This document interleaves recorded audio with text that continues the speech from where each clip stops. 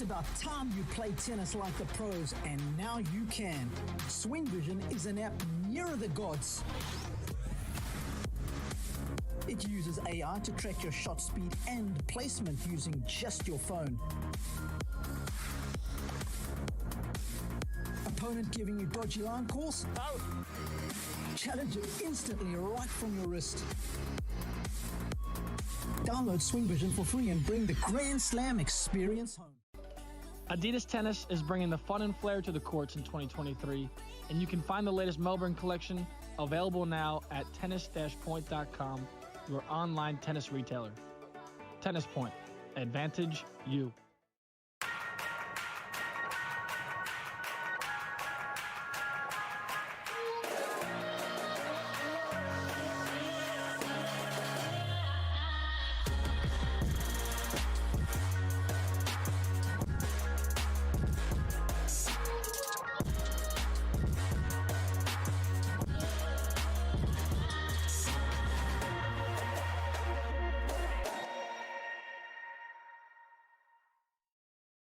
Introducing A-Peak Tennis and A-Peak Coach.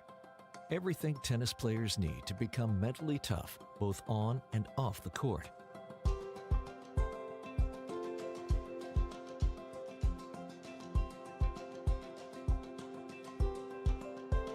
And everything coaches need to help players reach their full potential.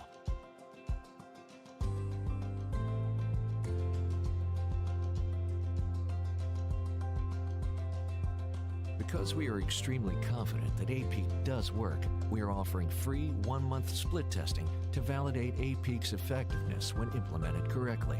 With split testing, we'll have half your players use A-Peak, while the other half does not. Then, we'll conduct pre- and post-testing to demonstrate A-Peak's value. To take advantage of this offer, email us at apeak@apeak.com. Tennis. What does it mean to you? Everything? Us too. For fun. For health. For life.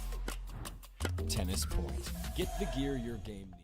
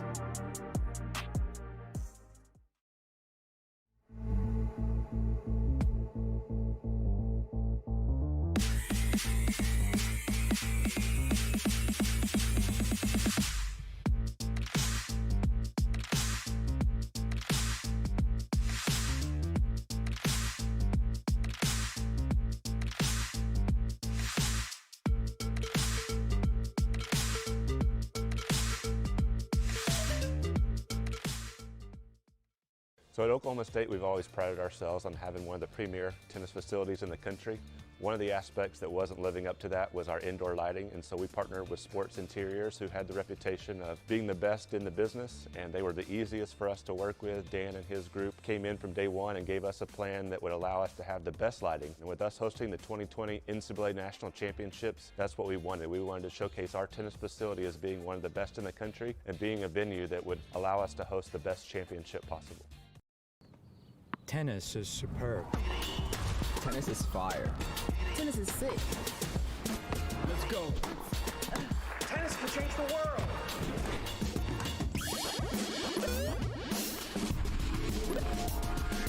Come on.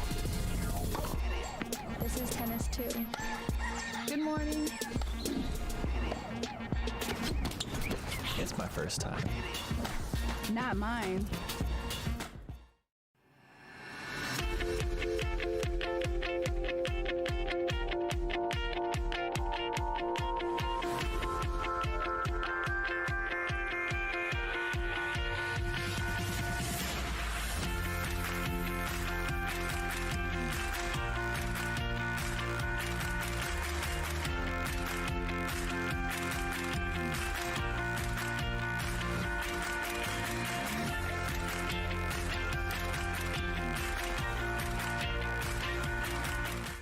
It's about time you play tennis like the pros, and now you can. Swing Vision is an app nearer the gods. It uses AI to track your shot speed and placement using just your phone. Opponent giving you dodgy line calls? Out! Challenge it instantly right from your wrist. Download Swing Vision for free and bring the Grand Slam experience home. Adidas Tennis is bringing the fun and flair to the courts in 2023, and you can find the latest Melbourne collection available now at tennis-point.com, your online tennis retailer. Tennis Point. Advantage you.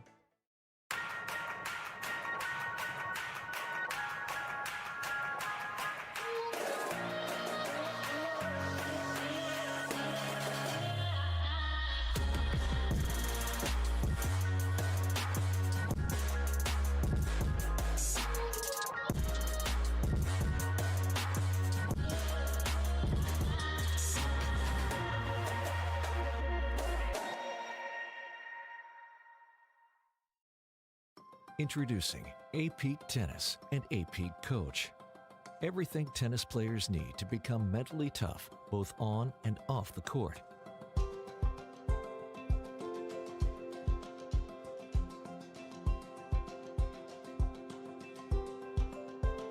And everything coaches need to help players reach their full potential.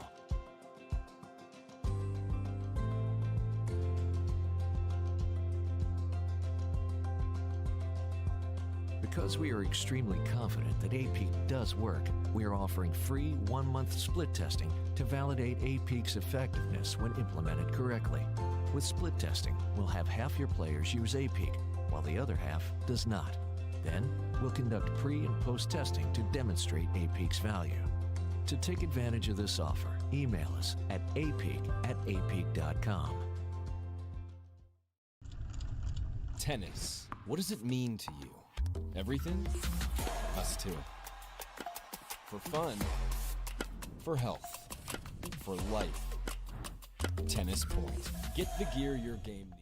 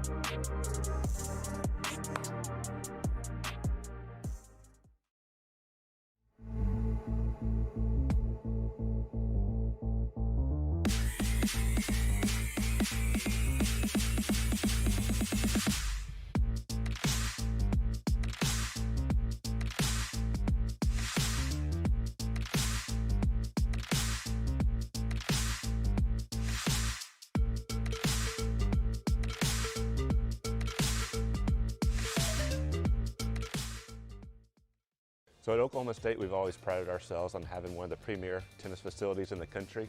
One of the aspects that wasn't living up to that was our indoor lighting, and so we partnered with Schwartz Interiors, who had the reputation of being the best in the business, and they were the easiest for us to work with. Dan and his group came in from day one and gave us a plan that would allow us to have the best lighting. And with us hosting the 2020 NCAA National Championships, that's what we wanted. We wanted to showcase our tennis facility as being one of the best in the country and being a venue that would allow us to host the best championship possible. Tennis is superb. Tennis is fire. Tennis is sick. Let's go. Tennis can change the world.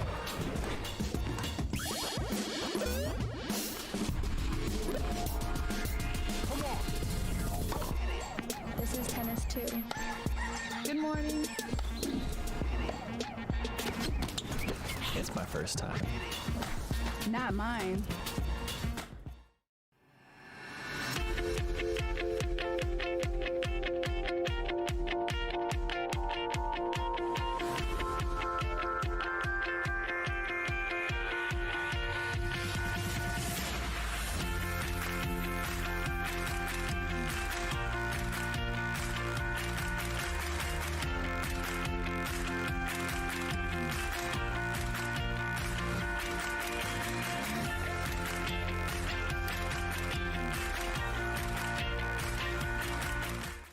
It's about time you play tennis like the pros, and now you can.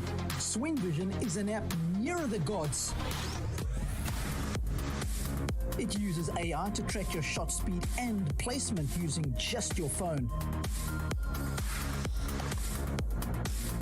Opponent giving you dodgy line calls? Out!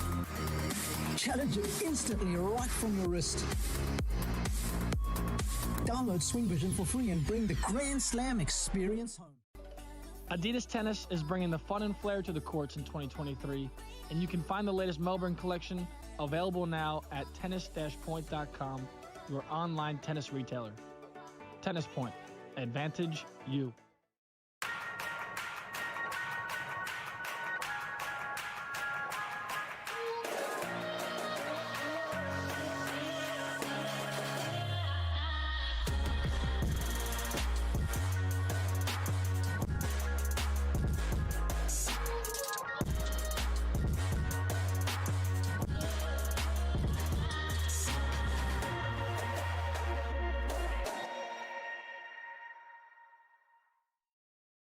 Introducing A-Peak Tennis and A-Peak Coach. Everything tennis players need to become mentally tough, both on and off the court.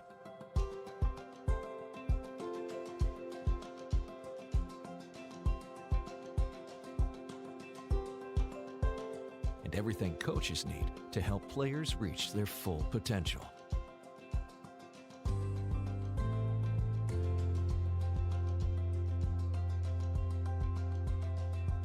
Because we are extremely confident that A-Peak does work, we are offering free 1-month split testing to validate A-Peak's effectiveness when implemented correctly.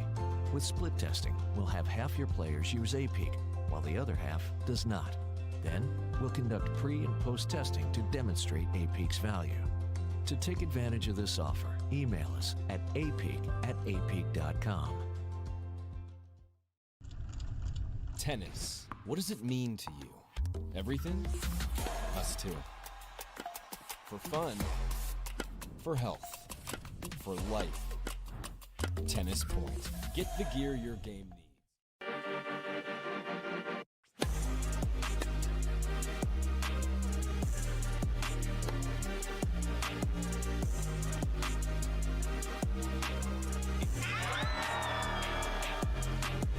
Go to the net, it's easier.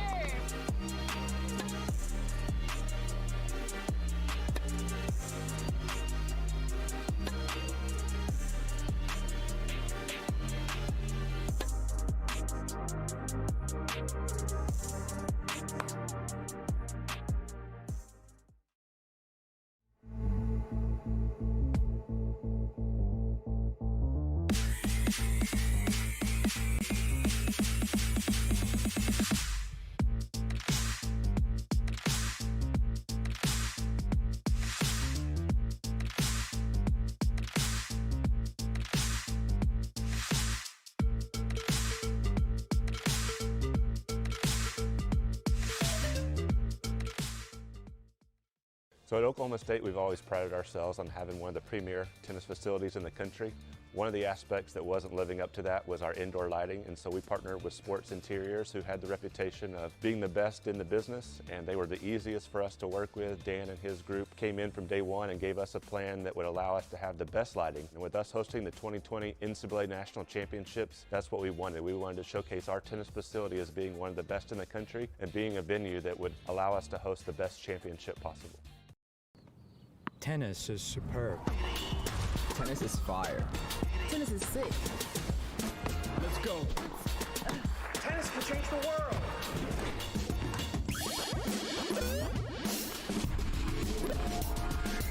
Come on. This is tennis too. Good morning. It's my first time. Not mine.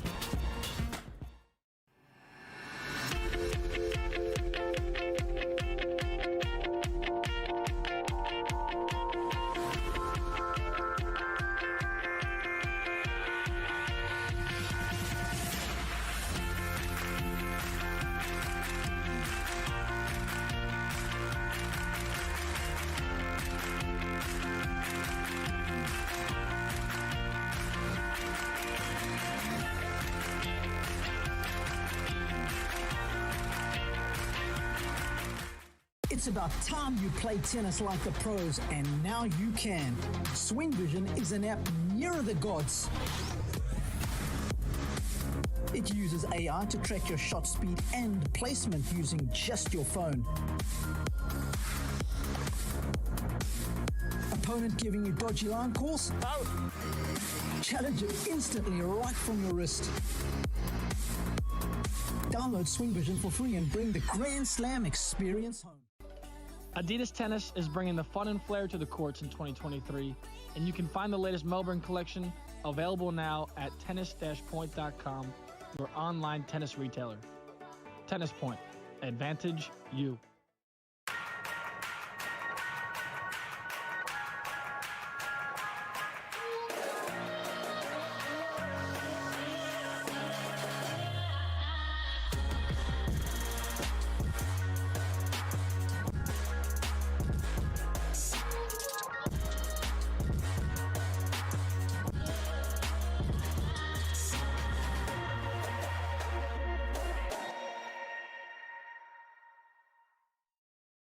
Introducing A-Peak Tennis and A-Peak Coach. Everything tennis players need to become mentally tough, both on and off the court.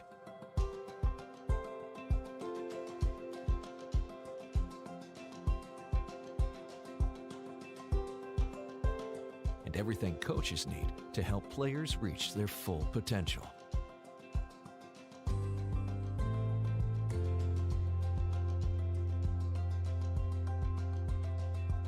Because we are extremely confident that A-Peak does work, we are offering free 1-month split testing to validate A-Peak's effectiveness when implemented correctly. With split testing, we'll have half your players use A-Peak, while the other half does not. Then, we'll conduct pre- and post-testing to demonstrate A-Peak's value. To take advantage of this offer, email us at apeak@apeak.com. Tennis. What does it mean to you? Everything? Us too. For fun, for health, for life. Tennis Point. Get the gear your game needs.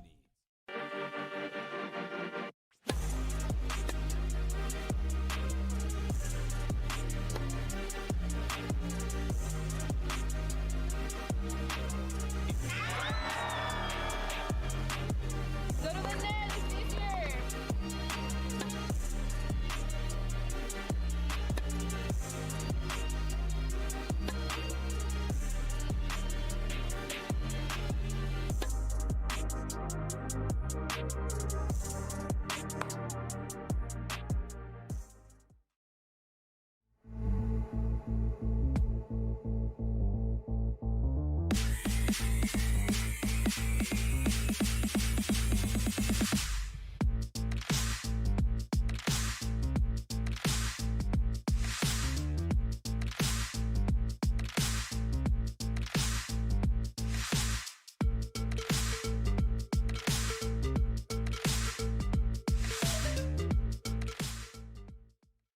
So at Oklahoma State, we've always prided ourselves on having one of the premier tennis facilities in the country.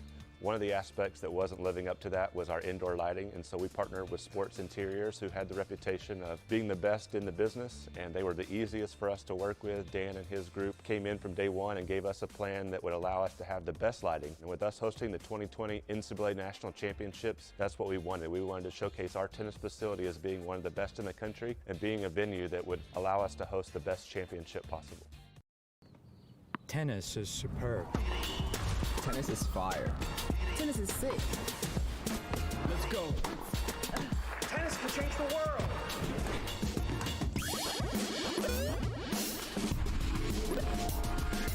Come on. This is tennis too. Good morning. It's my first time.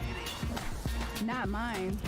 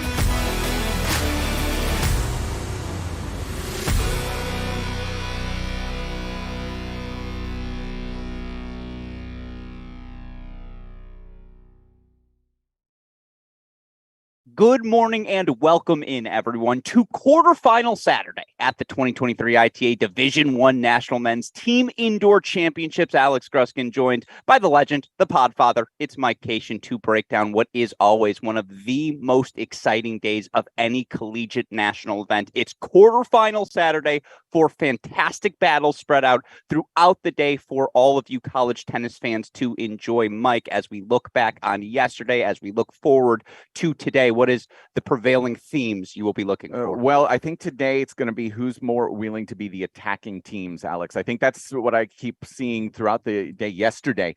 Just that ability to be the attacker, aggressor here on these fast indoor courts here in Chicago. I think that's the one thing I'm going to be looking at. And we're obviously, it's just kind of that running theme throughout all of college tennis. That doubles point is so incredibly crucial. So the first hour of these matches are going to be so important for who gets through into the semifinals tomorrow. You're absolutely right. And that was my most fascinating factoid from yesterday. Team that won the doubles point, 4-4 overall. I have never seen a round of 16 filled with that much parity where so frequently, again, I would also say there was some separation. The best teams by the end, they looked like the best. And it's still early enough in the season where we still need to figure out what was real, what wasn't. With that in mind, again, 4 fantastic matches on the day. I see TCU and Georgia already out on court. That's our first quarterfinal. I hand the reins now off to you, Mike, as we head out to our 3 courts. Yeah, and this is going to be an interesting matchup because I think TCU, Georgia doing battle here. This is the one where you start to see maybe potentially a little separation here. Georgia with a really big win for them yesterday over South Carolina, 4-3, after they had struggled, obviously, over the last couple of weeks, especially with the loss to Illinois just a couple days ago. Great response from them yesterday. And I think it's just going to be, I think TCU, you put them in the favorite spot, right? And obviously this doubles point, I think it's massive for Georgia. They were able to lose the doubles point and then come back yesterday. It's going to be a little bit tougher the farther they go in a tournament like this. Absolutely. In the 10,000-foot view of this match, it is to some extent blue blood versus new blood. Everyone knows the history of Georgia tennis who's watching college tennis. You go to Athens, you're just surrounded by national championship banners, posters of the greats that have filtered through the Georgia campus. TCU is a 21st century revelation in college tennis, and it's a testament to Coach Roditi, Coach Bowen, the program they have built that, again, year after year. I forget what the number is, but X consecutive years in the top 10. It's so impressive. And, again, if they want to continue to assert themselves, become the blue blood, beat Georgia here today. Yeah, I think that's exactly right. And let's introduce you to our teams as action has begun now. As we start on court number 1, the 2 Fs for TCU, Jake Fernley and Luke Fomba. Fernley, the junior from Edinburgh, Scotland. Fomba, the senior from Paris, France. Unfinished yesterday, but they are undefeated combined, a total of 17-0 so far on this season at the 1 spot and also the 2 spot. Yeah, this is a very fun battle. A lot of, dare I say, talent on this court number 1. And again, you see we're working through all of our courts here right now on your screen. Fomba and Fernley, they were very quietly probably TCU's best doubles team last season as well. And you just can't fake continuity. It's year 2 together for this group. You can tell the way they pinch in, the way they cross with one another, how well they communicate. Very experienced duo. Quinn and Bride have been good, not great. And so you probably lean TCU here at the 1 spot. Brent Bride, the 5th-year senior from Suwanee, Georgia. Ethan Quinn, the redshirt freshman from Fresno, California. They losers yesterday, 3-5 now on the season together on the double side. They are 24th in the country in the Tennis Point ITA rankings. But yeah, it's going to be pretty crucial for them to have a little bit better response here today. Yeah, they got to get off to a fast start. It felt like yesterday Georgia was down breaks pretty quickly against South Carolina. And South Carolina is very good at doubles. Yes. But so is TCU. Correct. And so that quick start is going to be essential. Let's move down to the 2-line TCU. Sander Zhang partnered with Jack Pennington-Jones. Zhang, the senior from the Netherlands. JPJ, the freshman, very talented freshman from Ashted, England, picked up a win yesterday. First doubles win and the TCU colors for JPJ. JPJ is exceptional, and we will certainly talk about him quite frequently through this broadcast. But, Mike, you and I could be partnered with Sander Zhang right now and have success. Zhang partnered with Louis Maxted, another member of this TCU team. They were a top 10 duo in the fall. And, again, you're just the 5 years Sander Zhang of experience brings to the court. The man navigates he maintains his energy so well from start to finish, and you could see how much that helped the freshman JPJ yesterday. And such an attacking presence as well once we get to the singles side. For Georgia, and Theodore Juska, the fifth-year senior transfer from Clemson. Philip Henning, the fifth-year from South Africa. Also losers yesterday, and now 2-4 on the season together. Yeah, again, this is a team, a lot of experience on paper. It's still their first season together, and you could just tell that there are just some little things, whether it's, are we going to play 2-up in this moment? Are we going to serve and volley? They're working on smoothing out those finer details. Now, here's the problem is, you got to solve them quick when you're facing Jong and JPJ.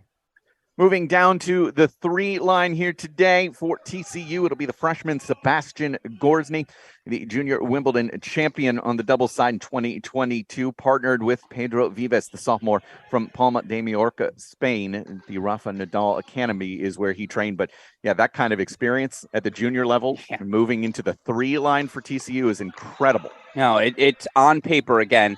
You have a junior Wimbledon champion at the number 3 doubles spot. It's absolutely laughable. And I would say, big picture, though, this is a spot Georgia's got to take today. If they're going to win the doubles point, I think it runs through these 2 fifth-years, Kreuter and Johnson at the 5 spot. That said, to your point, Gorsny, Vives, they have been ridiculously successful so far. Yeah, indeed. It is Blake Kreuter, the 5th-year from Marietta, Georgia, and Britton Johnston, the 5th-year from Snellville, Georgia, partnered at the 3 spot, where they are 5-2 so far on the season. And yeah, that's kind of the thing that I keep looking at in this doubles lineup for Georgia.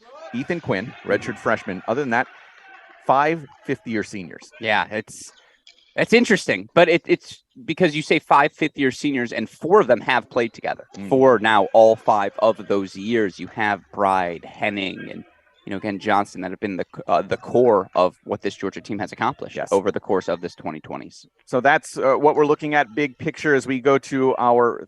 What are you calling it? The 3 box. I got 3 boxes. Okay, 3 box, but triple box, 3 box. It's the nomenclature is unclear. That are 3.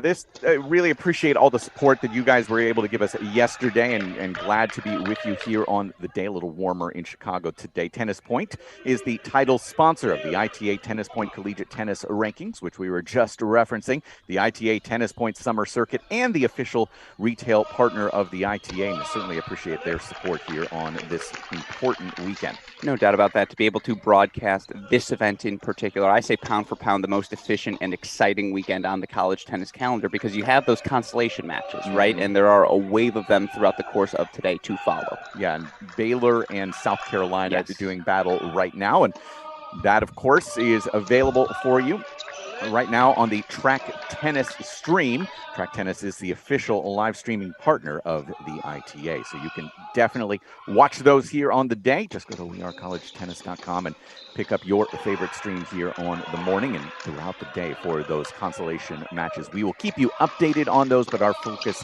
is very much going to be here on the main draw in these quarterfinals here on the day.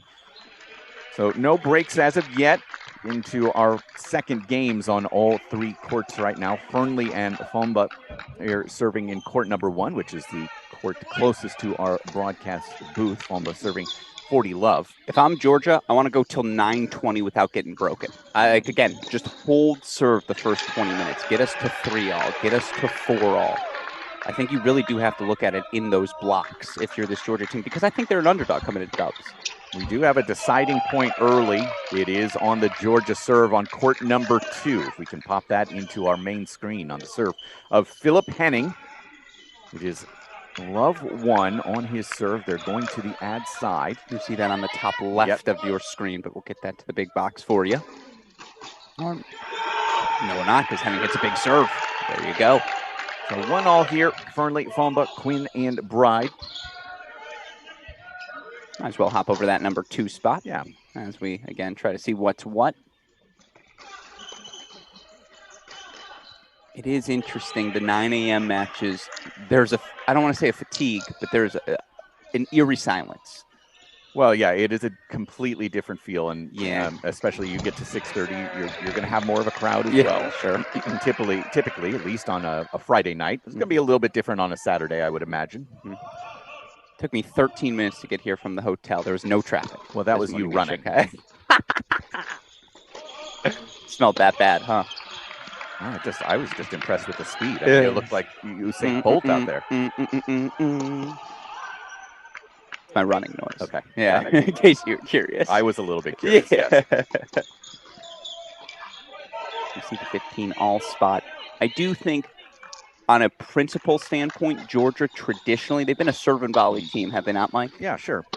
But I feel a little bit more, I don't know. I think I have more comfortability with the TCU doubles as a whole. I think there's, just it seems like their structure for how they're attacking doubles, there's a real point of emphasis there. I mean, you have Devin Bowen, David Roditi, two darn good doubles players in their day. I learned, what was Bowen? You said it yesterday, 34? 39. Roditi was 41. So two guys who take that very seriously. Yes. Roditi in his 13th season at TCU. Devin Bowen, his 9th year there. Nick Chappell, by the way, the volunteer assistant coach. I know he's down in Mexico about to play the Monterey Challenger, but I have no doubt that he is watching this morning. Chappell, an early riser? Yeah, that's how else. You got to get to the gym. You're the volunteer assistant coach, you're going to be watching the film. It's fair. Chappell, of course, part of one of the better TCU teams in history. That 2015 team made the semifinals in Baylor. Should have beaten Oklahoma. We don't have to relitigate that now. But if Nick Chappell is watching, he's thinking, yeah, Axel Alvarez got that call wrong. And he knows exactly what I mean. The game point here for the team of Jong and Pennington Jones.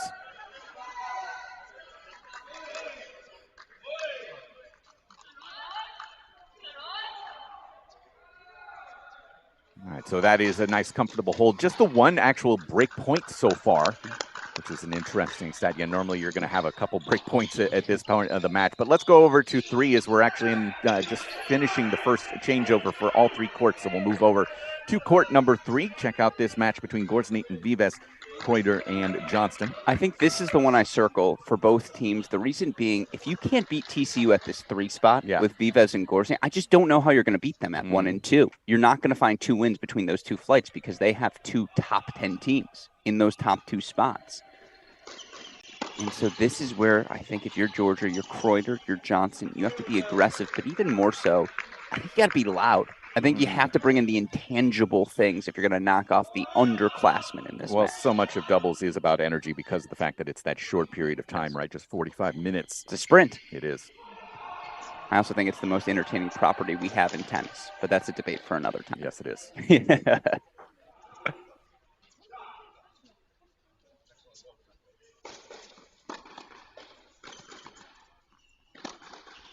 Split that middle very, very well. Kreuter. Again, I mentioned this yesterday. The backwards hat hair combination. It's been a staple of college tennis the last 5 years. We're going to miss it when it's gone. Marietta, Georgia. He came up to me yesterday, and I believe it turns out he played a challenger in Savannah, Georgia. And he said he was like 16 years old. Sure, checks out. The kid from Scully, Sean Scully. Oh, yeah, Sean Scully, Duke. Yeah, sure. They were partnered up at like 16, got a wild card, and he remembered actually coming up and sitting in the booth with me afterwards, and I'm just like, I have no memory of yesterday. I'm sure that happened. I hope I wasn't a jerk. He's like, no, it was so cool. And I'm like, okay, cool. That's what you realize. Again, for these kids, what this experience means. Nice little close there by Britton Johnston to pinch that middle. That's the energy I've been. That's the aggression I wanted to see from Georgia here at 3. Because yesterday South Carolina took it to them. I mean, we're just up early breaks. I know some breakers decided things on 2 and 3, but I don't know if there was ever a moment I thought that Georgia was in control. Ouch. Yeah, that's a scoop volley that's scooped a little bit too big. So game point here for the Bulldogs.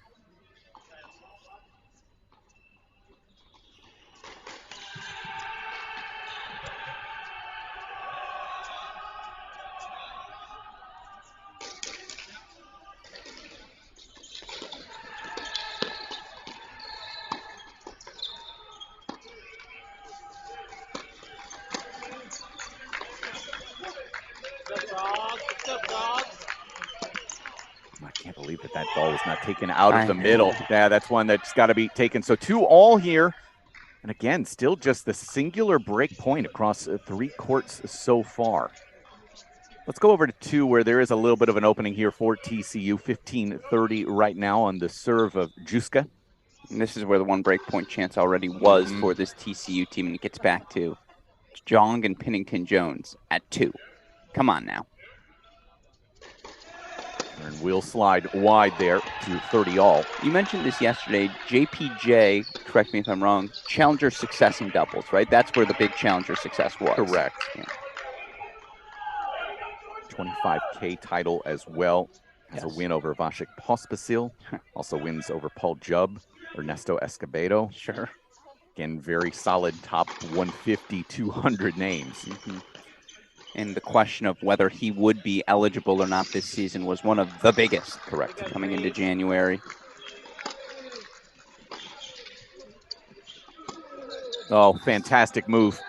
And here are a couple of break chances for the Horned Frogs. So fluid from Sander, that movement. We start this return position well back. These courts are playing very fast if you're joining us for the first time. Quite an adjustment for some of these teams, no doubt.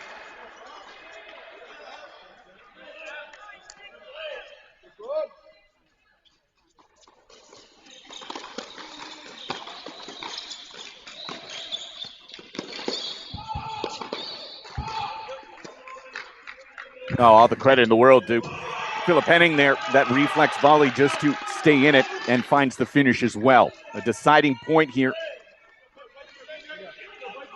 David Rodini helping these two to decide who's going to take it. It's going to be JPJ on the deuce side.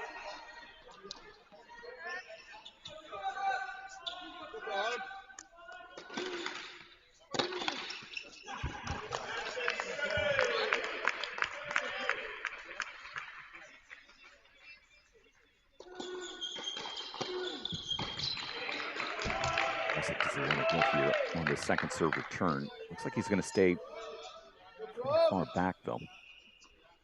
Hinching T, looking for the forehand. Wow, a little bit of miscommunication for the Bulldogs there. Both going to the ad side. It's a clean winner there for the Horned Frogs. So the first break of the day goes to TCU with the 2 line as they get it to 3-1. TCU, the 4-0 win yesterday over Baylor. They were in control from start to finish. Yes, Baylor made a little bit of a push at the end, as any team will do, but National Indoor defending champions looked the part yesterday. I don't want to say they've looked the part so far here, but certainly that's the start you were looking for at 2.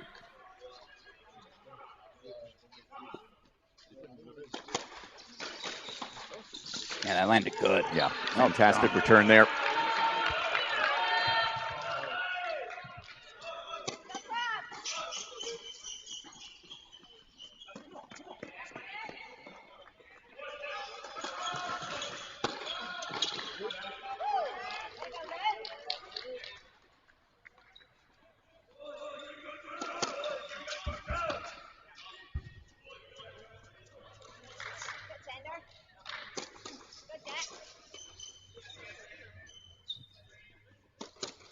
Yeah, appropriately finished there by JPJ. This is 215 and to kind of button that point. 489 is where he got to on the single-sided ATP rankings, and already signed to Andy Murray's 77 Sports Management Company. And that was the big holdup. Yeah, is that he did have an agent. He had turned pro, but people have asked me for my opinion on the whole eligibility request for JPJ. 19 years old. Ooh, that's a great winner. Ooh, okay, I see you, Teddy Uska. But you asking about JPJ and just 19-year-old kid. I know he's had pro success. He's still a kid. And if a teenager says, you know what, I'm not ready to be a professional, I'd like to go to college, it felt entirely kosher to me.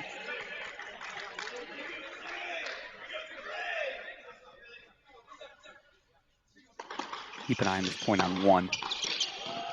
Oh, Jake Furman cave. Come on now.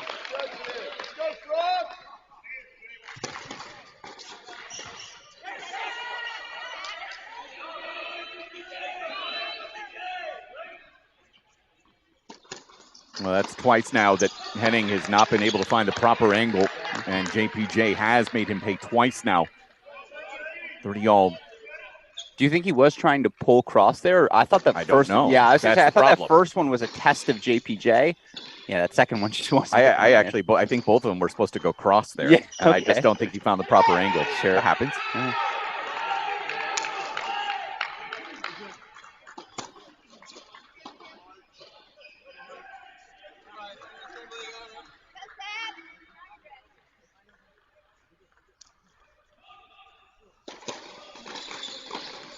No, but Henning wins the duel. And that has a little bit more import as Georgia does get a couple of break chances to get it right back.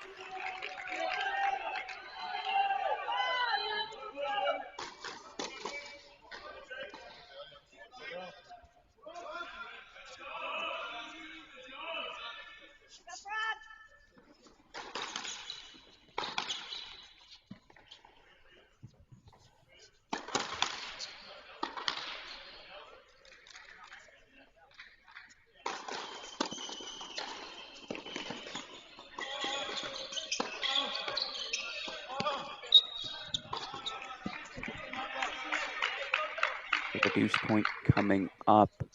You're gonna go back to Henning? Yeah, that's a curious decision, isn't it? Yeah, I don't love it. Or was there a let called? I haven't seen any action in the scoreboard. Yeah. Okay, I think it is I think 30 it's for 30 first still, serve, yeah, and that's okay. what Georgia was objecting to.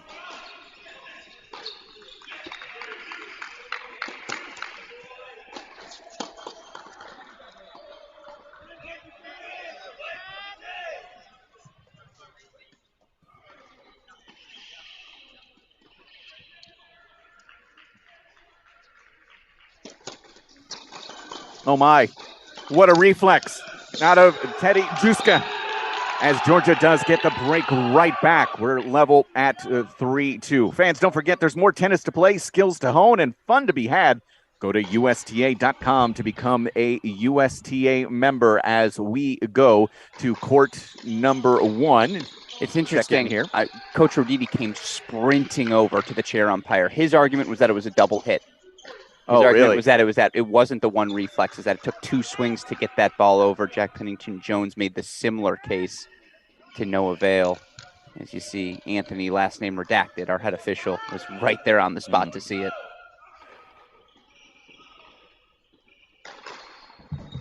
Game points here for the Bulldogs. There's no separation right now. That's right. It's just so, I don't know, it feels tentative. That's the feeling I gather in this building. No one's making a move. No one's playing outside of their comfort zone as you see the hold 4-4-3. So we'll head over to court number 3. Court number 3, 4-3 as well. Looks like it's to be Blake Kreuter serving, 5th-year senior. Partnered with Britton Johnston.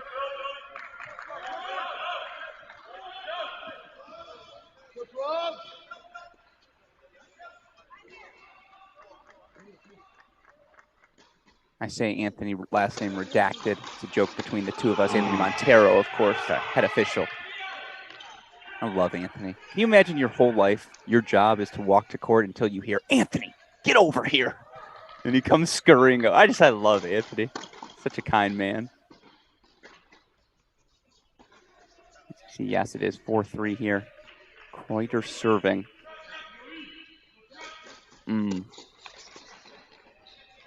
Am I right though, Alex? We don't, other than 2, we don't have a single break chance on 1 and 3. Is that right? No deuce points, no nothing. Deuce points. That is, everything's very rare. In rhythm. I don't even think I've seen a Love 30 deficit. Yeah.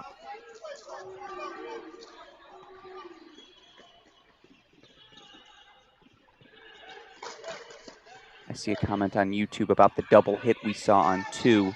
I don't know if it's Mick or Mike. I'm going to go with Mick. Moore says you can hit the ball twice as long as it's 1 swing. That is correct. Yep. And that would be the argument, I'm sure, the chair umpire explained to Coach Roditi was 1 fluid motion. Yes, exactly right. But good context from you, Mick. We appreciate that. To your point from earlier, though, Alex, the fact that right now Georgia is level and has stayed level on 1 and 3, that is absolutely massive, as you were talking about earlier. So they're right in it here and giving themselves the opportunity and not just up against it within 5-10 minutes. Absolutely. Get to 4-all and see, will a freshman, whether it's Pennington Jones, whether it's Gorsney, will one of them blink? Like, that's just what you want to be in position to do. And that was our biggest question. Could they play him even through the first 25 minutes? Yep. They have.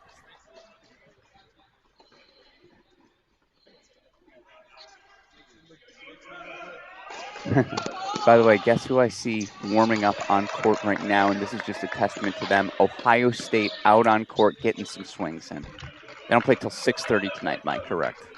Who is that, though? Well, you see George. That's Georgia on those far courts. Where's Ohio? Oh, they're warming up right in front of them now. Yeah.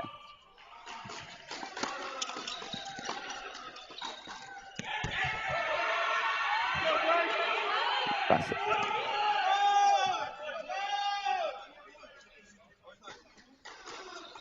By the way, warming up for Georgia, I see Miguel Perez Paine. It will be interesting to see what Georgia does at that number 6 single spot always. Why don't we go to number, oh no, they just were able to get the hold. It just, moved very quickly there. Everything's moving fast. It is pretty fascinating here that this is. That's why this 3 spot to me is the one I'm watching, because they've at least played some 40-30s. Yes. They're having some fun down there. 4-all, as you can see though, 4-all at 1, on serve at 3-all on 2.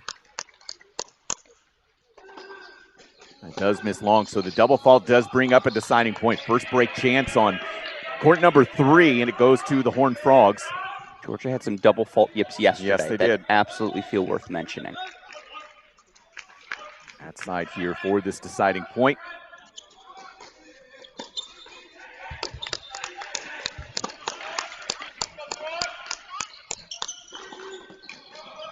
Absolutely, the lead court winner does it for Blake Kreuter. Keeps us level. We stay on serve 4-all. And you could only see it vaguely on the far side of your screen. Britton Johnston petting the head of his teammate Blake Kreuter saying, way to go, man. That's what we needed. And I'll tell you what, that's the tennis gods saying, Georgia, you're not out of this yet. Yeah. Especially after a lead court double fault in the previous point. Let's go over to court number 2, a 30-all moment now. At the 2 line. On the serve of JPJ, Jack Pennington Jones. And I know we haven't spent a ton of time on court number 1. That's the match right in front of our broadcast booths. And I have a particularly nice angle. It's just first shot, first return, miss. It's been very straightforward. Yes, it's that 72% rule we alluded to yesterday. 72% of doubles points decided in those first, I think it's 3 shots, you're right, and you mentioned that yesterday. Serve, return, first volley. That's the name of the game at 1.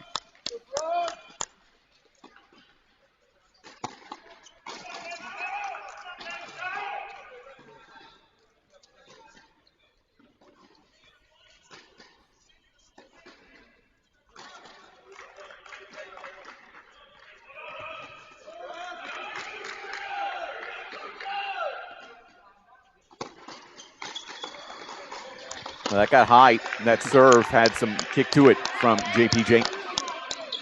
Above that shoulder of Teddy Juska. And I'm just curious as the returners on both sides, like that was an aggressive swing. As opposed to just trying to roll the return in, give yourselves a play. If we just acknowledge that's not going to work today, is that what you think is saying with that sort of miss? Possibly. Yeah, I mean, if you get it on that forehand wing and you're able to get that arm extended, though, you take a shot. Yeah, sure.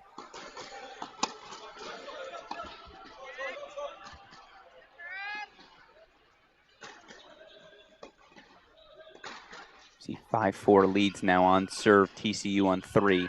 Georgia leads on 1. It's crunch time. Let's go. Well, that gets away. So now a double fault for the Horned Frogs gives Georgia a break chance.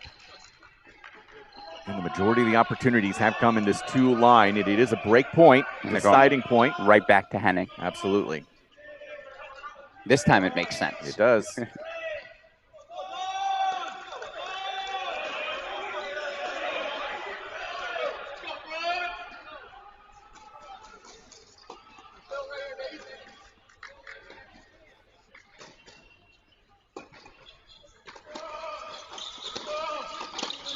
It's trying to do a lot in a little amount of time. JPJ broken. Georgia out in front on the 2-line, 4-3. Let's track on over to court number 1 right now on the serve of TCU and Luke Fambas. He's serving at 4-5 late in the first. And fans, don't forget, Wilson is the official ball, racket, and accessory brand of the ITA. This is exactly why the first 25 minutes were so important. You see JPJ, the freshman, first national indoor quarterfinal. He blinked a little bit. The double fault, tries to go a little too much with that backhand down the line. Now, again, credit to Georgia. They made the return. They put the pressure on him, but that's exactly why, if you're Georgia, keep pace. Just put yourself in position. Well, that's a tight angle from Jake Fernley, executed perfectly. He has been springy. That is the word I would use through these first 2 days, springy. I got back to the hotel last night around 10:15 or so. I know you did 18 podcasts right after the broadcast last night, but true. The TCU team, they were all playing cards. Yeah. In the lobby. They like each other. It's a group that's been around one another for a while now. Again, Jong, Fernley, Famba, no secrets between those three.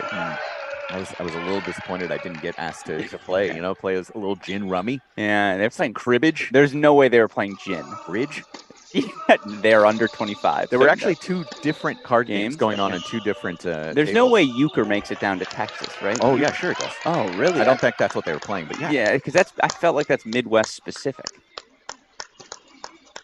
I know they went to Second City to watch a comedy show. Oh, really? The Wednesday before the indoors. With a very clean hold to Love. Let's go to court 2. See if they can consolidate. This is the game.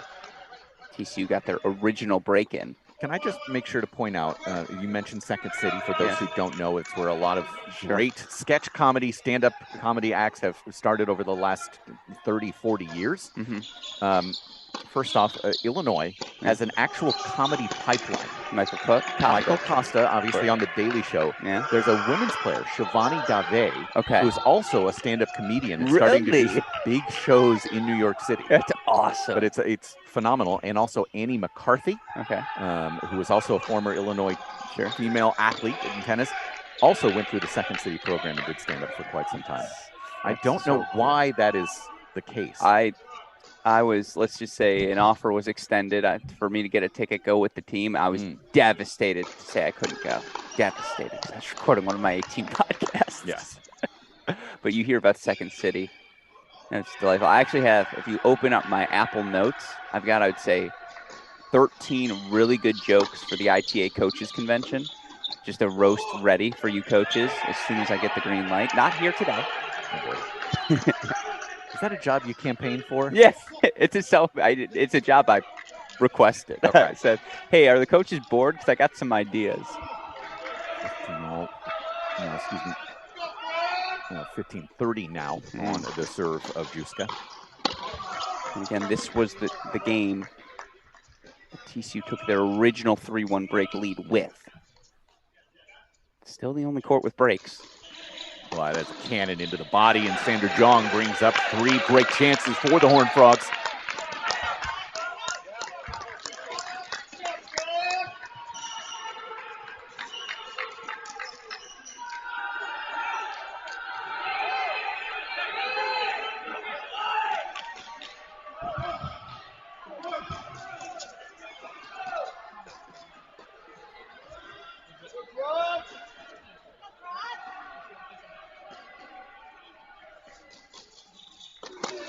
Oh, what a response. High risk, high reward for Juska.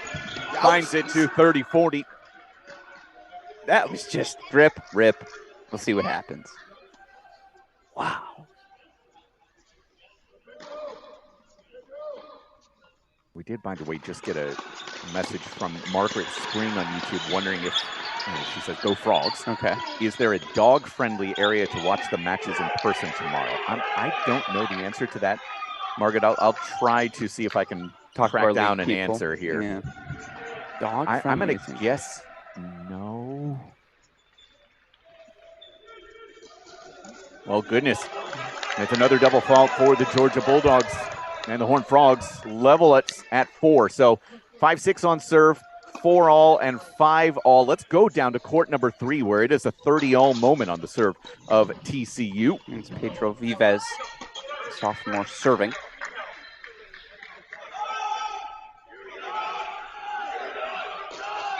Turn miss there. You alluded to the lack of a volunteer for this TCU team here this weekend. Coach Roditi has taken the mantle of, okay, I've got 2 to Coach Bone. He says, you worry about 1, 2 and 3 are under his domain. I think he also likes to run around, let's be honest. Yeah, so it's Roditi and Devin Bowen. We haven't even mentioned the legend, the 35th year for Manny Diaz, the winningest coach in SEC history. Jamie Hunt, the associate head coach in his 5th season with Georgia.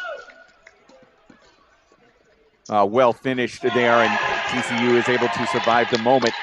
Gets it to 6-5. Let's go to court number 1 right now. Well, it is Jake Fernley who's trying to serve TCU into a tiebreak for this first set. Manny Diaz really is the legend. He is. Needs to be emphasized. Will Reynolds, also the volunteer assistant coach here for Georgia, and is keeping an eye on the Bulldogs on this court.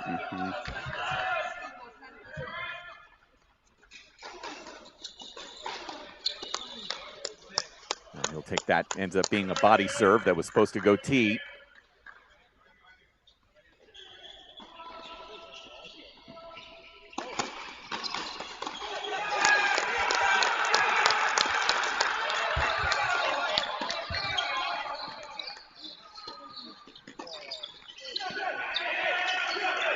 Good hands from Fernley to even extend that point. This is the one match that has no rhythm. I think 2 and 3. That's not a word. Buck Gold down. Get into points, get into service games. We're making returns now on each of those courts.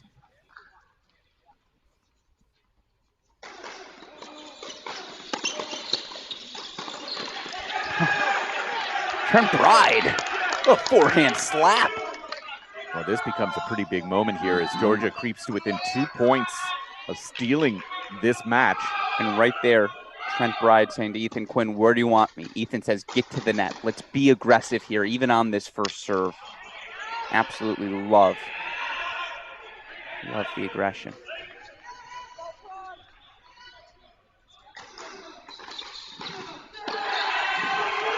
Well, that's a wheelhouse return there for Ethan Quinn, and 2 match points for the Bulldogs here. First break chances of this match end up being break points.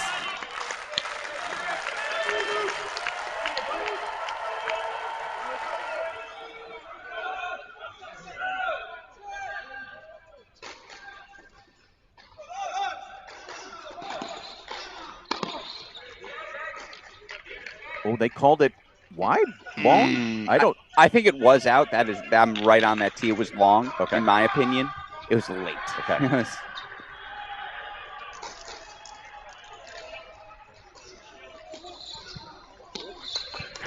Well, that's a big swing from Trent Bride and gets away from him. So this deciding point, match point for the breaker, the triple threat, as Alex says often, it is going to go to Ethan Quinn on that deuce side.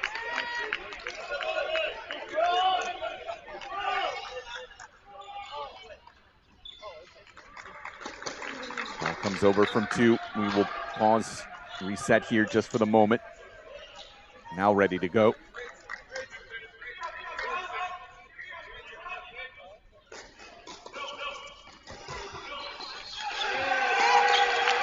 Two missed returns for the Bulldogs on those 2 match points, and a breaker indeed. Let's hop over quickly to court number 3 in the middle of a 30-all point on the serve of Blake Kreuter at 5-6.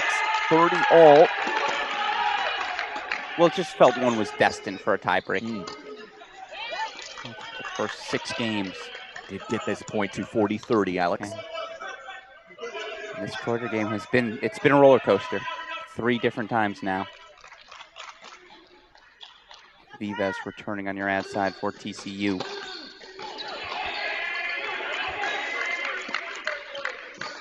Oh, and closing very well as well. So, match point now for the Horned Frogs. Looks like it will be Vives to take it again on that ad side. Good choice.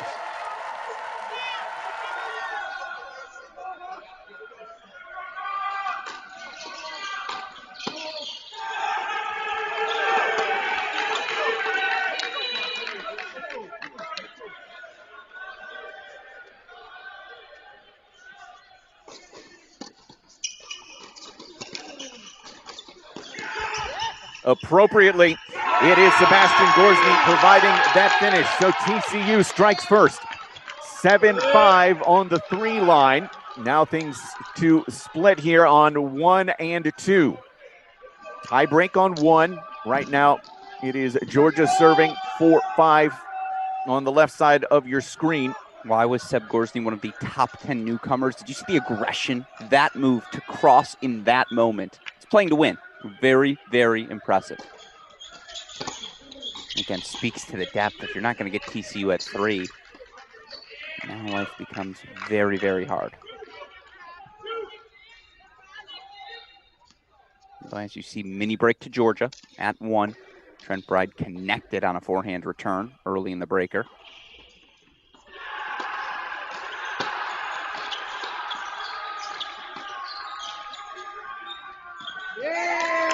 Absolutely. Yes, with room to spare there from Jake Fernley as TCU does get that mini break back. 3-2 now.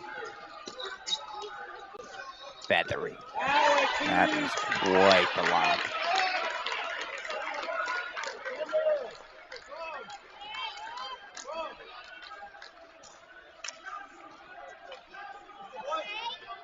Easiest path now, obviously, Alex, is just through this tie break. Mm-hmm.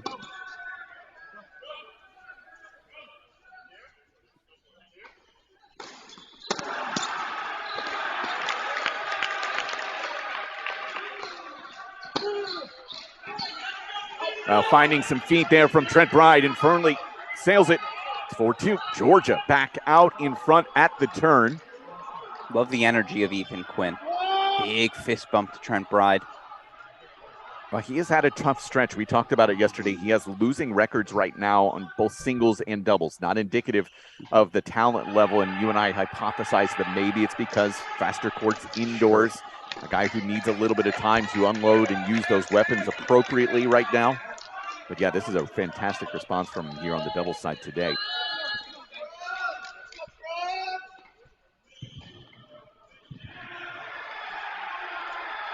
And this for serves here, costing TCU so far. Another one there, yeah. By the way, TCU 6-5 lead at that 2 spot now. Boy, that serve aggressive on the second, got into the body and off of the service line. And I've noticed for Fernley, for Famba, both guys serving into the body forehand hip of Ethan Quinn. You mentioned those big backswings. I think it's most pronounced on the forehand. Correct. I know you don't, comparisons are not the Mike Cation style of broadcasting.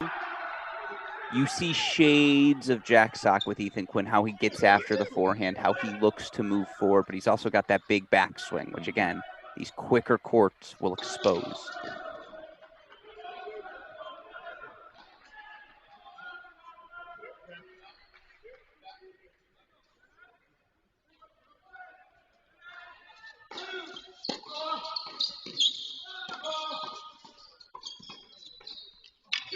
Oh, well earned by Trent Bride.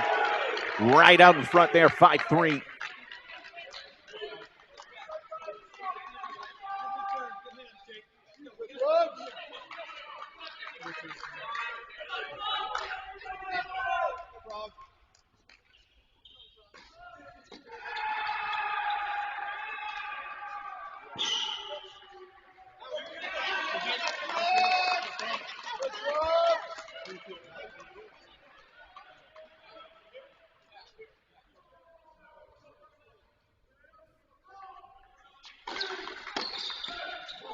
That sails. So it is Georgia with more match points, already had 2.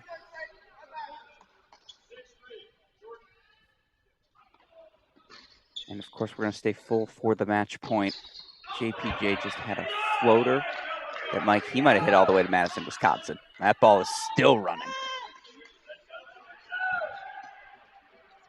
It's 15 all there. Of course, we'll get back there in a moment.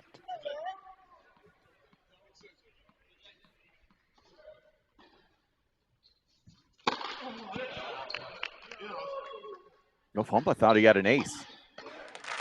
Asking, there is a lines person here on the far sideline.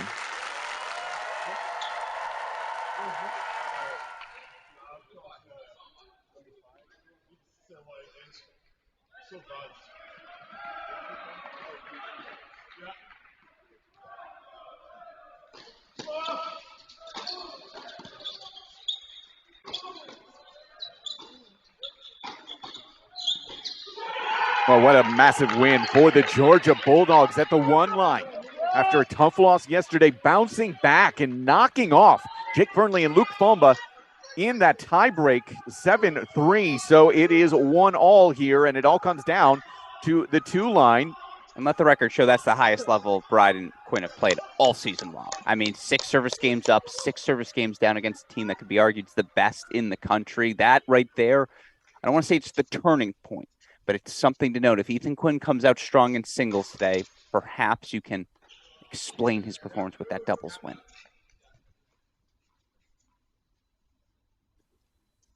Well, that is a costly double as it brings up match points for the Horned Frogs.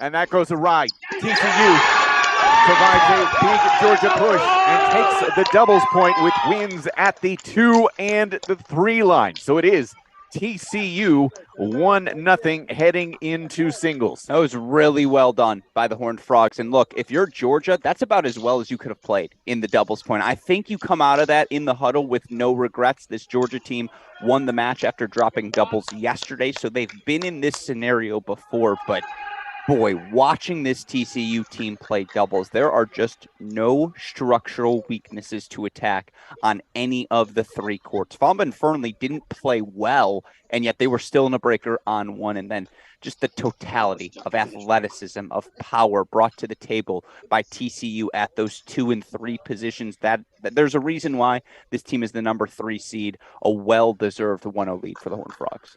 So we'll take a short break, come back for our singles lineups in just a moment. You're watching coverage of the 2023 ITA Division I National Men's Team Indoor Championship. Tennis is superb. Tennis is fire. Tennis is sick. Let's go. Tennis can change the world.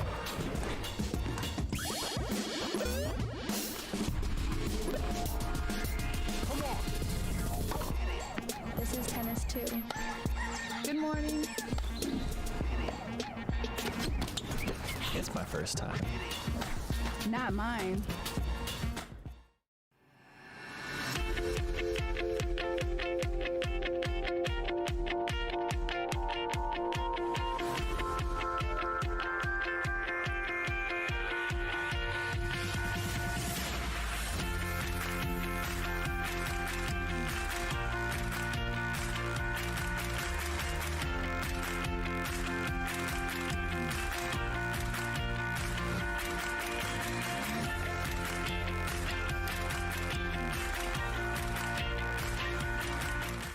It's about time you play tennis like the pros, and now you can. Swing Vision is an app nearer the gods. It uses AI to track your shot speed and placement using just your phone. Opponent giving you dodgy line calls? Out. Challenge it instantly right from your wrist. Download Swing Vision for free and bring the Grand Slam experience home. Adidas Tennis is bringing the fun and flair to the courts in 2023, and you can find the latest Melbourne collection available now at tennis-point.com, your online tennis retailer. Tennis Point. Advantage you.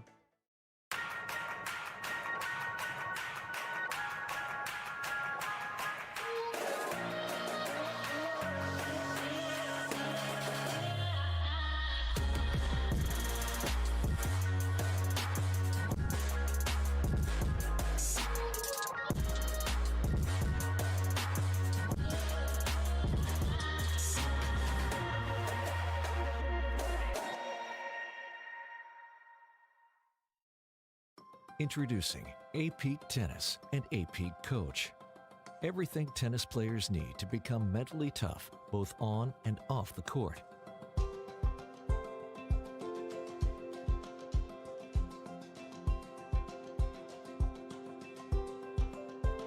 And everything coaches need to help players reach their full potential.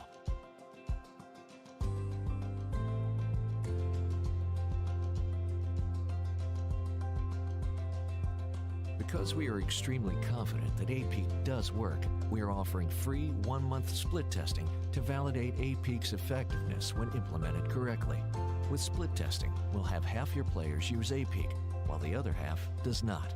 Then, we'll conduct pre- and post-testing to demonstrate APEAK's value. To take advantage of this offer, email us at apeak@apeak.com.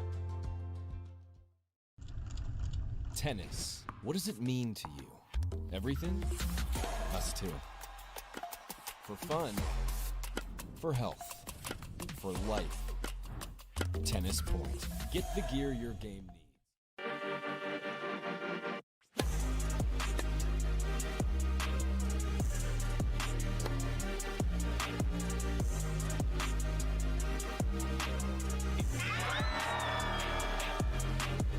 Go to the net, it's easier.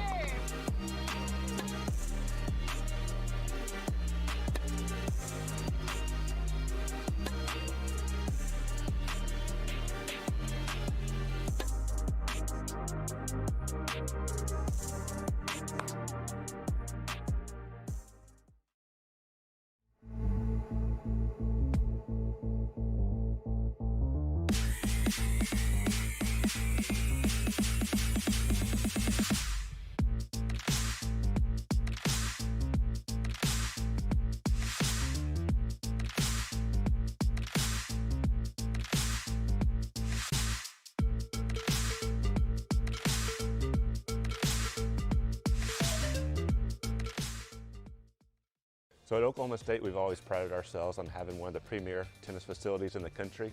One of the aspects that wasn't living up to that was our indoor lighting, and so we partnered with Schwartz Interiors, who had the reputation of being the best in the business, and they were the easiest for us to work with. Dan and his group came in from day one and gave us a plan that would allow us to have the best lighting. And with us hosting the 2020 NCAA National Championships, that's what we wanted. We wanted to showcase our tennis facility as being one of the best in the country and being a venue that would allow us to host the best championship possible. Tennis is superb. And welcome back, everyone, to our Cracked Racquets coverage of these 2023 Division I Men's National Team Indoor Championships. Alex Gruskin joined here by Mike Cation for quarterfinal number 1 on the day. TCU, a hard-fought doubles point to take a 1-0 lead as they take on the University of Georgia. I thought a lot of parity in that doubles point, Mike. I think, again, if you're Georgia, you come off that thinking, all right, we have the level to match these guys. Yeah, I think there's some positives to take out of it. That being said, also kind of heartbreaking how they lost it, right? Especially the double faults at the end there on the 3 line. So it's going to be hard to mentally bounce back. But yeah, there's some performances you can build off of. Ethan Quinn specifically, that's the one that I'm going to keep an eye on at the one spot that we are watching here on court number 1. But I think Quinn, Bride have to be really pleased, build off of that, see if you can pick up some spots along the way as well. But yeah, it's going to be a tough ask today for the Georgia Bulldogs to pick up 4 wins in singles. And, you know, it's also interesting as we hop into singles for the first time here on the day, Alex, you know, the ITF World Tennis number is the exclusive official rating of the ITA and college tennis. If you're not familiar, the ITF World Tennis number provides a global rating standard for tennis players using a 40-to-1 scale, with 40 being a beginner, 1 being an elite professional. Scales for all players, regardless of age, gender, or ability. Players are going to have separate ITF World Tennis numbers for both singles and doubles. 152 countries have agreed to become part of the WTN rating system, which now has 1.4 million player profiles on worldtennisnumber.com.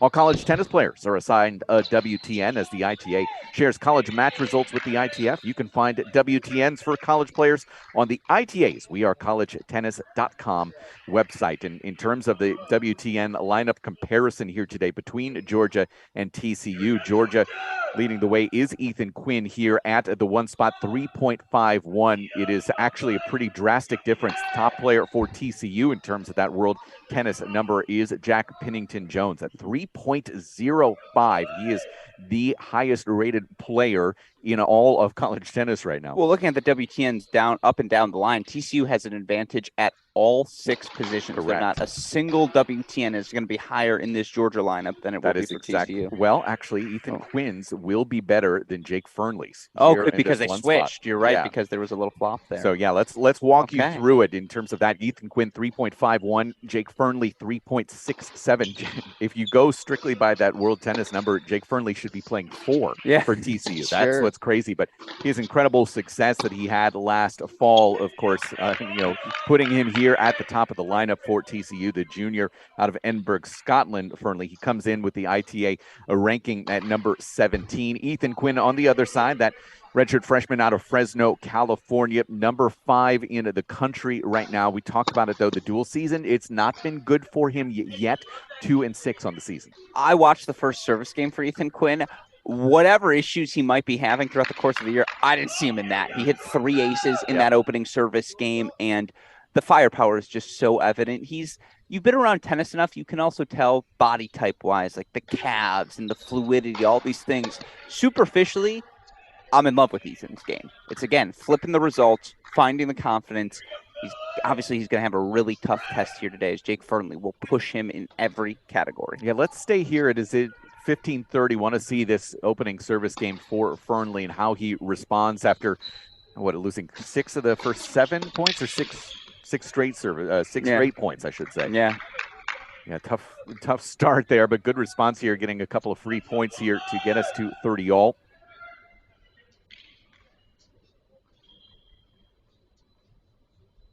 Thought Fernley was excellent yesterday. TCU's win over Baylor. Straight set win over today is Perlek.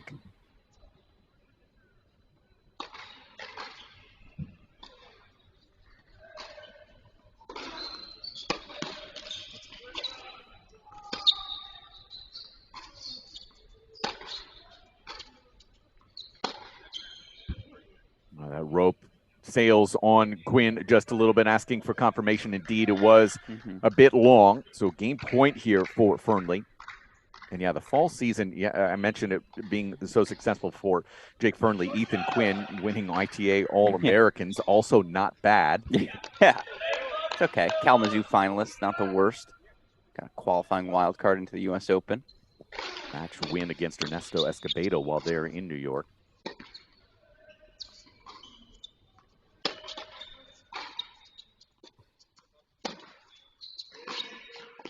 And he will end up getting a break chance here. Yeah, there's a lot of heaviness on that forehand. There's no doubt when he has time, it is a massive weapon. That's going to be the test for me to see how well Fernley is able to rush that today.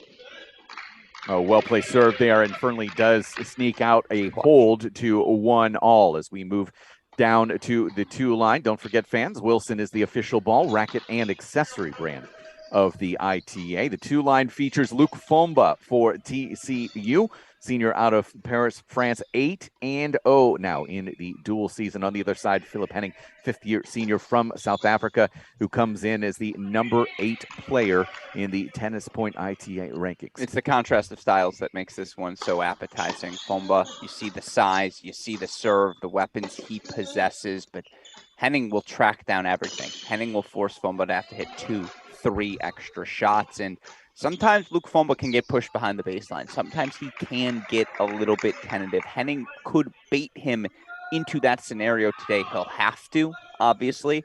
And big picture, 10,000-foot view, we're looking at the match calculus. Yesterday, Georgia lost the top 2 single spots. They can't do that today. Yep. One of these guys has to come through because there's just too much depth as we move further down this TCU roster. And just to think about doubles as well, both Fernley and Fomba had a little bit of troubles finding the first serve late in that match. I think that's going to be key here because Fomba, if that serve percentage is high today, that is going to be harder for Henning to get into any service game. So let's move down to the 3 line. Don't forget, fans, there's more tennis to play, skills to hone, and fun to be had Go to USTA.com to become a USTA member. When you talk about honing those skills, one of those places you can do that, of course, U.S. Sports Camps. U.S. Sports Camps provide opportunities for coaches and their assistants to make great supplemental income and create jobs. U.S. Sports Camps also handles the administration portion of running camps. So coaches, they can focus on the kids. They can focus on running the camps, focus on ensuring everyone's having the best time possible. I know I'm still friends with people I went to those Nike tennis summer camps with, people I spent time hitting with throughout the course of the summer. You never know where you're going to meet that lifelong friend. U.S. Sports Camp, proud sponsor of the ITA. One of the places you can do exactly that.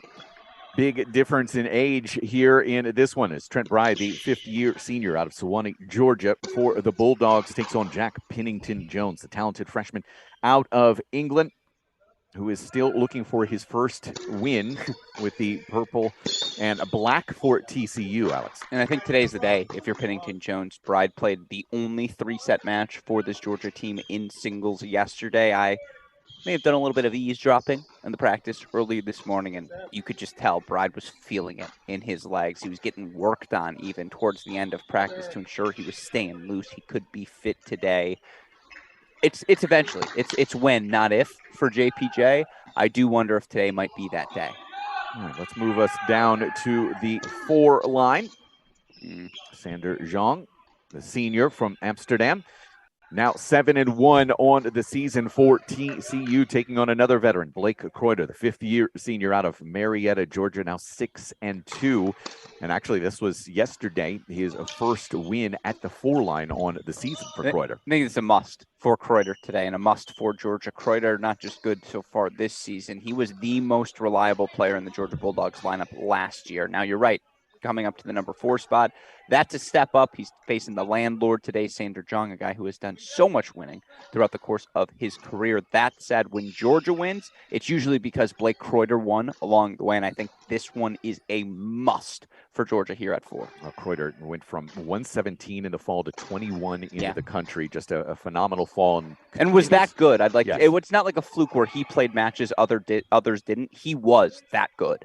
Well, let's move to the 5 line here for Georgia and TCU. The Horned Frogs throw out Sebastian Gorsny, the freshman from Austin, Texas. Not finished yesterday, but so far undefeated in his collegiate career in duels. 5-0, number 5 in the newcomer of the year in the preseason as he takes on the 5th-year transfer from Clemson, Teddy Juska from Bucharest, Romania, who did pick up one of those crucial wins at the bottom of the lineup for Georgia yesterday. No, Juska couldn't buy a win in the month of January. He finally got a big one yesterday to help get Georgia back on track. And I believe he was playing Casey Houle at that number 5 spot for South Carolina. Houle was up a break early in the second set, and yet Juska was able to get off in straights. That was massive for this Georgia team as they worked their way back in yesterday's match. Again, in theory, 5th year versus freshman. On paper, you'd say, I'll take the 5th year, but Sebastian Gorsny is not your father's freshman. This is obviously one of the best in the business.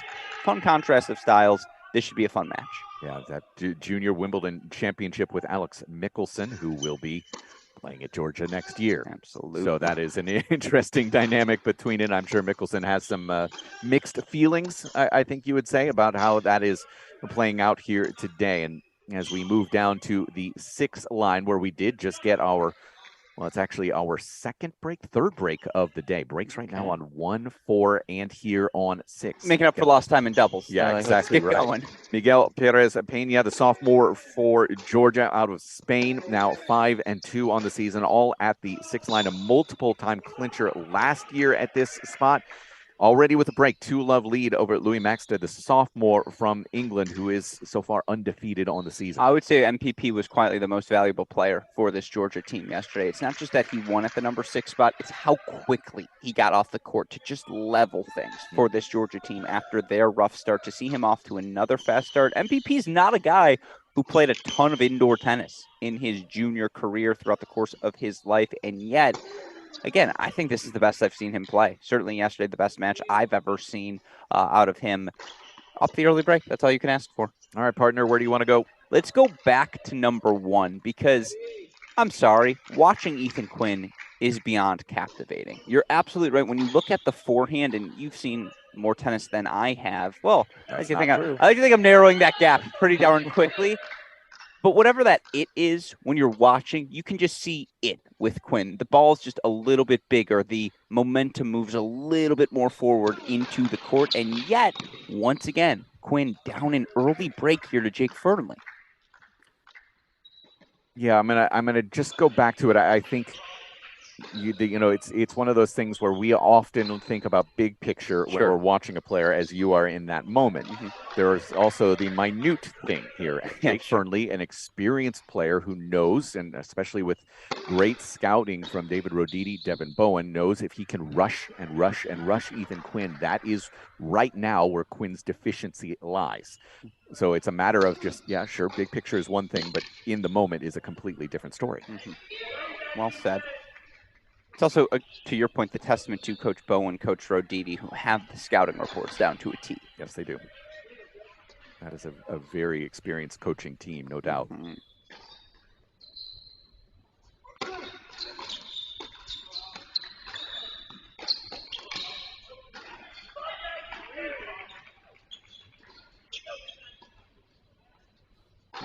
Point chances coming up here for Fernley,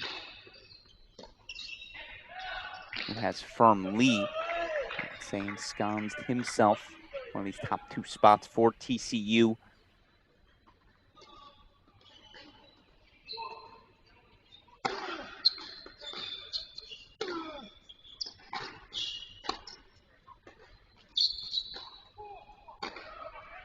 How about that angle?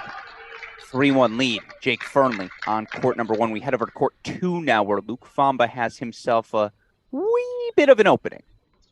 Yeah, already, again, a lot of breaks up and down the courts. In fact, Louis Maxted for TCU has break chances as well on 6. But yeah, the top of the lineup here, I think, is going to tell part of the story. I think you and I both agree that Georgia has to get at least one of these 2 matchups. They really have a shot here today. Ethan Quinn's already down a break. Important for Henning to stay out in front as well. Stay level, I should say.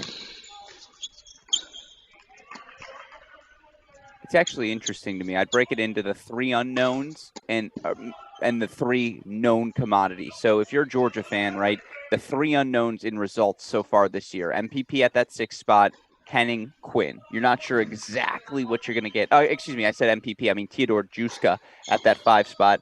Henning, Quinn. We just don't know what we're going to get out of those 3 players. I think they need to go 2-1 today. And then I think the Hosses, Kreuter, Bride, MPP, got to find 2 out of those 3 as well. A really good point from Hungry Chickens on YouTube. It's very interesting to see how well Georgia is competing with Georgia's indoor facility being leveled this past year to build a new one. A lot less practice indoors for Georgia than normal. And that's a valid point.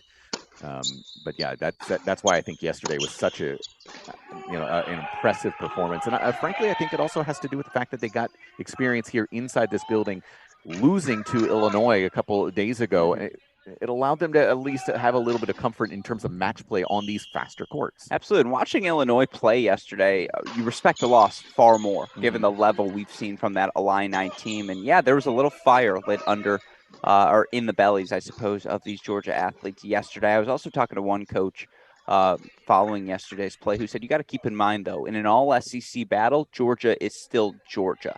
And you wonder for the Bulldogs having that mental edge on South Carolina, who respectfully, they've just owned for the past 2+ decades.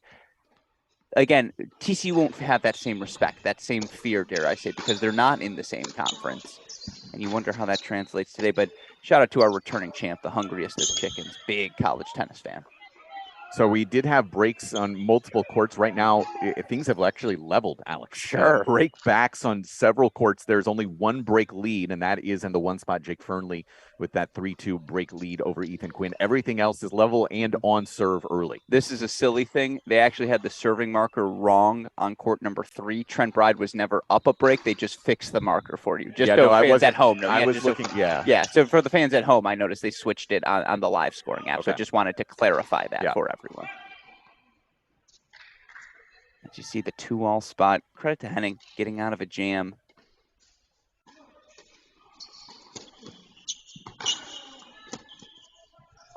Good movement from Fomba, but I do think reflexively his instinct is to be 6-7 feet behind the baseline. Fomba? Yeah. Despite the size, he's just he doesn't impose himself in the way perhaps he might 2-3 years down the road.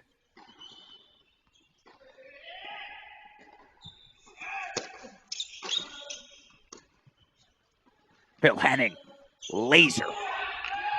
Short cross-court angle on the pass, and now from breakpoint chances down, Henning's got 4 of his own. Yeah, and that's a really interesting point with Fomba, because I think, big picture for him going pro, he needs to be look for that +1 over and over and over again, repeat, make it efficient for himself. But yes, he does get prone to playing a little bit back in the court. You're absolutely right about that.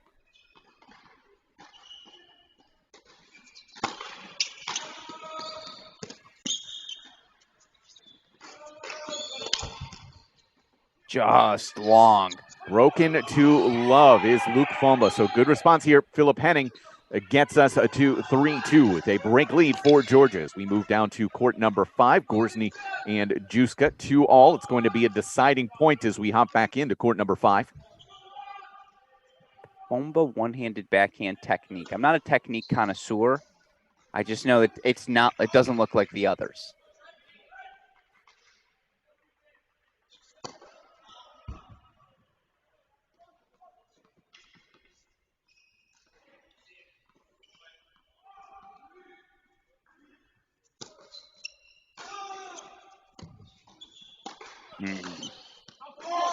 Off unforced error. Off the racket of Theodore Juska. So Gorsny with the hold. 4-3-2. It's about 3-2 everywhere, Mike. We did get a question from Bill Collenberg, who says, the legend, the photographer. How can you say Gorsny is the number 1 freshman when he plays number 5 and Quinn plays number 1 for Georgia and is also a freshman? I mean, if you want to get into technicalities, Bill, he's a redshirt freshman. There is a little bit of a difference. There is a separate class, in that respect. But and somebody actually responded, it doesn't line up. Yeah, lineups are a completely different story, and also experience I think plays in. And Ethan has had some more experience over the last couple of years, and one redshirt year, but also winning several titles in that time as well as a professional makes a bit of a difference as well. No, absolutely. He's not a freshman. He's a redshirt freshman. There's a difference. That just to clarify, of the class of 2023, or what are they? 2022 in high school, I guess, because they're freshmen this year. Class of 26. I don't like saying that out loud. Let's go to court 3. There is an opening here for the Georgia Bulldogs and the veteran Trent Bride on the serve of Jack Pennington-Jones. 2-3, love 30 as we pop in. Also break chances for Georgia at 6. Got a break lead at 4.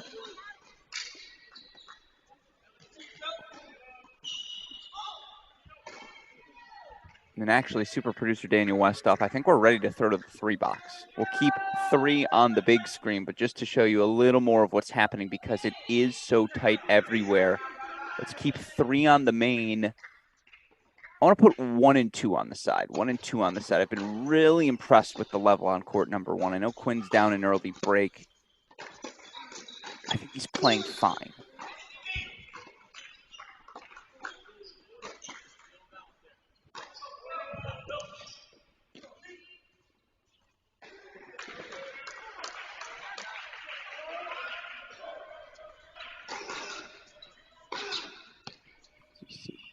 A little bit of an opening here for Trent Bride. Actually, 3 breakpoint chances for the senior.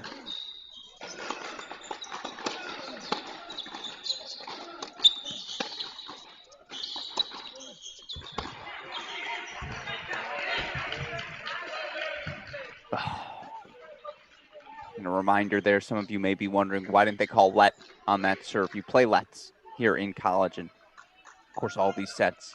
In case this is your first time joining us, where, by the way, to that I say, where you been? It's great to see you. Welcome to college tennis. I promise you're going to love it. But all these matches, 2 out of 3 sets, no ad scoring. Means the deuce point's a deciding point. Breaker at 3-all, and as you see, it is a deuce point deciding point on court number 1 right now.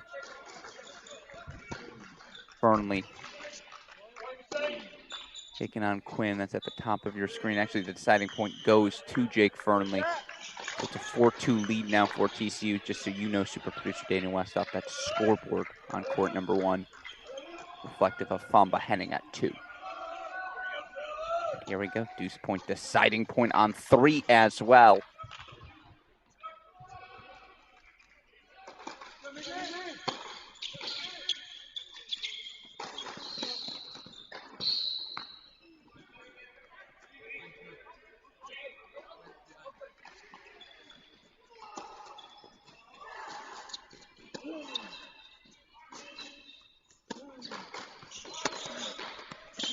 It does miss wide, so Pennington Jones survives a couple of break chances, 3-all as we level. Yeah, and I want to stay here on court number 3, but I'm curious, again, looking across the board right now, Georgia's playing competitive everywhere. It's the same thing we saw earlier in the doubles, and so I ask you, is TCU tighter, or is this just a testament to this level of this Georgia team? I think Georgia has good energy here today. I little agree. bit better than we saw at the outset yesterday. I think there's no question about that, but yeah, it's I don't know if I agree with tentative. I really don't. I think this is just this is TCU, right? They come out very professional, very level-headed, and there's always that debate about whether it's important to be loud and energetic and, have that type of visual and audio.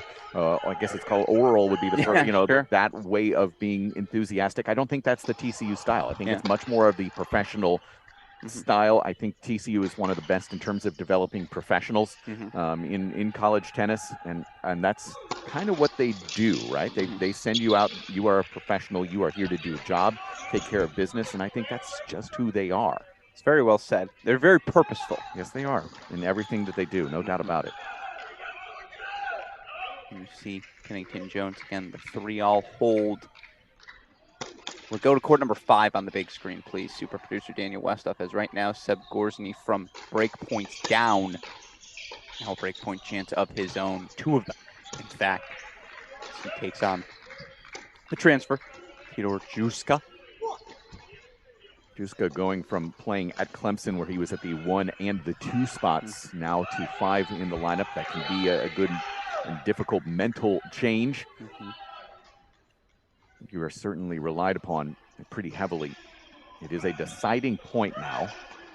Gorsny going right back to that ad side. Interesting doubles. He returns on the deuce.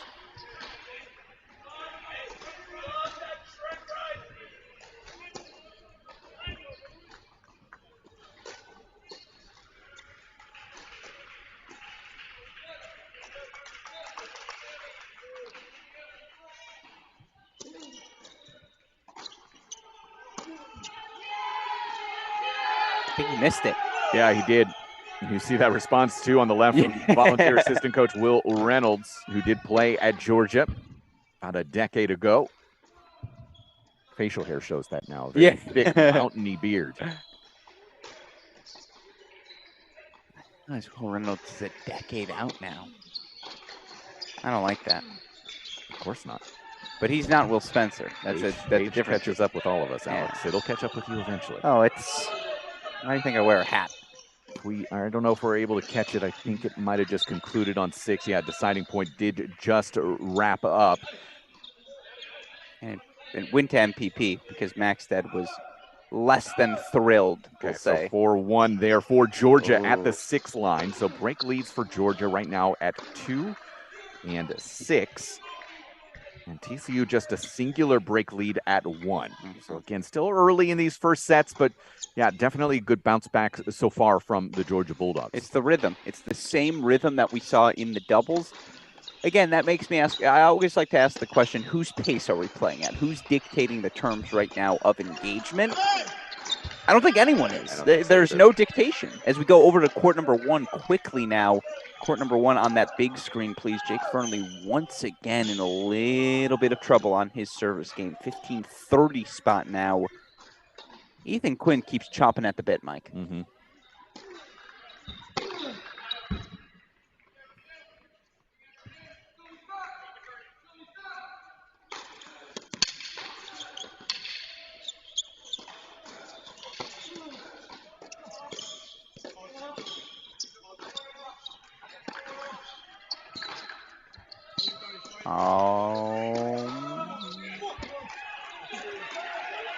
My bad, I got excited. I watched the stream, which we might be a little bit ahead in person of. Plus, it's 10:01. That's my first weird noise of the day, or 10:21. Come on. Took me a full 81 minutes, Mike, to be back to myself as we see Jake Fernley facing break point chances now.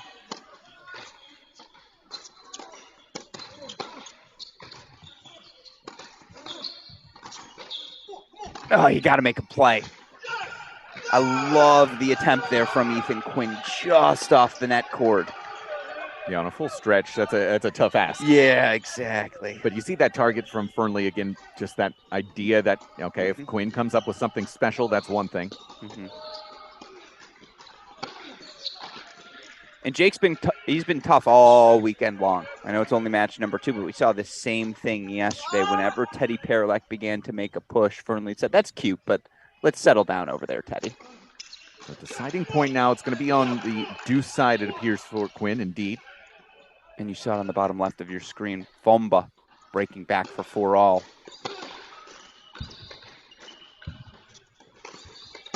You see court 5 on the top end of your screen. Gorsney looking to extend his lead. Can we make that bottom left court 3? Bottom left court 3. Well, that's a routine error off of the forehand side of Ethan Quinn. So Fernley, he's been under duress multiple times in those service games, but continues to find holds. 5-3, game away from this first set. Great chances right now for Trent Bride there on court number 3. So if you want to put 3 on the big screen, Westhoff. Right now 3 again, bottom left there. You can see the first break point chance for Bride. We'll put that on your big screen now. I do think it's funny and worth noting right now, Liam Draxel is going to play next at the University of Kentucky, former #1 player in the country, #1 singles player for the Wildcats. He's in scout mode right now. Well, there it is for Georgia, and Trent Bride grabs his break. Once again out in front of Jack Pennington-Jones. 5-3 here in this first set. So Trent Bride is going to be looking to get Georgia the first set of the day. So much better, Trent Bride. Just again, last year he was playing 500 tennis. The All-American Trent Bride, 500 level tennis. And not at the #1 spot, at the 3 spot, at the 4 spot for this Georgia team. College tennis is a better place when Trent Bride is playing well. One of the nicest kids you will meet in all of college as well. Very impressed with his start to the weekend. 2020 All-American as well. Serving for this set at 5-3.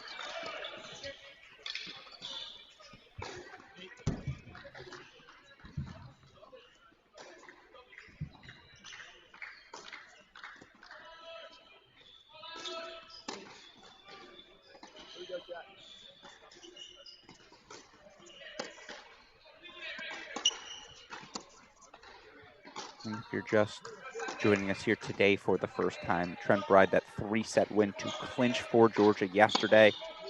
Knocked out Raphael Lambling of South Carolina. Something Bride did particularly well was just that. The first serve, Mike, for Trent yesterday. I thought that was the biggest difference in that match. And he needs it today against JPJ.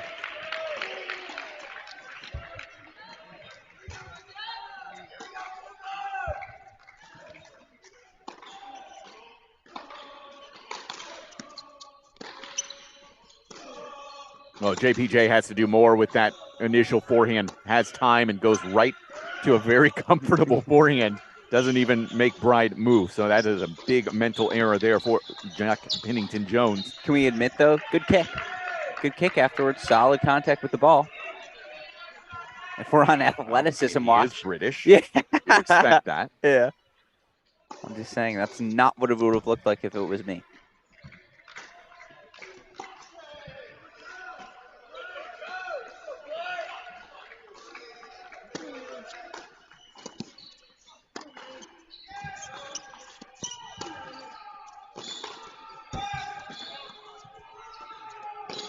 Well, that's a very curious drop shot decision.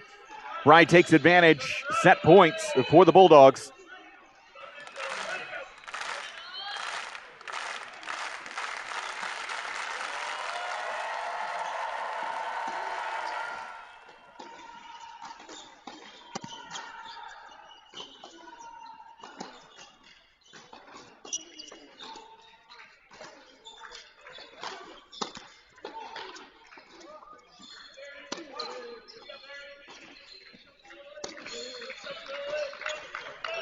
That's the play. Backhand to open up that Trent Bride forehand. Then you attack it when he's got to hit it on the run.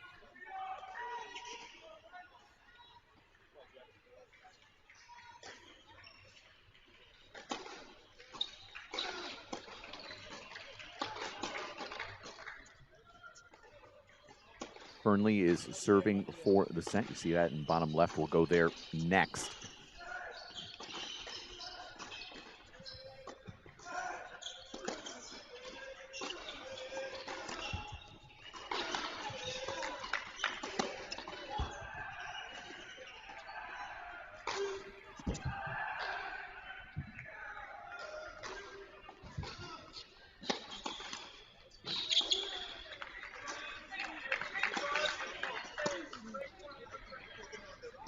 We can stay there for a moment. And Bride does have those set point chances. Oh, but it's... Can we go back to 3, Westhoff? We still have those set point chances. Yeah, it's going to be a deciding point, actually. Jack Pennington-Jones was able to force an error off the backhand wing of Bride. So now a deciding point here.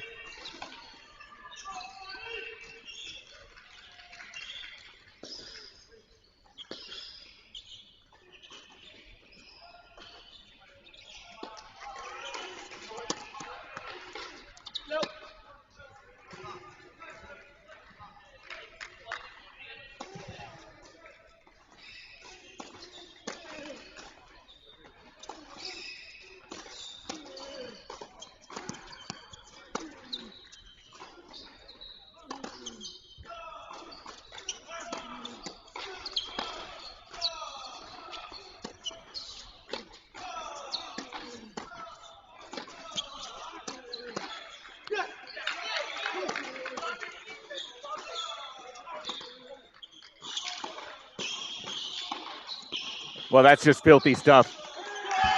Very aggressive from Jack Pennington-Jones, and he does survive 3 set points from Trent Bride and gets us back on serve at 5-4. Let's quickly go over to court 1, where, not surprisingly, again, Ethan Quinn has opportunity.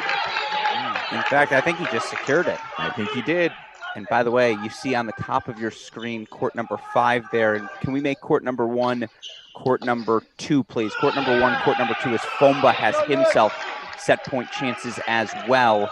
So again, this is what the 3-box was built for. This is how you experience college tennis, at least how we like to here at Cracked Racquets. Show you a little bit of everything. I know it can be overwhelming, but right now it's crunch time. End of the first sets. Who's going to separate?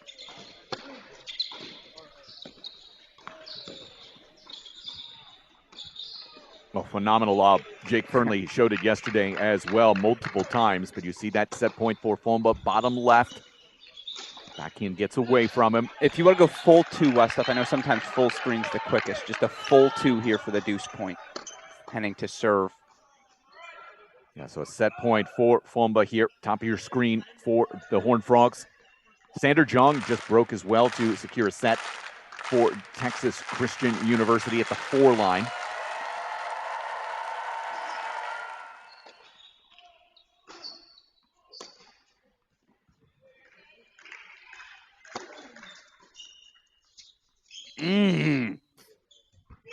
Sprays wide. So that's a first set for Fomba. Yeah, so that is just very quickly 2 breaks of serve for Texas Christian University to take sets 2 and, first sets on 2 and on 4. Let's go back to 1 where Jake Fernley now has an opportunity at love 30 on the Ethan Quinn serve for the Horned Frogs. Quinn's been chasing for so long this set. He finally catches the mailman. Now what? Now what do you do?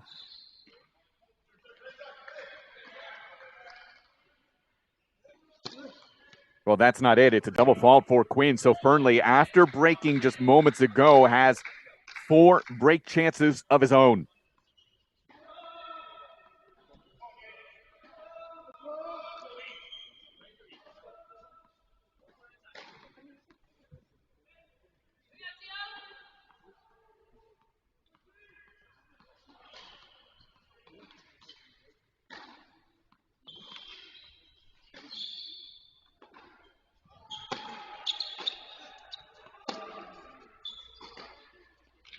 That's not going to get the job done. You see Quinn throwing the ball at that back tarp in disgust. Jake Fernley gets the break, 4-6-5. We'll get that on the big screen in a moment. Let's go to court number 5 and just straight there. We can go full screen court number 5 right now. Seb Gorsny, Tidor Juska. It's been back and forth in this set. It feels like it's always 15-30 for the server. Yeah, 5 and 6 have really had some pretty big swings in terms of multiple breaks right now. But yeah, level 4 for the moment. Gorsny serving here near side for the Horned Frogs.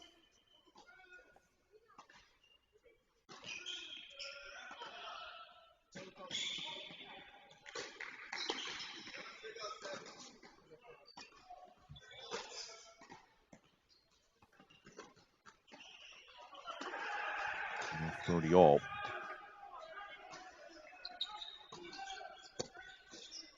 Gorgeous. Absolutely gorgeous. I want to take us here for now or stay for the game, or we want to go straight let's stay to here and then let's just get ready at 3. We might be heading back. There might be a set point upcoming for Trent Bride. Another one. Looks, yeah.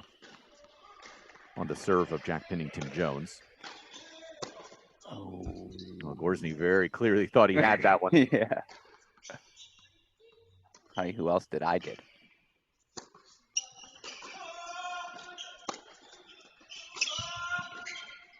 Oh, wow. Seb, come on now. That is phenomenal stuff. That is quite a pickup there from Gorsny and quite a hold. 5-4. Let's go to 3 quickly. It is Pennington Jones serving to stay in the set 4-5. Able to get an error off of the Trent Bride backhand wing. And that's interesting. Who's standing there right next to 1, number 4? We're at 3. Excuse me, 3 singles player freshman Jack Pennington Jones. It's Thomas Jurasek, the upperclassman teammate, junior for TCU. He's assumed the coaching duties today. I kind of love that. I do. And if they win today, Nick Chappell, look out. Tomas is coming for you. I don't think you can be a player coach, can you? Officially? It's a good, let me tell you this. Jamie Hunt lines up at 6. The chair umpire's not questioning it. He looks young enough. It's another solid hold for the Horned Frogs there under duress. 5-all here. Let's go over to court 1 where it is Jake Fernley for TCU trying to close out this first set. Had a break lead through much of this first set. Now finally trying to close it out. Was unable to do so a moment ago. In the midst of a 15-all point as we come in. And what a pass from Ethan Quinn. Big forehand as you expect from the redshirt freshman. To 15-30. That's the one he missed earlier, right? Clip the tape. Not as much of a stretch this time. Yeah, it definitely had a little bit more time with his feet set. I'll tell you what, if you're Georgia, you got to come out here with 3 first sets. You've played this first hour and a half too evenly. To drop 4, 5, that's the sort of thing that wears on you mentally. Well, again, set with those feet, and that draws an error, doesn't it? Yeah, it's a tank.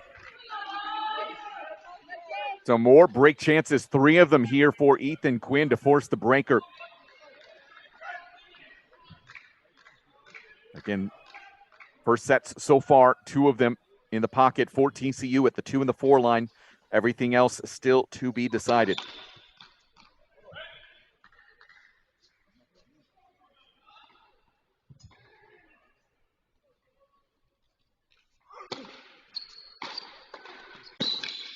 Oh, that is so big and so heavy. It's Ethan Quinn getting another break. So Fernley fails twice to hold and close out the first set. Tie break to decide it here on 1. And let's go to the 3 box now. Let's go keep 1 in the center here. Can we put 5 and 6 on the sides? 5 and 6 on the sides is right now Gorsny 5-4, but that match with Juska gets too funky. Meanwhile, Maxted was down 4-1. It's now 4-all at that number 6 single spot. Whatever conflict MPP perhaps caused to take that 4-1 lead seems to have woken the sophomore Maxted up. So again, we're going to put 1 in the main, 5 and 6 on the sides as we have 4 first sets and singles remaining.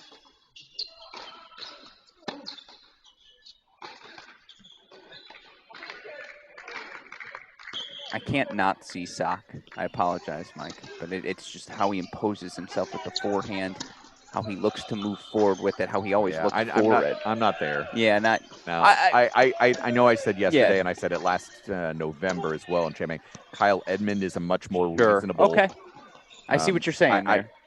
To compare him to Jack Sock, I mean, that's rather one-dimensional in terms of the forehand because he does not have anywhere close to the hand skill that Jack Sock does. Well, see, right? that's where I'm not sure because I like how he volleys. He's not as eager to do it. I'm sorry. No. Yeah, no, this is why I defer to you. Jack Sock's hand skill is off the charts. Yeah, second to none. Best doubles player in the world if he wants to be. Yeah, but I don't buy that with Ethan yet, and that's an unfair one. Yeah, of course. It's the highest standard. Yeah. That's why you're the man to ask. I don't know if I'd go that far. Yeah. Well, Jack, if for some reason you're watching, give us the blessing. So you know what? I see a lot of pickleball court right now. Yeah. Or playing one of the two. He's on hole 6. There is not a doubt in mind. So a mini break lead here for Fernley to 3-0.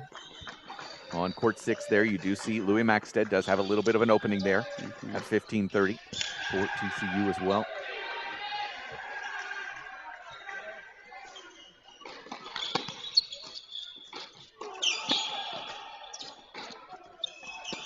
Well, a lot of time there. And Quinn, the feet not set. You could see off the back heel there for that forehand gets away. So a 2-mini break lead for Jake Fernley. Meanwhile, JPJ's got break point chances of Bride 5-all at 3.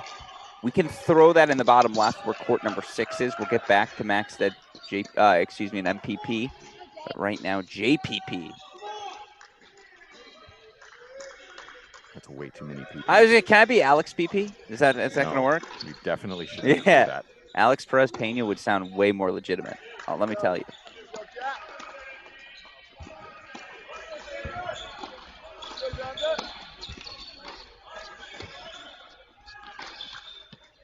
Again, stretched, and the forehand lets Quinn down. So 5-0 for Fernley in this breaker. It's a little Katy Perry, hot and cold right now for Ethan Quinn. When the forehand's landing, it's landing.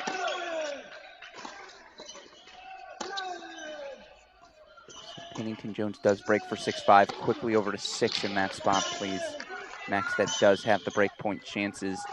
We'll get to Pennington Jones serving for the set in a moment. I feel like we have talked for the last 30 minutes about how well Georgia's been responding, and yet we're looking at Fernley with 6 set points, already 2 first sets in the bag.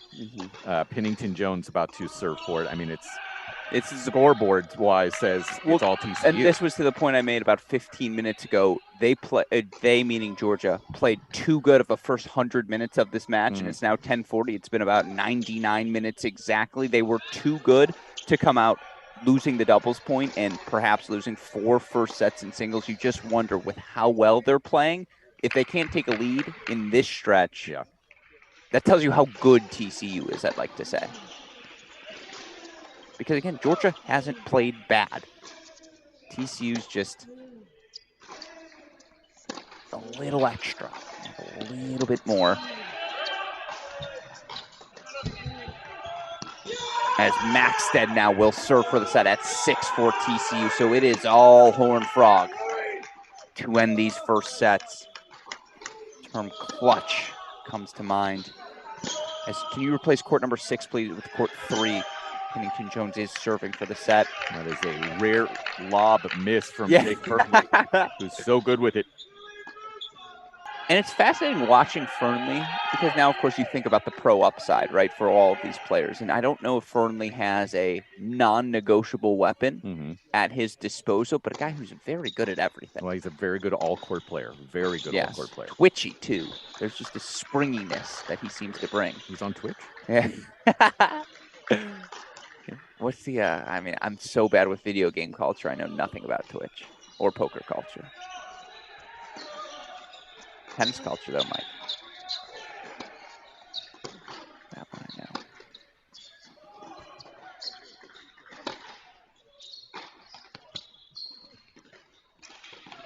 know. Yeah, a lot of errors from Ethan Quinn in that tiebreak. So Fernley able to secure another first set for the Horned Frogs as he gets it 7-1 in the breaker. So that is now 1, 2, 3 first sets for the Horned Frogs. Let's go over to court number 3 where Jack Pennington-Jones is looking to make it 4. He's 2 points away.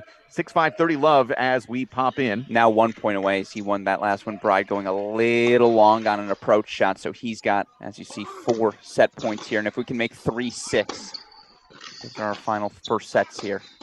That's a great set of tennis from Jack Pennington-Jones. Bride gave him everything early in that, and ultimately now Pennington-Jones 7-5. So let's put Maxted on the big screen. We'll go to 6, where Louis Maxted's about to serve for it.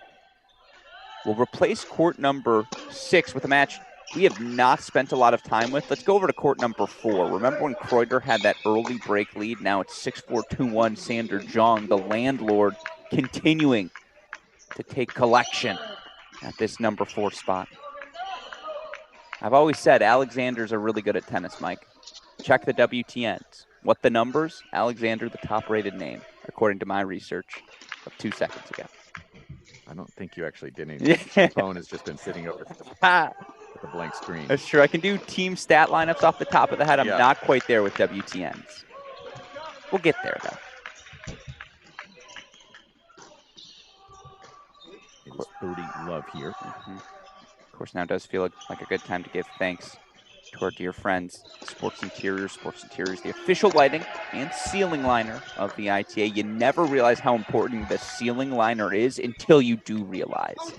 And so shout out to our friends at Sports Interiors. They're making sure we're well lit, well prepared for weekend of action. Maxted now 2 points away.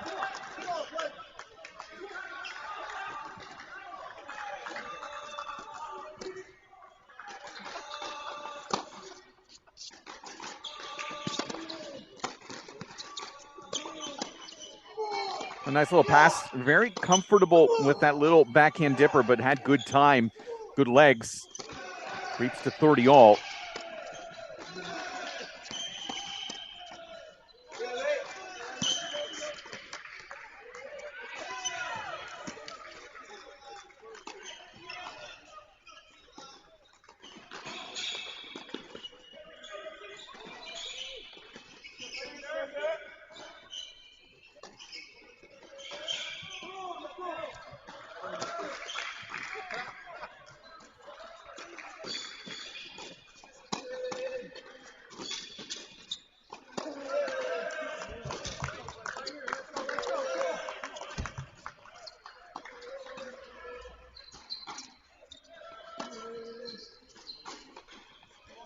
Well, look at those contact points. Perez Pena did great with his depth over and over again, forcing Maxted into an untenable position. It is break chances here for Perez Pena at the 6th spot. As Georgia is trying to find a little bit of a push here. Philip Hanning did pick up a break early in the 2nd set against Luke Fomba. You know, you often talk about needing that push, especially early in 2nd sets. It's got to be now. And this is a big stretch here for the Bulldogs.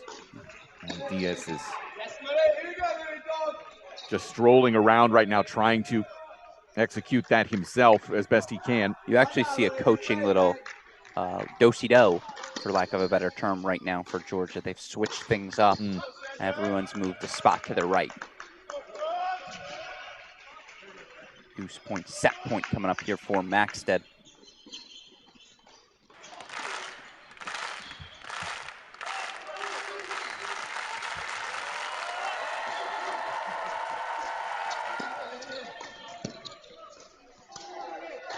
Well, a 2-shot pass combination there off the return. And Miguel Perez Pena gets us back level 5 all. Georgia needs these last 2 sets. If they don't get 5 and 6, I'll say it, the match is over. I don't see a world with how well TCU has defended leads, and to your point, the professionalism of this TCU team. They won't get too excited until the job is done. I don't see them as a type of team that will ever blow a doubles point and 6 first set lead. To your point, I always call it Act 3, the losing team push. It starts right now if you're a Georgia fan.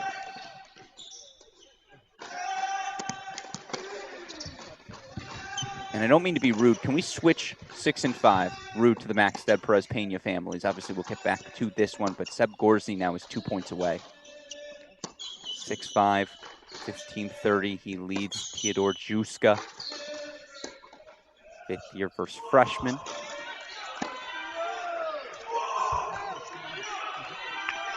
Everything's easy for Seb Gorsny. Everything's in rhythm. And maybe I'm just... Actually, you know what? I'm gonna keep that comparison to myself. I was gonna say maybe it's a Sebastian thing, but it's these Sebastians just make it look so easy around the court. I think it would be things have not come easy for Sebastian Gorsny. Obviously, you think back to Kalamazoo 2019. For those who don't know, was in a coma for 4 days after a mosquito bite gave him a brain infection. Had 8 weeks of rehab. So for him then to, on top of it, then COVID, that break, and it has really been so phenomenally good since then. Junior Wimbledon champ. We have 2 junior Wimbledon champs right now in college tennis. Shout out to Samir Banerjee of Stanford, of course, the other. Set points here for Gorsny on this near side. Not even in your screen with this return position. I think you see a racket there on the bottom left. Yes. I see a calf. Smart play from Juska, taking advantage of that court position on the return, finding that big forehand. Deciding point. Looks like Gorsny's going to take it on the deuce side. Makes sense. Deuce side returner in doubles.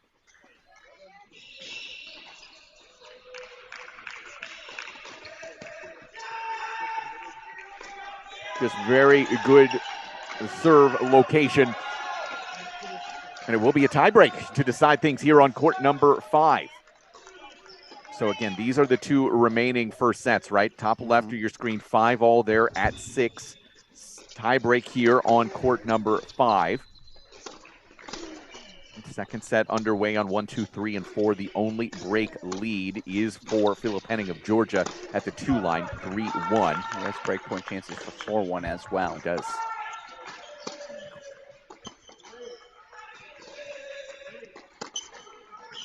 It wasn't on your screen, but Luke Famba just hit the Fom bomb. There it was, and so Famba does hold still, Henning up 3-2 in the second set and a break. Maxted has break chances. Let's go full there. 6. Let's go full 6. We'll get back to this breaker on 5, but let's just go straight to the full screen 6 here for Louis Maxted, who, by the way, served for the set already. Let the record show.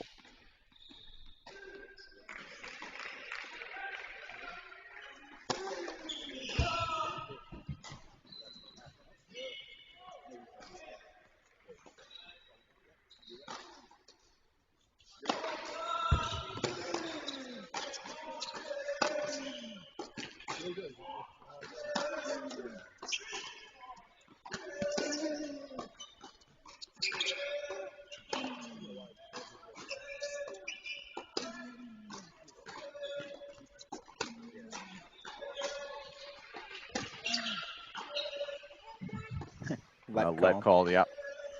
And honestly, he doesn't have a teammate to blame. He's going to look at Teddy Paralek and say, hey, keep the balls to yourself, Baylor.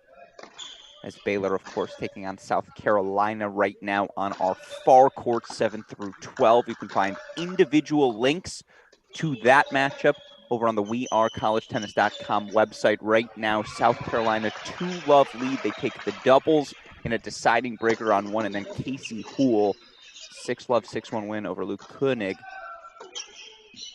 at the number 5 singles spot. South Carolina also, I believe, took 5 first sets in singles, so good bounce back from the Gamecocks here today. We're staying here, but Sander Zhang, we want to make sure you are updated. He does have break chances as well at 4, already up a set. If he's able to grab a break, would have a set and break to the good for the Horned Frogs. We'll keep you updated on that one. 30-40 here. And it's our job to do these sorts of things as the deuce point comes home. For those of you keeping track at home, who's in the lead for the mop? Most outstanding player, of course, of any given event. If you're asking me right now for TCU, Sander Zhang is always a mop candidate. Maybe the most valuable number 4 singles player in the country. These are the things you discuss when you have 18 podcasts to fill. Yes, that is true. You talk mop. All-tournament team, of course. If you missed anything from the round of 16, Great Shot Podcast, a place for you. The deciding point here on the deuce side for Maxted.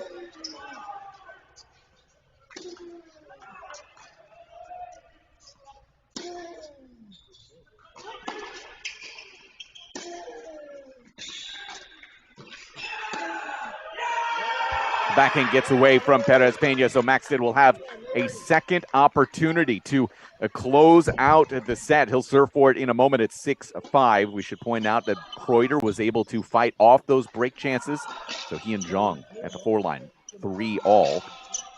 And actually, in place of Zhang, can we put court number 2, please? As Luke Fomba, after the deuce point hold, he's making a bit of a move himself. And if you watch the first set on 2, Fomba was down an early break in set number 1 as well. That's what he does. It's that combination of power, pace, precision. And Fomba's got 4 more break point chances at 2. Wow.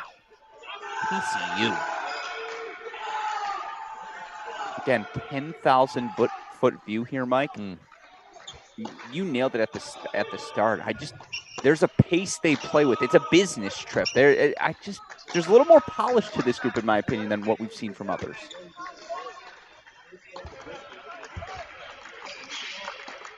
Yeah, their coach wears a cowboy hat. There's that. But without, this is not value judgment, a judgment decision, right? But this is their style. They are professional.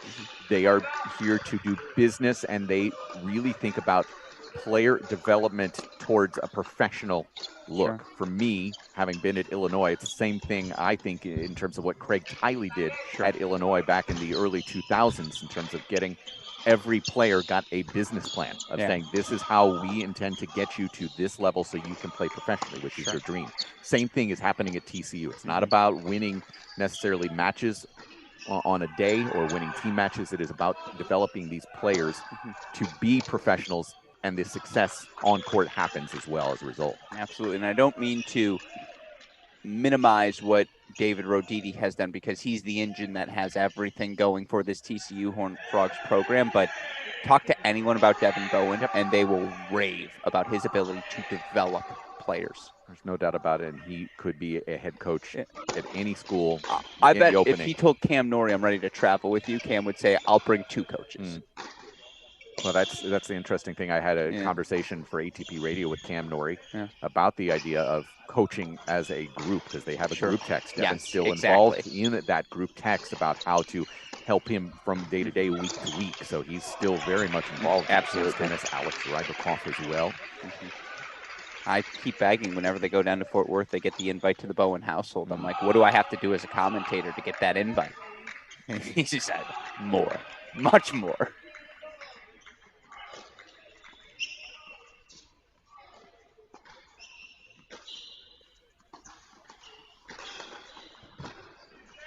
But with the break chances, Max said serving for it, 4-2 for Grosvenor here.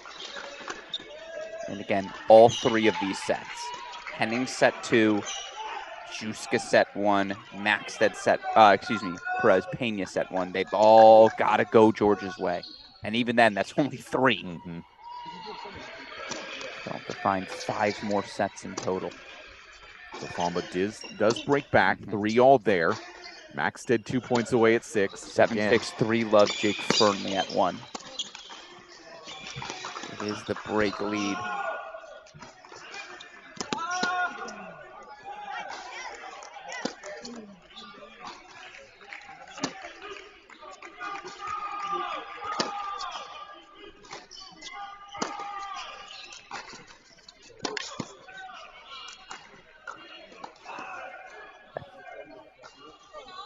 When Ethan Quinn's top 15 in the world, we're going to do a docu-study on these first 6 weeks. We're going to say, what went wrong here?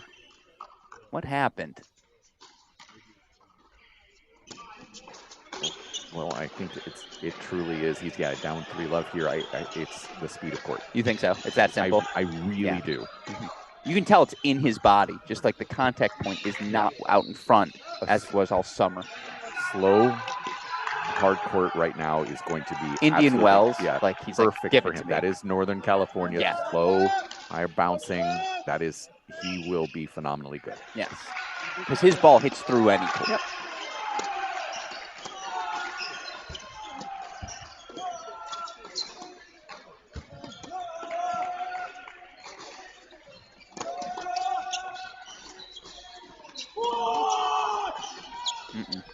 Yeah, that indeed was pulled wide. So Juska's done a good job here of leveling us here.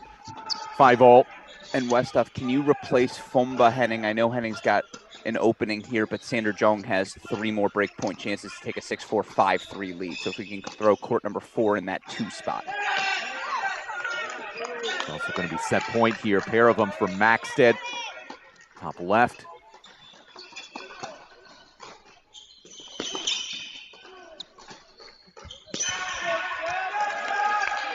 And set point for TCU on 5. So smooth. So smooth from the freshman Gorsny. And Bill Kallenberg, why is he the top-rated freshman? Points like that.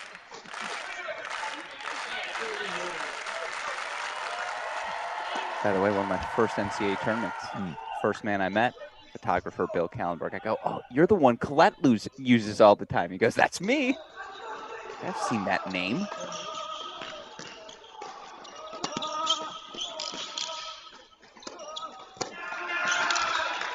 Too good. So Sebastian Gorsny grabs another first set for TCU. 7-5 in the breaker. I would make it court number 4 in the big screen. Obviously, we'll keep it on the side as well. With the set points. Yeah, you can certainly argue either one. Yeah.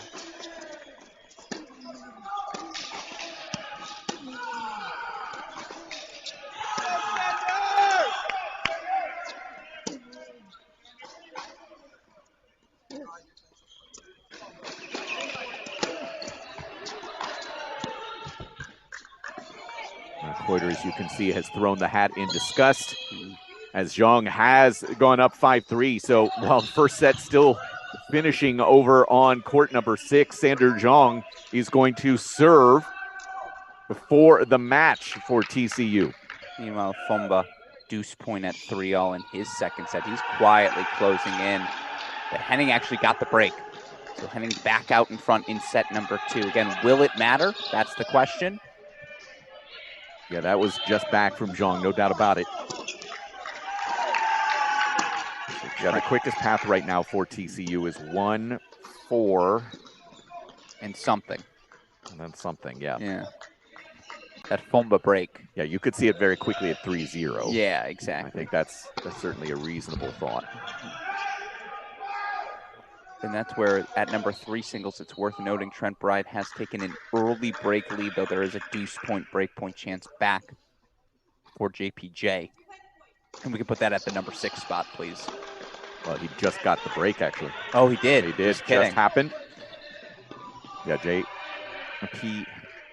JPJ. Too many. Yeah, too many acronyms. Yeah, we got to. I'm going to stick with Pennington Jones. Yeah, that makes more sense for me. Yeah, Jack Pennington Jones does get the break 2-1 there. See that deuce point. Maxted Perez Pena. Set point chance again for Louis Maxted. And dare I say that could be, I mean, you still got to win the other sets. How do you feel the weight at that point?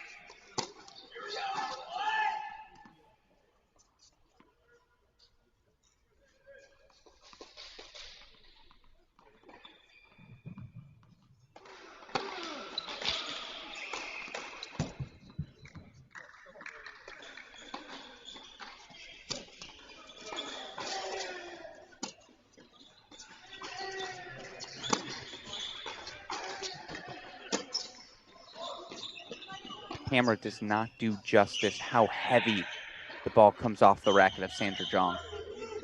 I think that was a let there for the, Maxted on that set point, it was a let. Yeah, okay.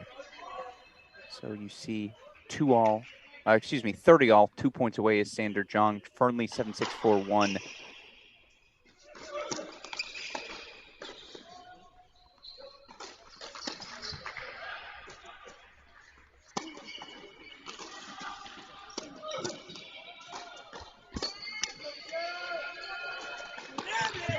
That's the right swing, but a miss from Zhang. So Kreuter is going to have a chance to extend this here. 2 looks for Blake Kreuter of Georgia. You use that word extension. We're going to a breaker on court number 6. Can Georgia extend this match another half hour? That is the 3rd tiebreak first set.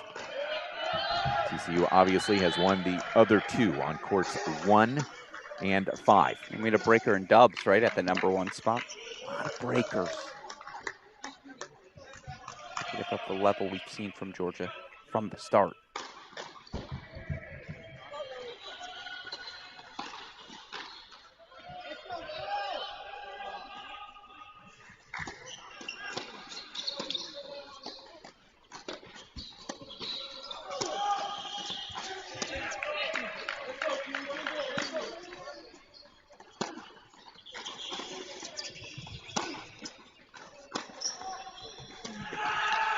Just back from Kreuter's forehand.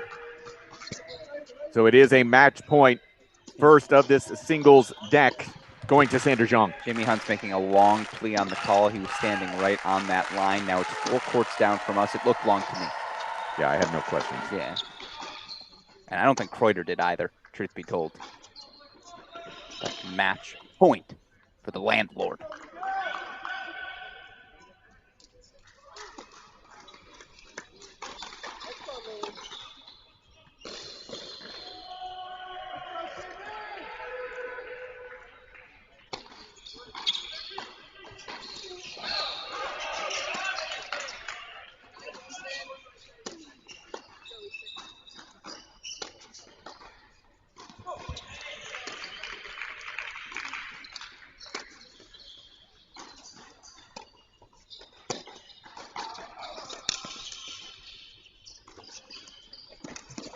Well, Sander Zhang just continues to show that dominant streak at the 4 line, putting TCU one step closer to the national semifinals. Straight set win over Blake Kreuter, 6-4, 6-3, and TCU now with a 2-0 lead. The concept of Sander Zhang at the number 4 spot, again, outrageous to so many college tennis fans.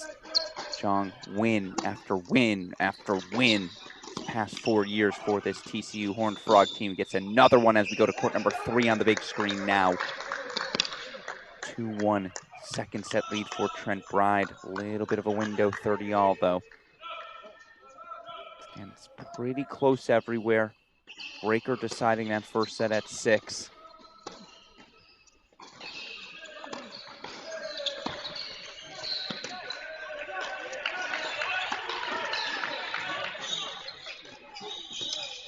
Ooh. He missed it. Yeah, the best is the shoulder shrug to the teammates was what gave it away. Even when the ball hadn't even landed. Yeah. Impressive stuff there from Trent Bride, just going right into the body to draw that error. So 2 chances for Bride, who's already been up a break here in this set, to grab the break once again. And Georgia fans wondering on the status of that Phil Henning second set at 2. Henning's up 5-3. Fomba serving now. When Henning, should he need to serve for the set, we will get that to you, but we're keeping that on the side now. Don't worry, Mike and I are watching it closely. Yeah, no question. Goes back to the well. Comes back forward, finishing at the net. Pennington Jones deciding point. Bride looks like he's walking over to that ad side to take it. Indeed, he is. Watch for the serve to go T. He's been picking on that Bride forehand whenever it's been a critical moment.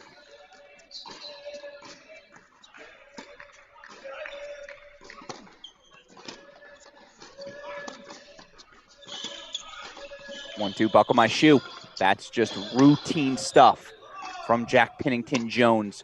Checks to make sure that Bride is okay. Indeed, he is. 2-all as we level. You want to go to the tiebreak here for Max said? I do. Let's put 6 on the big screen. I'd also point to everyone. Court number 1 right now. It's a 30-all spot for Jake Fernley. Yep. In his 4-2 service game. You see that bottom left of your screen.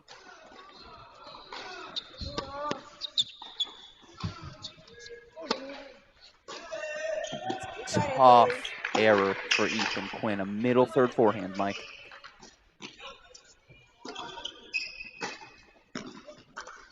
I don't want to harp on it too much, but yeah, I mean that. You can see it.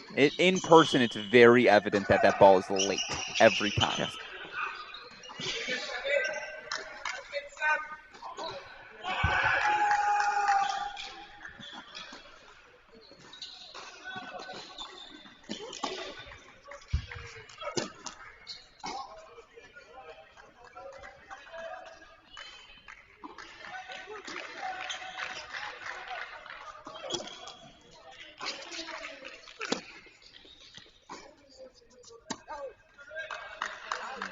And by the way, if you're just joining us, welcome in. Of course, coming up next, scheduled for 12 o'clock right now. Still don't have an official start time. We won't until this ends. But Kentucky, your number 2 seeds, going to take on 7th seeded USC.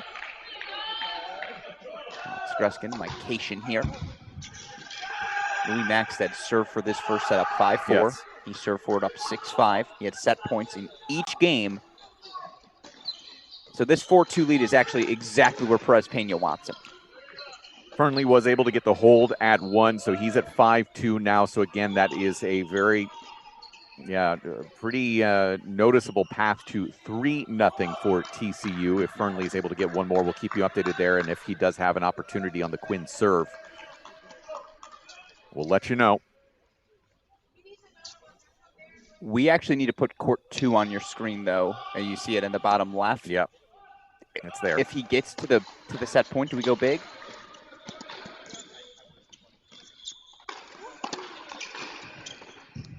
Well, he had a chance there. Misses an overhead. Does Philip Henning. Again, lost yesterday, as did Ethan Quinn. Georgia picking up wins at the 3 through 6 spots. Well, can we address the elephant in the room? They've won 1 set today as Georgia. They've played so well. They've won 1 set. It was in doubles. That's it so far. Yeah. How? They've been better than that.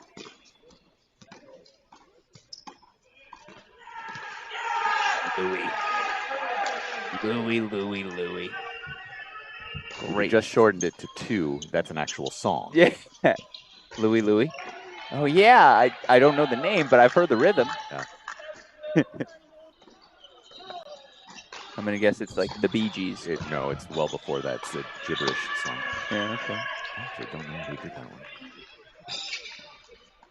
Yeah, the Kingsmen. Oh, the Kingsmen, of course.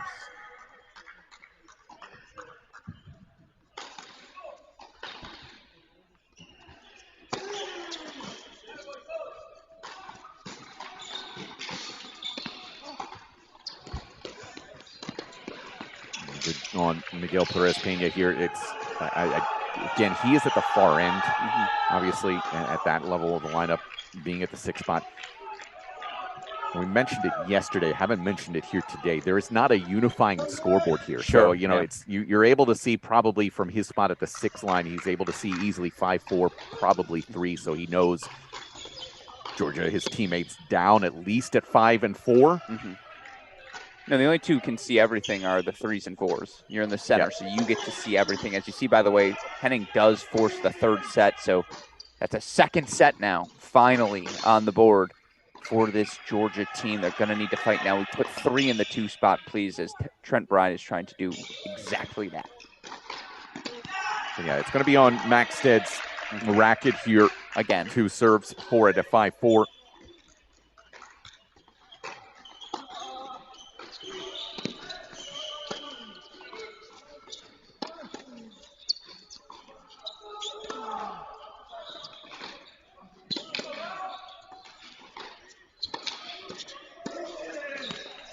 Shot of the day on 1. And I'm not sure if it was the one-handed flick of Fernley or the little scoop volley by Quinn. Put a pin in that one. It's going to be a set point for Louis Maxted for TCU, looking to make it a perfect sweep of first sets. Also a deciding point there, bottom left, Pennington, Jones, and Bride. Now we're talking. Again, the purpose of the 3-box, folks.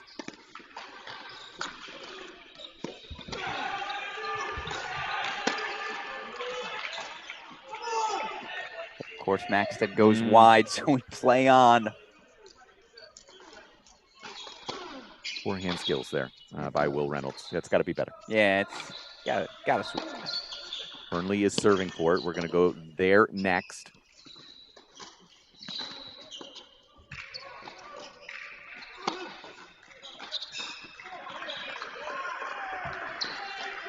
And that Henning set just build some momentum, a little kick in the derriere for these Georgia teammates.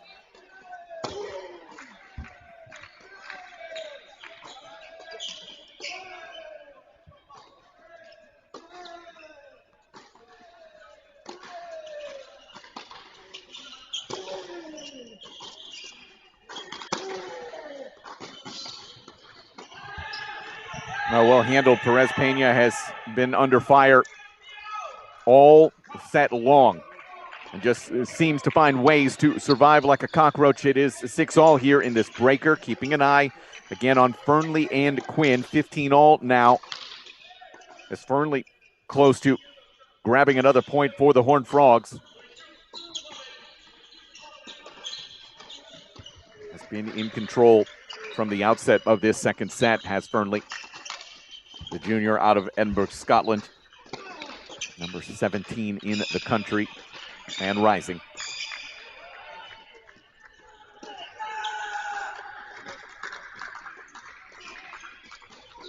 I'd really like for this first set, and Max said Perez Pena not to end before the match. Just it's like 32-32 in the breaker. Fernley, Famba, they all finish.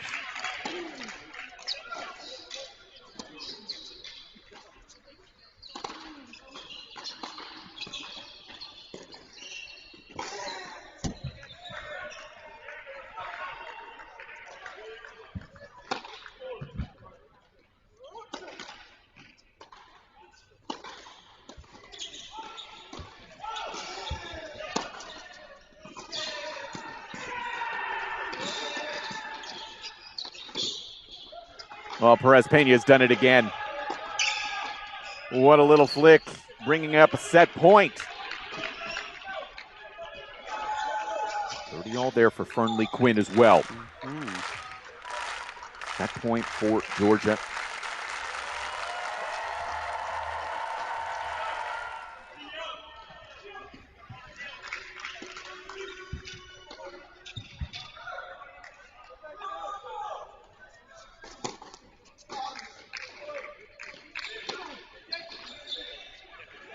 So it's match point for Jake Fernley. 40-30 overall. We'll go full screen on the match point. Absolutely. Order of operations. Fernley comes first, so match point Fernley. 7-6, 5-3, 40-30.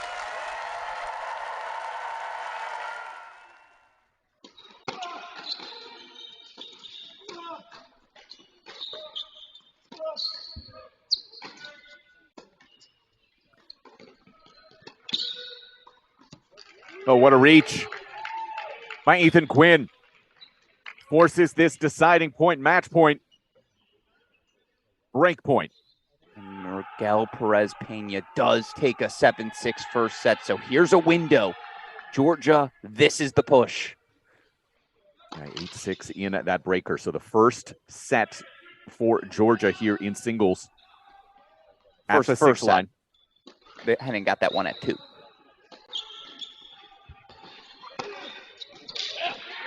It is Jake Fernley, strong from start to finish, and makes it 3-0 in favor of the Horned Frogs. Ethan Quinn didn't play bad. Just Fernley did everything he needed to do. Absorbed the first strike, got that ball into the body of Ethan Quinn. Again, it's a tough surface. It's tough conditions for the redshirt freshman, but we go over to 3 now as TCU has a 3-love lead. They're 1 point from the semifinals, Mike. Yeah, but it's not a straightforward path right now. No. Fomba heading into a third set on 2. Mm-hmm.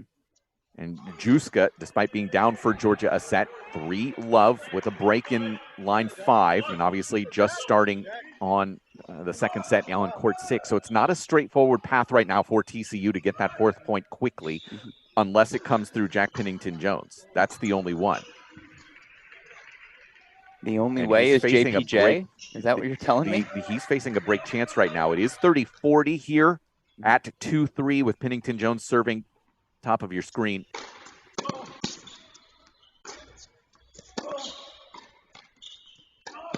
Constantly on the move forward from Pennington-Jones. So a deciding point here.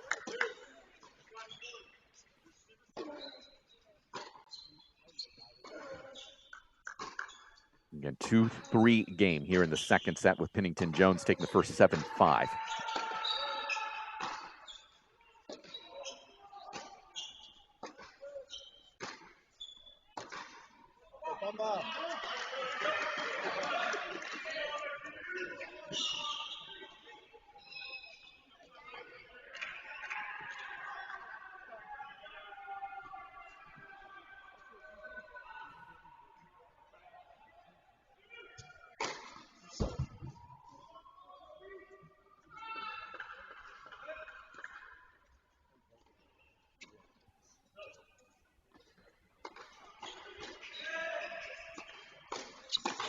Well, return gets away from Trent Bride, so Pennington Jones again survives. 3-all here in the second. So, again, if you're thinking about your match calculus, the quickest path for TCU has to come through 3 here and Jack Pennington Jones. Everything else could take some time. There is obviously an opportunity at 2 as well with Fomba into a third set with Philip Henning. So we'll stay here for just this moment here. How does Trent Bride survive it, right? And how does he handle and respond here? Missing out on an opportunity there. And now 3-all.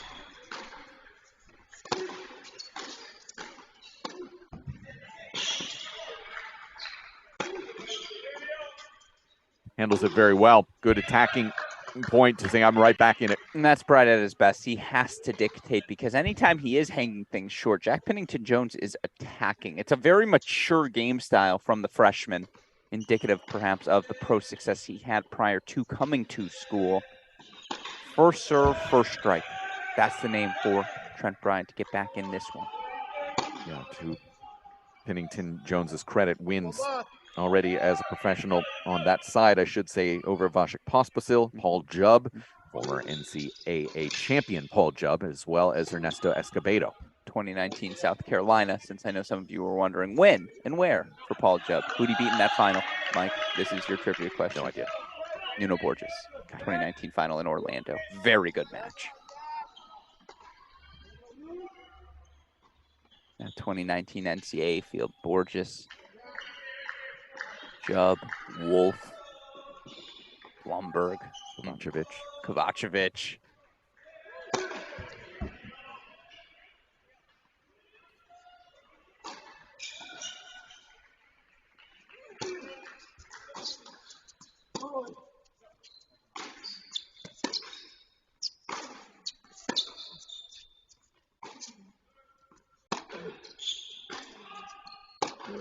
A good turn there.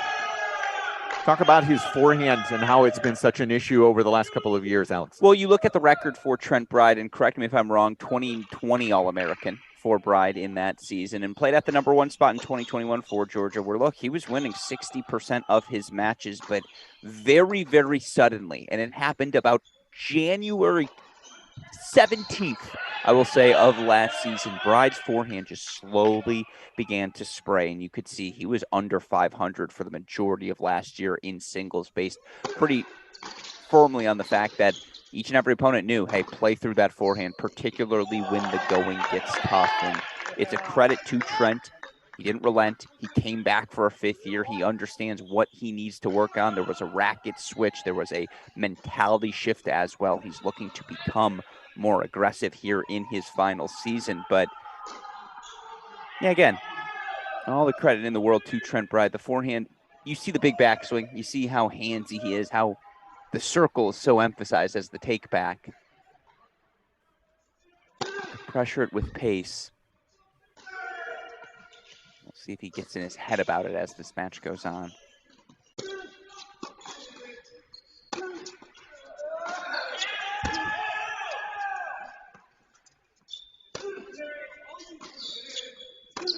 Oh, they are going to call let here. That ball trickling over from the 2 line.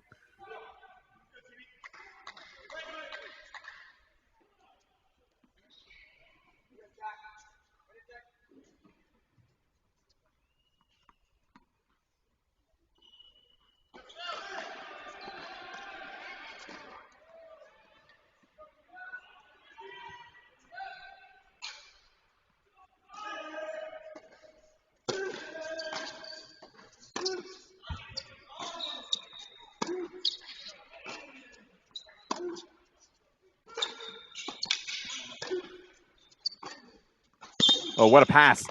Right off that backhand wing. Finds some joy. And finds a couple of game points. And for the first time all day, you can hear some noise finally at this XS Tennis Village on the south side of Chicago. You hear this Georgia team needs to take all 4 singles matches remaining, folks. I think they realize the task ahead of them now.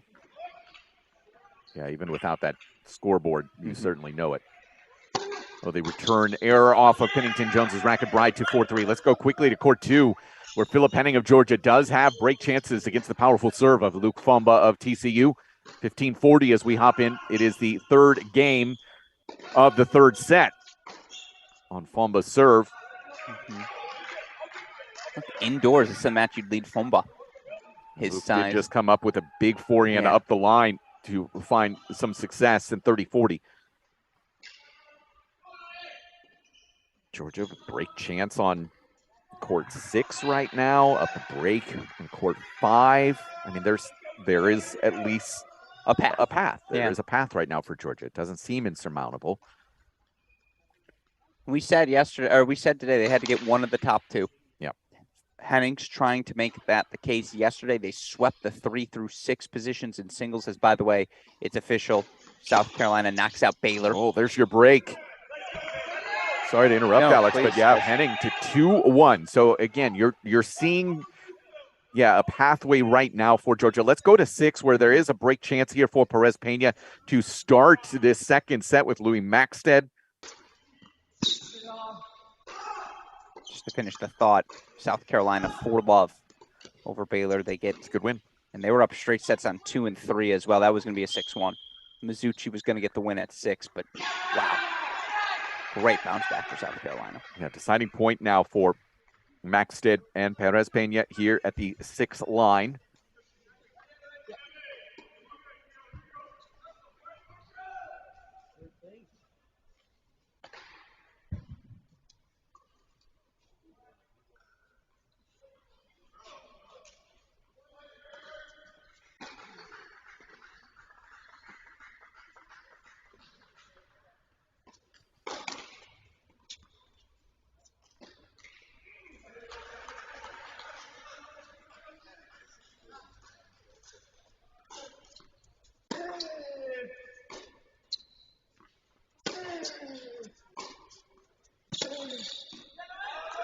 And that gets away. So Maxted survives 2 chances there.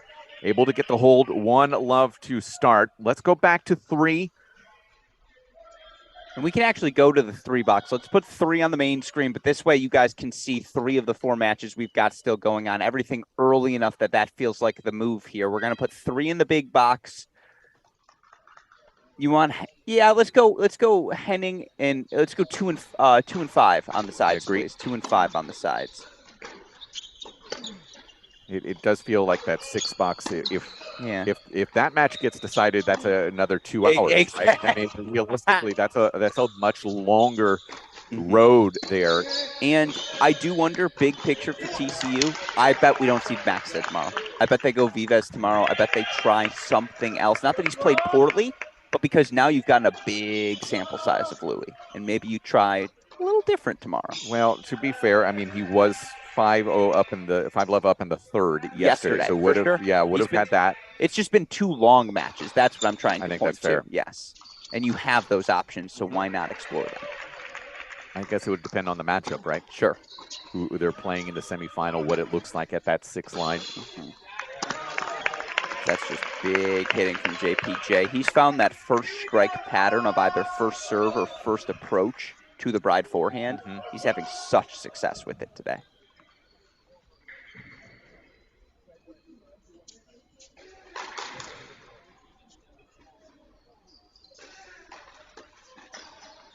A stupid history fact, but I brought up that 2015 TCU team, the one that made the NCAA semis, which I believe to date is the best performance in the Coach Roditi era at NCAAs. You know, Cam Norrie played 3 on that team. Ew.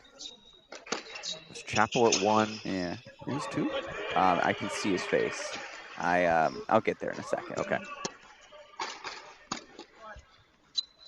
Not Lopez. He would have played below.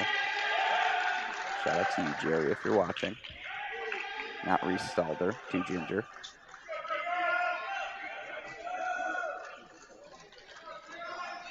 Trevor Johnson was lower in the lineup. Had he been in form, TCU wins that NCAAs.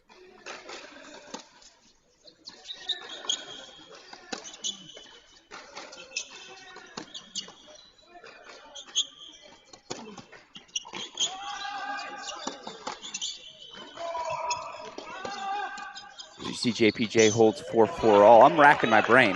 This is going to bother me. Guillermo Nunez. Is it Guillermo? I'm G? just looking. No, at that's the, a good guess. That's a good guess. It wasn't I'm just looking Rybo. at the Ross. Oh, that's 16. Yeah. Sorry. I thought I clicked on the right one. Would have been, yeah, 14, 15. There we go.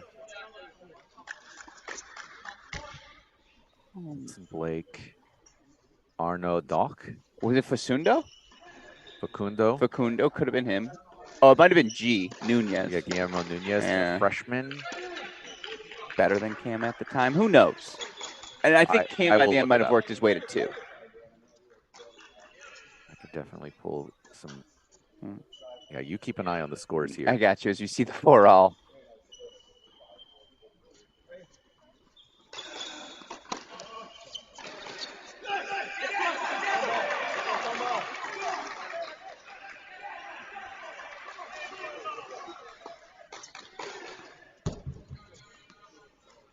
It was Guillermo Nunez. Okay.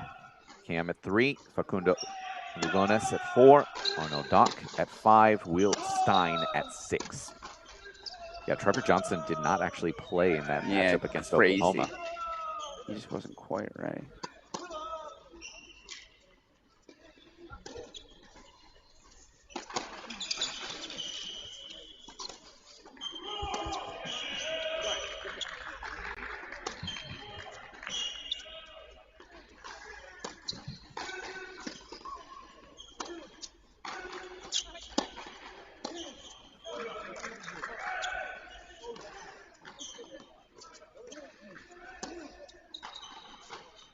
Getting word that is Josh Goffey's 200th win at South Carolina as well. So that's a big moment for Josh Goffey and the South Carolina Gamecocks.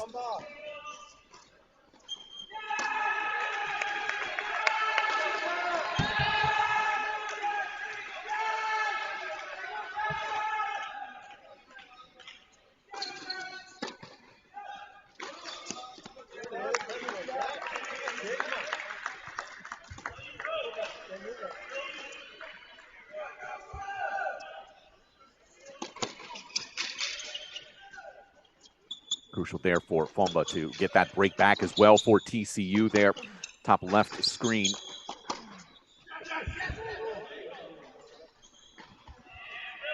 Gorsney back on serve, 7-6, 3-all. Maxted back on serve as well. Because, of course, would have been weird otherwise.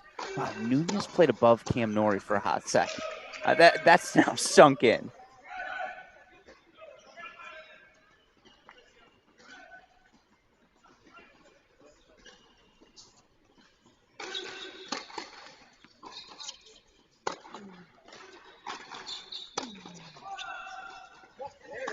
Well, these are the moments where you can certainly get a little bit tight.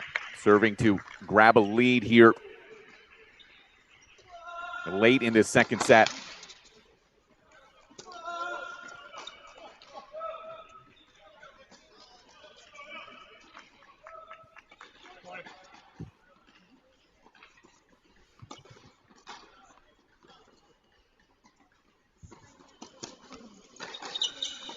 So what we're going to do here, folks, obviously I know we didn't show much of the match, but we are here at the XS Tennis Village. It is one of those opening weekends, opening weeks of the college tennis season. We're still trying to figure out who's who. So what we're going to do, we're going to keep Mike on the match. Mike, you're going to keep us relevant with all the score updates. We do, though, want to bring in South Carolina men's tennis head coach Josh Goffey, who will be joining us here, and so we are ready to have him in our booth.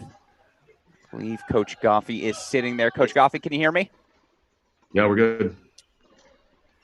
Well, it is always a pleasure to have the opportunity to speak with you, particularly following a victory and your team ultimately able to get over the finish line 4-0 today over Baylor. Let's start with the doubles point. Talk to me about what you saw from Toby, from Connor down the home stretch to help you clinch.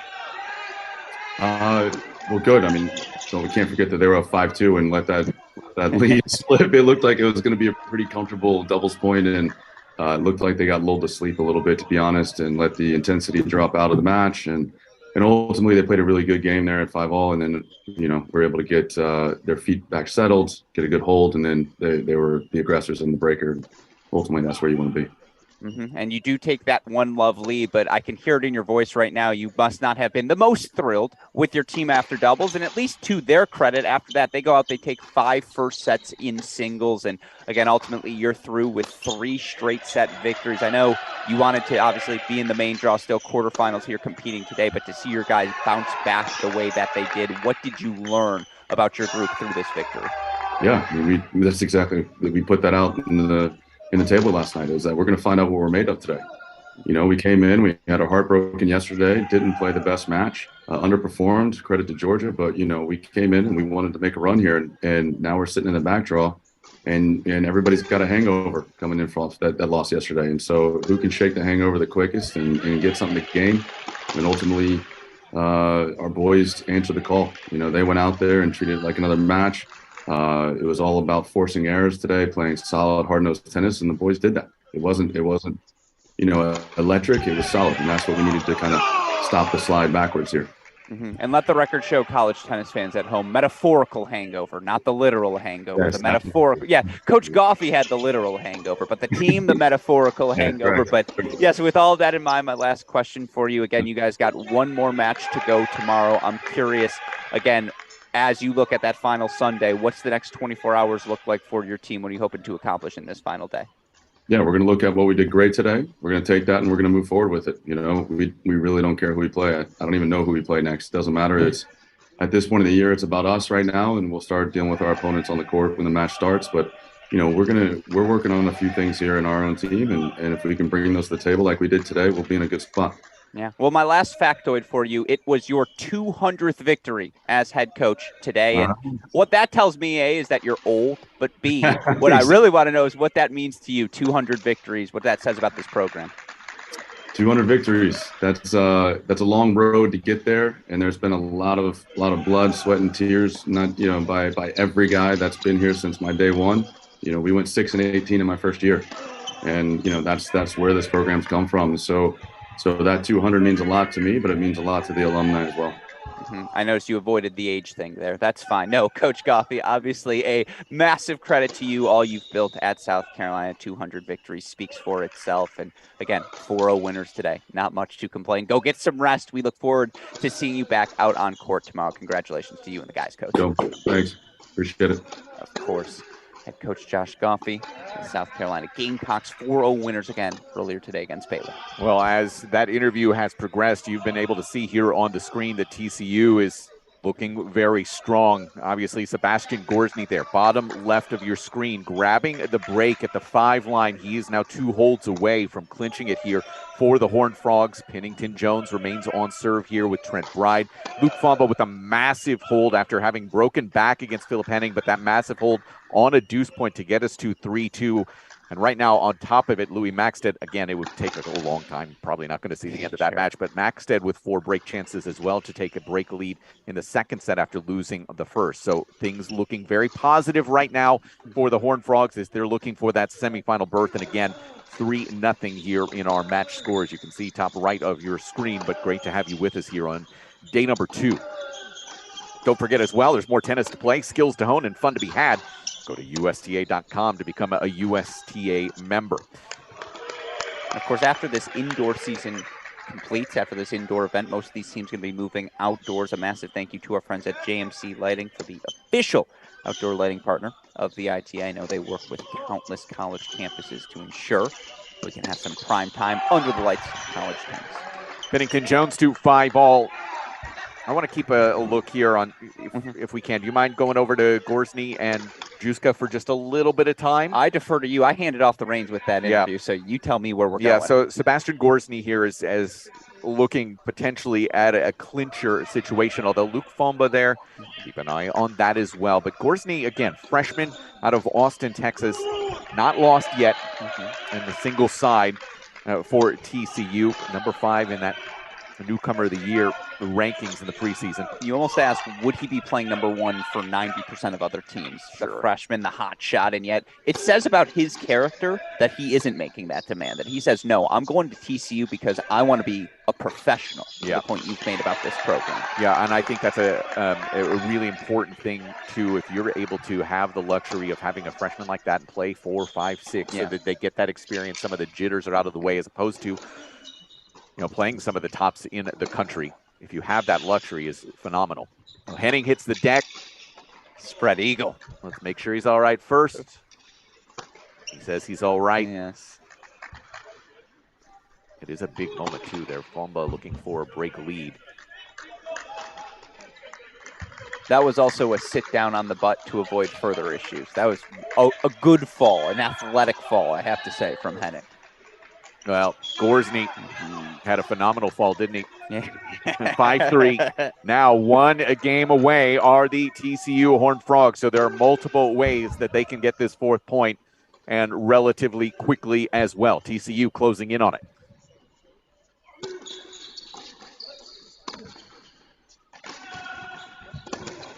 I think they should make Maxted and Perez Pena finish, just no matter what.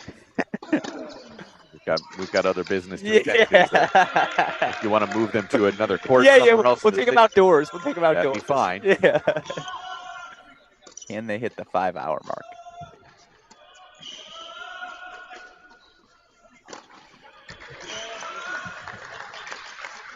A really simple approach there, just going into the body with it from Gorsny. 3 points away now. That's how he traps the backhand.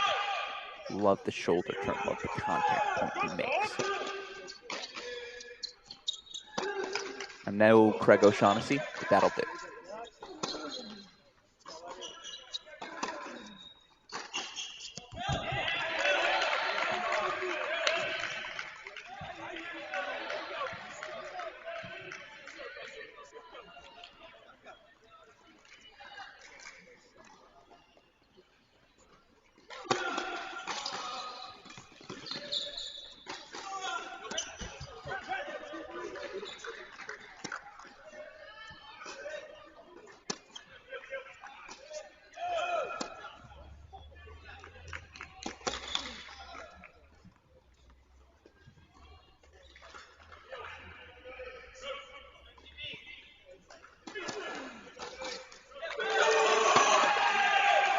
That's a big deciding point for Philip Henning.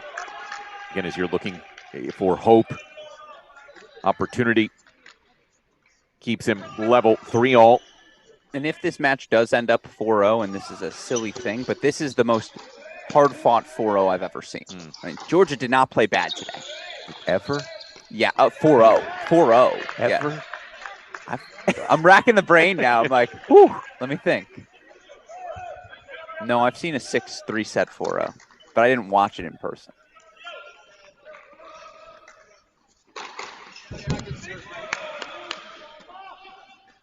Deciding point there on the bottom left. Pennington Jones with the opportunity, taking it on the ad side.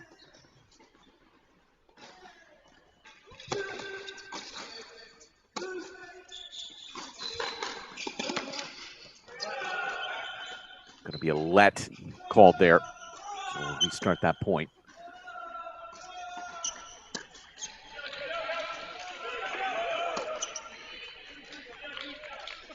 It's an aggressive swing from Gorsny. Swing you take when you're up a set in 5-3. That leads to game point chances now for Juska. And with how back and forth that one's been, not writing it off yet. Right now, Kentucky, USC are getting warm. They realize that their opportunity is coming soon. Gorgeous from Juska. Yeah, well handled there in the moment, right? So he'll ask the question. And the forehand breaks down once again for Trent Bride. So it is going to be 2 opportunities here for TCU to serve for the semifinals on both courts, 5 and on 3. Let's go full on 6 just for the last time, because it's changeovers on all 3 of these courts, as you see. We're going to go to court number 6 right now. Louis Maxted up 4-1 in the second set after dropping the first. When this is done, Westuff, if you can prepare, I know this is tough for you, split screen. Courts number 3 and 5, where TCU will be serving for the match simultaneously. And by the way, talk about a freshman box for this TCU. Pennington, Jones, and Gorsney at 3 and 5. Feels downright rude, just downright unfair. A testament to the job done, again, by Coach Roditi, Bowen. I'll give Nick Chappell some love. He did nothing. But no, shout out to Nick Chappell, of course, as well, and what they've got humming down in Fort Worth. Yeah, but this is the match, as you can see, Max did having turned things around here early in the second, but this is the one that would have been the 3-hour battle. Sure. Two guys who are willing to grind for a little bit. Pomba Henning has been a very good match as well at 2. Agreed. I think we should go to the split screen Let's now. do I it do then. see Pennington Jones is out there, and also Gorsney is now serving. Gorsney on the far side. And on your right, Pennington Jones near side on your left. TCU looking to close it out.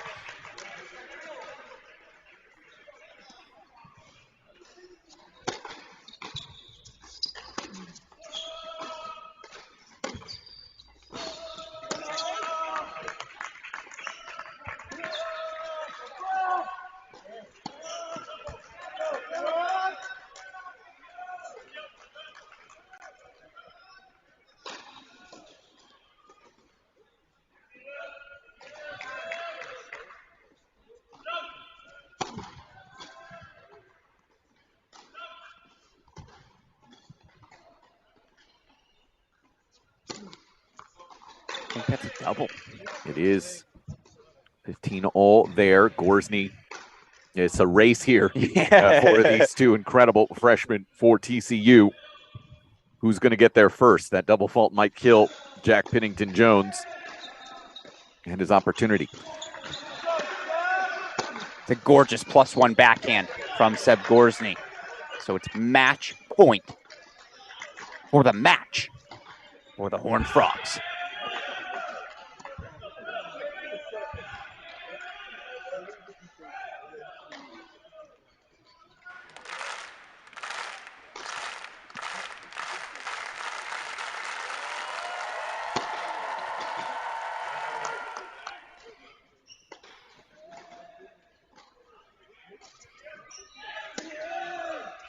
First one fought off. Good depth on that return for Tito. Got a match point as well on 3 now. Who gets it here?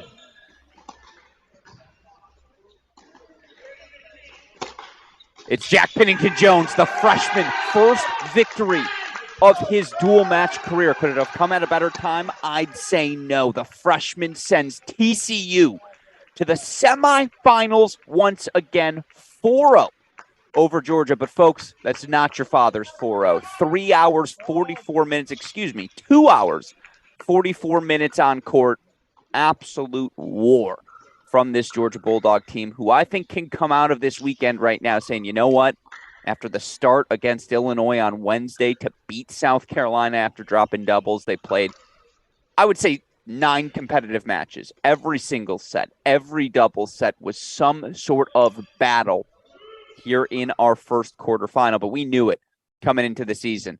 TCU, with all the pieces they brought back, even without an eligible Jack Pennington Jones, this team was going to be dangerous. And once again, TCU Horned Frogs holding seed back into the semifinals, where they'll await the winner of our next match coming up, Kentucky versus USC. Of course, as soon as we get an official start time, I'll be sure to let all of you on the stream know when that match is going to begin. Coming up here on our broadcast, I know Mike has run off trying to grab either Jack Pennington Jones or Seb Gorsney. I imagine, given he clinched today, Pennington Jones will be the choice, having not had the chance to speak with JPJ, other than a few hallway exchanges. Looking forward to ask the freshman about his rising career. But again, 9 a.m. quarterfinal in the books. TCU 4-0 winner over Georgia. They now await the winner of Kentucky and USC, our next match here on the day at the XS Tennis Village. And now feels like the time to remind all of you, scheduled for 3:30 p.m. today. Quarterfinal number 3, University of Michigan.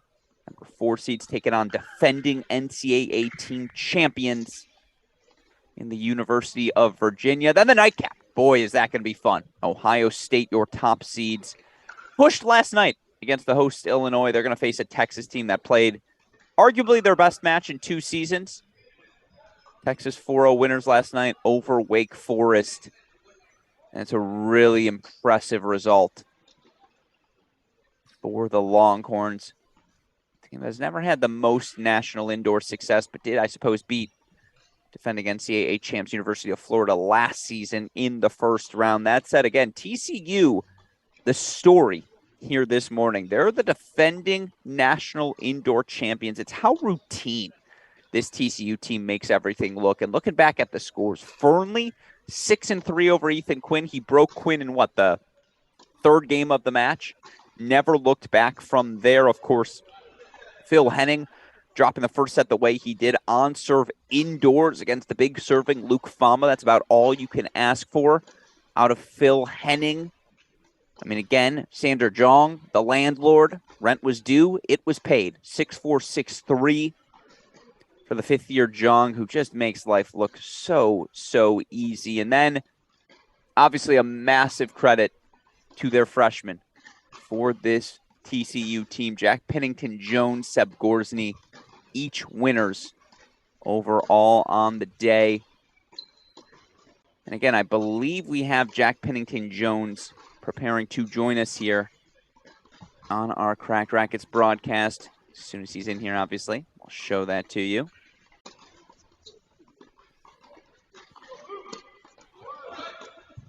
Right now. Again, we're in that holding pattern, but you see on court, who doesn't like to watch a good warm-up underway? And you see Kentucky's out on court, USC's out on court. I imagine each of these teams going to have a comfortable amount of time here before we get them underway here in doubles. But yeah, if you're TCU, it's not even noon. You're done for the day. You head back to the hotel. You grab some lunch. You immediately go into the showers. Then I'm going to bed. It's nap time for me after that, as we see again. Teams certainly thrilled to be through to the semifinals. And the man who helped send TCU to the semifinals joining us now. Welcome on to our broadcast, Jack Pennington Jones. Jack, first of all, congratulations on the victory. Your first singles victory in college. Let's just start there. How did it feel to finally get over that finish line? What's this mean to you? Yeah, feels great. I mean, me and Gormsley were rushing at the end, both trying to clinch, and I somehow just got there in front, but I'm really happy. I'm finally 50-50. I'm even now on my records. I'm really pumped to get the first win. Yeah, you know, when we think of you as a 50-50 player and no better. So, yeah, it's nice that you finally got to that mark. But, no, I mean, for your team in general, there just seemed to be a professionalism about what you guys were able to do out there on court today. And I'm curious if you feel that sort of energy from your teammates, if, you know, it does make it easier for you to focus out there. Yeah, I mean, the team's got really high expectations this year. They've been locked in since the start of the fall. Everyone's really pushing, and you know, I think the big part of the thing, we really want to end Bomber and Sanders' 5-year college career with national title. That's the goal, and I feel like we've really been striving and pushing for that ever since I've got there as a team, as a unit, and we're a really close group of guys. So it's great when you can see everyone wants the same goal and pushing towards it. Jack, I know it's not been an easy start for you in terms of that career, Jack, and obviously when you became eligible, obviously racing to get to that first matchup. Can you kind of walk us through what the last really, I guess, month has been like for you in terms of just getting to a point where you're settled and comfortable and able to start playing free again? Yeah, I mean, I played a challenger and ATP, and then I was sitting in my dorm room, and I get the call that I'm driving down, and I'm chucked in at line 2 against Teddy, who's a really good player. And I just remember, like, the first service game he had, I missed 3 calls, and I was looking at the ref waiting for it to call it, and then I lost back-to-back juice points, and I forgot they were juice points, sudden deaths. It was just like, it just hit me all at once. It was a hostile environment away at Baylor. And even my first set yesterday, I felt not settled. I felt like I was tight, and it was a different feeling playing for the team. And I think today really helped coming through a tough one where I saved some set points and I fought harder. I felt like that's hopefully going to get my feet behind me, and hopefully I can just keep playing better and better as the season goes along. We haven't really gotten an opportunity to talk to you too much, but I guess I wonder why TCU? What made this the good fit for you? Does Cam Norrie's presence have that kind of a real push for you, and why, I guess, you're there in Fort Worth? I mean, Cam, obviously, and Ali Gray especially, those two were like chirping me nonstop when I was in the UK, telling me, you got to go to TCU, you got to go to TCU. And after all the visits and stuff, I just felt I got on really well with Devin and Radidi, and one of my best friends, Louis, there, and I'm rooming with him, and it sort of felt like a really nice fit. And I like the fact it's not a massive school, and it sort of feels like it's a family vibe. And I sort of got that feeling with the fact that Rybakov still goes back and train, Ali Gray goes back and trains there, and it felt like it was like a home away from home sort of setup, and that was massive for me when I was making my decision. I'm impressed. I think you're the first guy to name drop Alistair Gray in probably history. And shout out to Ali, obviously a dear friend here of our Cracked Racquets team. Well, with all that said, Jack, my last question for you, obviously semifinal coming up tomorrow. What do the next 24 hours look like for you and your team? We're going to recover now, probably get a snack or something. I'm definitely going to nap for 3 or 4 hours. maybe attempt some schoolwork here and there if I can bring myself to do it. And then just dinner with the team, chill out, and then get ready to go again tomorrow. Yeah, you guys were playing cards at like 10:30 last night, Jack, and I was keeping an eye on it because I frankly I'm a little disappointed I didn't get invited to play. I'm a card player myself, so next time if you want to just shoot me a text, let me know, and I'm there. Give you a call. Our level's not great, so you'd probably win everything. I won't. Yeah, that's what he's telling you now. What he's really thinking is, Mike, we didn't want to steal all your money. Right, that's why they didn't give you the invite. But Jack, again, congratulations to you and the team. Amazing today, and obviously good luck with your recovery. We look forward to watching you compete tomorrow. Perfect. Thanks, guys. Really appreciate it. Of course, Jack Pennington-Jones clinching TCU's 4-0, now 5-0 victory. It looks like both 3 and 5 ultimately credited with the win, according to our statistician. So 5-0, TCU advancing to the semifinals. Excuse me. Now, we did get an update. Kentucky, USC, 12:15 start time. So we're going to break until the start of that match. I offer the final thoughts, though, on quarterfinal number 1 to you, Mike Cation. Yeah, I'm just, again, impressed. I mean, I know you mentioned it during the interview. I mentioned it a couple times during the match as well. That is a business trip right now for Texas Christian University. This is what they do, right? They have developed players. They continue to develop players, obviously bringing in a couple of freshmen in Gorsney and Jack Pennington-Jones, who already kind of have that built in as well. This is a very professional team, and they came out, took care of business, handled business, even though Georgia was making these pushes time after time, played at that elite level for them. It was just still all TCU the entire match, and I'm just so impressed again with how well they're able to control things and just ride that very constant emotional high. That last nugget we got from JPJ to me was most fascinating. The idea of, look, we have a goal. We are sending Sander, Luke Famba, their seniors out with a national championship. They're playing with that sort of purpose. They're playing with that sort of drive, and particularly early in the season, you can't fake that. And so it's a credit to this TCU team. 5-0 winners. They are advancing to the semifinals for another season here at the National Indoors. With all of that said, though, quarterfinal 1 officially in the books. Again, quarterfinal number 2, second-seeded Kentucky taking on 7th-seeded USC coming up 12:15 p.m. Central Time. For now, though, we're going to hop away for 15 minutes. We'd recommend you'd go do the same. Grab that snack, go to the restroom, do all the things you have to do because, folks, we've got a long day of fantastic college tennis ahead of us. With all of that said, for the fantastic Mike Cation, our super producer Daniel Westoff back in Indianapolis, and all of us here in Chicago, I'm Alex Gruskin. You're watching our Cracked Racquets coverage of the 2023 ITA Division I Men's National Team Indoor Championship. Tennis is superb. Tennis is fire. Tennis is sick. Let's go. Tennis can change the world.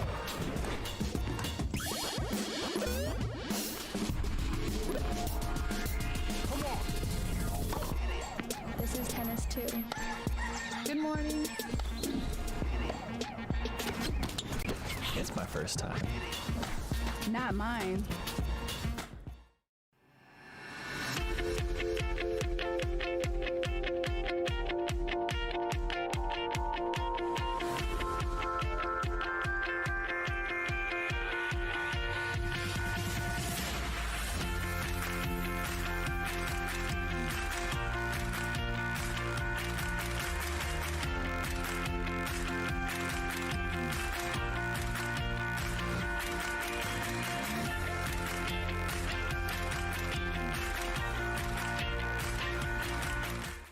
It's about time you play tennis like the pros, and now you can.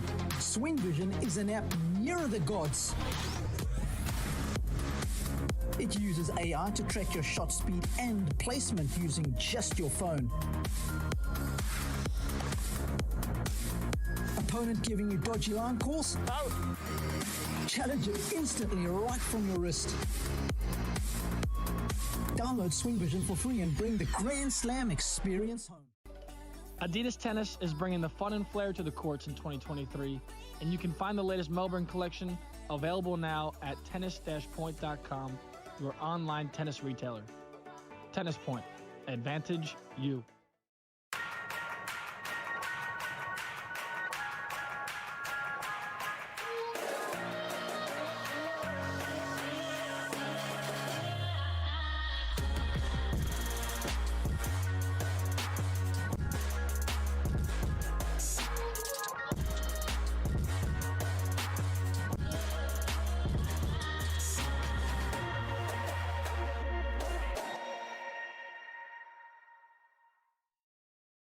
Introducing A-Peak Tennis and A-Peak Coach. Everything tennis players need to become mentally tough, both on and off the court.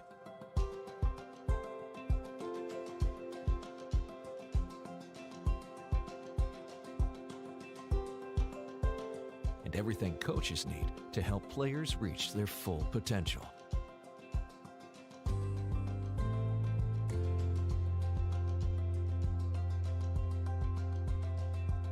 Because we are extremely confident that A-Peak does work, we are offering free 1-month split testing to validate A-Peak's effectiveness when implemented correctly. With split testing, we'll have half your players use A-Peak, while the other half does not. Then, we'll conduct pre- and post-testing to demonstrate A-Peak's value. To take advantage of this offer, email us at apeak@apeak.com. Tennis. What does it mean to you? Everything? Us too. For fun, for health, for life. Tennis Point. Get the gear your game needs.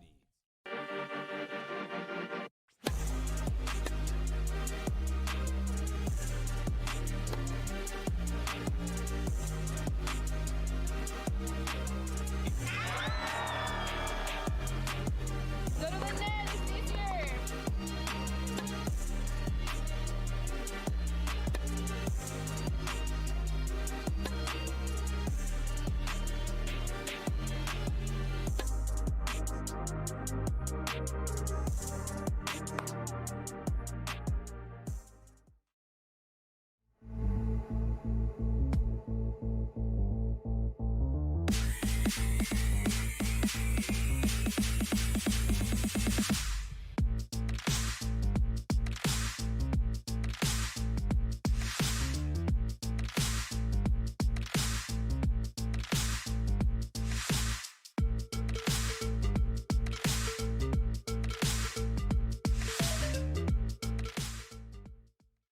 So at Oklahoma State, we've always prided ourselves on having one of the premier tennis facilities in the country. One of the aspects that wasn't living up to that was our indoor lighting, and so we partnered with Schwartz Interiors, who had the reputation of being the best in the business, and they were the easiest for us to work with. Dan and his group came in from day one and gave us a plan that would allow us to have the best lighting. And with us hosting the 2020 NCAA National Championships, that's what we wanted. We wanted to showcase our tennis facility as being one of the best in the country and being a venue that would allow us to host the best championship possible. Tennis is superb. Tennis is fire. Tennis is sick. Let's go. Tennis can change the world.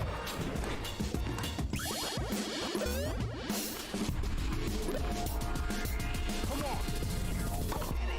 This is tennis too. Good morning. It's my first time. Not mine.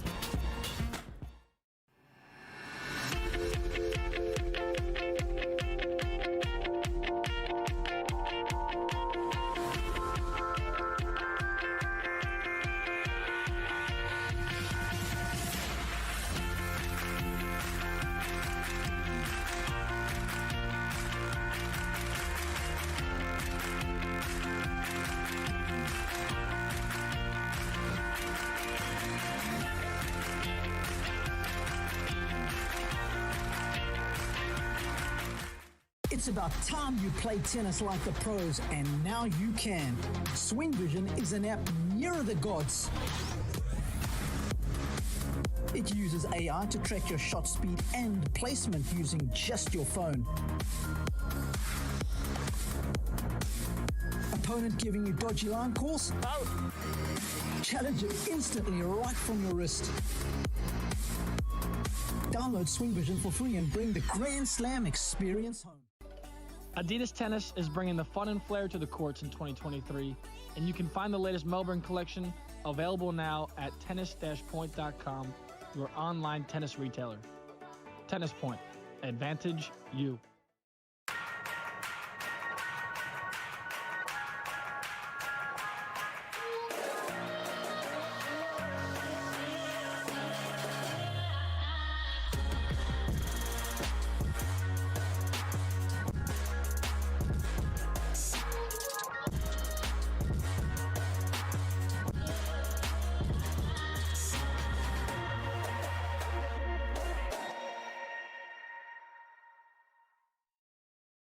Introducing A-Peak Tennis and A-Peak Coach.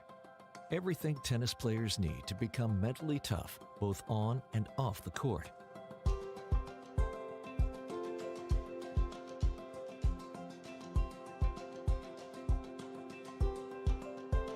And everything coaches need to help players reach their full potential.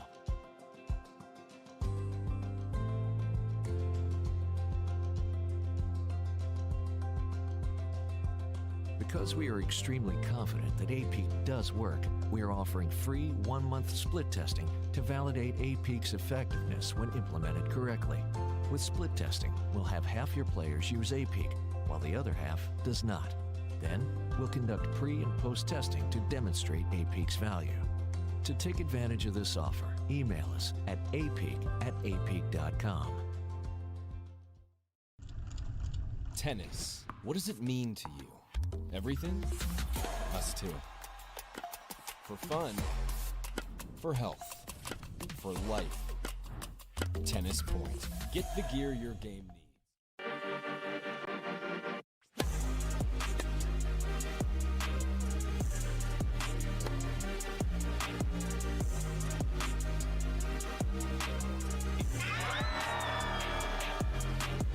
Go to the net, it's easier.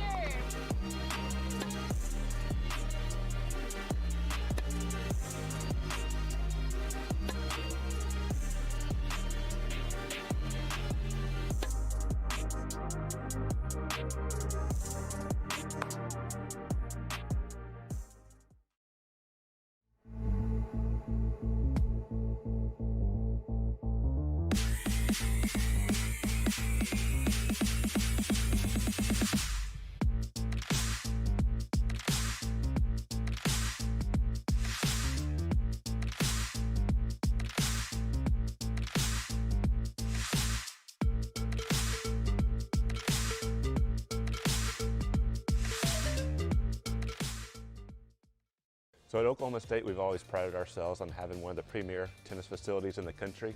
One of the aspects that wasn't living up to that was our indoor lighting, and so we partnered with Schwartz Interiors, who had the reputation of being the best in the business, and they were the easiest for us to work with. Dan and his group came in from day one and gave us a plan that would allow us to have the best lighting. And with us hosting the 2020 NCAA National Championships, that's what we wanted. We wanted to showcase our tennis facility as being one of the best in the country and being a venue that would allow us to host the best championship possible. Tennis is superb. Tennis is fire. Tennis is sick. Let's go. Tennis can change the world.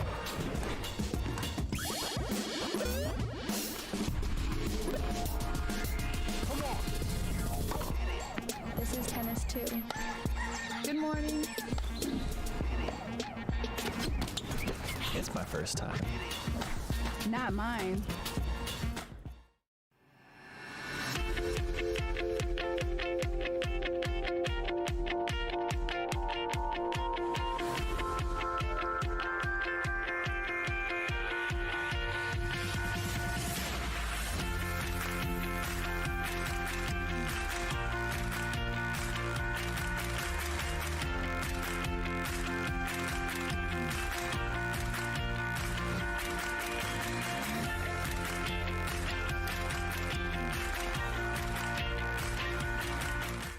It's about time you play tennis like the pros, and now you can. Swing Vision is an app nearer the gods. It uses AI to track your shot speed and placement using just your phone. Opponent giving you dodgy line calls? Out! Challenge it instantly right from your wrist. Download Swing Vision for free and bring the Grand Slam experience home. Adidas Tennis is bringing the fun and flair to the courts in 2023, and you can find the latest Melbourne collection available now at tennis-point.com, your online tennis retailer. Tennis Point. Advantage you.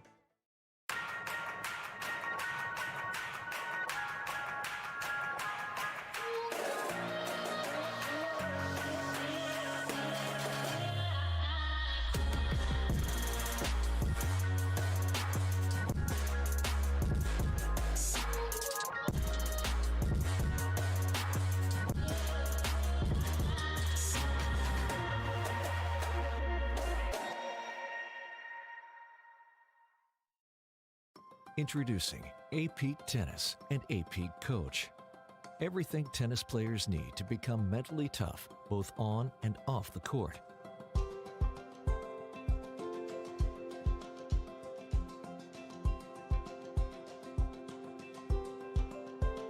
And everything coaches need to help players reach their full potential.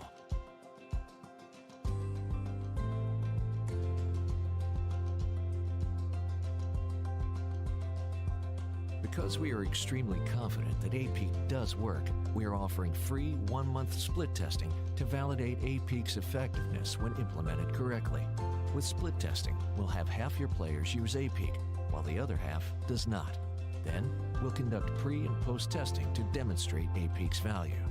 To take advantage of this offer, email us at apeak@apeak.com. Tennis. What does it mean to you? Everything? Us too. For fun, for health, for life. Tennis Point. Get the gear your game needs.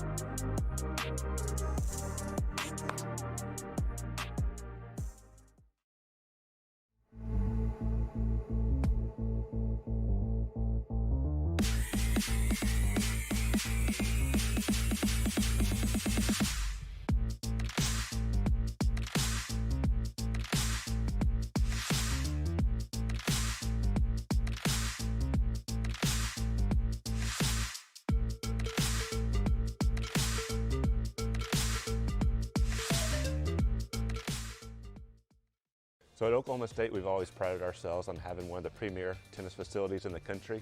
One of the aspects that wasn't living up to that was our indoor lighting, and so we partnered with Schwartz Interiors, who had the reputation of being the best in the business, and they were the easiest for us to work with. Dan and his group came in from day one and gave us a plan that would allow us to have the best lighting. And with us hosting the 2020 NCAA National Championships, that's what we wanted. We wanted to showcase our tennis facility as being one of the best in the country and being a venue that would allow us to host the best championship possible. Tennis is superb. Tennis is fire. Tennis is sick. Let's go. Tennis can change the world.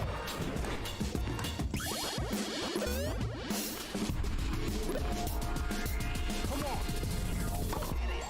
This is tennis too. Good morning.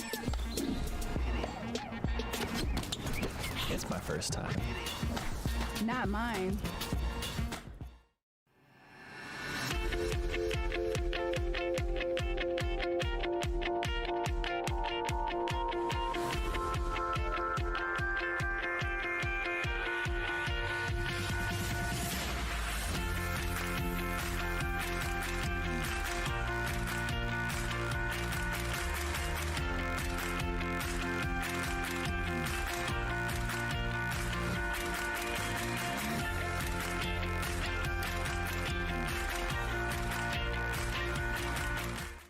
about time you played tennis like the pros, and now you can. Swing Vision is an app nearer the gods. It uses AI to track your shot speed and placement using just your phone. Opponent giving you dodgy line calls? Out. Challenge it instantly right from your wrist. Download Swing Vision for free and bring the Grand Slam experience home. Adidas Tennis is bringing the fun and flair to the courts in 2023, and you can find the latest Melbourne collection available now at tennis-point.com, your online tennis retailer. Tennis Point. Advantage you.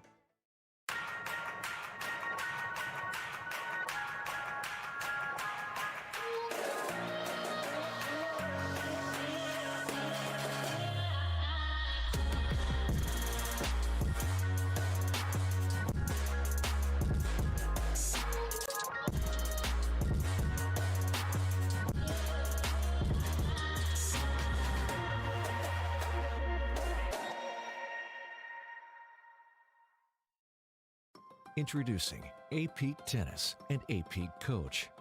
Everything tennis players need to become mentally tough, both on and off the court.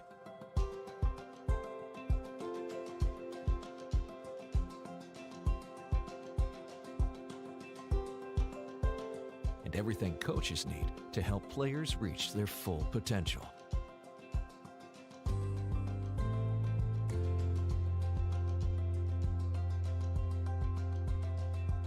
Because we are extremely confident that A-Peak does work, we are offering free 1-month split testing to validate A-Peak's effectiveness when implemented correctly.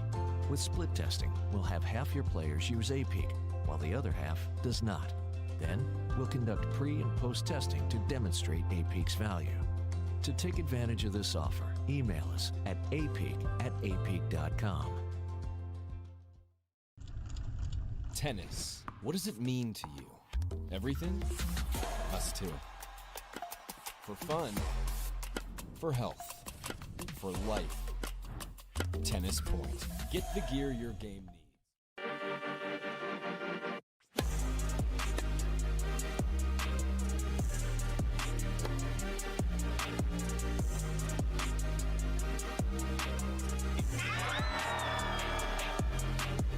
Go to the net, it's easier.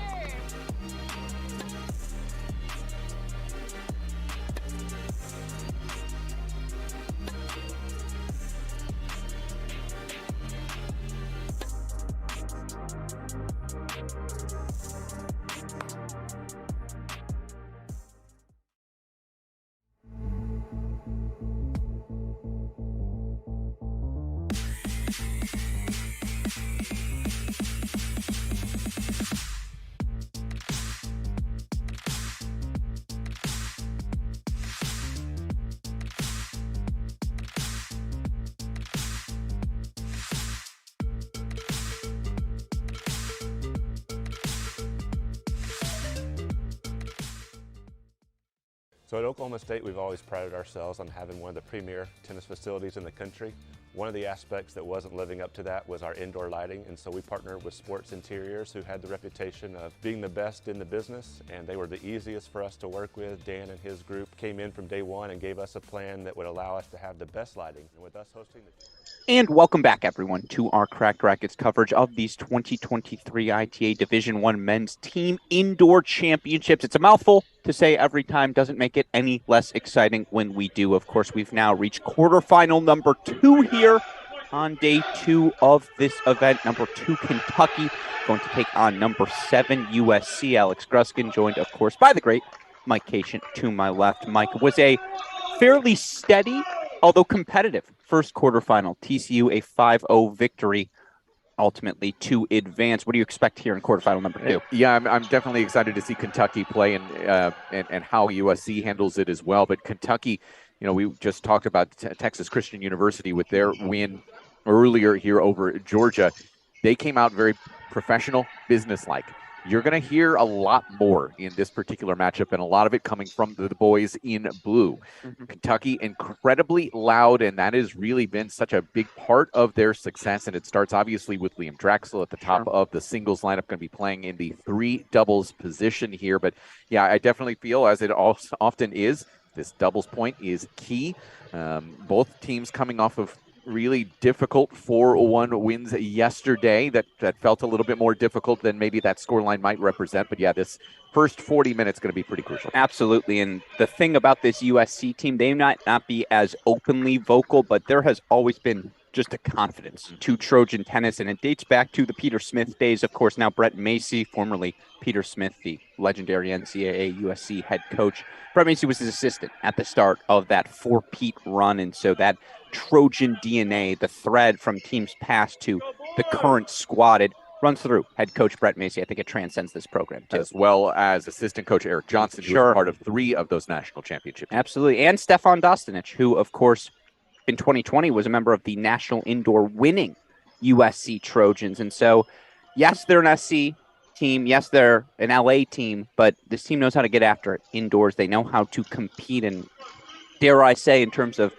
presence at the elite ranks of college tennis, this is almost blue blood versus new blood again. Kentucky trying to establish itself as one of the premier programs. USC has been the premier program for much, if not all, of the 21st century. That's the backdrop. That's the scene as we prepare for quarterfinal number 2. Mike, who are the characters we're going to be watching? All right, let's take you to court number 1 to get things started. Alafia Ayeni and Taha Badi, both guys transfers here into the Kentucky program. Ayeni, 5th-year transfer from Cornell out of San Diego, California. What an incredible last year he's had in terms of the professional side as well, getting to 410 currently in the ATP, 399 earlier, cracked the top 400 in January. Taha Badi transferred from Wake Forest, senior out of Montreal, Quebec. And yes, we will be saying Canada quite a bit here today when we reference the Kentucky Wildcats. Taking on Stefan Dostanic, the senior from Irvine, California. Bradley Fry, the grad student from Overland Park, Kansas. Yeah, a really interesting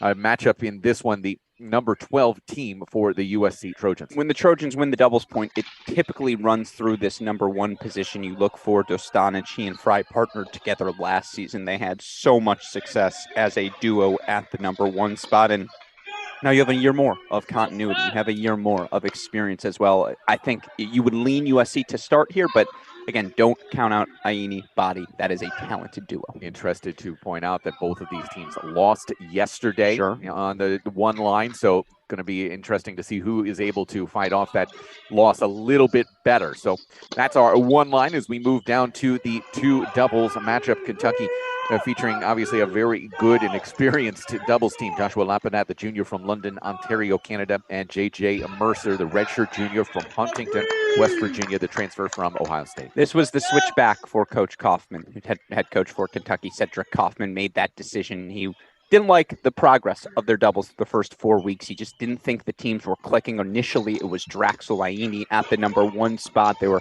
moving Lapadat around as well. They said, no, let's get back to our roots. They bring back Mercer, Lapadat. Mercer, as quick of hands as you will find in college tennis. He and Lapadat partner together so well. It's a tricky duo. It's your classic doubles duo. One hits big from the baseline, the other moves at the net. Win for them yesterday. They take on Wojciech Marek and Lodewijk Vestrada. Vestrada, the junior from the Netherlands, Marek from Poland. They also took a loss yesterday at the 2 line for USC. Yeah, finding the second and third doubles pairings has been an issue for the Trojans, not just this season, but I thought last season as well. And you look overall, they played 8 different teams at the number 2 double spot, 7 different teams at the number 3 double spot. Meanwhile, Dostanic and Fry were their unequivocal number 1s from start to finish. There's no doubt entering this season, the Trojans will continue to play around with those 2 and 3 spots. But the good news is they have experienced hands everywhere. And so at least everyone's featured a little dual match play. That said, match calculus wise, you definitely lean Kentucky here at the 2 spot. Down to the 3 spot, we mentioned Liam Draxel earlier, and that's where you will find him. 3 doubles, the senior from Newmarket, Ontario, Canada, partnered with Jaden Weeks, freshman out of Montreal. These 2 did pick up a quick win yesterday on the doubles line. Yeah. I think this team in particular was the energy that they played with. And again, put Liam Drexel with anyone, he's going to make them look good. He's the Energizer Bunny for this Kentucky team. I love putting the energy of Drexel, have it paired with the freshman in weeks. You just see how those two play off of one another. It's a very talented number 3 spot. 2 sophomores taking the court for the Trojans at the 3-line. Ryan Colby from Alexandria, Virginia, and Peter Mock from Budapest, Hungary, unfinished yesterday as the 1 and the 2 spots had lost. But what do these 2 sophomores bring to the table? Well, they played together last season for a grand total of 1 match. They went 1-0 in that one, I should say, completed match that they played. But it's just a lot of athleticism. It's a lot of speed. These 2 in particular are going to put many, many returns in play. And I like them a lot more as an outdoor doubles team, if that makes sense to you, Mike, just because, again, the percentages that they play. I don't know if they have an overwhelming weapon, but speed and noise, that's what I expect to be the theme of court number 3. And this is the truest toss-up as we look at this doubles point. Well, Kentucky comes in 11-0 on the season. Obviously, a big win over Florida yesterday, 4-1. USC 7-1, beating North Carolina yesterday, 4-1. Those 2 teams, by the way, Florida and North Carolina, doing battle right now on courts 7 through 12. We'll keep you updated on that big picture. We'll be focusing more here on these 3 courts in front of us. And to that note, we do want to send our love to the Clore family. Matt Clore, the new assistant coach for the University of Florida, not here in Chicago. He is back home with his wife, unfortunately having some health issues. So, of course, all of us in the college tennis universe sending our thoughts, sending our prayers, our well wishes to the Clore family. And yes, to your point, we'll keep an eye on that Florida-North Carolina match as it progresses. The elephant in the room, where is Lerner Tien, the very talented freshman at USC? Lerner Tien, ineligible at this point. Still trying to figure things out with the NCAAs. Now, I'm not going to get too far into the specifics, but for Trojan fans, big picture, no, they're not concerned. They're very, very certain that they're going to get Lerner eligible at some point here this year. Now, will this be Lerner's only year at USC? That's a discussion for us to have in May. Will he be the next Jensen Brooksby? Yeah, exactly. Doesn't actually play. He already pops in for a couple days of class and then doesn't actually line up. Oh, you see a break chance right now on court number 1 on the serve of Taha Badi, senior from Montreal. Let the record show, and I know you're not insinuating this, the reason Brooksby didn't play is because COVID hit. It has nothing to do with him not going to play for Baylor. It's because the season stopped in March. He was injured at that time. That's why he did not play at the beginning of the season before COVID did strike. Deciding point here.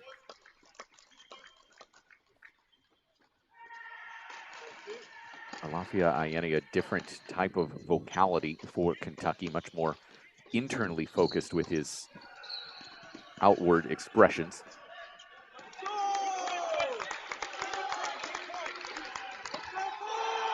At a free point, so keep it level, 1 game all.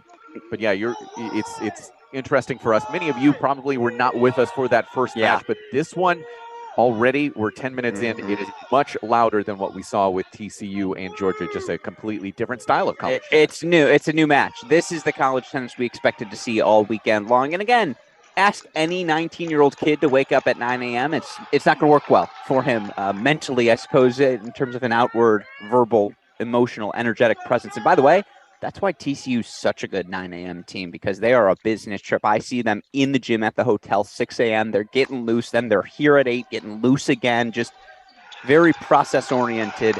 This one we get to get emotional. This one we get to let our feelings drive us. And I mean, anyone who's listened to a Cracked Racquets broadcast in the past, we're getting emotional. That's right in my strike zone. It is now love 30 here for the Kentucky Wildcats to have a little look-see. Fry serving on the near side of your screen. Bradley Fry, the 5th year from Overland Park, Kansas. Fry family in the house as well. They made the trip. Yeah, it's not terrible. Not too far? Yeah, I think if memory serves, it's around 6 hours. Okay. I think that's about right. Midwest, that's drivable. Yes, come on now. Although the snowstorm that we experienced on Thursday was very difficult for, I know a lot of the folks, the teams were already here. Yeah. But a lot of the officials, myself, it was a very difficult flight. Several people had flights who were canceled or delayed several hours. It was a very difficult time. So we're lucky and happy that everybody was able to make it here on time. No shortages yesterday. Much more of a pleasant weekend here in Chicago. We are at the XS Tennis Village here on the south side of the city. I know I was traveling with Anthony Montero, our head official from Seattle, the women's national indoors on Monday. Both of our flights were canceled. It was a bonding experience for Anthony and I. Imagine many experienced that during the snowstorm as well. That return will indeed miss well long, and game points here for Fry and Dostanic. And you saw the big fist pump from Dostanic to Fry. There is a quiet confidence to this USC team. They will not be as outwardly emotional. That does not mean they lack emotion.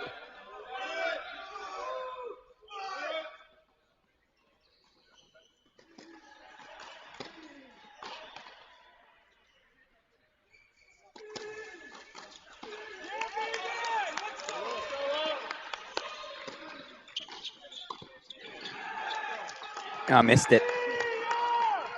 Good play. Good volley. Poor execution. Sets up deuce point chance or a break point here. And they're going to a Lafiaini. 5th year. Coming over from Cornell. Turning on that ad side.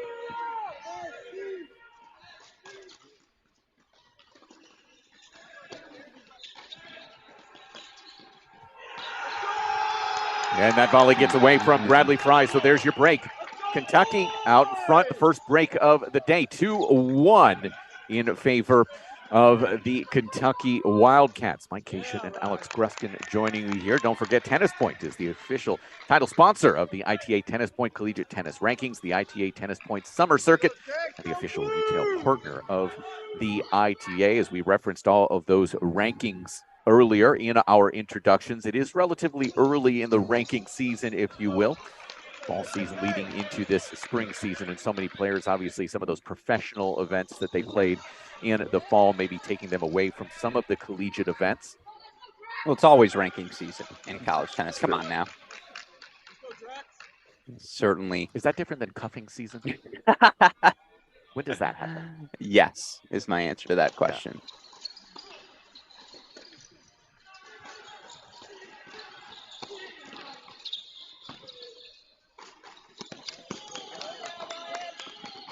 Well, Mercer and Lapadat, they don't necessarily look the part of a traditional doubles team, right? Nobody with that big body frame necessarily. But yeah, they've been so successful over the years. This year, 5-1, both of them at the 2 and 3 line. Body shot, top body, I apologize. Hits Lafiaini right in the stomach. That was a great lob from Bradley Fry, but you're absolutely right. And I think it's epitomized by J.J. Mercer, who's 5'8", 5'9", maybe, and yet the hands are so quick.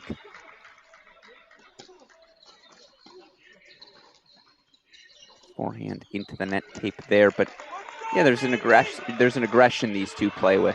They get after it.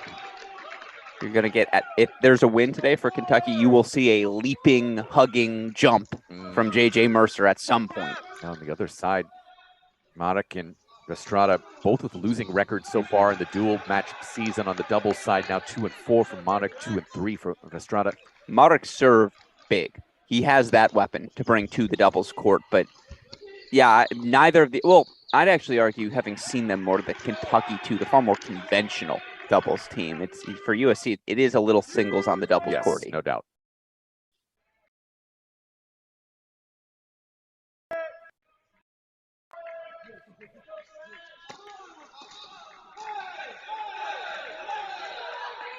We'll let here as that ball coming over from 3. I know Matt Gordon is going to be out there clearing that ball for them. The assistant coach in his 5th year for the Wildcats, formerly at Saddlebrook Academy down in the Tampa area. Was my coach a decade ago at Saddlebrook. He and his former doubles partner from Coastal Carolina. Trivia question. Now an assistant. The guy at Pepperdine. At Pepperdine, Pete Billigan. Correct. Very, very correct. We'll take it. I can see his face. Yeah. Also, of course, coached Alex Kuznetsov for a long period of time. Dennis Kudla as well. Liam Draxel. Lane Slee.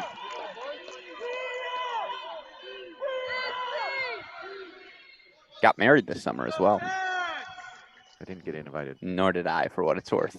I was a little disappointed. No, I wasn't disappointed. Come on. All right, nice simple hold there for the Wildcats to get us to 2-all. Yeah, the lone break so far going the way of Kentucky. Let's go over to 3 just for a minute. Pop in here. Draxel and Weeks. Yeah, you're already seeing it. Liam, the way, in case you missed it yesterday, love and love at the one spot for singles. And he'd been nursing a bit of an injury lately, Alex. And for him to get off the court like that with that type of performance, a really strong sign for the Wildcats this weekend. Absolutely. And again, the thing I love for Liam Draxel, he and Jaden Weeks tied at the hip. It feels like everywhere Jaden goes, Liam's going to follow him and say, let's go, let's go. Let's get the energy. As you see, Draxel holds 4-3-2 on serve here on 3. Let's put 1 back in the big screen. 3-1 lead. This is the only separation we see thus far. Bradley Fry broken on a deuce point at the number 1 spot. It's not Dostanic serving.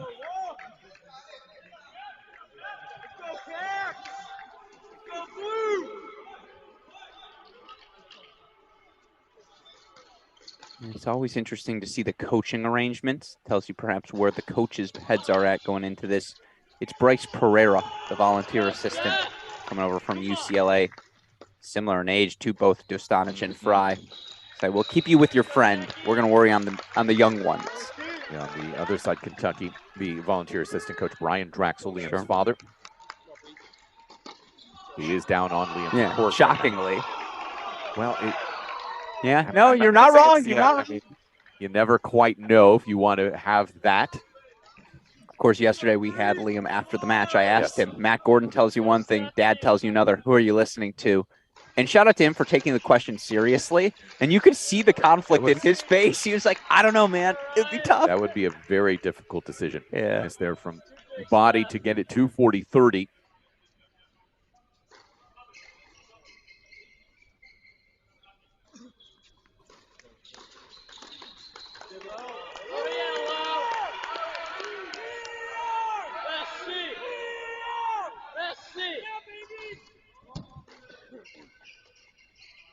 Look, I think he just missed it.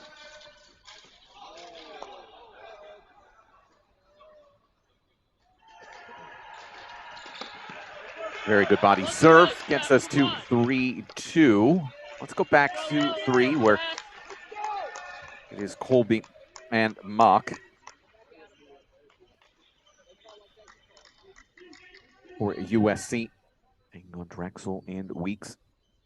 Yeah, Matt Gordon did mention to me he thought I would be a big fan of Weeks in the next couple of years. He thinks that's going to be a guy who kind of fits that mold that I like.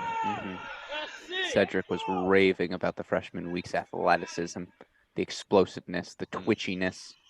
I use those words, but those are the words that I think best define tennis athleticism. How quickly can you change directions? Is there a springiness to your first step? Are you lanky? Quick learner, Mike. Are you lanky?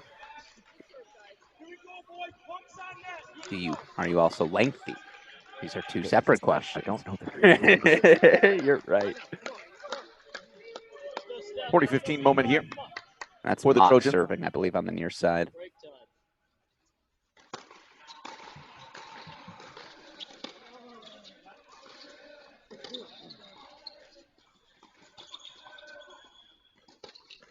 Interesting.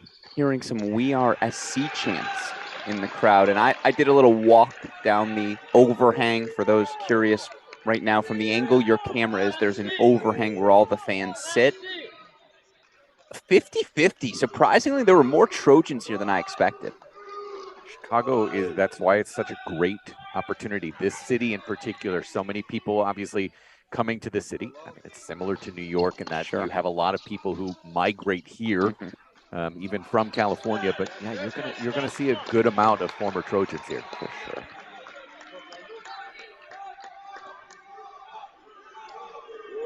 See the 3-all here on 3. It's the only break we have. Yeah, excuse me, the only break we have out in 1. Everything else on serve. Even so far.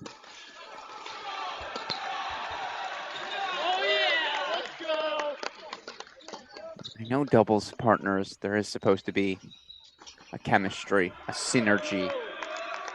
Liam Draxel takes it to the next level. He does. He is on top of Jaden Weeks. The high fives, the hugs.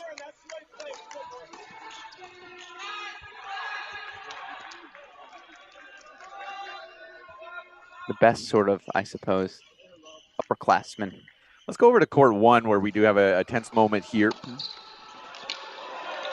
There's a Lafayette who is able to come up with a little reflex volley to get it to 30 all. But yeah, again, a stressor here on the Taha body serve as he prepares at 30 all.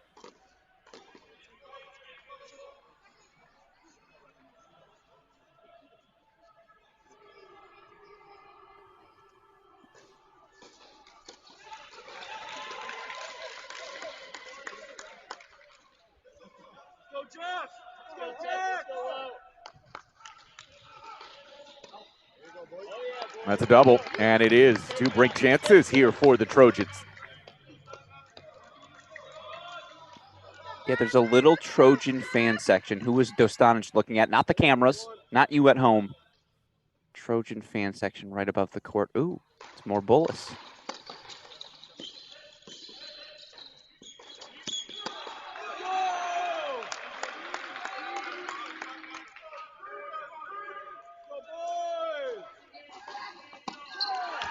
Oh, that's a lot of space and a big winner. So we are level on serve here at 3 all.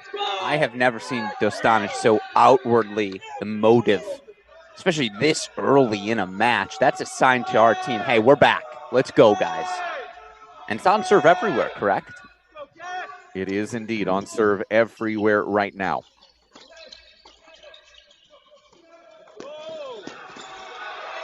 I suppose this is what happens the farther you get in this tournament. Yeah, Here sure. you are supposed to have a little bit more competitive as you move on. And we saw it in the Georgia TCU. While there's much more energy here, it was also, I don't want to say tight as a drum because I don't think that's the right connotation, but it was so, everyone was just protecting serve. Everything was so on script. That's how I'll say it, on script in the first doubles point.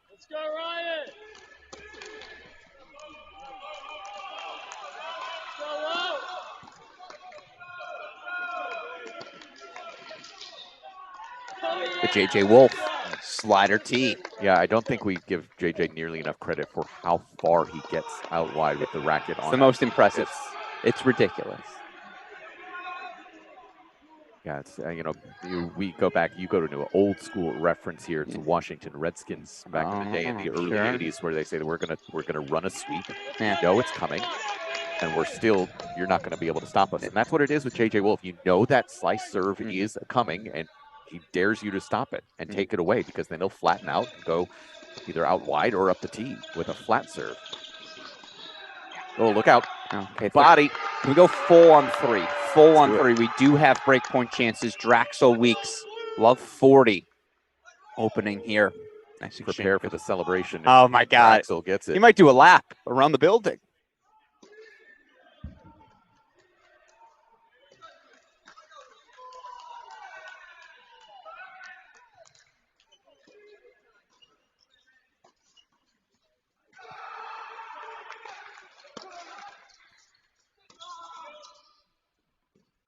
Handled well, and it is Draxel and Weeks who grab that break to love and will be serving for the match at 5-3. Can we quickly pop over to 2 Westhoff? Then you can get us to a 5-3 box, or 3 box, excuse me, a 3 in the center. But this is a huge 2-all, 30-all moment. Clearly an opportunity for Kentucky to capture momentum. Oh, Lapadot with the gem. So it's 2 breakpoint chances for the Wildcats. You may hear a roar. Dostanic Fry did hold, so they're up 4-3. Will that matter? Not if this break perhaps goes the way of Kentucky.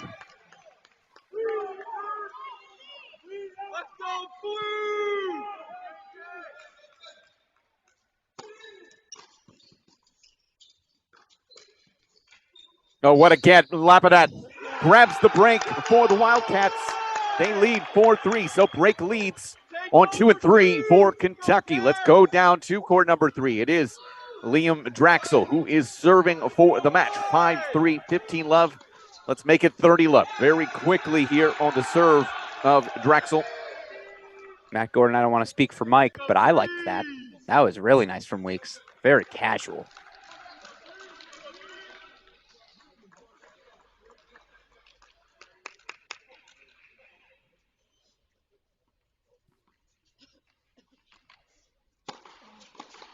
Match points before Kentucky at the 3 line.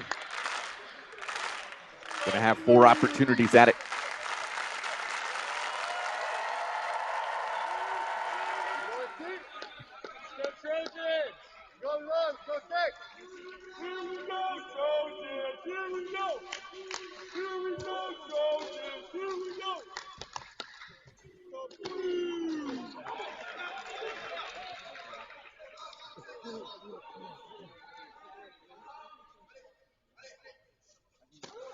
There's the roar. Liam Draxel, Jaden Weeks, 6-3 win at the number 3 position. So now Kentucky's 1 set away. We go to the split screen now. 4-3. Kentucky serving up a break. J.J. Mercer serving on the near side for the Wildcats. That's on court 2. Meanwhile, on serve, Fry Dostanic. 4-3 overall. Internally, it's a mini victory for Fry and Dostanic. They've been down a break for much of the set, but it won't matter. Don't forget, fans, there's more tennis to play, skills to hone, and fun to be had. Go to USTA.com to become a USTA member. There's Kentucky. Yeah, that's a good start here to this service game quickly. 2:30 left. My attention, I think we all have to have our attention there on that 2 line if Kentucky can race out to this one here on the 2 line. In fact, let's go full on 2. We'll keep you updated on 1, of course.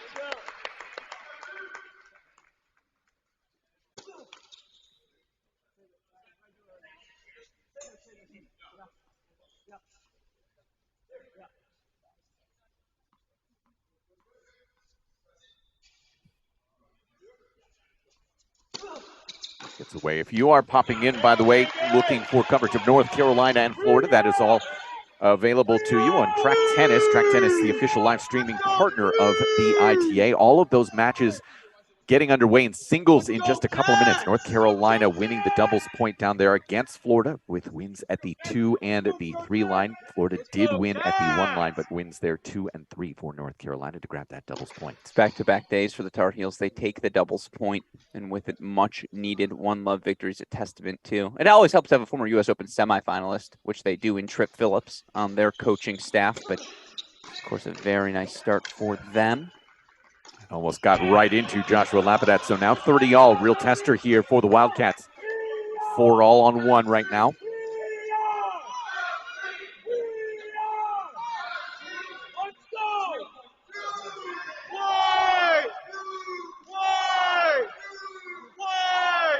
Let's go, Cat! Let's go, Cat!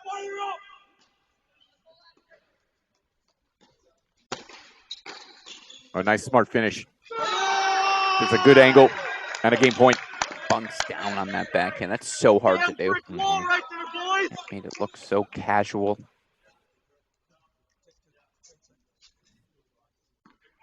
That is Cedric Kaufman prowling here near the baseline. 11th year as the head coach at Kentucky. 3-time All-American for the Wildcats as well. Got to 170 in the world himself. Now he just recruits Canadians. It's not a bad pipeline to have. It's not a bad pipeline to have.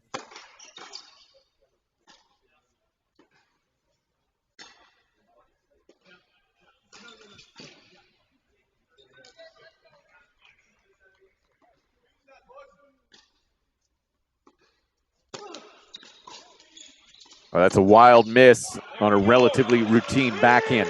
Deuce deciding point. We're going to go to the deuce side.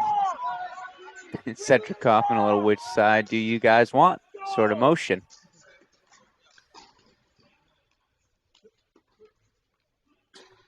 Wojtek on that deuce side with the return.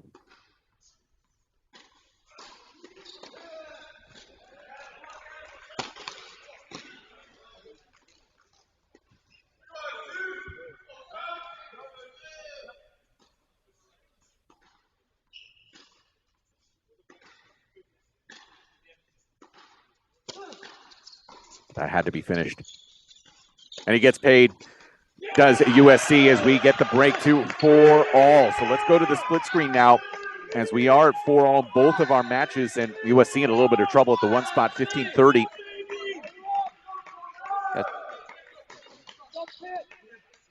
Dostanic has not liked a couple of service calls in this game. I've unfortunately allowed myself to be captivated by this number one spot.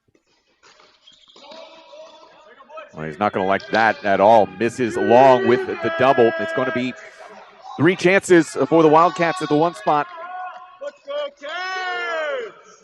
For what it's worth, now I look at Dostanic's face, though, post-double fault. He's giggling. He's smiling. He's attempting to stay loose.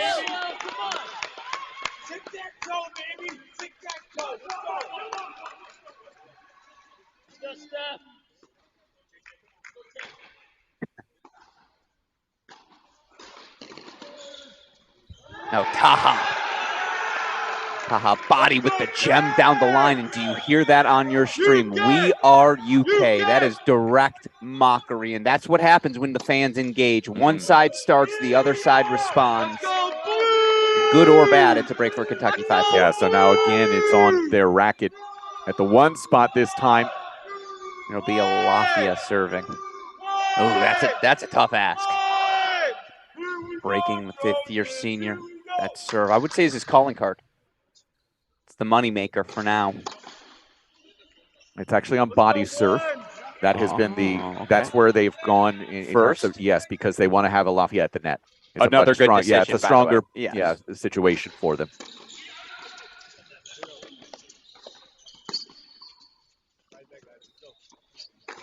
So it will be body serving that far side on court 1 for the doubles point. Draxel weak 6-3, the number 3 position. But Bradley Fry says, how about a taste of your own medicine? His own inside-in backhand, not a lot of space to work with. Gets the job done.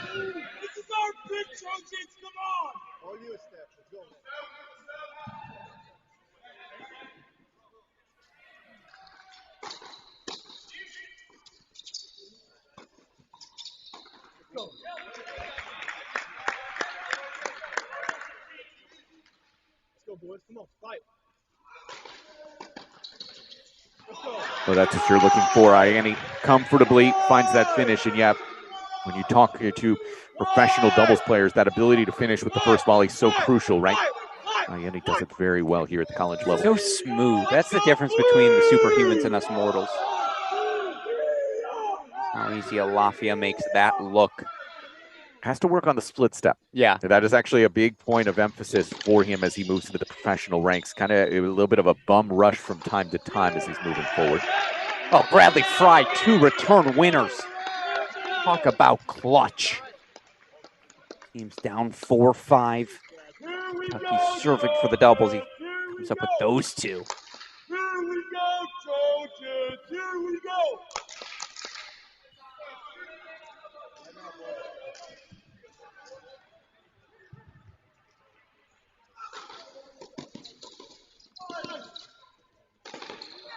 Oh, it's a jump in a Ianni. Just gorgeous. Air Ianni. Air Ianni. That's what we're going with, not Air Lof. You could go Air Lafia. Yeah, Air Lafia. There it is. It just takes us some time to work it out. Yeah, it's a working title. There's a reason why we're not Brad Gilbert. Yeah, that might be it. At least we're not doing the PPs anymore. Miguel Perez Pena, Jack Pennington Jones.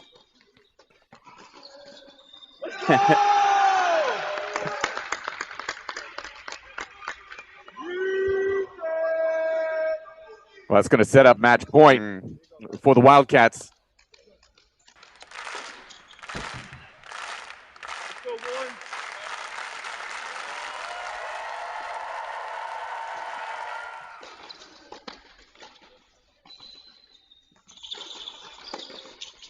Middle solves the riddle. Kentucky, 1-love lead again.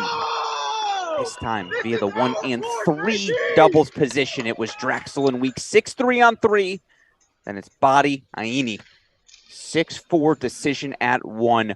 1-0 Wildcats. Now, SC did take 4 singles victories yesterday in their win over North Carolina, but to have to do that 2 days in a row, Mike, I wouldn't wish that I'm my worst enemy. Yeah, and you and I talked about it at the outset of our broadcast day. It gets harder and harder to do the farther along you get in this tournament. Now into the quarterfinals, and asking that of yourself to pick up 4 singles win, much more difficult. So what we're going to do is take a short break as these two teams regroup, get things set for the singles lineups, and we'll rejoin you in just a minute here for the 2023 Division I National Men's Team Indoor Championship. Tennis is superb.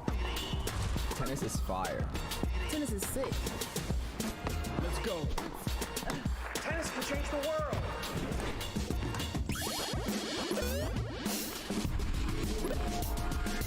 Come on. This is tennis too. Good morning. It's my first time. Not mine.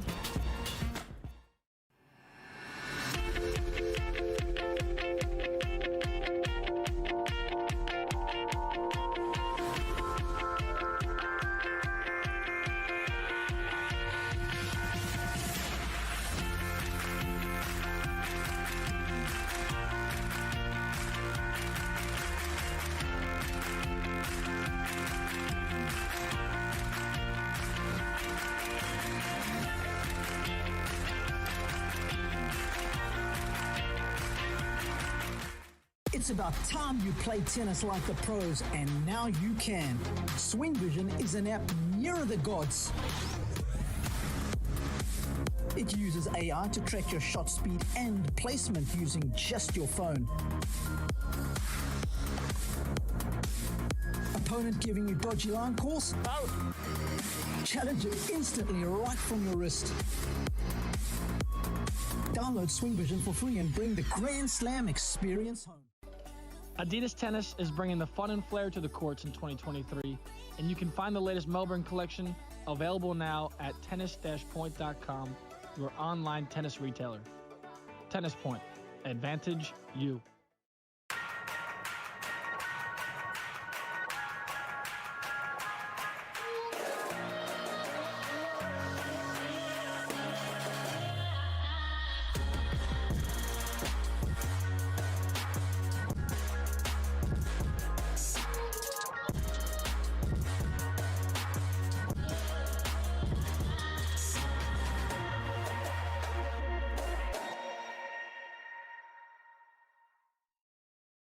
Introducing A-Peak Tennis and A-Peak Coach. Everything tennis players need to become mentally tough, both on and off the court.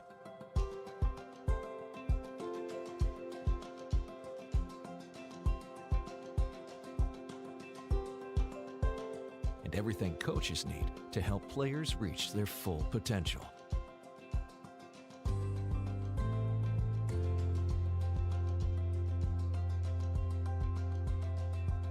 Because we are extremely confident that A-Peak does work, we are offering free 1-month split testing to validate A-Peak's effectiveness when implemented correctly.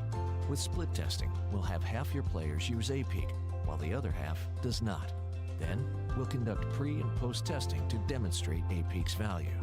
To take advantage of this offer, email us at apeak@apeak.com. Tennis. What does it mean to you? Everything? Us too. For fun, for health, for life. Tennis Point. Get the gear your game needs.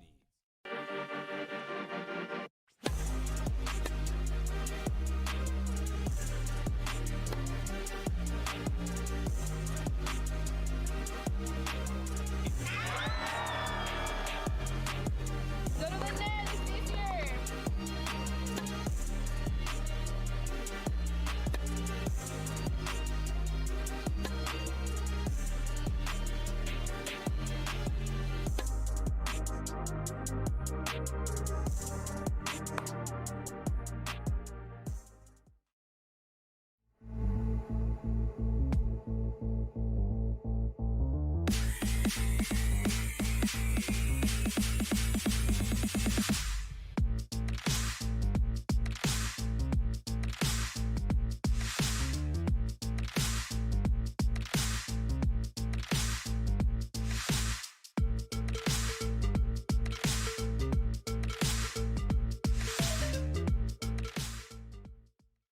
So at Oklahoma State, we've always prided ourselves on having one of the premier tennis facilities in the country. One of the aspects that wasn't Well, welcome back inside the Access Tennis Village on the south side of Chicago, Kentucky, with this 1-0 lead after our doubles point. Singles lineups getting underway. We do have one switch in the Kentucky lineup. Obviously, we mentioned it earlier, but Leonard Tien not eligible, so not playing here today for USC. We knew that coming in, so everybody moves up in the lineup, and we'll get to everybody here in just a moment. Mike Cation and Alex Gruskin joining you here for quarterfinal Saturday in Chicago. TCU already into the quarterfinals, awaiting the winner of this one. Let's get you through our lineups here on the singles side. Liam Draxel leading the way here for the Kentucky Wildcats on the far side of your screen. The senior from Newmarket, Ontario, Canada, number 45, on the ITA singles rankings.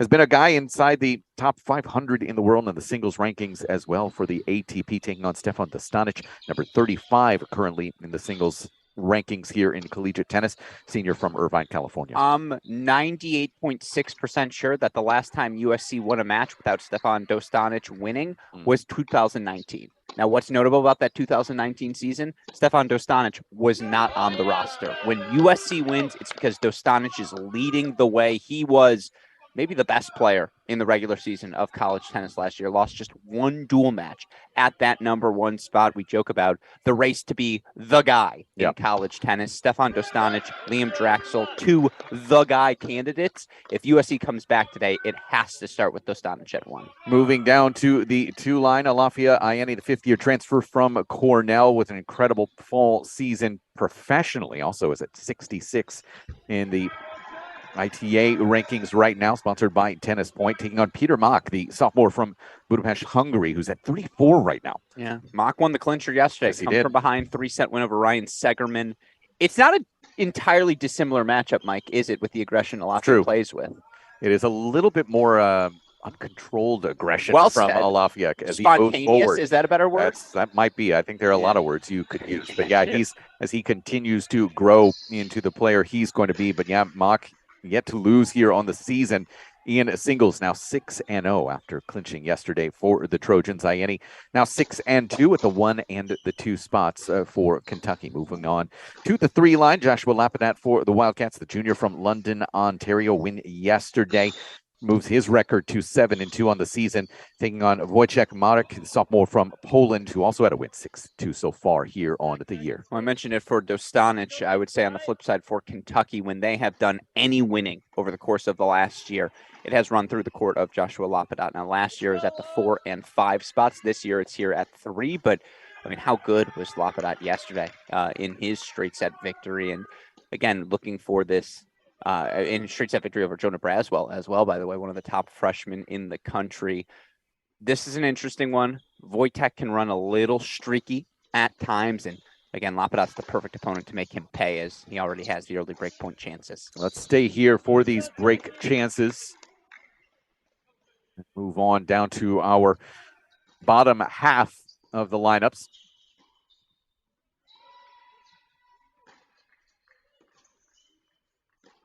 30-40 now. There is a disputed line call right in front of us, Alex, right now that I know you're watching as well.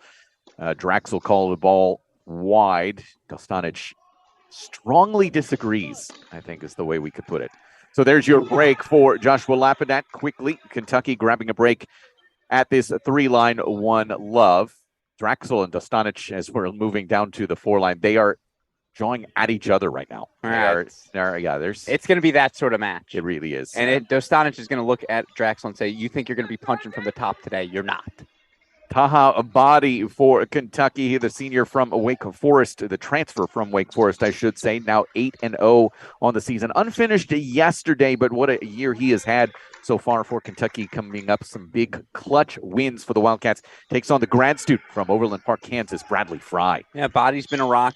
Fry's been a little inconsistent. On paper, this is when you absolutely circle going in the direction of Taha Badi. That said, I think Fry's a primetime performer. I think the bigger the match, the better he plays. You'd lean Body here, and I don't think Kentucky has a pathway to 4 without him today, but I also think USC has a pathway to 4, and I think Bradley Fry could be a big part of that.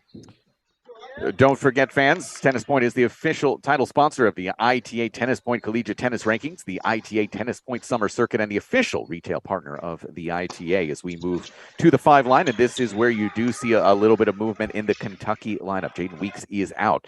Charlie Cosnet, the freshman from Le Mans of France, comes into the 5 line, and he is 6-1 on the season at the 5 and 6 marks. This is a fascinating battle as, again, Cosnet yesterday earned that clinch for the University of Kentucky. He comes in confident. He comes in as the only freshman in the lineup today for this University of Kentucky team. We'll get to that switch in a moment. But similarly to Dostanic, when USC won at all last year, it was Dostanic was 1 point, Colby was the other. Yeah. And I just cannot see a world today where USC comes back if Ryan Colby doesn't do what he does best, which is earn another victory at this 5 spot. Yeah, Ryan Colby, sophomore from Alexandria, Virginia, winner yesterday for the Trojans, now 6-1 on the season. We get down to the 6th spot. J.J. Mercer did not play on the singles side yesterday. Gets into the lineup today at the 6th spot.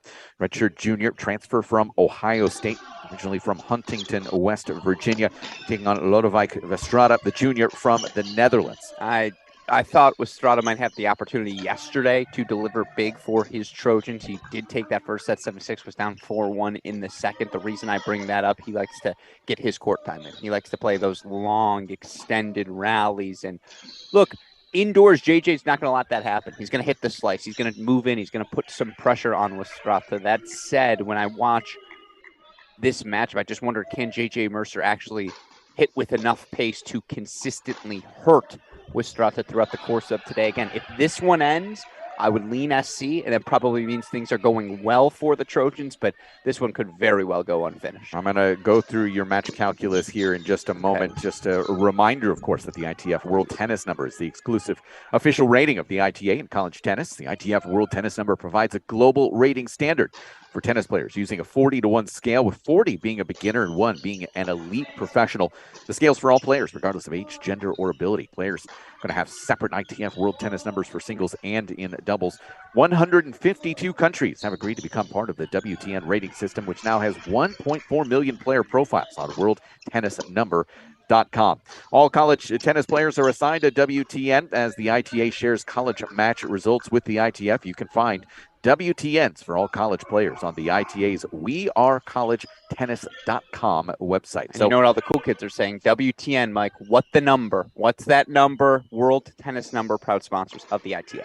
So walk us through it here as we are continuing to watch a little bit on court number 6. Where do you think the 4 wins would come from USC if they are to come from behind to win this one here today? Well, I think one of them starts at this court number 6 for Westrada, but I'll ask, let's bring it up into a 3 box. We're going to put Dostanic at the number 1 in the big box because Dostanic already up a break, 2-love, and boy, did he let off a roar after breaking on a deuce point of Draxel. I'm going to go 1, 4, 5, 6. So we'll put 1 in the big box. Let's put 4 and 5 on the side. I think if you're going to attack this Kentucky team, it's got to be the newcomers. And I know Body's a transfer, not technically a newcomer to college tennis, a newcomer to this Kentucky roster, though. Yes, he's undefeated. He's escaped with a bunch of 3-set wins so far this year. So I think 1, 4, 5, 6 is the number and the most likely pathway. If you're Kentucky, I would say it's probably 1, 2, 3, 4. Find 3 of those. That's what's always been the recipe. Why should today be any different? All right, so there you hear it from Alex Gruskin. And you can comment here on our YouTube stream and make sure to interact with us as we continue through this broadcast day. This is the second quarterfinal of the day, and TCU already in, awaiting the winner of this one. Hopefully getting a little bit of rest. Jack Pennington-Jones did join us on the broadcast earlier and said he was going to take a 3 or 4 hour nap, which sounds delightful. That's just right up the college alley. I'm fairly convinced I grew an extra 1.5 inches in college because I used to take those 3 to 4 hour naps. But most fascinating to me, you talk about Chicago being the nexus of just everything for so many different schools and campuses. Some of the faces you're seeing in the crowd right now. More Bullis, member of that 2020 National Indoor Championship winning team for USC. David Laser, one of the all-time annoying bench guys in college tennis history. You want to know who the yelling's coming from? It's coming from David. Haven't seen any Kentucky alums yet, but you know they're somewhere out there. Would it shock me if Eric Quigley's in the building at some point? No. That's going to be a tough one. If memory serves, I believe his wife is pregnant right now with their second child. Okay, I stand That's corrected. right. So that would be a tough ask for Eric. Anthony Rossi's busy coaching a team, so he's not going to be here. Mr. Diallo going to join us? Hey, I'm sure he's here virtually. I can promise you that, Gab. And if you are here, say hello. Don't be shy. We love you, my man. Kentucky beats Virginia when I was at the Cleveland Challenger, who immediately pokes me on the shoulder and goes, "Do you like that?" Gab Diallo, who of course was following from afar. But yeah, we will definitely take those comments through the YouTube stream. So you see another game-point chance now for Dostanic.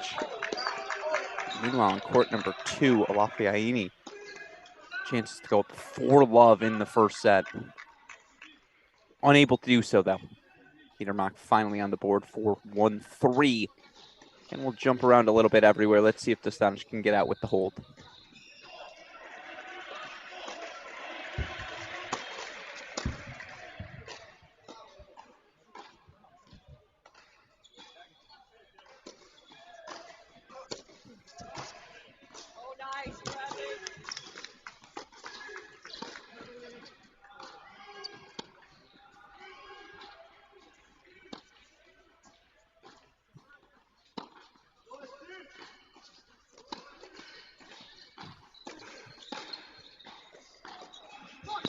Missed it long, so it's a deuce point again.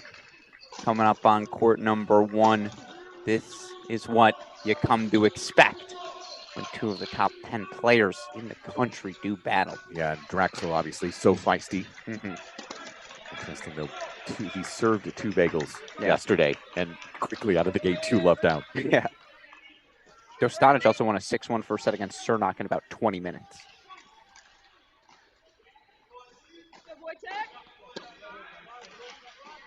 Second serve for Draxel to look at here.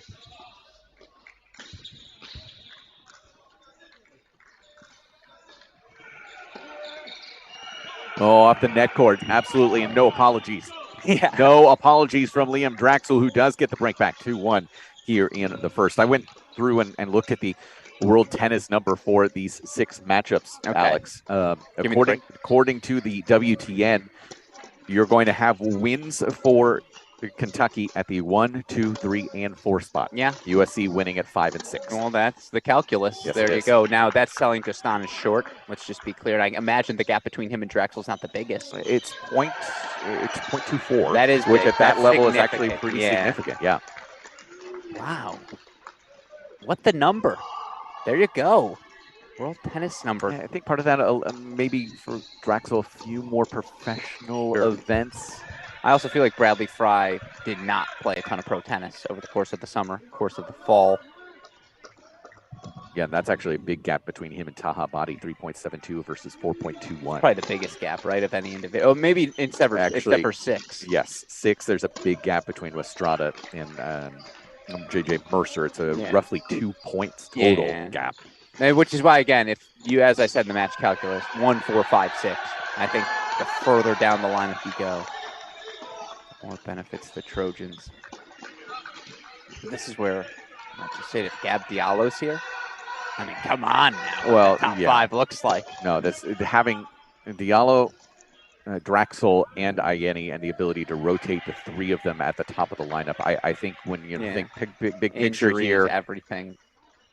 Kentucky's weakest at the bottom, right? That 5-6 question mark for them. If Weeks is able to get going, you feel a little bit more confident, right, at that 5 spot. But that's, what it was last year for them as well, Alex. And so if you had Diallo there and that depth and more certainty, if you will, at 1 through 5, it's a big difference. Well, it's also, you only need one of the freshmen, Cosne, Weeks to click. Correct. Now without Diallo, you need them both. Yes.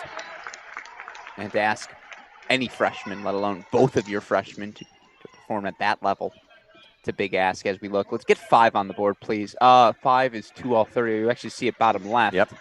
Bradley Fry, meanwhile. Tennis gods, don't be mocking me with this calculus. You're making me feel good through 10 minutes, and I know that means I'm going to look like a fool in 20. Fry does break for 3-2 on court 4. And a break for USC as well on court 2 as Peter Mock gets his break back. They're on serve at 3-2. So let's make a lineup shift then on the left side of your screen. Right now we're working with the hard yards. This is the blue collar section. 4, 5, and 6 on your screen. I say we keep 6 in the big box for now. 2 all, not a ton of separation. Ooh, unless you can go and make that 5 quickly, as I think we've got a deuce point coming up on 5 in Colby and Castanet. We go full screen on it. Super producer Daniel Westoff back in Indianapolis, the best in the business. It's a deuce point here for the clinching freshman for Kentucky yesterday.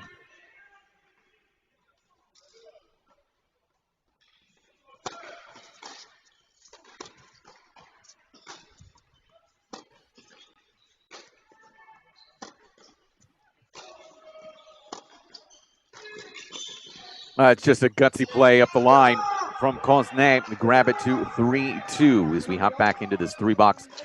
Mercer, Westrada here on your right. Let's replace court number 5 with court 2. Haven't spent enough time there. Again, it's very topsy-turvy. We're back on serve somehow, 2-3. And it's worth noting, Dostanic, break point chances again. Yeah, right now the only break lead does reside with USC at the 4 line. Bradley Fry, that's the only break at the moment. And to be honest, this is what I expected from TCU. Georgia as well, some nerves, a wave of breaks maybe early. And then on just about every court here in quarterfinal 2. And of course, the winner of this is going to face TCU in tomorrow's semifinal. That'll be the new semifinal. Yeah.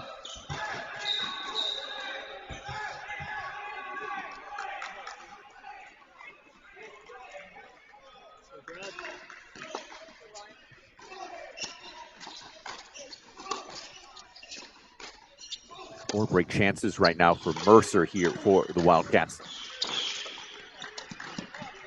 Very strong approach there. Really good target, about a foot inside the line from Westrada.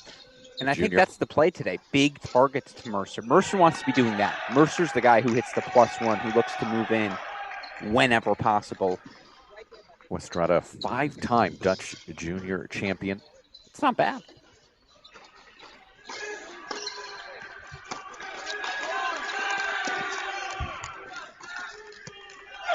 Can't go back to the well.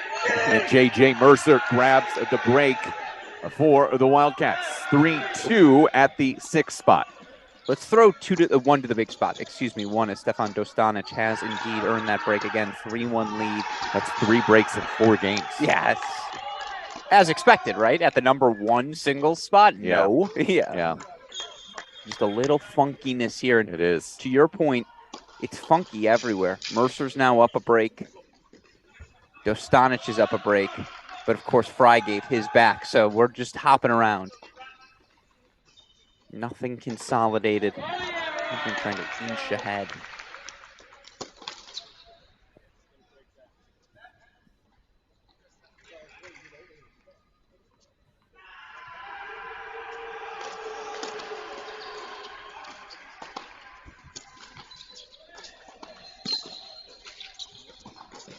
Yeah, the courts are playing really quick, Alex. It is very clear that they are playing quick, and aggression so crucial here today. I would also point out, and it's a silly thing, but something I got the chance to learn about, Stefan Dostanic was part of the Masters BNP Paribas Collegiate Challenge team. And for those that don't know, the best college tennis players in the world all get the opportunity to compete for their country, head to France, play as fun exhibition event in the fall. Stefan Dostanic, one of the players chosen on that as part of that to represent that Team USA roster. He was teammates with Michigan's Patrick Maloney. And I asked Dostanic, what was that experience like to him? And he said, to be honest, I learned that energy does matter. That when I'm loud, my teammates feel that, and it vibrates across the team. And I think that's why we see a more animated Dostanic here this season. I think he took that lesson immediately and is trying to again, provide and add that translate to his team. Got a question on YouTube, Alex, and the question from Cyrus saying, anyone know why Alafia still went to Kentucky after all his challenger success? Does it have to do something with facilities or funding? I defer to you. Yeah, I think a lot of it has to do with the fact that he does have that desire to advance himself with his education as well. Went to Cornell. Yeah, he Come went on to now. Cornell. But yeah, there's going to be a graduate degree for him at Kentucky. He's a guy who's very involved in charity work as well. The ability to kind of grab that business side along with it is very important for him. And frankly, Cyrus, there's still a little bit of work that needs to be done on his game. He needs to refine a little bit.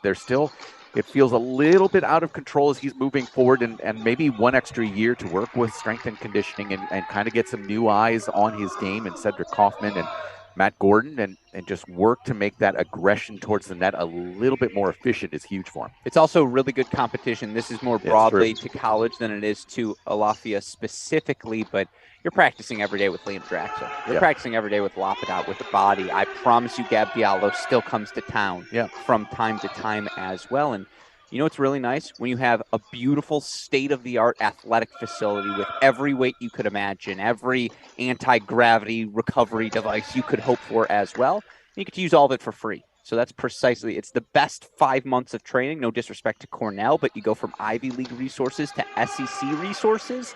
It's a good life. Yeah, absolutely is. So the Steinich does get to 4-1. Let's go to court number 6. Check in here. Mercer grabbed that break just a moment ago, but it's in some trouble here. And it's 30 all. Legitimately 2 all or 3. It's on serve 2 through 5. No separation.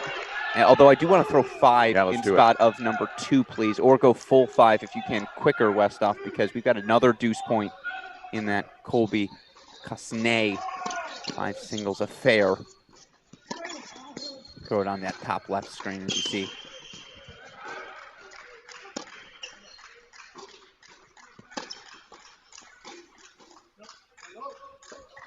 Serve of Ryan Colby up there on the top left.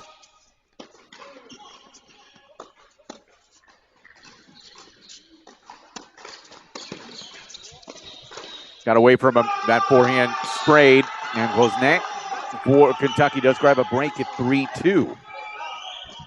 Now the focus here on the break chances for Westrada. Couple of them here, 30-40. I'll never understand the body language of Ryan Colby. It's just all over the place.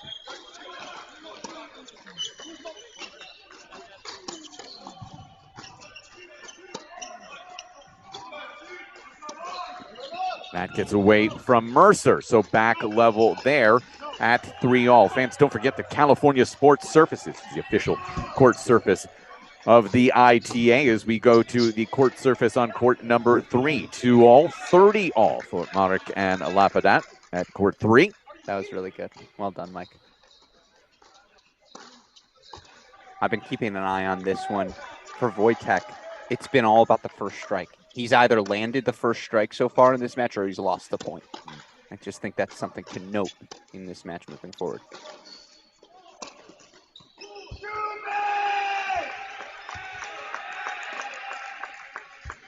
Jack does have the game point here.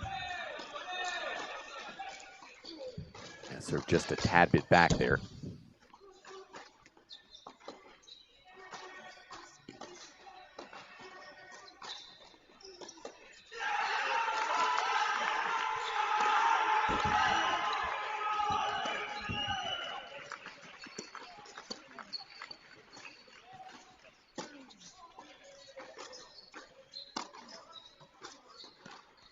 Well, that's a phenomenal forehand combination there, pulling that angle short and wide. That is underexplored in our game, just the angle across like that with that forehand to open up the court pretty very easily. And that's to the point where Wojtek, if he's going to be that far behind the baseline, that's where Lapidat just has free reign to move him around. And I will ask super producer Daniel Westhoff, can you refresh that scoreboard on 2 for us? Mock, Ianni, 3-all, and actually Mock's got breakpoint chances right now to make it a 4-3 lead. That'd be 4 straight games. I appreciate that, super producer Daniel Westhoff, for the Trojan at 2.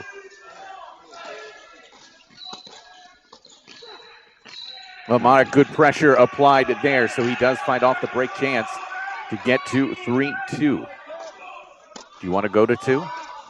Full? Yeah. Let's go full 2. Break chances. There are going to be 2 more upcoming here for Peter Marek. 30-40.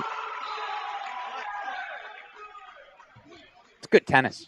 I'm enjoying myself, Mike. When haven't you enjoyed? Yes, that's true, but tennis match? I'm just, well, I won't say out loud because I don't want people to know my biases, but I've had some moments. I think people know. Well, I'll tell you what it was. 2014, USC taking on Virginia, NCAA semifinals. Alex Damajan is up. He's cruising against Yana Konfman. Goes to a second set breaker. Damajan hits this beautiful forehand approach. Konfman pulls a forehand cross-court pass out of his derriere. And then USC goes on to beat my Virginia Hoos. That one hurt.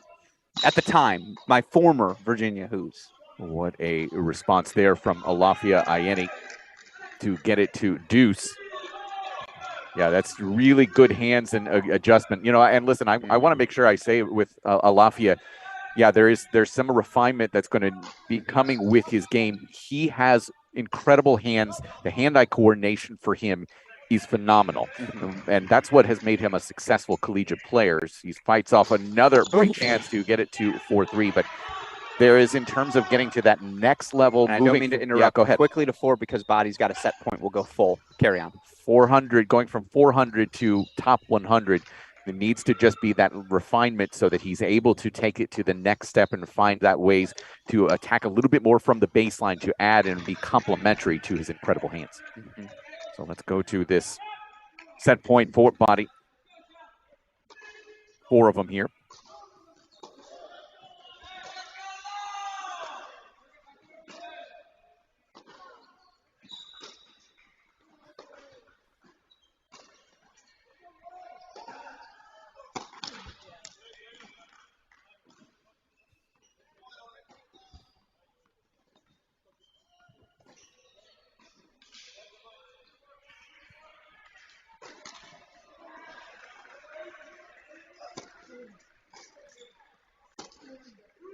Well, that's a very aggressive look. He's going to afford to get away with it there. Yeah. Check.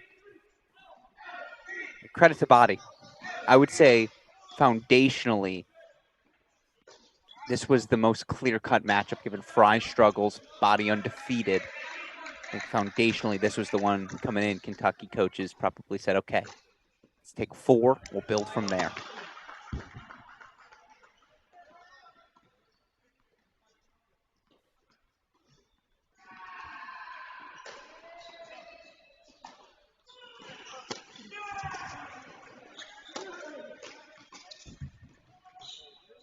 Perfect. Right at the feet of Taha Body, so now becomes a little bit tighter, doesn't he?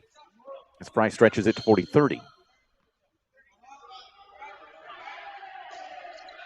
35-21 overall was Body in his Wake Forest career, including 15-7 last year. 8-31 in the juniors quarterfinalists at Roland Garros back in his junior days. He just, again, it just wasn't clicking at Wake Forest. It was so clear he'd found himself lost in the lineup.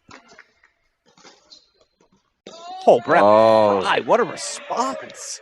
Tough decision there for Body. What he wanted to do with that short ball probably could have gone cross-court angle, had a little bit more joy, but now a deciding point.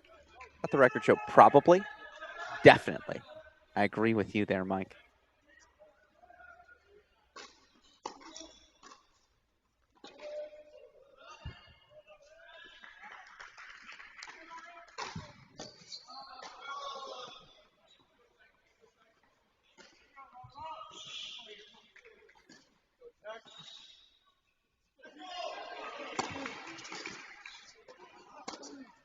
Oh my, broken from 40 love up. Also broken, Joshua Lapanat for Kentucky broken. So Monica goes up 4-2. Let's go to 5. Ryan Colby serving right now to stay in the set with Charlie Koznet. And it's actually a deuce point, set point chance now coming up. And how about the freshman Koznet? After yesterday's clinching victory, Jaden who? Maybe this is the freshman we should be talking about. Or maybe we could talk about both. We've got the bandwidth.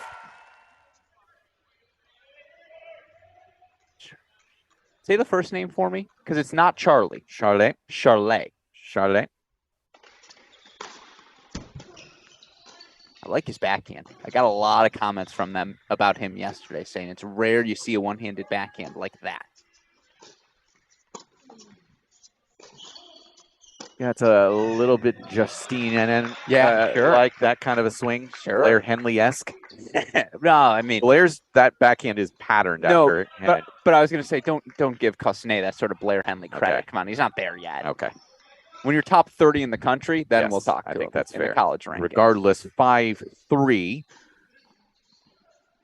So we try to look across. Let's see, big picture. USC up a break at 1 and on 3, and fought off the break on 4. Yes, I think that's another a big picture thing. Moment, yeah. But this is the one where Kentucky's able to get a set on the board.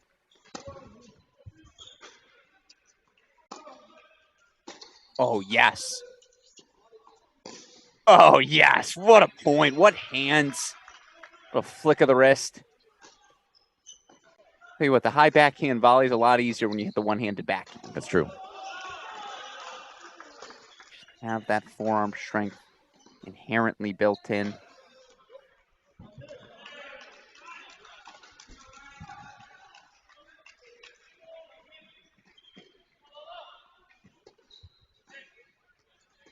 And I don't mean to be rude. Can we take us to 6 quickly? Sure. Let's go to 6. Ludwig Wistrada. Breakpoint chances again on J.J. Mercer. He's got 3 more here. This match, it feels either destined to not finish or it's 4-3 and it comes down to that. The time.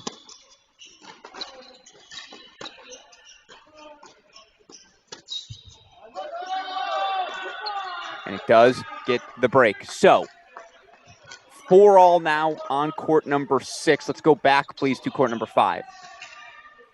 This is where the set points starting to emerge. Again, still no first sets off the board, correct? Correct. It's been quick. Set points for Cosne as we get back into it here.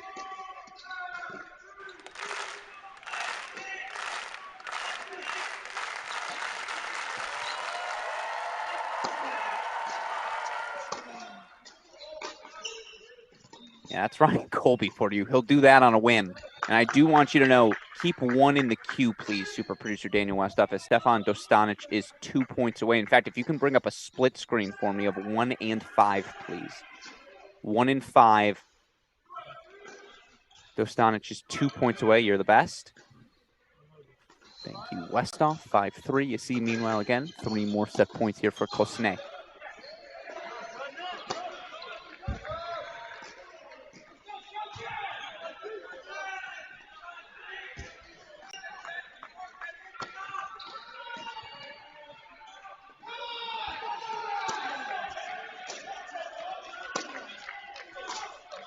Goodness, this is now, what, total of 5 set points that Kentucky has wasted here? Because what, Body lost 4? Body had 4. Yeah, and that's 2 more for, so 6. So 6. Ouch. I appreciate you making that mental note. Yeah. Absolutely. What is it, 130? Put a little pin in that. Yeah. For a Kentucky fan. Fry did get a quick hold as well to 5-all there against Taha Body.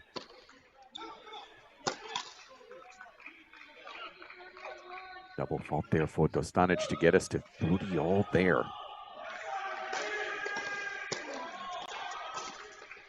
He misses it. Cosne goes long, so it's another deuce point, set point, deciding point on court number 5.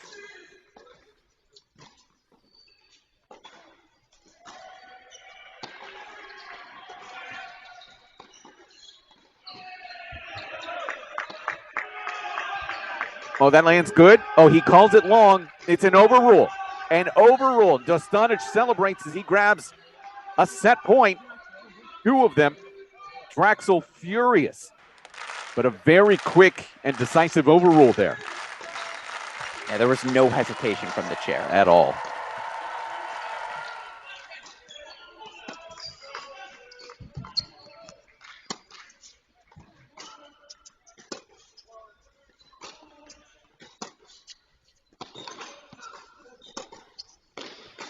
Set goes to the Wildcats. Cosne, 6-3, hard fought at the number 5 spot.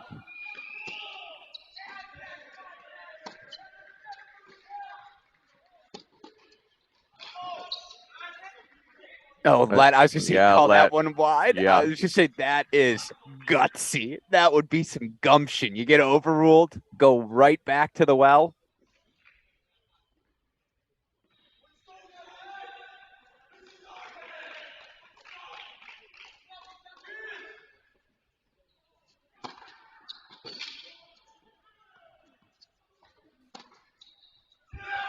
Oh, that is Stefan Dostanic with the set and points right at the Kentucky faithful right behind him as well. Continues to do so. 6-3 for Dostanic here in set number 1. Yeah, that is a quite vocal Stefan Dostanic. I've got great to see. I don't know what we're doing here. I've never seen Dostanic with that sort of animosity is the wrong word as we go to 2. Animation. Animation, thank you. I knew it was an Anna. I just had to get the right one. The animation from Dostanic, that just makes for good tennis. And for what it's worth, the member of the crowd looked to the chair as if to say, "You're going to code him?" Now, why? Yeah. You're yelling. Yeah, he's allowed to yell. This is what college tennis is all about. I always say it's the one place still in tennis where you're allowed to be partisan, where you're allowed to just get after it. And if you can't like that, I don't know what to tell you, sporting fans.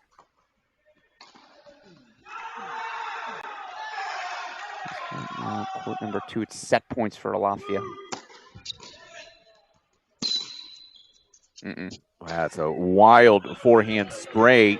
That's to go back to college work on that one sort of shot. Yep.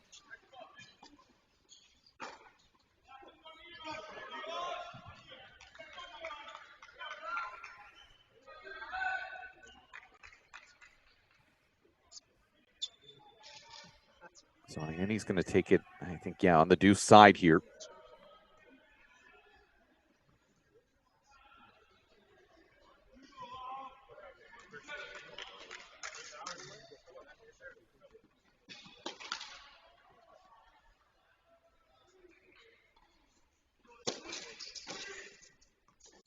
There it is. Alafia 6-4 set. That's 2 for the Wildcats. Can they get halfway home? Let's go over to court number 4 to find out. Bradley Fry, 5-6 serving. He was down 4-5. Taha Badi actually had a 5-4 40-love lead on serve. Made some puzzling choices, Mike. And that break back. And now again, Fry serving here 5-6. Fifth here from Overland Park, Kansas.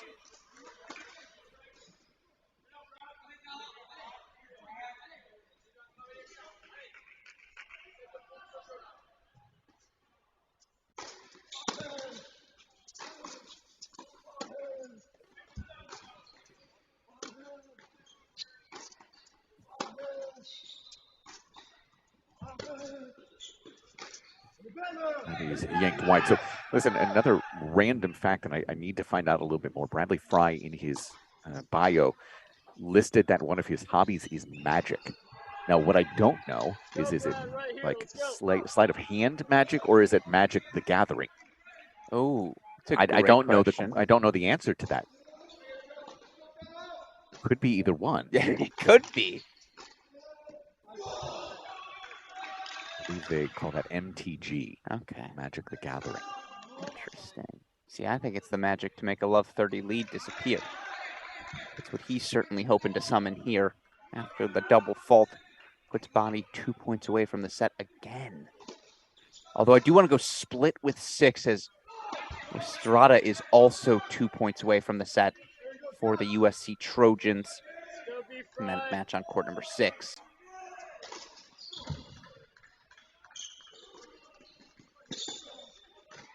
Body held for just a moment there, but not able to come up with the ensuing backhand.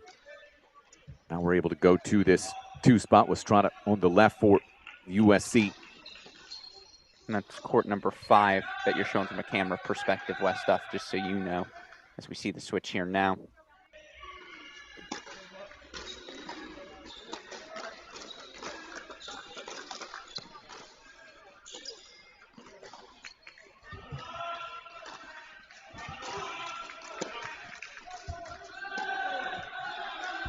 A good attacking play from Taha Badi to set up more set points. These are going to be 5, 6, and 7.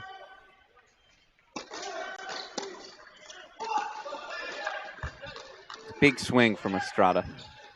Big swing on that forehand.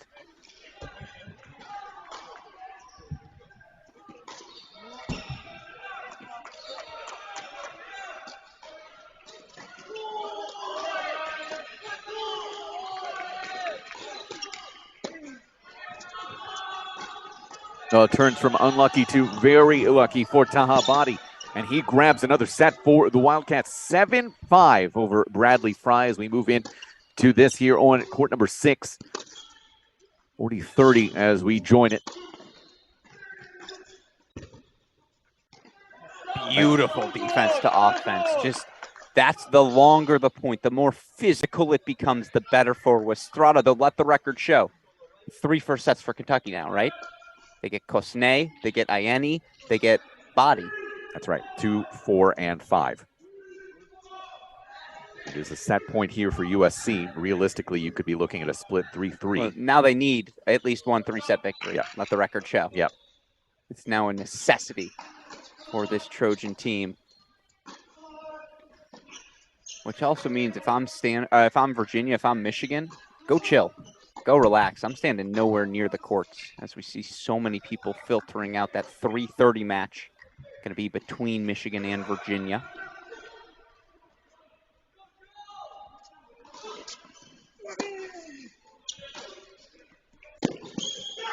Well, that's the decision you make. If you decide to retreat that far back for a return like that, you better find some depth. That's an easy decision for J.J. Mercer, who levels us at 5 games all. Let's go over to court number 3, where Wojciech Modek, 5-3, 30-15 right now, trying to close out another set for the Trojans. I'm also not saying he did it, but I'm pretty sure J.J. Mercer just dabbed after winning that game.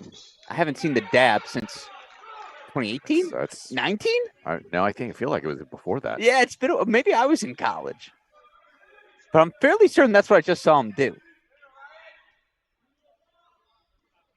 2014. Yeah, I think 15. I think we just went 8 years in the past. Shout out to you, J.J. Mercer.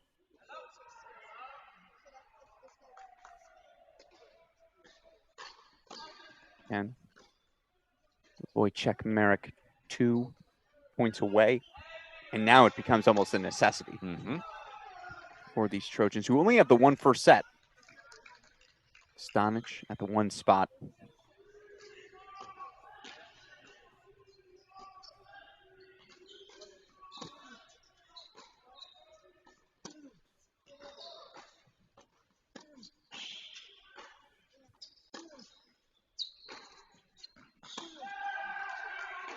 That gets away from Modek. So Lampedat's going to have a couple of looks. And, it reminds me to say to you as well, we need to ask somebody as we move forward here how much these players are able to be cognizant of the other score lines because of the fact that there's not that post-match interview. Ask them if you're doing much watching. Whether there's not a universal scoreboard here inside the Access Tennis Village. So as a result, you're not able to keep track of everybody's scores or the team score.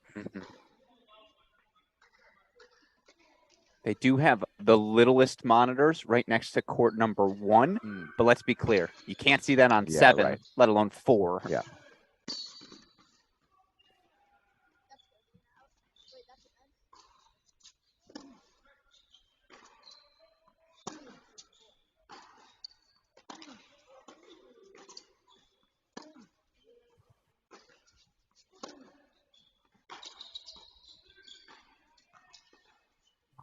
Off the frame and back. Going to be a set point upcoming for Modek. But we see Lampedat go add, yeah.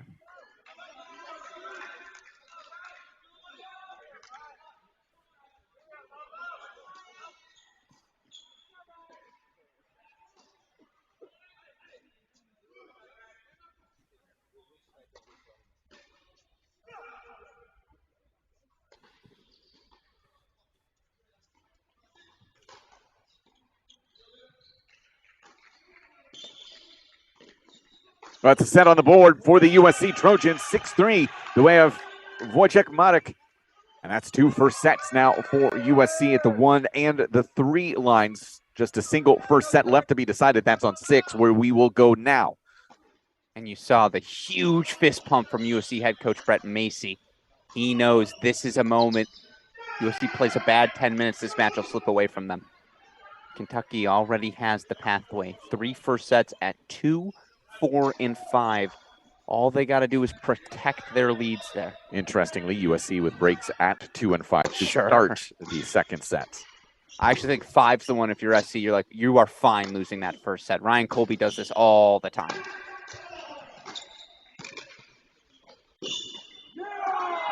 Too good. Estrada finds a little bit of pass, so trouble here for J.J. Mercer, serving for the breaker. Very quickly down love 30.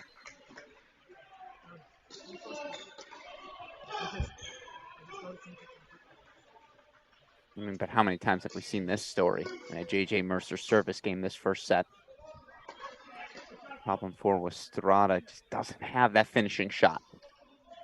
Finesse is the name of his game. Except for there. When he can overwhelm you with a forehand cross-court winner, sets up 4 more set point chances here for the Trojans. That would be a clean 3-3 split. And truthfully, that would feel about right for how this first hour has progressed.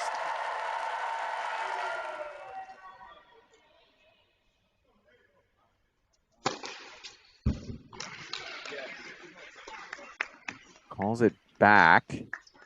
Is it going to be an overrule? I think it is. I think it is an overrule.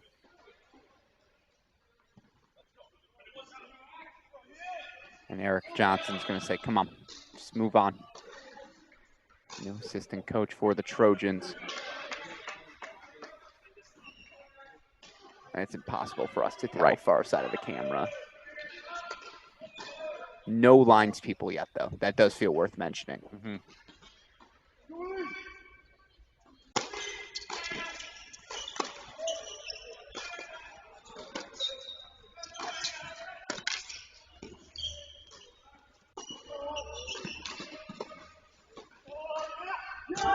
The easiest of easy winners to finish off that first set for Estrada.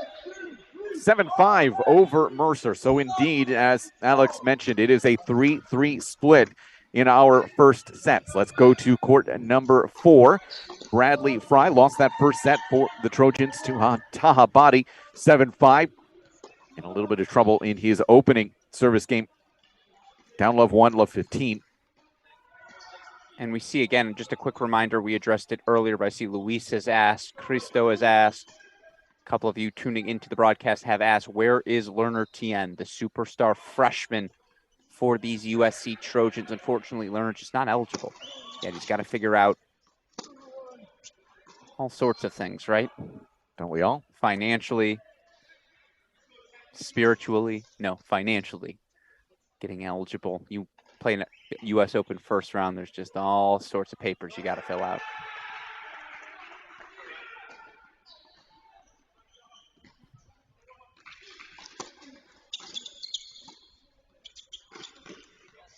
And we'll miss long. There are going to be 3 more chances of coming here for Taha Badi.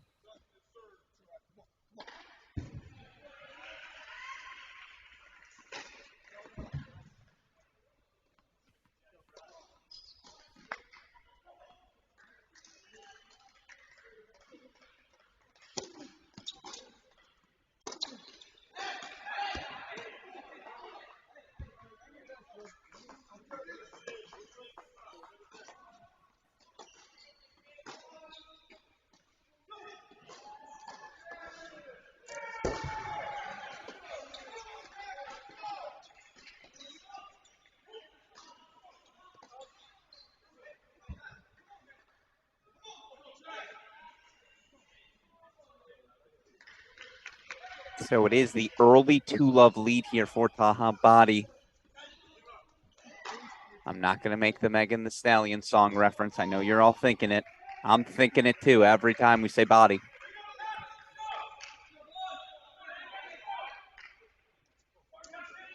Mike has stepped away for the moment. If he wins the match, I'll drop the reference on Mike. We'll see how he responds. But right now, again, 7-5, 2-love here for Badi. That's the only separation in set number 2. Although let's go back to the 3 box now. We've established our first sets. Now we can watch a little bit more broadly as opposed to lock it in. Let's put court 1 back in the center. I mean, every second we're not watching Dostanic Draxel feels like a second lost.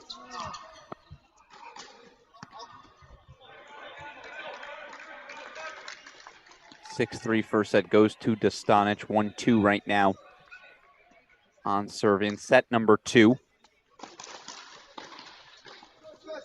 Can we put court number 2, please, Westhoff, in place of court 3? Court 2 in place of court 3, where Peter Mock right now does indeed have himself a break lead. And chances to consolidate. Still very early.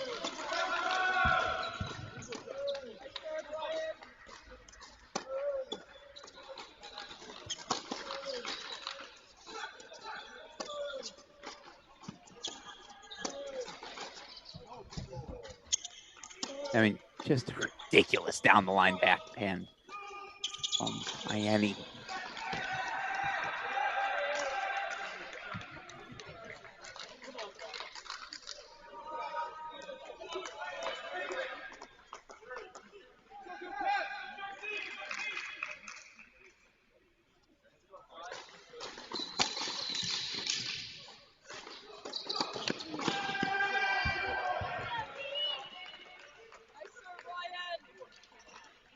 So he does consolidate at that number 2 spot, excuse me, Peter Mock. I know that scoreboard's a hair behind, but Peter Mock right now 3-1 lead in set number 2. Meanwhile, again, Taha Badi looking to consolidate his set and break lead.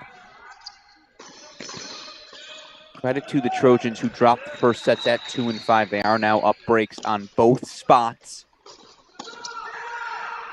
And in fact, let's go to the Trojan camp. I suppose we'll show the 3 spots the Trojans probably feeling most confident about here in set 2. We'll keep Dostanic on your screen, but Westhoff, can you make court? Actually, it's too critical of a spot on court 4, but we'll get there in a moment.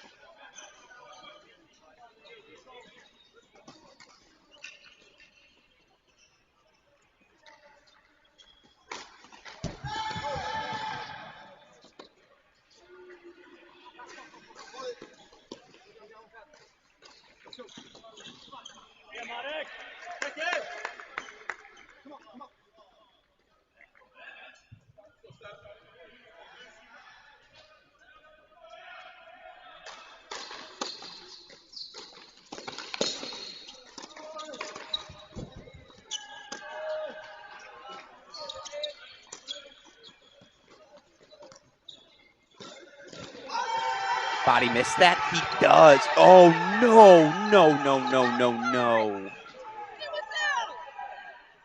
Fry overruled. It's a live stream. I don't know about that one. If I could see the space. Come on now.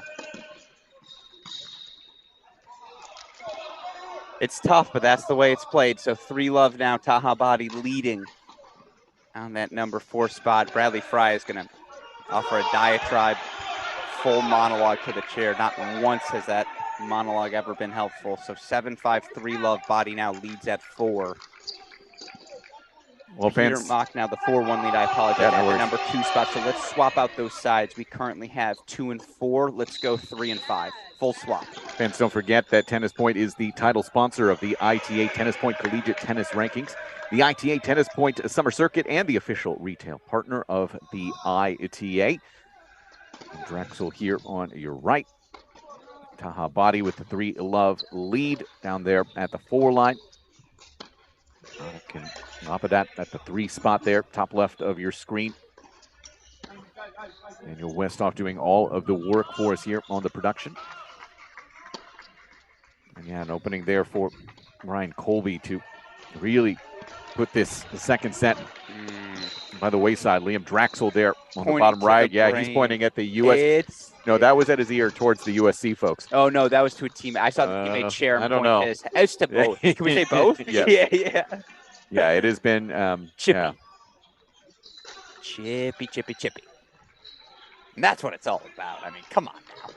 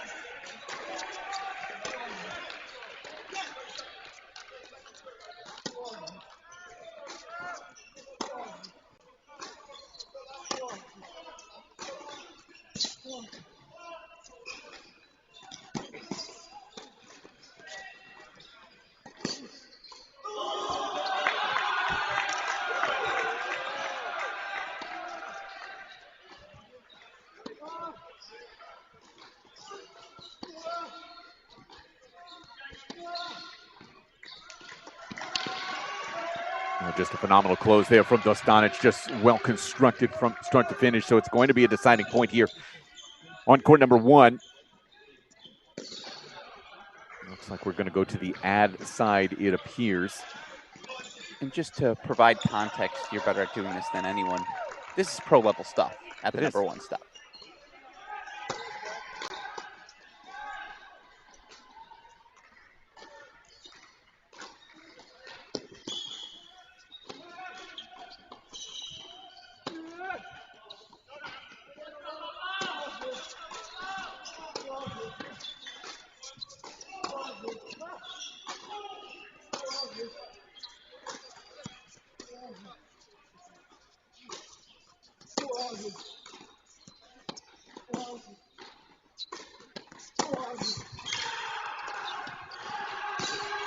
That's going to get away from Liam Draxel. So Dostanic setting a break to the good for the Trojans at the 1 line. And what did Steph do, Mike? Pointed directly to the head immediately after. This match is a chess match just as much on the court as it is with the intangible qualities off of it. Big picture, obviously, the fact that USC is going to need at least one come from behind victory. Also holding, as we go over to court number 2, holding the first sets that they were able to pick up. So you've got Dostanic now setting a break to the good. Also, Westrada setting a break to the good at the 6 line now for USC. So very good signs moving forward for them. Well, just to add to that, the sets they dropped at 2 and 5, they continue to extend those leads. You see bottom left of your screen, Ryan Colby, a deuce point break point chance on Kosnay for a 5-1 lead. That match was always destined to go the distance. Meanwhile, credit to Peter Mock. He has faced relentless pressure from Alafia Ayeni, and he has rebounded. He has responded. He has taken such a more aggressive posture in the court. I've been very impressed by the tactical adjustments he's made. Well, that's what you have to do against Ayeni. If you keep him pinned at that baseline, you're going to have a little bit more joy.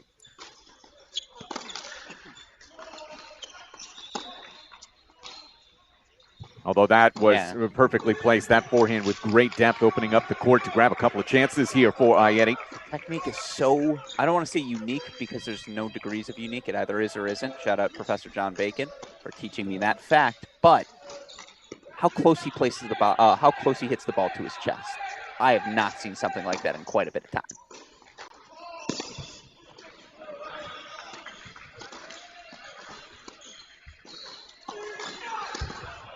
Good serve, though. Turn error brings up this deciding point. And heading towards the deuce corner. Don't know if he's going to stay there.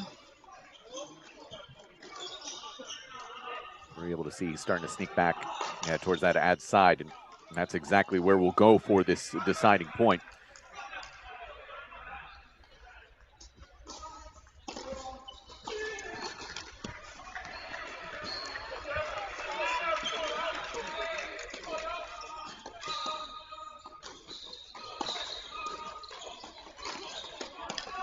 And the second break consolidated for Peter Mock. 5-1 now in the second, and he'll have the opportunity to close it out here in a couple of moments.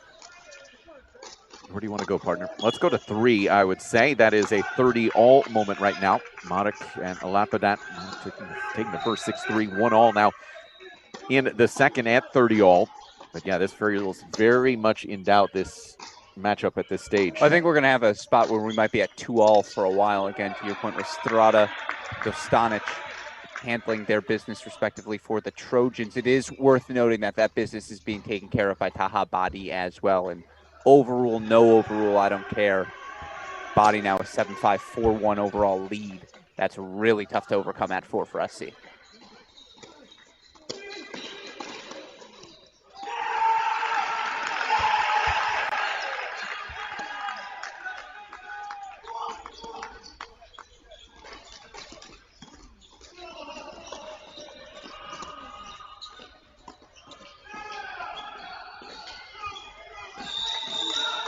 A decent touch there shown by Joshua Lapanat of Kentucky. Grabs a game point. Also going to throw that out there. I know Wojciech is one of the points USC could turn to potentially as, okay, we're going to get through this. We'll go through his court. I actually still feel more confident that Lapadat's going to win than even Badi at 7-5, 4-1. Like, if I'm USC, I am ignoring court number 3. Lapadat's earned that degree of respect with his success over the past 2 seasons. That's why what Colby's doing at 5, as well as what Mock is doing at 2, to just broaden the pathway everywhere, so massive for USC.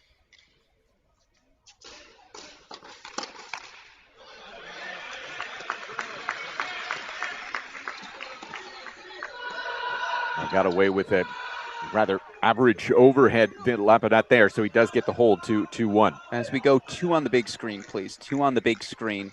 It's set point chances right now for Peter Mock. And I see we got a question from Nola Alberto. How you guys doing? Let me ask you, how you doing? You know we're doing great. It's college tennis, national indoors. I haven't stopped smiling since February 1st. What was wrong with January? Anticipation. I was too nervous.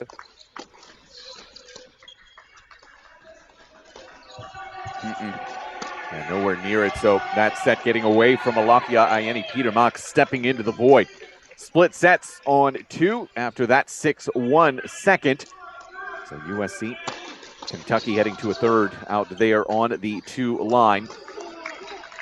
I keep 5 on your screen. Can we make 4 the big one, though? Make 4 in the big box. Taha Badi, cruise control. That's the word I would turn to, the term. He just continues in particular. It's almost Trent Bright-esque with Bradley Fry. Just the more you can press that forehand when he's on the run, the more likely that forehand is to break down. Body's done that so well the first set and a half here today. If you are just joining us for the first time, great to be with you here as we hit the 2 o'clock hour. The XS Tennis Village on the south side of Chicago. And it is a village, not a center. Let the record show.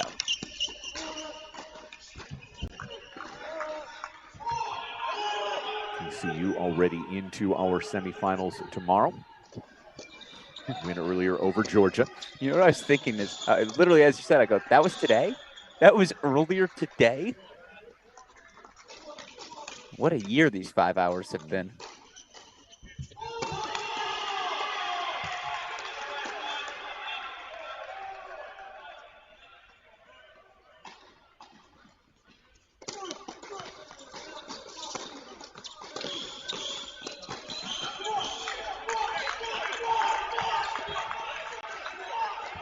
I find that interesting what you say, though, that you have that much confidence, you know, Taha Badi Trojans up, and undefeated so far on the season. You have more confidence in Lapadat to finish it down a set. I have never seen Joshua Lapadat lose a match, let alone lose one in straights. And the way the lefty competes, how similar. Like I know Wojciech won that first set 6-3. Did you feel there was a discernible difference in their level? It was a deuce point here, a missed approach there.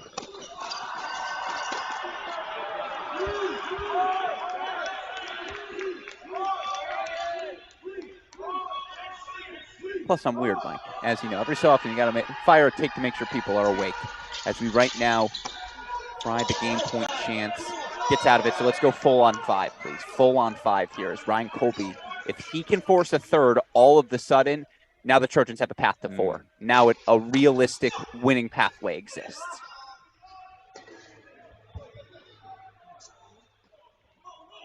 What was your calculus at the beginning? You said 1, 4, 5, 6 for the Trojans. Correct. For the Trojans, correct. I should have. Can I adjust to 3 instead of 4? You know what? I'm sticking with it. I'm sticking with it. You also were saying that you feel confident in Joshua Lapadat. That's what I'm saying. You know what? I'm sticking with it. I'm not going away.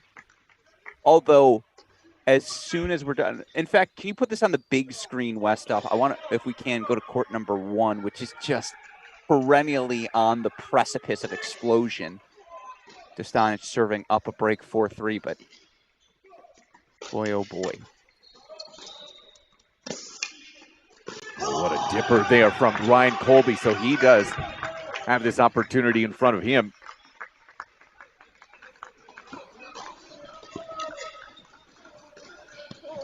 Grabs this set 6-2. So it's another split set situation with USC coming back. We knew they were going to have to get at least one of them. And now they're into third sets in the 2 and the 5 line as we go over to 4 once again.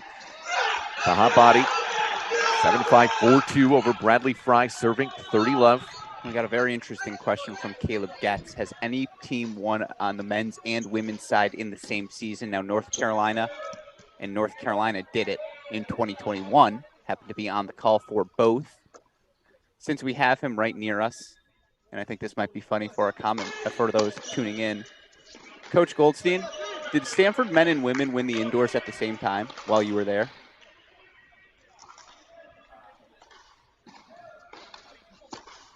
Okay. One assumes the women won it while you were there. It's a good assumption to make. Together. Okay, I appreciate that. Stanford head coach Paul Goldstein, member of the greatest men's college tennis team, is sitting right next to us, so I figured I'd ask him for you, Caleb.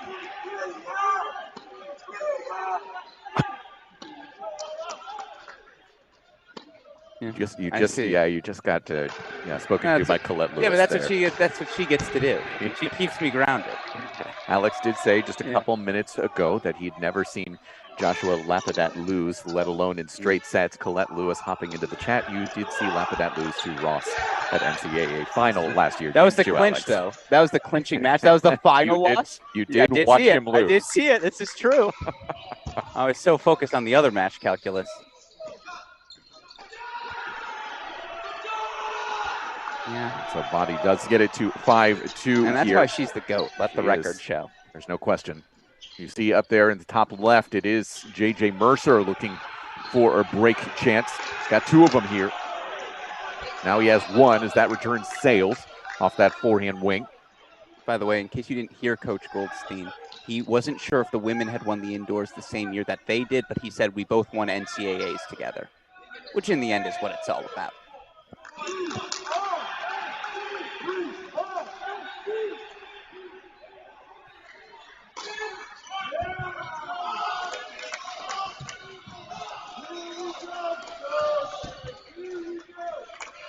You could hear his Fry serving to stay in this match for the Trojans. Dostanic as well. Going to be 1 game away. He's able to pick up this point here. Yep, he does just that, yeah. It's away from Liam Draxel, 5-3. Estrada was also able to find that hold, stays on serve in his second set. By the way, Lapadat up a break 3-1. Please don't lose, Josh. Yeah, it's not about you. Yes.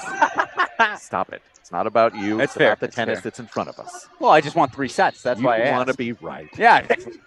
It's a nice side benefit. I won't lie. It's one of the reasons I don't make predictions. I Yeah. don't want to be emotionally invested in any way, shape, or form. True story. On the pods, I no longer make match predictions because I'm just like, I just can't do it. There's no winners in this scenario. That's exactly right. It's a good call, Mike. That's, again, you're the pod father. I mean, I know that's what kind of runs the business. And that but at the same time, it's just like, just enjoy it. Yeah, that's why I bring someone on to make them for us. I'm Yeah. like, I don't need to roll that way. Lob from body just slightly back. We're keeping an eye on these 2 matches in particular because of the fact that we are close to the finish here in both 4 and on 1. 1 love overall for Kentucky. It's very rare you go 2 hours with not a single singles match finishing. Yeah, that is quite true. Yeah, it will technically be at the 2-hour mark in 8 minutes, Alex. Yeah, just a little bit of time to see if that holds.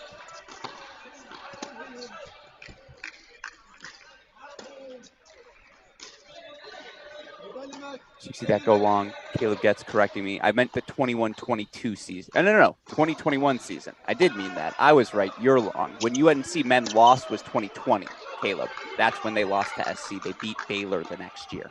Mike was next to me for that match. Caleb also saying can we get it actually go to a two box here for 1 and 4 if you wouldn't mind, Daniel. We are so close to the finish on both of these matches, but yeah, going to a 2 box here.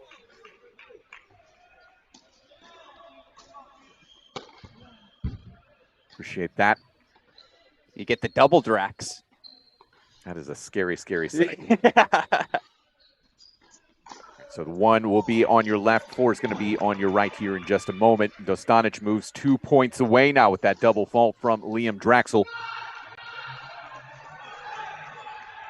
Well, it is going to be a game point chance here for Fry to extend the match. Peter Mock just broke Alafia Ayeni at 2. Or broke back, excuse me, so 1-1 there. The most amazing part of this match is that we're 2 hours in, there's no path to 4.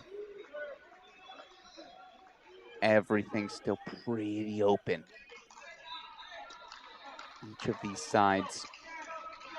Fry holds 4-3-5.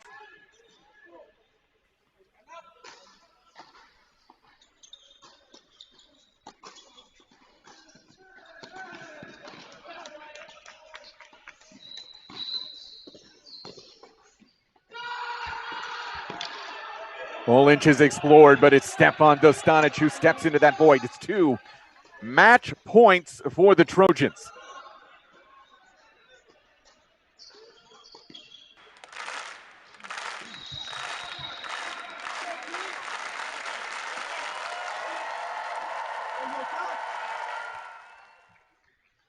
It's a long search right now for the 3rd tennis ball.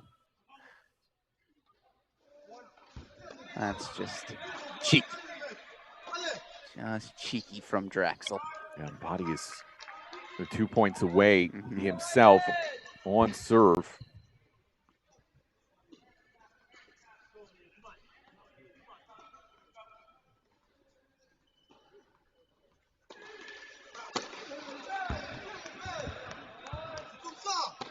And now 1 match point there for Body. It's wide after the let court. So match points, dual match points here on 1 and 4.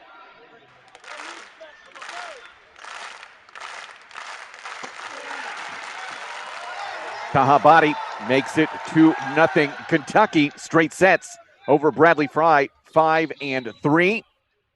That serve indeed missed from Draxel.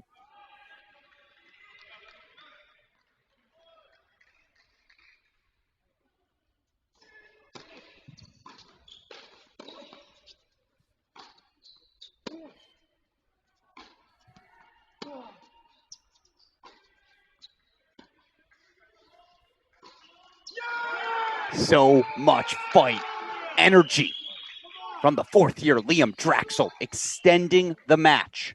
Still Stefan Dostanic Dostanic, excuse me, will serve for it up 6-3, 5-4 to give USC their first point. Mike, do you mind running me through the scoreboards right now? We'll stay here on 1. Split sets at 2 and 1 all now in the third for Mock and Ianni at the 3 line. USC, Modak 6-3 in the first, but trailing down a single break 4-1 to Lapadat in the second. On the 5 line, they have split sets there as well. They are on serve very early in the third set. Colby on Koznet and Westrada 7-5, 3 all, deciding point right now with J.J. Mercer at 3 all in the second. Westrada serving there in that deciding point. It's going to be Nosanic here serving to put USC on the board here at 5-4.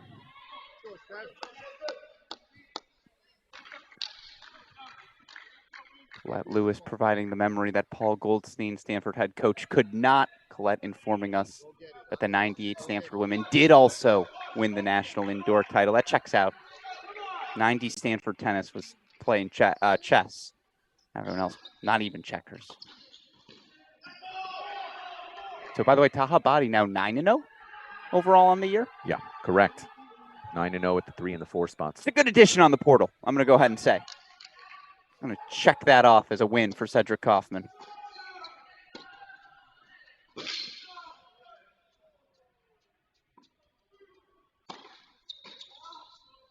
That is going to miss well long, and a very, very clear long call. Thought he might lose it in those Sports Interiors official light and ceiling liner of the ITA. Instead, lets it bounce. Yeah, this is, if you are joining us late here, these two have been chirping at each other through the entire match from point number 1. This is going to be a frosty handshake, you would think.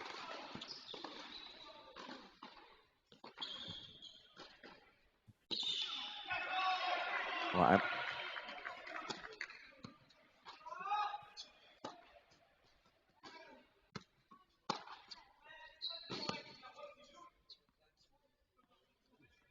Well, that's an odd moment there. Dostanic looking off into the stands. Obviously, they're going to play a let here, but unclear where that let was called. Yeah, I'm not sure what happened. No ball was in play. So why not? They're just like, well, let's extend this a little further.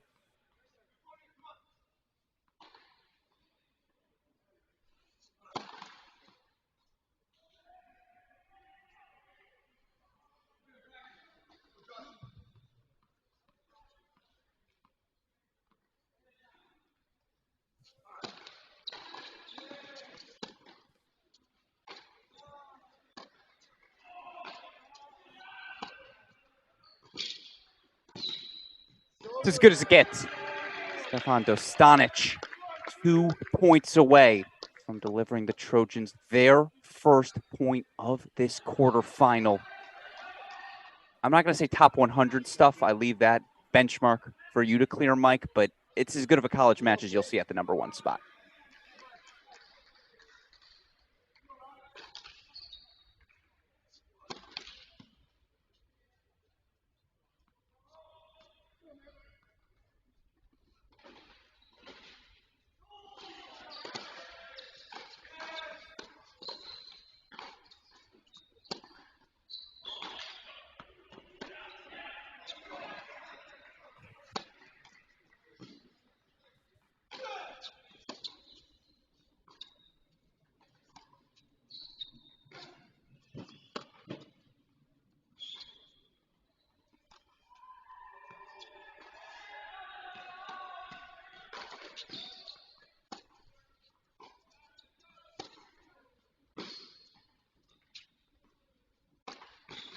Full-on attack mode from Dostanic throughout and right into Liam Draxel to finish as well. Match points for the Trojans.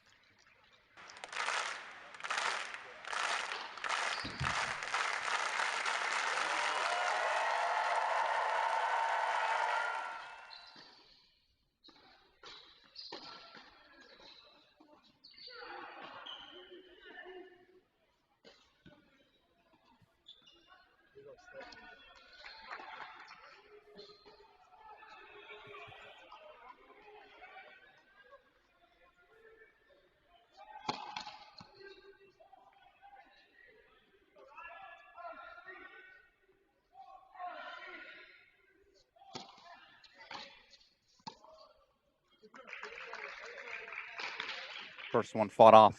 Good return, good depth.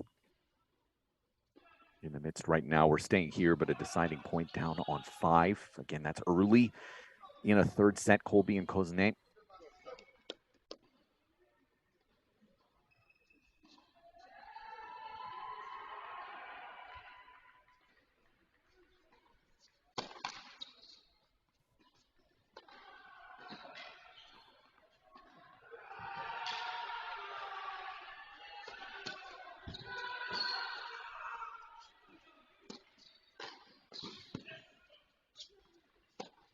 Oh, his eyes got big. This match right below our broadcast booth. You can see the excitement on Dostanich's face as he set for that forehand. That's 2 match points fought off by Draxel. Kozne, 2-1, did get the break for Kentucky in the third set at the 5 line.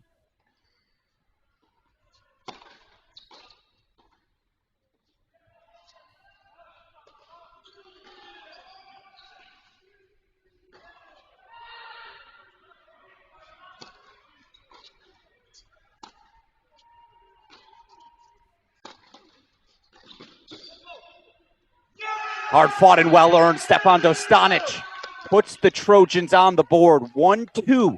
USC still trails, but I'll tell you what, in case you forgot, Stepan Dostanic, as tough of an out as any player you will find at the #1 singles position this season. We quickly go over to 6. Can the Trojans level things at 2-all? If they're going to be able to, it will come from Ludwig Westrada at this #6 singles position, 7-5 4-all lead right now. He was actually just down a break. Yes, he was. And got that break back here at this 6th spot. And it's always time to wonder, this sport, so momentum-centric. Does the momentum from Dostanic work its way down to court #6? It's a long way in this building. Yes, it is. But you can hear the roars everywhere right now. Yeah, and it's going to be interesting because of the fact you do have competing type of roars, because it's 1 and 6 doing the work right now for the Trojans. They are leading the way and looking for straight set victories.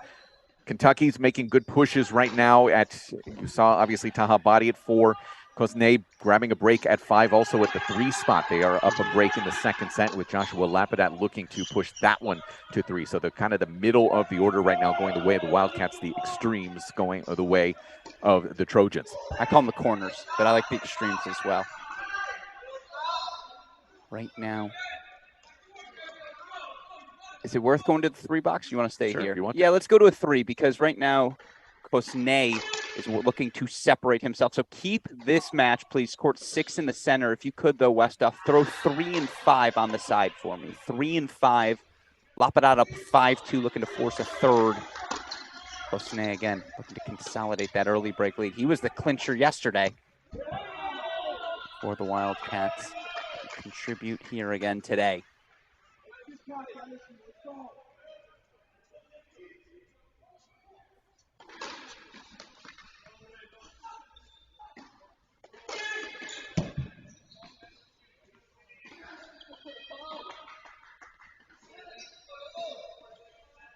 So Westrada able to get that comfortable hold there to 5-4. 1 game away from it now.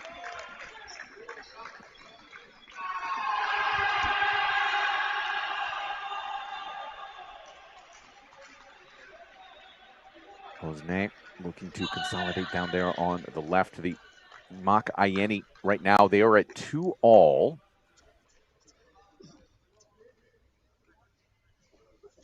You see Joshua Lapadat looking to see if he can grab a break and extend that one to 3 sets. But lots of really important action.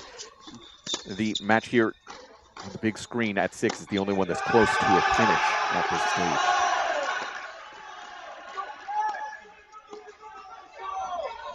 Right now, North Carolina, Florida also in the midst of their battle. The consolation bracket 2-all right now. The doubles point went to North Carolina. They also have a win at 1. Brian Cernock 5 and 4 over Axel Nev. Wins for Florida at the 2 and the 6 line with matches to go on 3, 4, and 5. We will keep you updated on that. You do see the debut of their Polish freshman, Polakowski. Played at the number 6 spot, got a win. I had a long conversation this morning with volunteer assistant coach for Florida, Scotty Perlman, who raved about the Polish freshman. He said if he is not in our lineup come May, something went wrong, not something clicked right.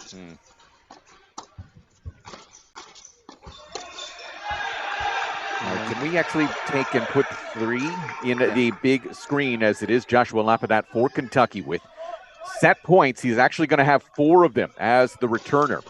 Modik serving here at 2-5 and in real trouble.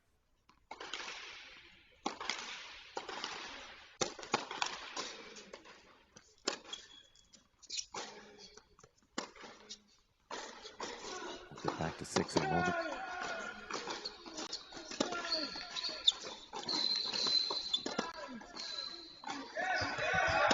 Lapadat was willing to concede that point after a really good approach out of Modik, huh? 100%. He was like, congrats, man. Too good. That's why I build both 40. It's a heck of a shot, though. Boy, check.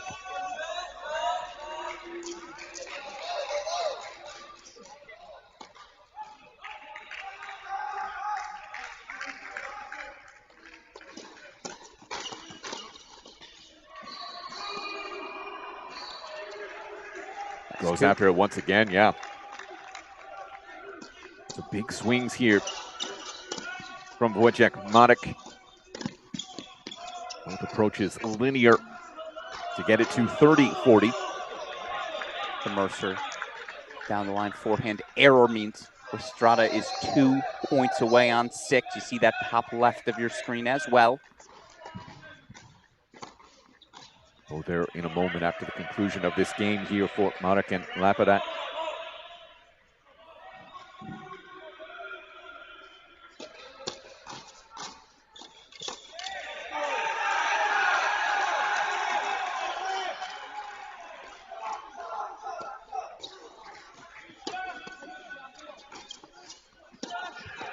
And that sprays. So Lapadat does grab set number 2, 6-2 over Modik. Let's go to the big screen here and put it on court number 6.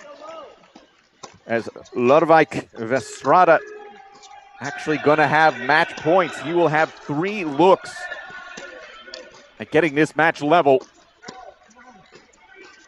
at 15-40.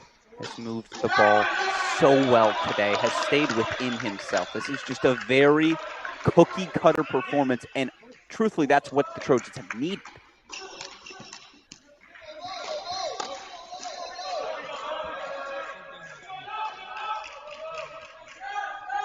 It's also a huge deciding point at 5 right now. Ryan Colby already down a break, facing a break chance as well. And it's 2 all overall. Ludwig Estrada, 7-5, 6-4. It's a massive victory for the Trojans as it levels things at 2. And if you can go quickly to the full screen on 5 for that deuce point. No need.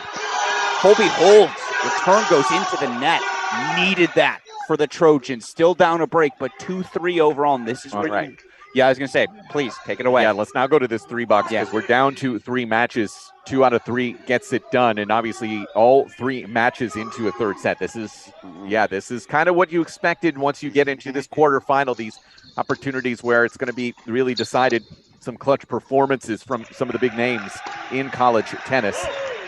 Great to have you along for the ride here on the Cracked Racquets broadcast of the 2023 Division I National Men's Team Indoor Championship, brought to you by Tennis Point. They're the title sponsor of the ITA Tennis Point Collegiate Tennis Rankings, the ITA Tennis Point Summer Circuit, and the official retail partner of the ITA, as well as Wilson. Wilson is the official ball racket and accessory brand of the ITA.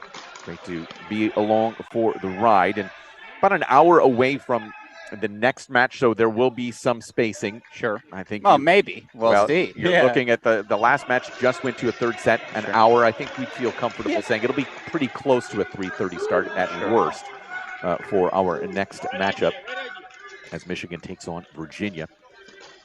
That'll be a fun one, but to your point, this is the sort of play we expected. And truthfully, Georgia TCU was similar in the sense that all the sets were competitive. The difference was TCU just happened to win everything. This is the much more balanced momentum swing sort of quarterfinal you'd expect. And it's what this day is all about. Let's separate the men from the boys. Let's find out who has that extra mental fortitude. Maybe Ryan Colby does. Deuce point hold, now love 30 for the sophomore. Colby was a superstar for these Trojans last season. Worth emphasizing again. Yeah, 19 and 5 at the 4 through 6 line, clinching 7 wins as a freshman. Yeah. As a freshman. Now, of course, the one he'll want back is the Ohio State match. Trojan fans know Colby was up big there early, loses that match in 3, sends the Ohio State Buckeyes to the NCAA quarterfinals. But sometimes you have to lose that one to win this one. Now Ryan Colby, love 30. 2 points from getting that break back.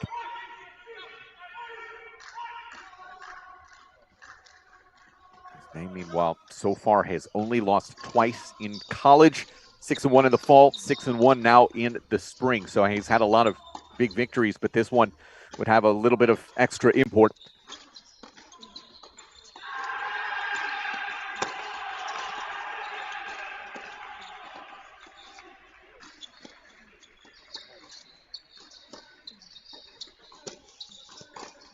That's a bad miss, really rushing through that return.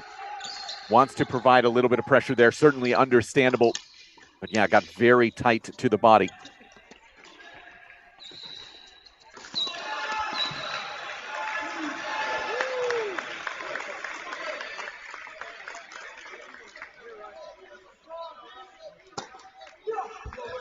Asking for an overrule and gets it. The overrule against Ryan Colby gets us to 30 all. Keeping my eyes on those other 2 courts right now. Who are you feeling most confident in if you're each of these teams? Just to rehash our pre-match calculus, I said for Kentucky, doubles in 3 of the top 4. That pathway still very much available to them. Courts 2 and 3 on the left side of your screen. 5 would be the luxury. 5 would be the unexpected, and we've been running through the world tennis numbers. What was the gap between Kosnay and Colby? It had to be significant.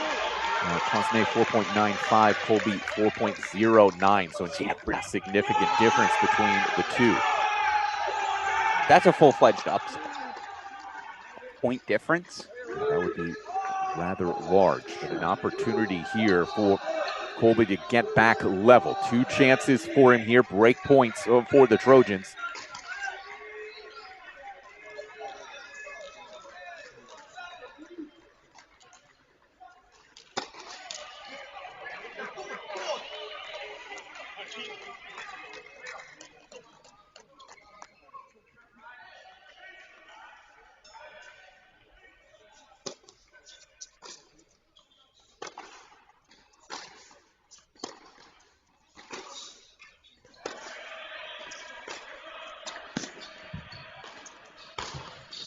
The leave is the appropriate one. So Colby does level us. 3 games all. No break leads here on these 3 courts with a 2-all team score. And we got to go full 2. Give me a full 2, please. Game point chance here for Lafayette. Oh, and he holds 4-4 all. So it is crunch time now here on court number 2. We're going to keep this now in the center box. Super producer Daniel Westhoff, if you want to bring out our other courts again, we're still live on 3 and 5. You want to throw those on the side now. Works for me, but certainly got to stay here with 2. Oh, Nelly.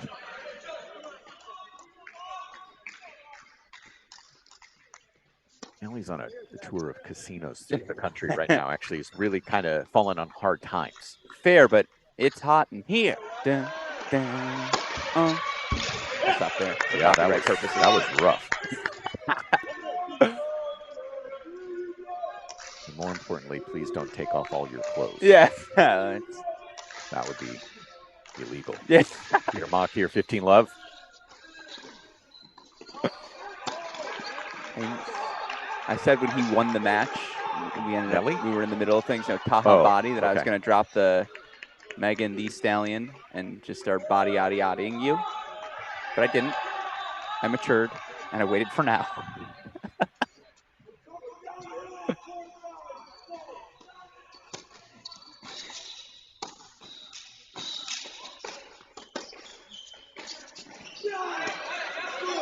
Yeah, full stretch forehand there. Again, Iene needs to be that attacking presence there. Was never able to get his footing underneath him. Credit to Mock in the moment. Mopping out with opportunities there. Bottom left, love 30.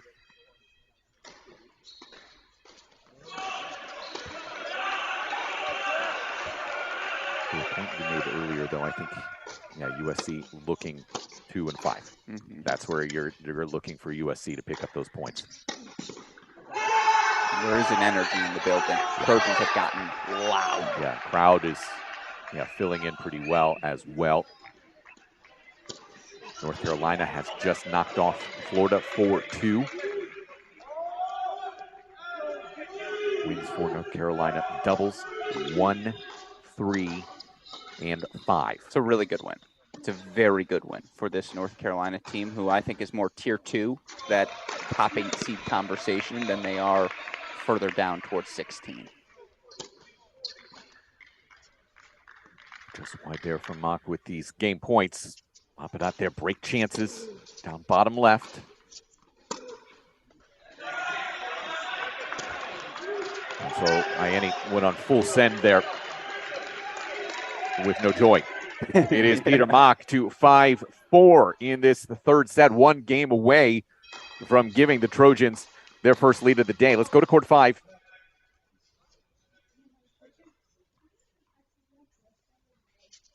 .30 moment here for Ryan Colby. He gets it to 4-3.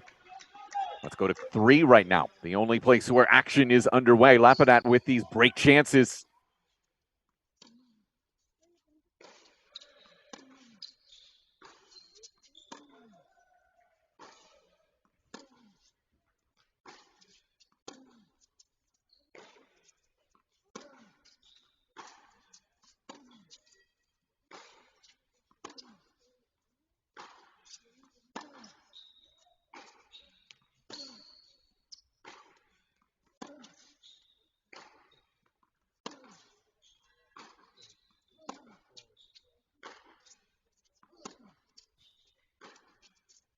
A little bit rushed there, and it felt like a timing issue for Lampanet as Monarch survives the moment. A couple more break chances still to come here. As you do see Alafia Iene in the big screen serving to keep himself in the match. Ace wide will be a dandy start to a 4-5 service game.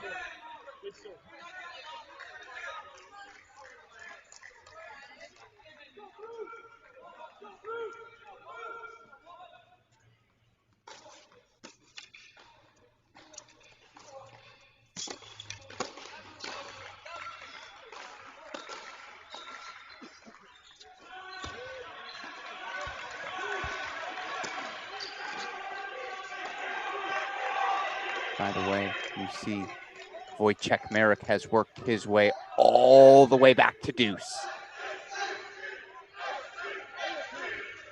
You almost feel like it's a race first to 3 overall team points, not even first to 4.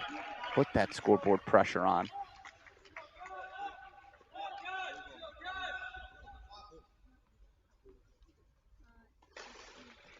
Yeah, it goes back to the well, does Iene. Second straight serve out wide. So casual. It's so easy. Yeah, and drops it short into the box as well. Very well. There's actual angle on that.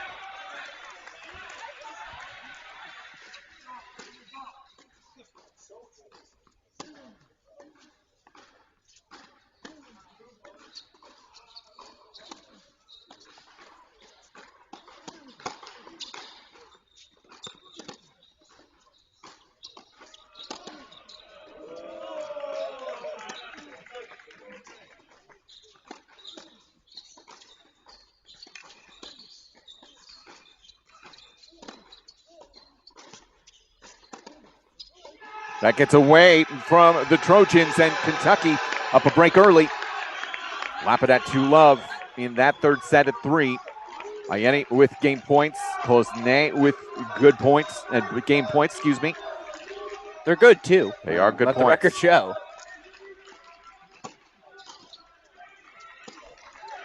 That was a tough miss from Iene, but I like the mindset more broadly. the continued aggression under pressure. Make Mock do something special. Yeah, the footwork just didn't match it. Yeah, well said.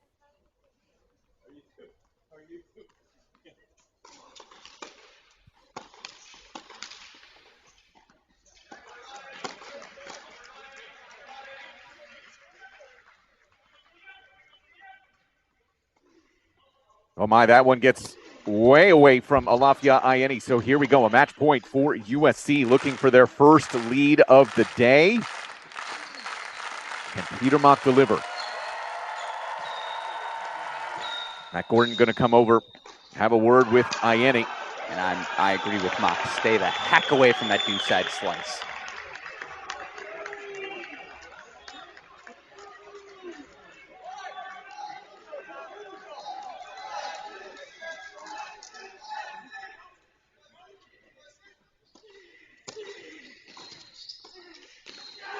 Peter Mock delivers. USC out in front for the first time on the day. 3-2. Oh my. No handshake. Well, finally a handshake there. Ayeni does go. That was, did not like the fact that Mock, the celebration was direct towards him. So Ayeni goes down, broken at the finish. Peter Mock, what a win. So now USC, this is the first time on the day where they feel like they're in control of their own destiny. 3-2 in favor of the Trojans. And the easiest path, Ryan Colby there on the right side of your screen. Excuse me, on the left side of your screen. Sorry, I was looking at the scoreboard there. Left side of your screen, 4-all, 30 love. Yes, that's Lapadon on the right scoreboard now updated to reflect that fact. I'm still in shock over that finish at 2. What a pass from Mock. That was gumption at its finest. After all of that, Trojans are first to 3, Mike. Oh, goodness. Yeah, it's going to be. Yeah. Listen, you said it earlier, about an hour ago, how confident you feel in Joshua Lapadat. For the Kentucky Wildcats. I'm sure they sense it as well. The coaching staff, they believe in him at the 3 spot. The trust for the freshman for Kentucky. That's the real question, because he's the one who's going to have to deliver first now for Kentucky. And that is a lot of pressure for the first time in Cosnay's career. Well, let the record show. He's done it twice of late. He went at Louisville on the road, delivered a 4-3 win to Kentucky. Yesterday, of course, delivered the clinching victory. Now, there was a shutout on the scoreboard. It's very, very different. But Cosnay has clinched before, which is worth noting. It's that difference, though, when the scoreboard pressure is against you. That is a different pressure, no doubt about it. Couldn't say it better myself. Very, very well put. He's got an opening here. It's 30-all.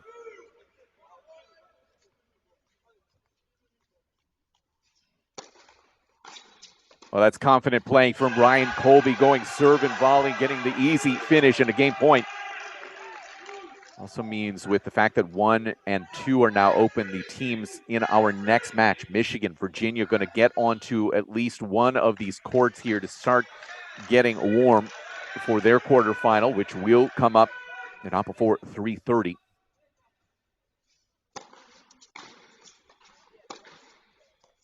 Well, that's a tough ball.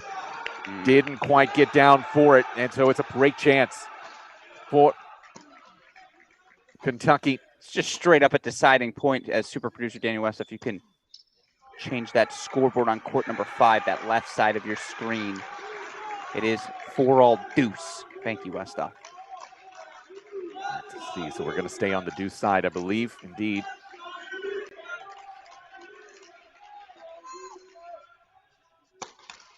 Almost trickled over.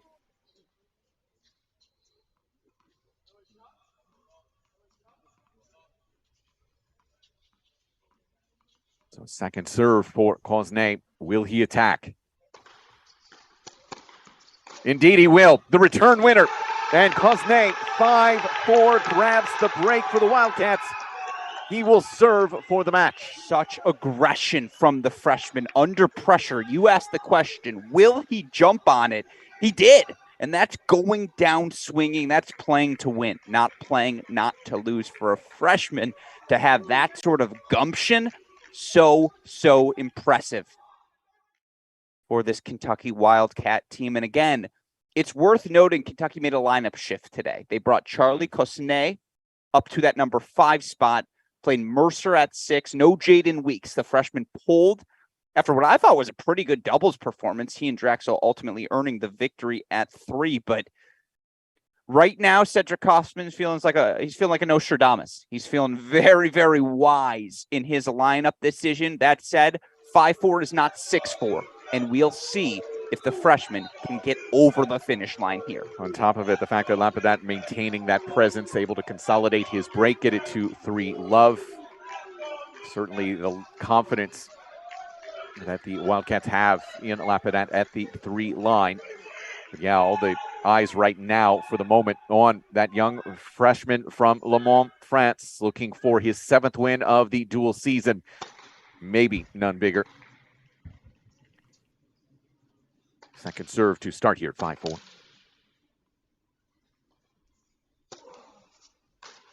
Gets the 3-point there. And Draxel's going nuts. You can't see it on your screen. There might even be a little extra, a little oomph.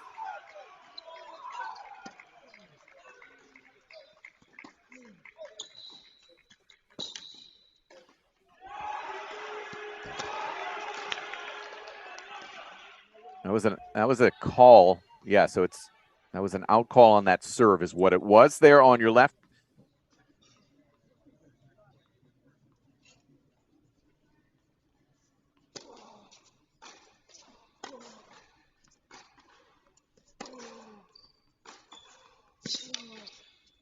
That's big swings from Ryan Colby, taking advantage of a second. 15 all.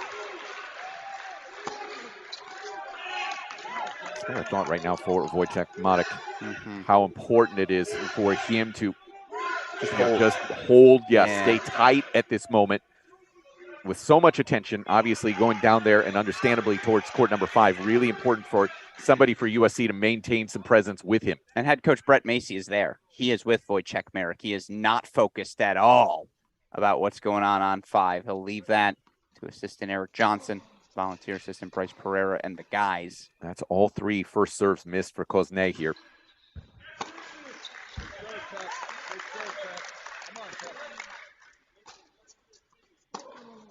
But he's going to get away with it. 30-15.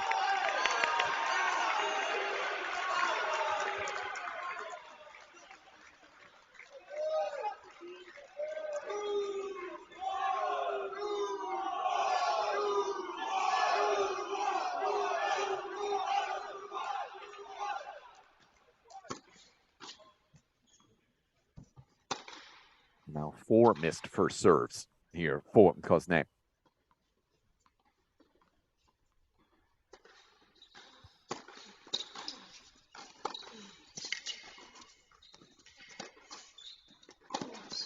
Oh, it's missed to a wide open court.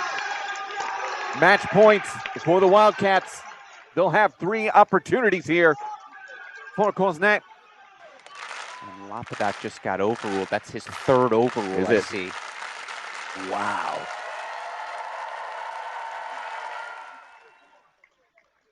More on that in a moment.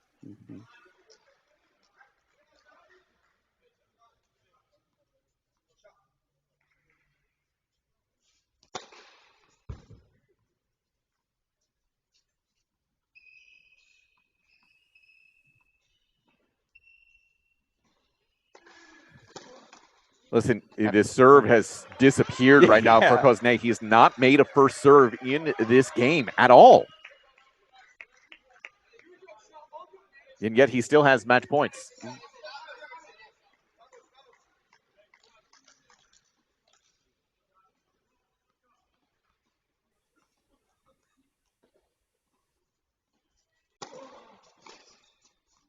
Uh-oh. It sailed on him. Finally makes the first serve and gets a short ball. Triple threat, baby. Cosnay, match point, break point, Colby, deciding point. We're going to stay on this ad side.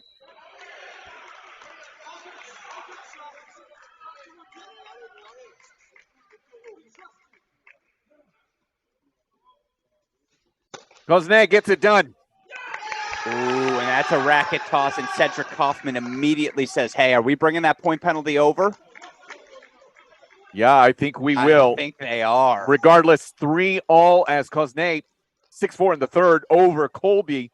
So it all comes down now to court number 3, where Joshua Lapidat of Kentucky, a 3-1 lead over Wojciech Marek.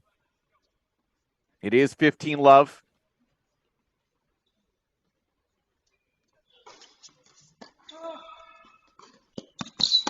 And now 15-all.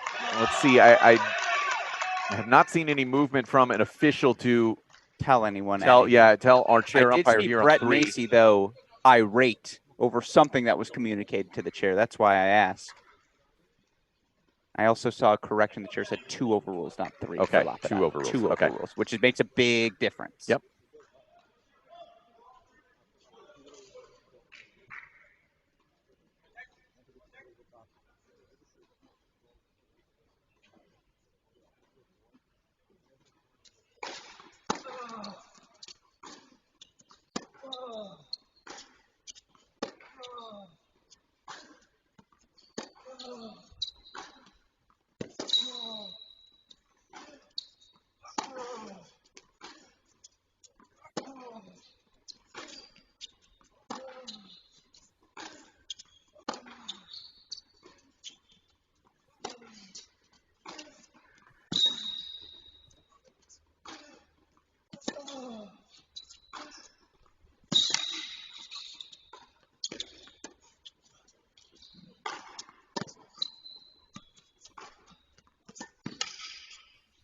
Oh, what a finish. Exhausted, but gets it to 30-15. Does Joshua Lapidat.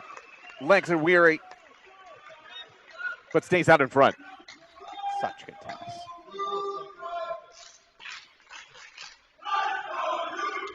If you are joining us late, as you can see, 3-all wins for Kentucky have come in doubles. 4-5. USC wins at 1, 2, and 6. All coming down here to the 3 line for a semifinal spot. How does Lapidat recover after the legs of that last point? Yeah, really smart serve. Just goes lefty slider, test that stretch backhand.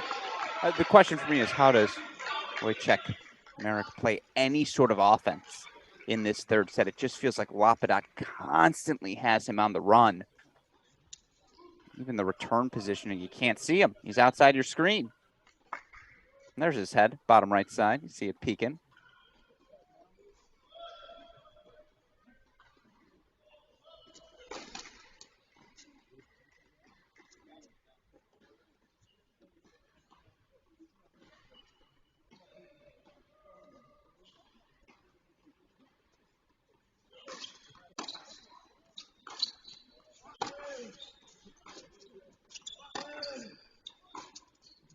Well, certainly showed some intent there to try and take that second serve return early, but not able to consolidate afterwards. So Lapidat does extend his lead. It's a lot of scoreboard pressure for Merrick to deal with right now as we get to 4-1. Third set action, 3-all between the Kentucky Wildcats and the USC Trojan. Mike Cation and Alex Gruskin on the call right now. I think this is the quietest I've been in the past 2 days. Hard to do anything but absorb the action, and credit to Joshua Lapidat. Again, was really the reason Kentucky became who they were last season. His exceptional dual match campaign, you mentioned it, undefeated during the SEC portion of the year. Just win after win, bred so much confidence in the lefty. And now he's got a chance to deliver arguably the biggest victory he'll have contributed to for this Kentucky team to send them to the national indoor semifinals. Tennessee and Stanford are warming up for backdraw action on courts 7 through 12 here at the XS Tennis Village. Don't forget, there's more tennis to play, skills to hone, and fun to be had. Go to USTA.com to become a USTA member.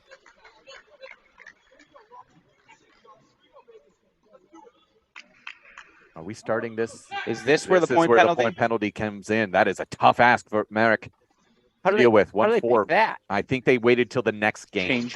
Next game. Next game. A natural break. Sure. And that's from Colby throwing his racket after losing at 5, in case you didn't see that for USC. That's why it's love 15 here.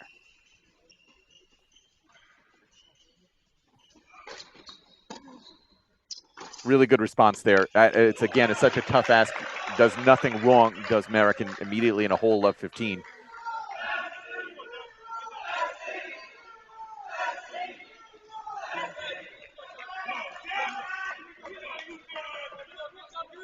And you talk about scoreboard pressure. That's just added to it.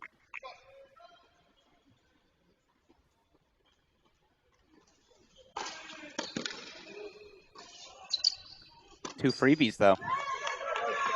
And again, it is still just the single break of serve here. Lead for Joshua Lapadat, who broke right out the gates to kick off this third set.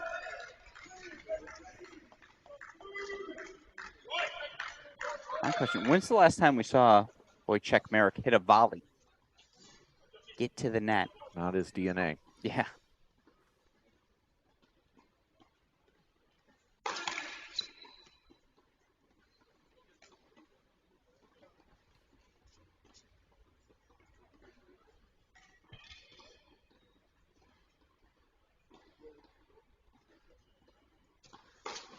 Another easy point there. 3 straight points, dealing with that point penalty. No problem so far.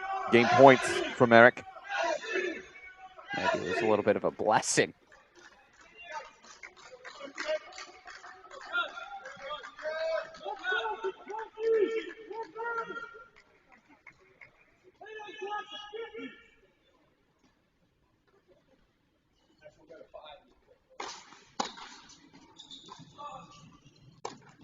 So simple for Lapadat. He just gets that shoulder lean forward, all the momentum moving in behind him.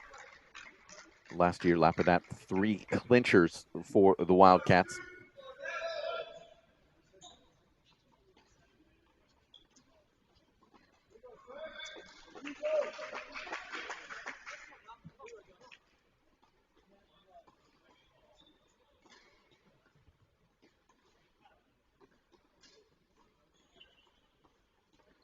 Oh. Deep, not wide, if anything. No. That wasn't wide. Yes, yeah, that's what I'm saying. Yeah. It definitely wasn't deep.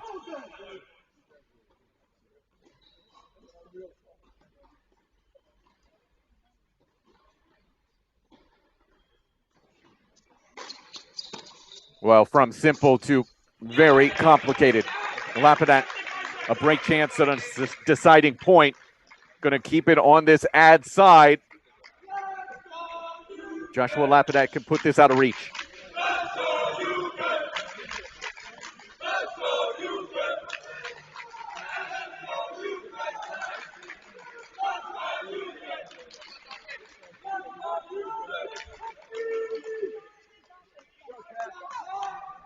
don't know about that call, Alex. That was...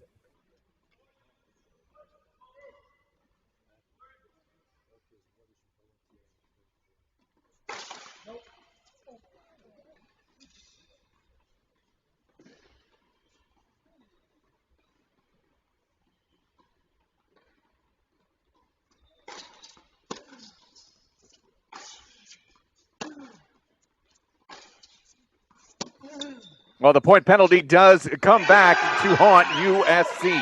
Merrick broken, losing just 3 points. And Joshua Lapadat moves to 5-1 in the third with the opportunity to close it out. He's been aggressive. He's been decisive. He's played like a guy who competed in an NCAA final last year. The moment has just not been too big for Joshua Lapadat. And now he'll have the opportunity to send his team to another national semifinal.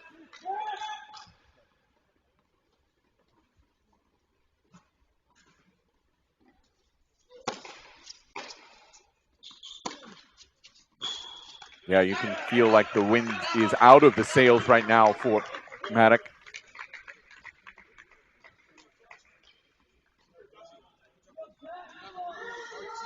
up, but Macy's going to make that a teaching moment for Ryan Colby. Mm-hmm.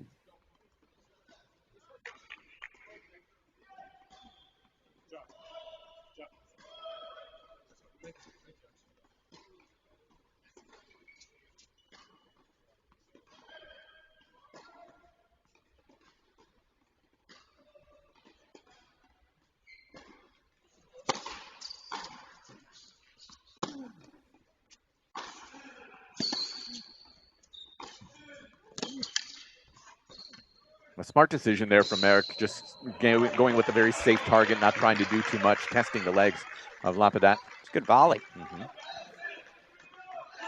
And again, it was 4-all deuce point. USC led 3-2 for Ryan Colby. In that moment, you thought the Trojans had it. 30 minutes later, Joshua Lapadat is 3 points away. You guys tell me, was that serve? Was that 40-30? Yeah. You guys tell me. T-serve 40-30. Yeah, that. I mean, listen, it's not about one moment by any means.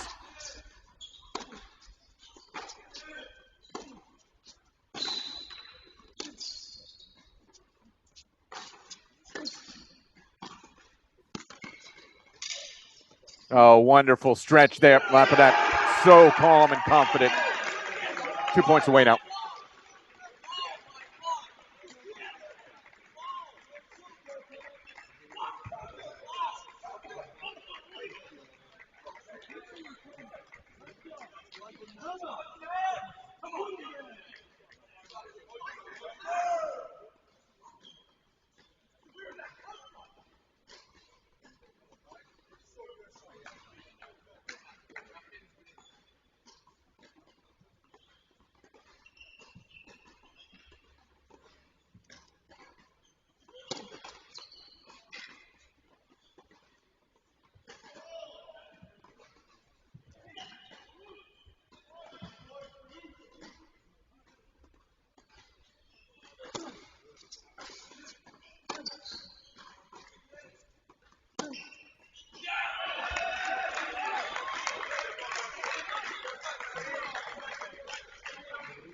Yeah, first response, the Diamondator saying indeed that serve was inside the line. That was my feel as well. Just so very clearly wasn't wide. Definitely wasn't wide. And it didn't look even close to being long. Yeah. I don't know if it looked deep either. It happens. Yeah, for sure. And again, listen, that's not the turning point by any means. But 30-all here.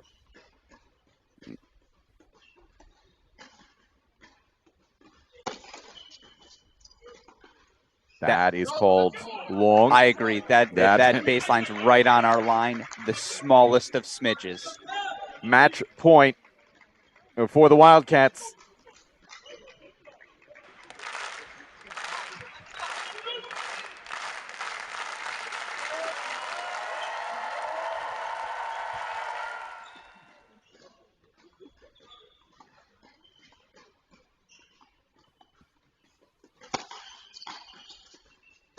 Well, that's going to sail. So deciding point, break point, match point.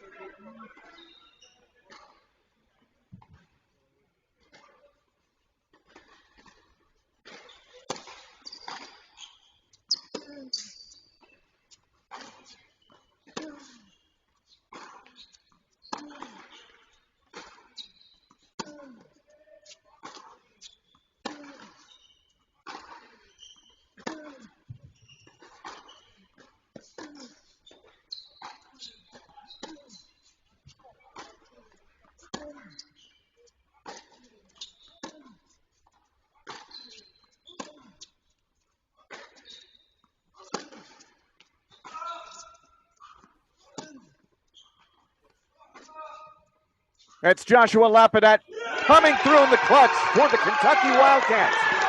as they eliminate the USC Trojans 4-3 and into the semifinals of the 2023 Division I National Men's Team Indoor Championship.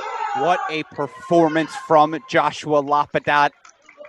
Now that the match is over, 4-3, you knew it was going to be a thriller. And again, I never had a doubt in this Joshua Lapadat, who I have seen lose a match, but not very many. And it's a credit to this Kentucky team.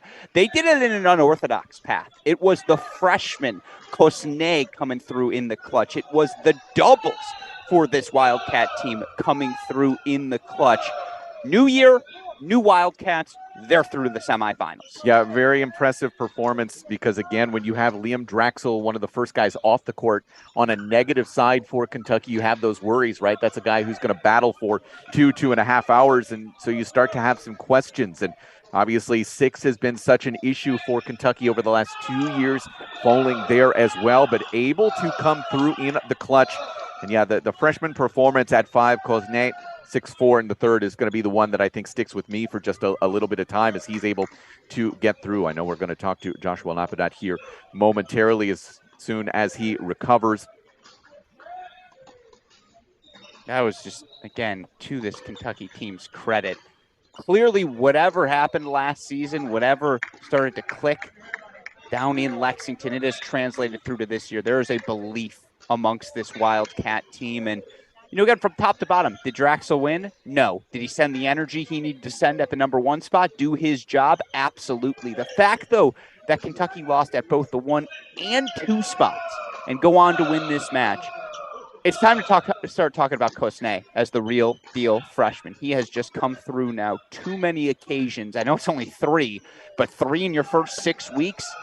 I don't want to say I'm pushing the chips all in on the freshman, but I'm very fond of how he has started this season. Well, the beautiful part about it is that, you know, with college tennis at the elite levels, right, you have matchups. Sure. It's not about, you know, the guy who's guaranteed to outperform because of the fact that sometimes matchups are so different. And that's what's, I think, beautiful. As you see, Michigan is hopping on to court very quickly to warm up. Virginia as well on the left. They will be coming up at 3:30. That'll be really close to a 3:30 start. Sure.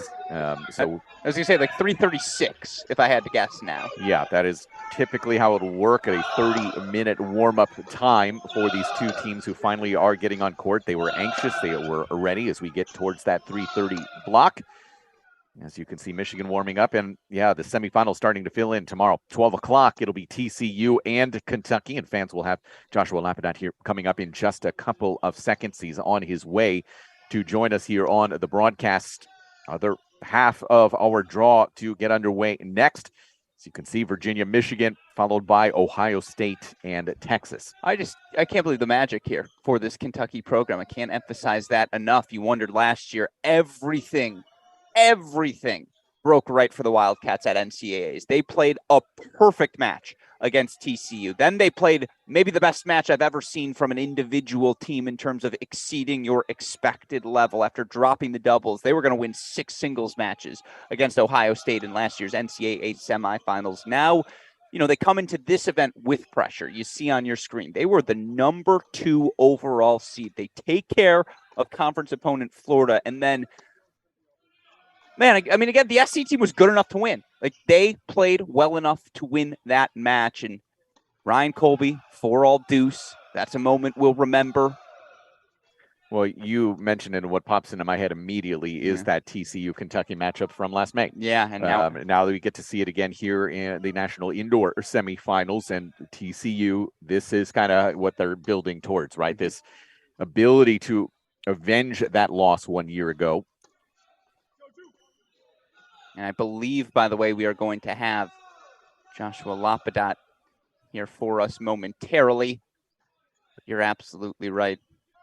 What a moment for this University of Kentucky program, brought to you with man joining us here on the screen now, Joshua Lapadat, who clinches the 4-3 victory with a 3-set win. Josh, congratulations to you. Let's just talk about this scene. What's going through your head in that final game? How did your teammates help you get through the finish line? Just tired, man. I'm tired right now. That was such a battle. It was such a battle. It's kind of tough to say like what I'm thinking because it's all just a bit of a blur. But I mean, you just kind of have to try and just play the tennis that you know how to play instead of. I don't know, thinking about whatever's going on. It's tough for me because I think we had Shaw playing and Alafia was still playing, and I didn't know if I was even going to get to finish my match, but you just have to kind of put your head down and play. And it's really, really tough to do. Mark, he was playing very, very good as well. So, I mean, it was a really good match. It was just really fun to play. So it's kind of tough. You have to kind of separate yourself from all the tension. Josh, Alex Gruskin here said when you were down a set, he said he had incredible confidence. And in fact, Taha Badi was up a set and a break, and he said he had more confidence in you to win than he did in Taha Badi. That's how confident he was. Thank you, Alex. Thanks for my back, of the incredible year you had last year. Obviously, 3 clinchers as well last year, now coming through in the clutch here. What does it mean when the weight of your entire team is resting on your shoulders there? It's a scary feeling, man, but it's what makes it so special to come and play college tennis. You don't feel this any other place. It's so special, and I love all my teammates. So, you know, we always tell each other it's so hard to be watching on the side, by the way, when it's a 3-all clinch. It's actually much easier to play, but knowing that you have the whole team kind of waiting to see if you're going to win. I know that we all have each other's backs. So at the end of the day, like, even if I lose, I know that we're all going to be okay. You know, we all love each other and we all fought so hard and like until the very end. But yeah, it's a scary feeling, but you just kind of have to, I don't know why, but I kind of feel, in a way, I kind of feel loose in these moments when I just have all my teammates with me instead of, I don't know, it's a weird feeling. I can't really describe it, but. Yeah, I'm sure it helps when you have Liam Draxel just chopping in your face the entire time, right? That's a little distracting. Can help you perhaps get outside of your body. But again, for your team, coming off of a year where you made the NCAA final, this time you come to a national event and you're the number 2 seed. I'm curious what that means to you in this program, how maybe this run has felt different from what you guys were able to accomplish last May. Yeah, for sure. I mean, it is different for sure. I don't think Kentucky's ever really had this kind of I don't even know, this kind of like placement in the rankings. I don't even know how to describe it, but we've always kind of been underdogs ever since I've been here, and I think even before my time. But it's really special, and I think it's really important that we keep our underdog mentality. You know, we come into every match and we think, you know, we got to get 7 points like on the board, and you know that's what we do. And I think it's really important that we don't get away from that mentality. I think we have a really talented group, but I think what separates us is, you know, our work ethic. And, you know, after what we did last season, coming into this fall, like preparation was the same as any other year, training even harder, trying to get like better and better every single day. And I think what I'm trying to say, I think it's really important, you know, we keep that underdog mentality, and that's what we strive for, like, every day. We don't say like, oh, we're the favorite to win this one or whatever. We're always underdog when we play. Josh, our last question for you, as you talk about that, you are going to be going up tomorrow against a team who's not going to treat you like an underdog, because you beat TCU last year in what Alex described as a perfect match for the Kentucky Wildcats. You know, we all know that they're going to be coming out for revenge. How will you handle it, especially early tomorrow when TCU is going to come out looking for blood? It's going to be fun, man. It's going to be a battle. Everybody knows everybody's going to be playing, you know, trying to play their best tennis. And definitely we have a bit of a target on our backs now after beating them last season. But I mean, they're a good group of guys, and they're very, very good tennis players. So we're going to have to, you know, rest up tonight, and we'll talk about it obviously multiple times before the match. But there's going to be a lot of things we have to do right to win tomorrow. And I think it's just going to be so fun, man. We all know it's going to be a battle. It's probably going to come down to something crazy, you know. It's just going to be really fun, and that's kind of the mentality we have going towards this. So. Yeah, no, I'll tell you what, right now, the most angry man in America is Gabriel Diallo, who didn't get the chance to participate in this match, was watching from home and has to be screaming with joy. And all of Wildcat Nation is right now, Big Blue Nation, ready to celebrate you and your team's win. Josh, congratulations to you and the guys. Rest up. We look forward to seeing you in tomorrow's semifinal. Thank you so much, Alex. Thanks for having me. Yeah, of course, always a pleasure. So, Kentucky, TCU. Semifinal number 1, we have official confirmation, 3:35 p.m. start for Michigan, Virginia, Mike. And more importantly, for everybody at home who is watching with Kentucky, they will be on tomorrow noon. Yes. Noon start for that one. So for those of you watching and waiting for Kentucky, that'll be tomorrow at noon.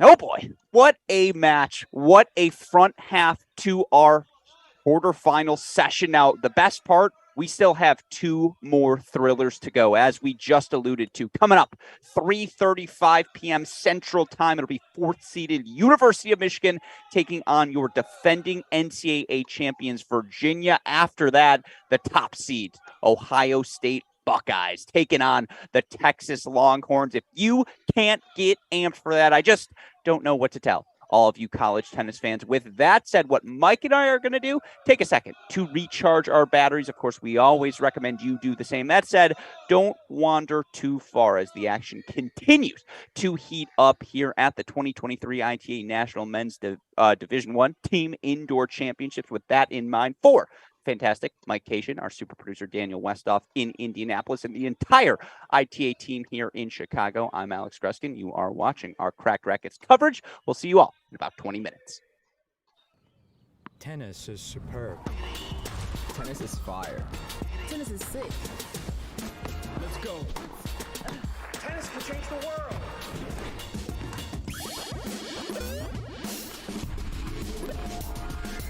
Come on. This is tennis too. Good morning. It's my first time. Not mine.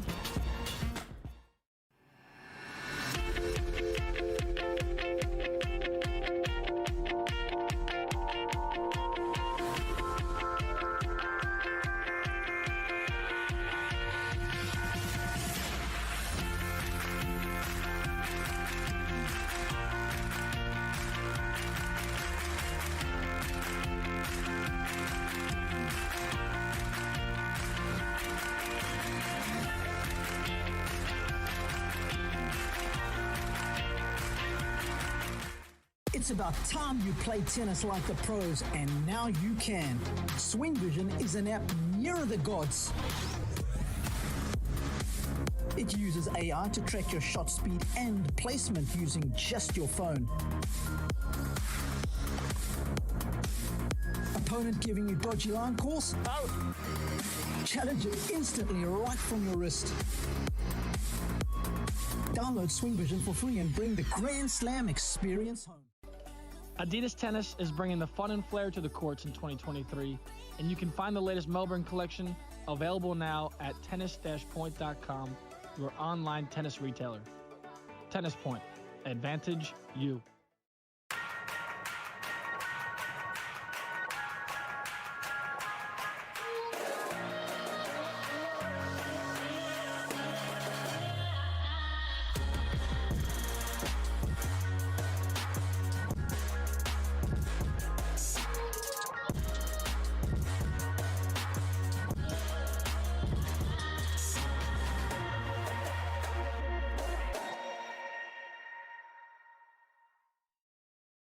Introducing A-Peak Tennis and A-Peak Coach.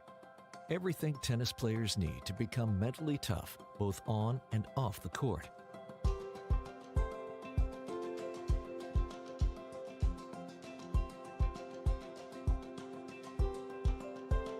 And everything coaches need to help players reach their full potential.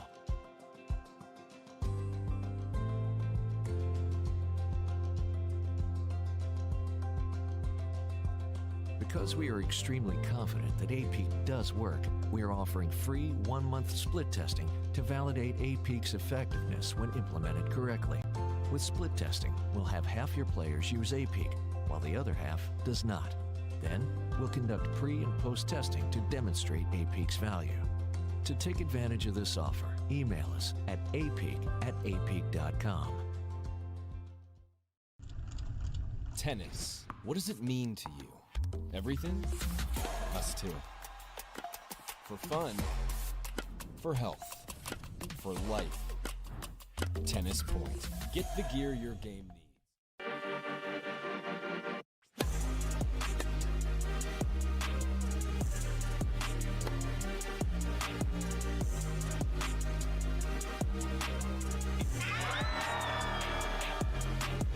Go to the net, it's easier.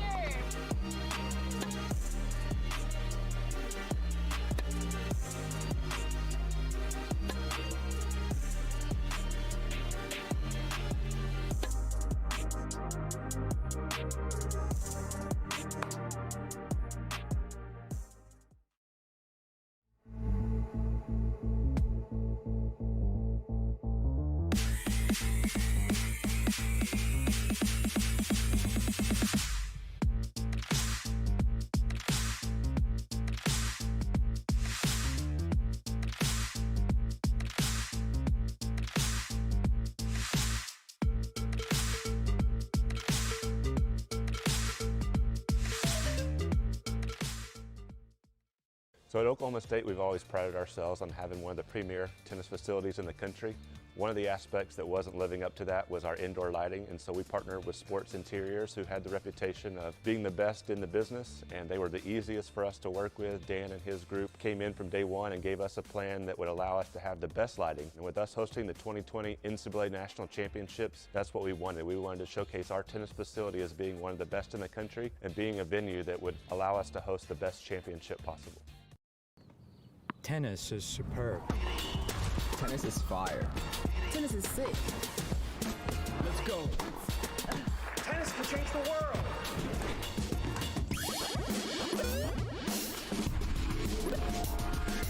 Come on.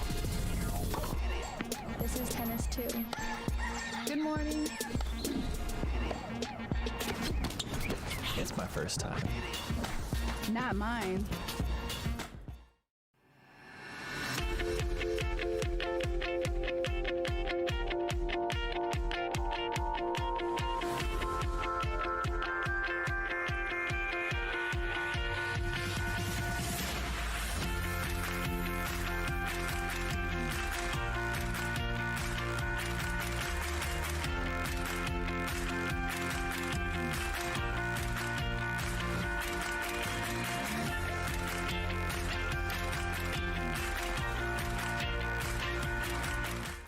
It's about time you play tennis like the pros, and now you can. Swing Vision is an app nearer the gods. It uses AI to track your shot speed and placement using just your phone. Opponent giving you dodgy line calls? Out! Challenge it instantly right from your wrist. Download Swing Vision for free and bring the Grand Slam experience home. Adidas Tennis is bringing the fun and flair to the courts in 2023, and you can find the latest Melbourne collection available now at tennis-point.com, your online tennis retailer. Tennis Point. Advantage you.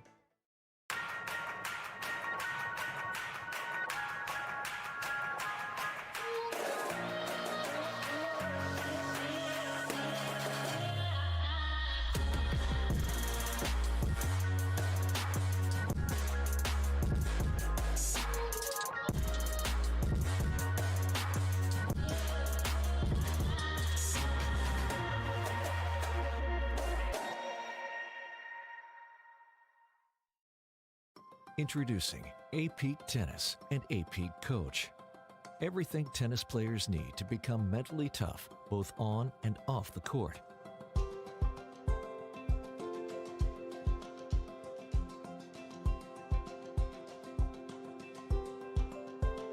And everything coaches need to help players reach their full potential.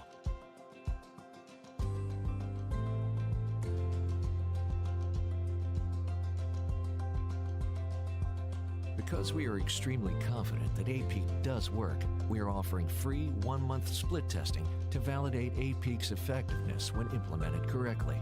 With split testing, we'll have half your players use A-Peak, while the other half does not. Then, we'll conduct pre- and post-testing to demonstrate A-Peak's value. To take advantage of this offer, email us at apeak@apeak.com. Tennis. What does it mean to you? Everything? Us too. For fun, for health, for life. Tennis Point. Get the gear your game needs.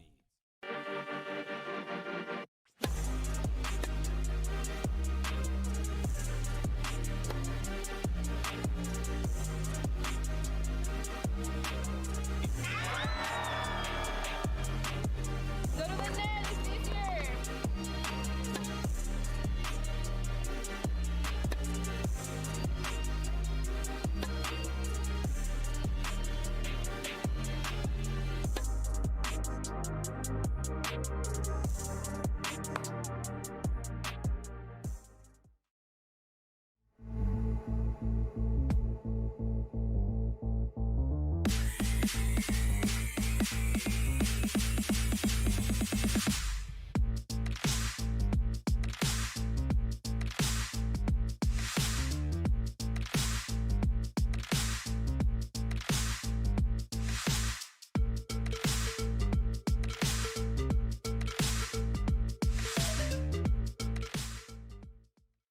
So at Oklahoma State, we've always prided ourselves on having one of the premier tennis facilities in the country. One of the aspects that wasn't living up to that was our indoor lighting, and so we partnered with Schwartz Interiors, who had the reputation of being the best in the business, and they were the easiest for us to work with. Dan and his group came in from day one and gave us a plan that would allow us to have the best lighting. And with us hosting the 2020 NCAA National Championships, that's what we wanted. We wanted to showcase our tennis facility as being one of the best in the country and being a venue that would allow us to host the best championship possible. Tennis is superb. Tennis is fire. Tennis is sick. Let's go. Tennis can change the world.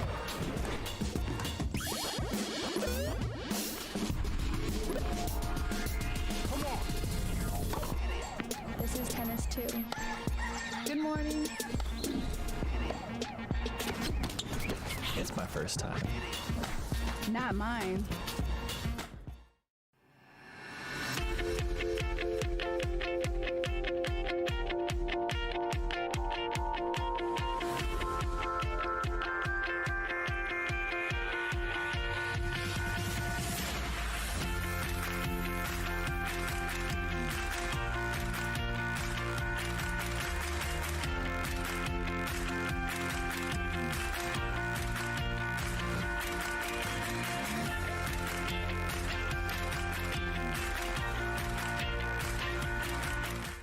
It's about time you play tennis like the pros, and now you can. Swing Vision is an app nearer the gods. It uses AI to track your shot speed and placement using just your phone. Opponent giving you dodgy line calls? Out! Challenge it instantly right from your wrist. Download Swing Vision for free and bring the Grand Slam experience home. Adidas Tennis is bringing the fun and flair to the courts in 2023, and you can find the latest Melbourne collection available now at tennis-point.com, your online tennis retailer. Tennis Point. Advantage you.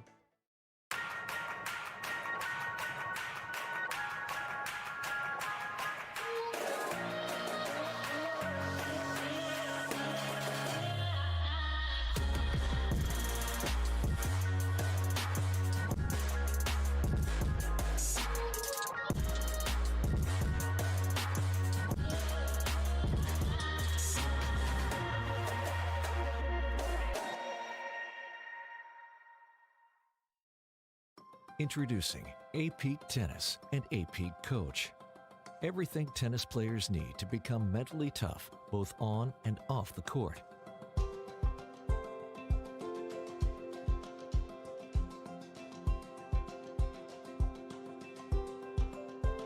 And everything coaches need to help players reach their full potential.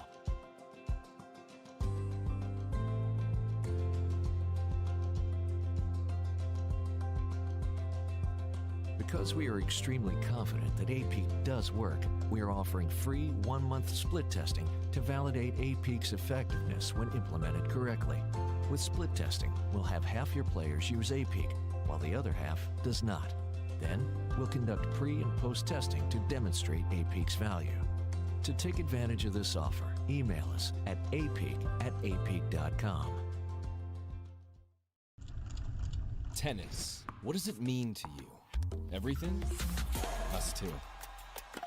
For fun, for health, for life. Tennis Point. Get the gear your game needs.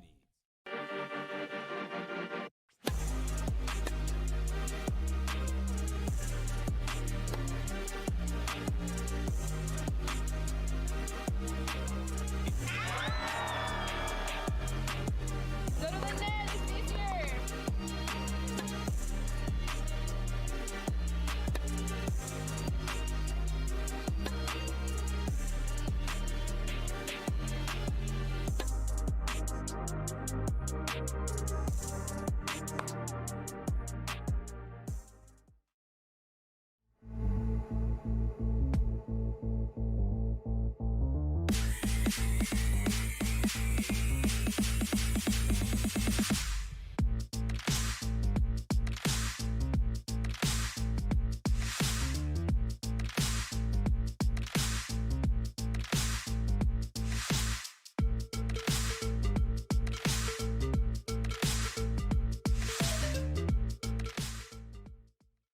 So at Oklahoma State, we've always prided ourselves on having one of the premier tennis facilities in the country.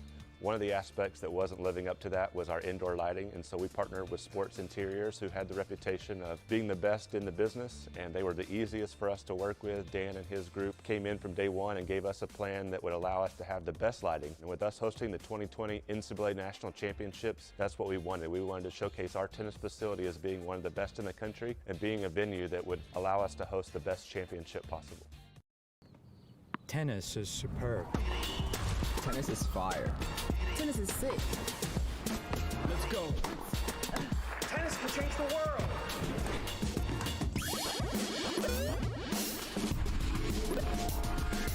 Come on. This is tennis too. Good morning. It's my first time. Not mine.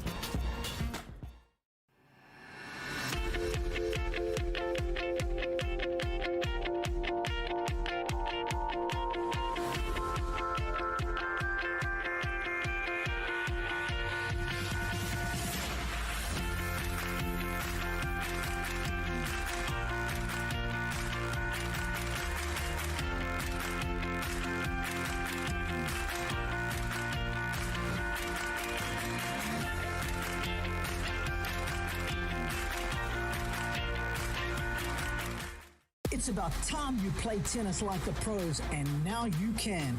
Swing Vision is an app nearer the gods. It uses AI to track your shot speed and placement using just your phone. Opponent giving you dodgy line calls? Out! Challenge it instantly right from your wrist. Download Swing Vision for free and bring the Grand Slam experience home. Adidas Tennis is bringing the fun and flair to the courts in 2023, and you can find the latest Melbourne collection available now at tennis-point.com, your online tennis retailer. Tennis Point. Advantage you.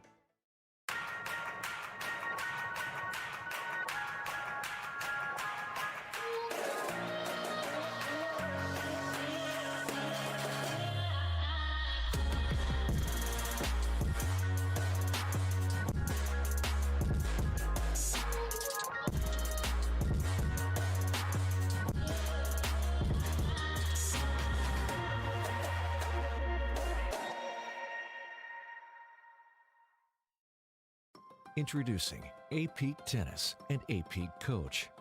Everything tennis players need to become mentally tough, both on and off the court.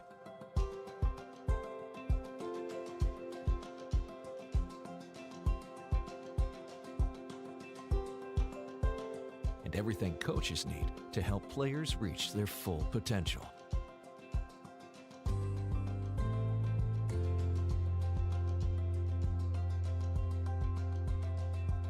Because we are extremely confident that A-Peak does work, we are offering free 1-month split testing to validate A-Peak's effectiveness when implemented correctly.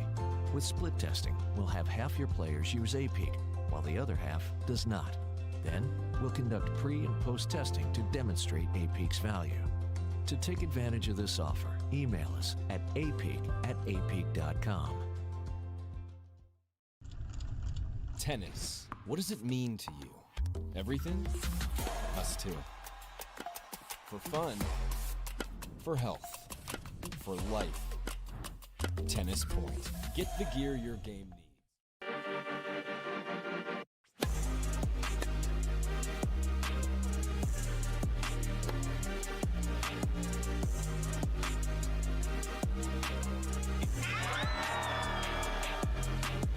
Go to the net, it's easier.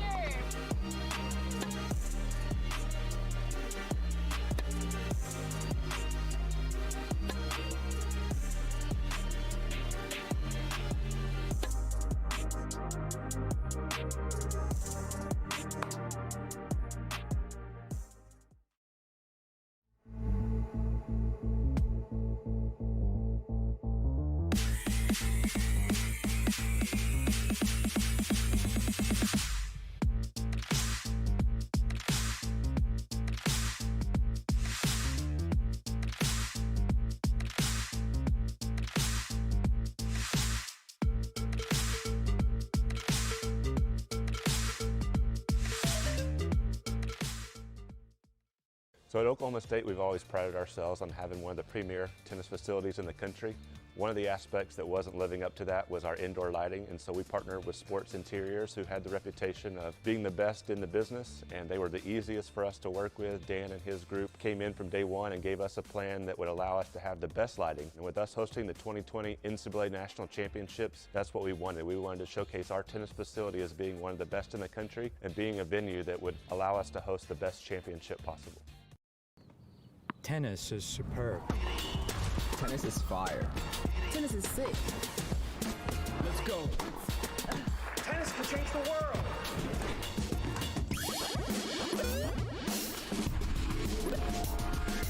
Come on. This is tennis too. Good morning. It's my first time. Not mine.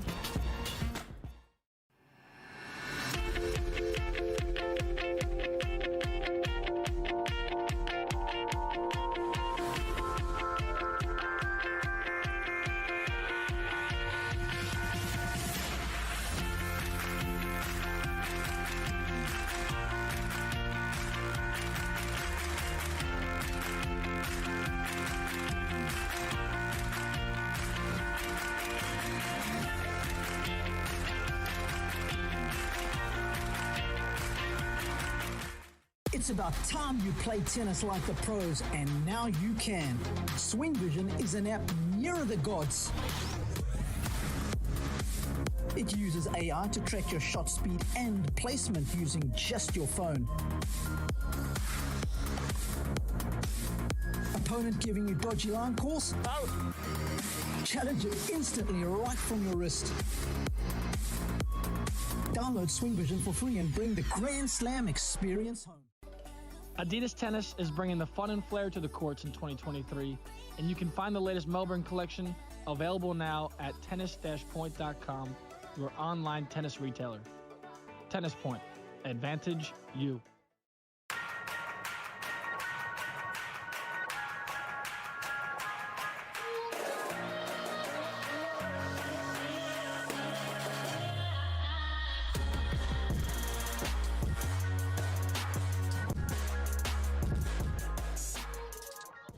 And welcome back in, everyone, to quarterfinal Saturday here at the 2023 Division I ITA Men's National Team Indoor Championships. Alex Gruskin joined by Mike Cation as we reach the second half of quarterfinal Saturday. Two more matchups to go. Of course, now we move to the left side of the draw, and we have a battle between the number 4 and 5 seeds on our hands. It'll be the University of Michigan survivors 4-2 yesterday against Stanford. They're going to take on another team, managed to survive in defending NCAA champions, the University of Virginia, 4-3 win yesterday over Tennessee. Mike, as you get ready for quarterfinal number 3, what was the thing that excited you most? Well, the fact that yesterday you said this was the best Michigan tennis team that you have ever seen in your life, and you are somebody who has been around the Michigan program for a very long time. So I think Michigan feels like they do have something to prove here, not only this week, but obviously all season long. And it really could start with a big statement here. I know obviously they would like to, big picture, get a crack at Ohio State here tomorrow. If that were to happen, that would be obviously a very heated matchup here in a neutral site in Chicago, but a long way to go to get there. And yeah, that's kind of how I want to see how they respond today. They're going to be very vocal. We certainly know that against a Virginia team that does have that high-level experience. Absolutely, and the biggest thing for this Michigan group, there's urgency. It's got to be this year. It's got to be right now. You've got fifth years, Andrew Fenty, Patrick Maloney, who at their best are both 2 of the 15 best players in college tennis. You've got Andre Styler playing 3 singles. Styler might be the best player on this roster, and had he had similar pro aspirations as some of his teammates, there's no doubt he would be at the number 1 spot. But Von der Schulenberg, Montez, Rodesh, that is the best nucleus in college tennis. They won an NCAA title with that nucleus. It's strength versus strength. We've got an absolute war on our hands. I know there's an account right now in our YouTube comments section that's perhaps commenting on the state of my excitement throughout the course of this match. Well, guess what? You got some work ahead of you in that YouTube comment section. I am amped up. We have a battle quarterfinal number 3, Mike. I hand it over to you to introduce the players. I don't even know why I'm here. I mean, with your level of excitement, but we'll try to make sure I bring the calm presence so you can go nuts like you do so well, Alex Gruskin. Yeah, let's start here at court number 1, where the Michigan Wolverines throw out Andrew Fenty and Gavin Young. Alex mentioned Fenty, the 5th year out of the Washington, D.C. area. He and Gavin Young, the junior from Apple Valley, Minnesota, did take an L last night, number 6 doubles team in the country right now. They'll be looking to bounce back. Michigan dropping doubles. They got worked yesterday by Stanford. They didn't just lose. Stanford was clearly the better of the two teams. And again, indoors doubles point should be something Michigan takes, not just this weekend, but really every match they want to play if they want to go the places they have aspirations to this season. They certainly have a tough task in front of them here. On the one line is Chris Rodesh leading the way, the 6'6" junior from Engelsberg, Luxembourg, partnered with the grad student senior Ryan Getz out of Greenlawn, New York. Well, there are some switch-ups in the lineups for both of these teams, but most notably here for Virginia, no Bar Botzer, who I haven't even seen in the building here this weekend. And typically it had been Botzer, Rodesh at that number 1 spot. Now, there's no doubt Getz is more than capable of playing there, but it's the little things. What will the chemistry look like following the lineup switch? I think that's the question to ask here at the number 1 spot. As we move down to the 2 line, Alex did mention both of these guys for the Michigan Wolverines, Patrick Maloney and Andre Styler. And there is a switch on the Virginia side here. William Woodall popping in, the 5th year senior out of Washington, D.C., into the 2 spot, partnered with Iñaki Montez. You see Styler serving on the far side of your screen. Power, pace, energy. That's what this Michigan duo brings. But I actually love this decision by Coach Pedroso, because if you know anything about William Woodall, you'll know this. He is a man whose energy transcends throughout this Virginia team. It's energy versus energy. We see your Maloney and we call with our Woodall. Of course, you've got Iñaki Montez and Energizer Bunny himself on that side. This court is all about the energy. Yeah, but I think you're certainly going to favor Maloney, Styler. The size. Yeah. Indoors, come on. Exactly. That certainly favors Michigan in this 2 matchup as we go down to 3. I do want to point out they won yesterday. They're the only Michigan team that looked very good. Each guy winning doubles and their singles matches in straight sets. Well, let's let you describe what's happening for the Michigan Wolverines at 3 here, because Will Cooksey has a new partner today. Yeah, if you're a Michigan Wolverine fan, a deep sigh of relief. There was a very dumb rumor going around that Nino Ehrenschneider was going to be forced to redshirt medically this season. We now know that is not the case. Nino Ehrenschneider, active on court, the lefty, has been a top 10 doubles player in the country when partnered with Andrew Fenty last season. It's a straight lineup swap. He's in. Jacob Bickerstaff, the number 5 singles player for this Wolverine team, out of the doubles lineup. I love Bick as a person, as a player. He is not the doubles threat Nino is. This combination makes much more sense on paper, but I really like this Virginia duo as well. Yeah, it's Alexander Kiefer, the junior out of the Woodlands, Texas, partnered with Jeffrey von der Schulenberg, one of the most experienced veteran juniors out of Zurich, Switzerland, a very solid 3 doubles team. Twitchy. They move well, they cross well, they'll be aggressive, and they are going to make a million returns inside the court. So yes, this is all-out war at the number 3 spot. What are the concerns for Ehrenschneider medically? Also, how do you feel about him popping into the lineup without a lot of dual experience here in the spring? I do want to go to 1 because we have a deuce point coming up there, but it's the ankle. That ankle, he was in a boot for the majority of the fall. That said, I've been told he was still hitting as much as humanly possible in a healthy way possible. So he's still making sure his contact points were fine, still doing non-movement based things. The most amazing thing when I saw him, I said, dude, how did you not put on 30 pounds? And he says, I'm a vegan, Alex. It's hard for me to put on the weight with my diet. And so he has stayed in shape. The question is, how will the timing look for Nino Ehrenschneider? That's always the biggest thing. And that is especially important on the double side, where those first 2 contacts have so much import. An easy finish there for Ryan Getz, fighting off that break chance, and Virginia does grab it and early hold to 1-love. This action brought to you by the USTA. There's more tennis to play, skills to hone, and fun to be had. Go to USTA.com to become a USTA member. And we mentioned all of the rankings as we went through here, and rankings are brought to you by Tennis Point. Tennis Point is the title sponsor of the ITA Tennis Point Collegiate Tennis Rankings, the ITA Tennis Point Summer Circuit, and the official retail partner of the ITA. As we go 2 on the big screen now, double break point chance, 3 of them, triple break point chance Coming up for the Wolverines on 2, it is Maloney and Styler. 15-40 they lead in the first service game of William Woodall. This feels, I got to be honest, I don't love this switch right now. Montez, listen, very competent. Don't get me wrong here, but yeah, this is a let is going to be called here in just a second. But Montez at the net, that's not that finishing style that you need to have, especially in an opening service game for your team. Well, who was the other piece they could have gone with? What did they, we'll look up the score that they played yesterday. It must have been Jaffa. Dahlberg, of course. Yes. At 2, right? That's where they played Dahlberg. Yes. They did have a loss. Yes. That was actually Dahlberg's first dual match loss in doubles. Had been 3-0.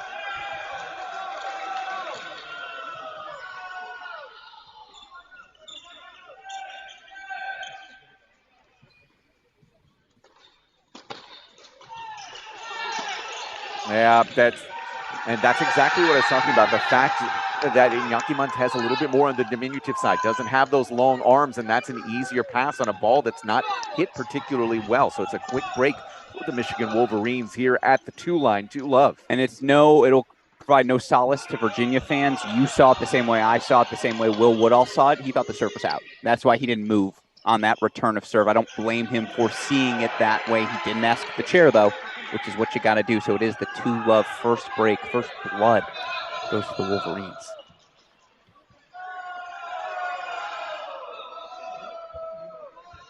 As you see, let's head over court number 1 back in the same screen. Back in the center screen, excuse me, please. As you see, opening holds on 3.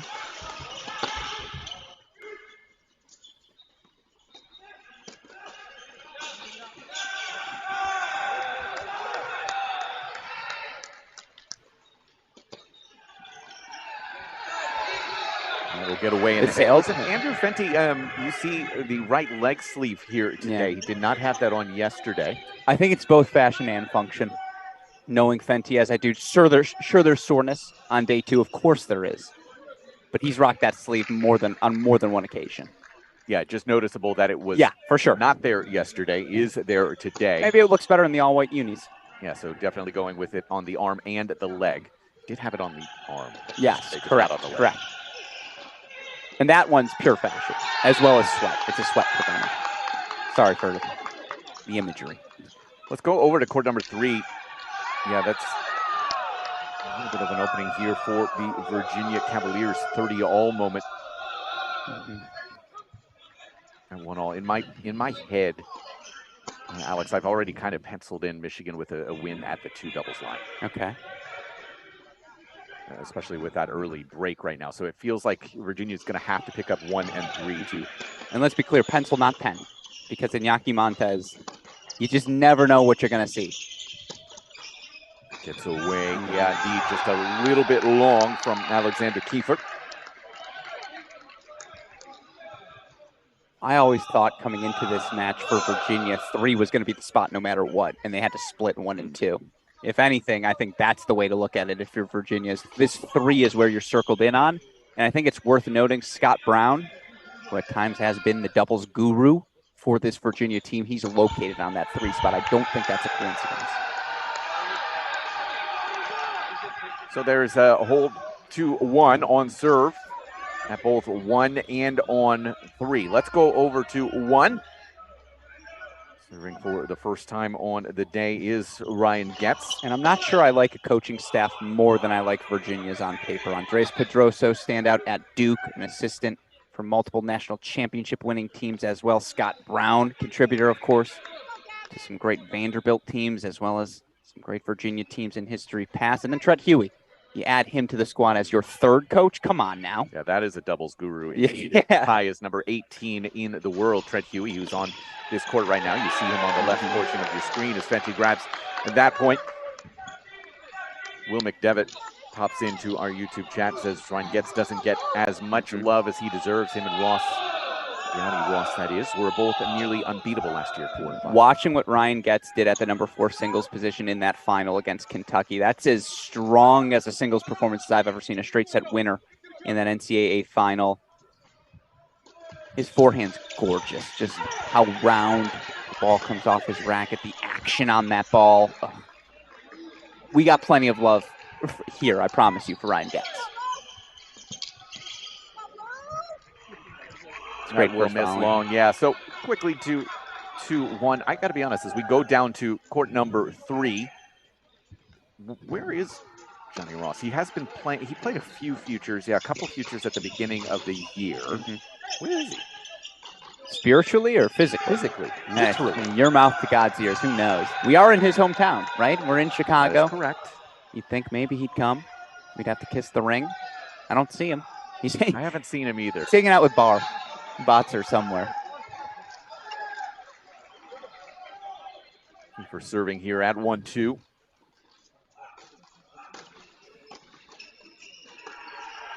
I also think Alex Kiefer's another guy who just doesn't get the same love as the other members of his class. You forget Kiefer came in with Von der Schulenberg, Rodesh, Montez, and obviously those three have earned the headlines, but talk to anyone around the Virginia program. Alex Kiefer, day in, day out in practice, the sort of glue guy you need to take your program over the top, as this Virginia team was able to do once again in Champaign last year.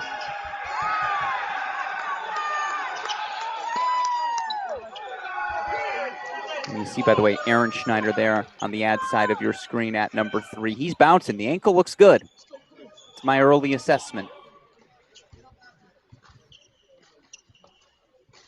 No brace is noticeable. Yeah, that is a bit interesting, to be honest. I mean, listen, I'm no medical expert by any means, but I do know from many years out here on tour that ankle injuries don't exactly just click back and everything's fine. Well, I think that's why we haven't seen him till today. They were not risking anything as it related to Nino. But then why not make sure you have it? That's maybe because they're like, until you're 100%, we're not even playing you anyways. Yeah, it could be. Yeah. All right, so 2-2 here. Again, definitely feels like musts for Virginia at the 1 and the 3 spot. That 1 spot just screams breaker. I don't know how someone breaks Chris Rodesh in doubles indoors. Oh, that was long. Off of Kiefer's racket, that sailed. Wow, good hands from both guys there.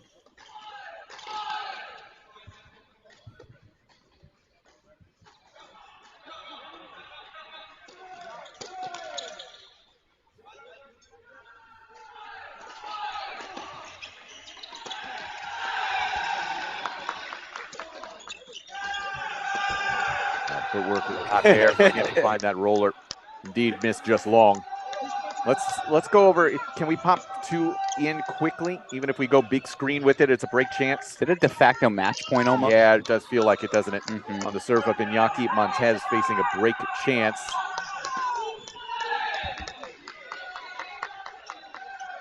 Do side here.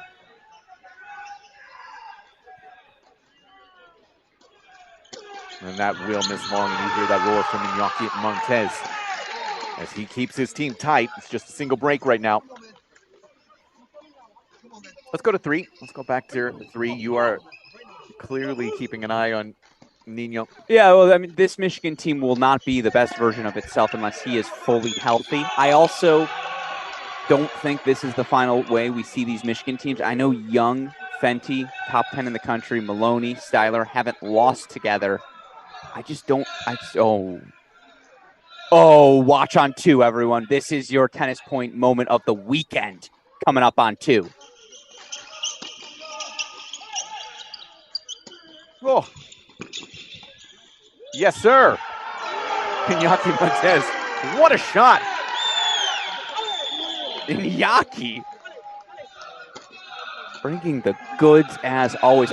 To finish the thought, I think Nino's a perfect complement to a power player. I think you've got 2 power players in Maloney and Styler that work wonderful together. Yeah. But why not spread the love? Why not give one Cooksey or Bickerstaff, the other Aaron Schneider? Maybe it's more balanced moving forward. I think that's something we might see from the Wolverines this season. I also apologize that I'm in the midst of learning Spanish, and I went with Niño. Niño. Which is clearly not correct. I let it slide. I was going to go under the That's on me in my Duolingo learning. Considering how many words I butcher, not just names, words in general, I was like, not touching that one. I just keep looking at it, Niño. Yeah, exactly. Not correct. No.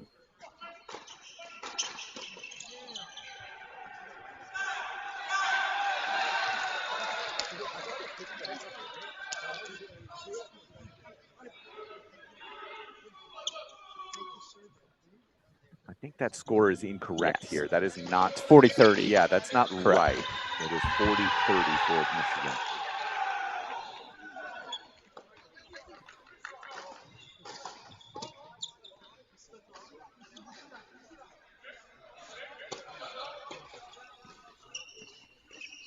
Fails on von der Schulenberg. So we go over to one where it's 2-all, 30-all. Chris Rodesh serving. We got an answer from my dear friend John J. Parsons, who says Gianni Ross moved to Charleston. So that's allegedly where he is physically. Okay, fair enough. Shoot him a text at some point. I would not be shocked if he is coaching and teaching. I would also not be shocked if he goes into the professional world.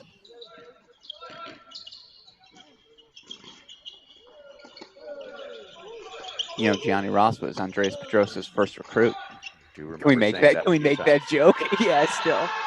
That is called wide. Is there going to be an overrule? No overrule. And there is a lines person now on each of these lines. Now, again, it's tough to tell on the camera, but worth noting there are lines people now.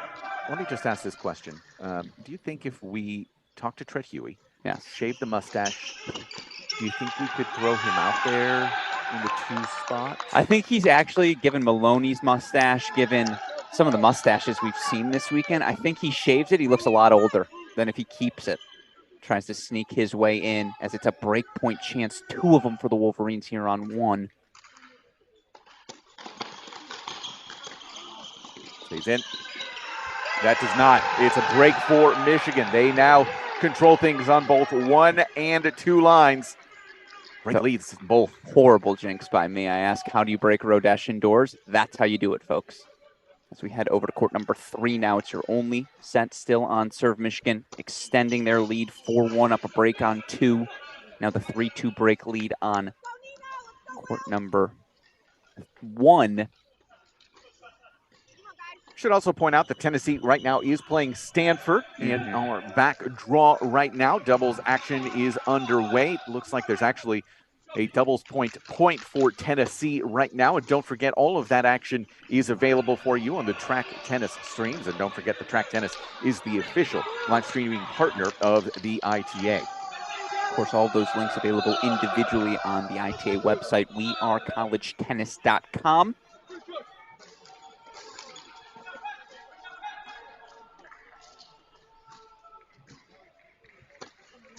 Tennessee's had a really good weekend thus far. They've just started to look much more like the team we expected this offseason. I will say that the coaches probably disagree with you. Yeah, well, I saw them in the hallway right after the match yesterday. They were far from thrilled. Yes. Well, they're always intense. They are quite intense.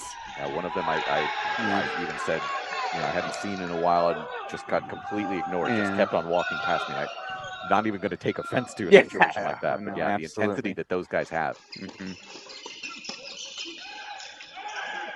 It is very much a black and white situation for them as opposed to any shades of gray. And they did just take the doubles point, as a matter of fact. So 1-0 Tennessee on Stanford.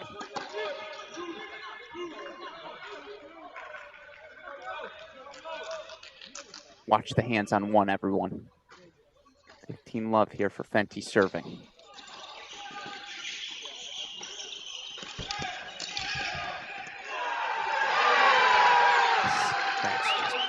Standing doubles. And you see there, the guys at 3 seeing what happened on 1-2 courts down, so celebrating there, just a little bit back and forth ping-ponging between 1 and 3. Well, this is where you miss Barbatzer most, let's be clear. I think even more so in singles than, in doubles, than in singles, because he and Chris playing that 1 spot as well as they have, now you have just Getz as a free agent to throw with his serve, his weapons at the 2 and 3 spots.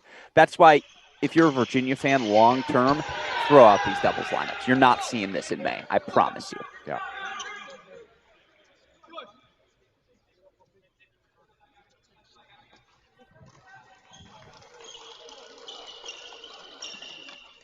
Unlucky there off of the net cord. Did it get called wide? Yeah, it was called wide, a double fault. So 15-30 here.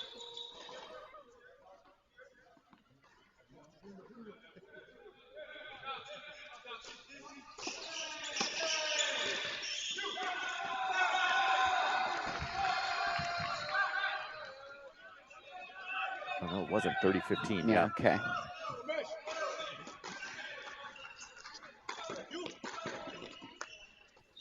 One other carryover from yesterday that you have to be fascinated about if you're a Michigan fan. How will the confidence Will Cooksey gained? It wasn't pretty, but he did get over the finish line to clinch against Stanford. Does that translate here today?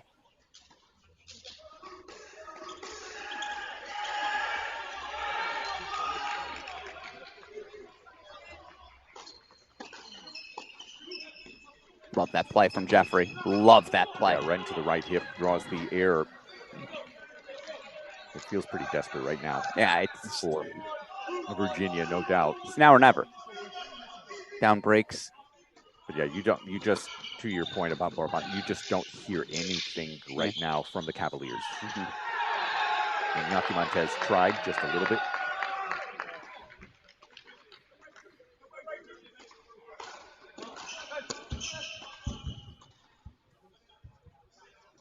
Game point chance here. That's Cooksey serving on the far side. Cooksey, the righty. Michigan in the all white, for what it's worth. Probably noticed that by now.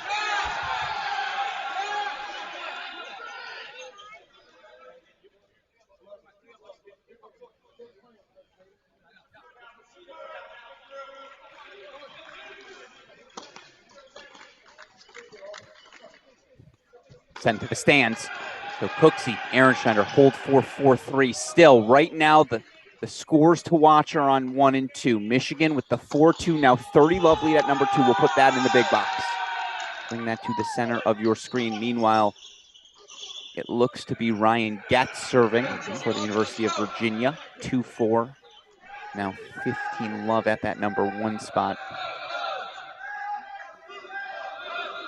You see the full lineup switch, courtesy of super producer Daniel Westoff.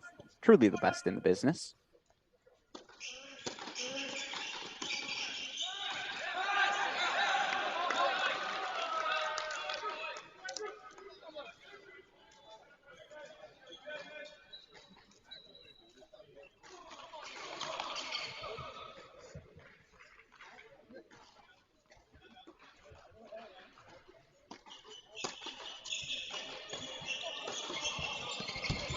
Gets away from Getz. So 15 all.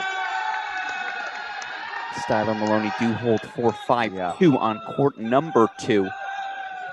And call that one from the start, Mike. Haven't really talked too much about Adam Steinberg, Benjamin Becker. Obviously, the coaching staff for the Michigan Wolverines. Steinberg in his 9th year. Becker now in his 5th. And that's probably the highest profile, lowest key assistant we have in college tennis. Ben Becker. Yeah, a friend of mine, Ricky Diamond, who follows professional tennis year-round, said he actually had no idea that Becker was actually coaching, let alone in his 5th year now at Michigan for Baylor Bear. I stopped at a Michigan practice many moons ago, or last season, just to say hello to the team, see how they were performing. Ben goes, "Oh, it's great to see you, Alex. I got to leave early." I go, "Oh, you know, what for? Everything okay with the family?" He goes, No, it's fine. It's just the Mavericks are in town, and I got to go hang out with Dirk." Yeah. And I was like, "Oh, okay. That checks out. You were also a very good German athlete."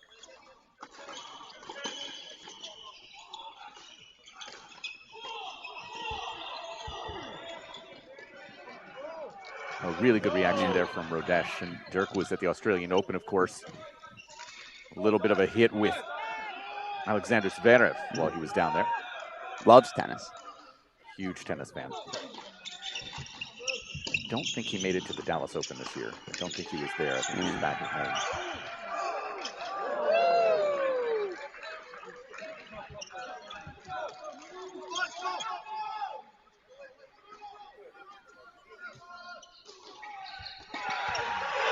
Down. Good Lord. Down. Fenty can't even believe it. Yeah. It feels like a virtual match point here. A couple of looks for Fenty and Young. And all Gavin Young got from assistant head coach Ben Becker was a thumbs up. Way to go. It's very German.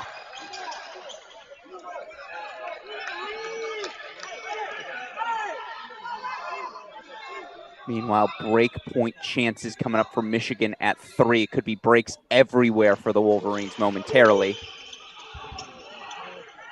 I gotta tell you, Alex, from the first couple of points here, I have not had much confidence in Virginia taking this doubles point at Energy? all. What is it? Yeah, just energy-wise is not there. Mm-hmm. They dropped it yesterday against Tennessee as well. It's worth noting. But yeah, you have to try to match what Michigan's doing in some way, shape, or form. And I actually think that was the point of inserting Woodall. As you see, the way to dip that low, Ryan Getz. Yeah, indecision costing Fenty there. So Rodesh gets to keep it tight at least for 3. Let's go big on 3. Full screen 3, please, as this is a deuce point that, dare I say, is almost a match point for the doubles point. They go down breaks on all 3. We can probably pencil in that 1. Yeah. That's Aaron Schneider. Interesting returning.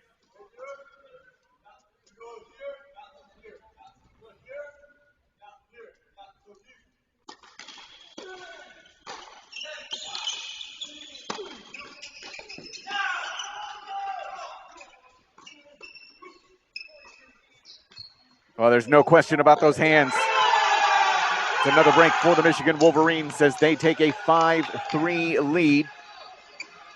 And now it's breaks everywhere. All 3 courts see the Wolverines up a break of serve. They're serving for it now actively, 5-3 on 3. They're serving for it actively now, 5-3 on 2. Serving right now up 4-3, but again, up that break on 1. Let's go 2-box on 2 and 3. Let's do a little split screen action here. Yep. Serving forward on both spots, as Alex mentioned. Looks to be Aaron Schneider serving on 3, Styler serving on 2.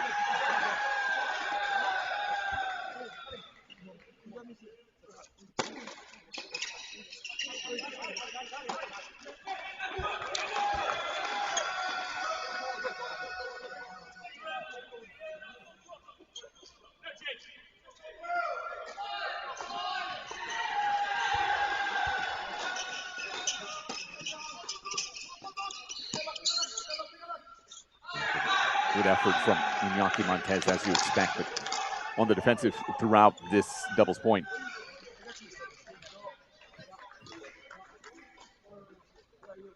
And I don't know if it's fair to frame it that way, that they've been on the defensive or Michigan has just been playing offense. I do think Michigan has taken it more than Virginia than the other way around, but you're right, there's no spark. There's been no connective tissue between all 3 courts.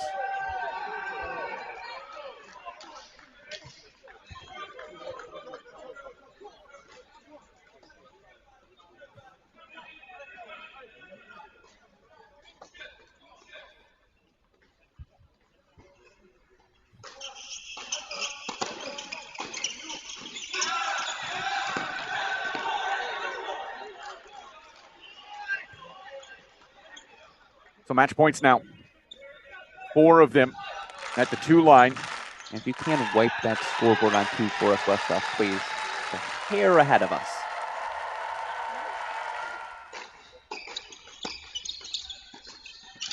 Save there from Montez.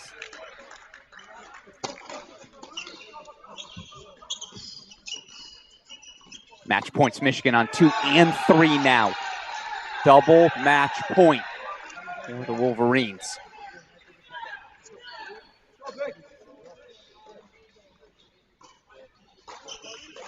It's routine from Maloney and Styler. They do it again, 6-3 at 2. We go full on 3. Nino Aaron Schneider, the junior, back for his first action of 2023. Deliver the doubles point to the Wolverines.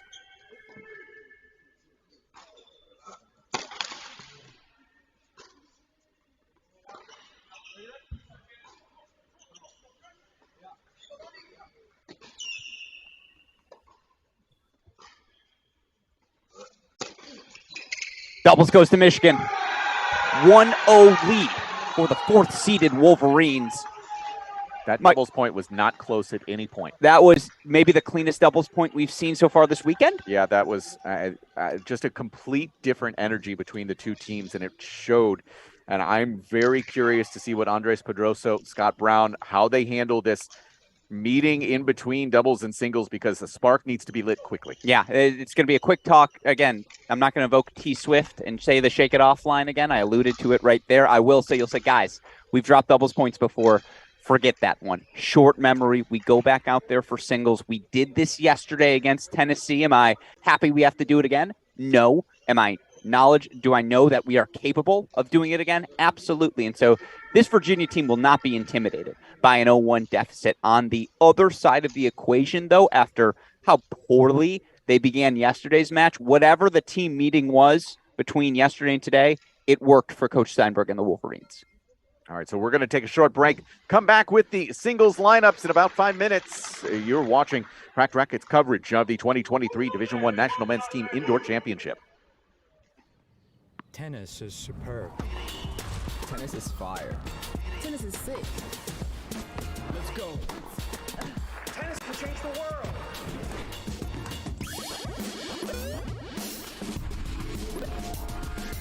Come on. This is tennis too. Good morning. It's my first time. Not mine.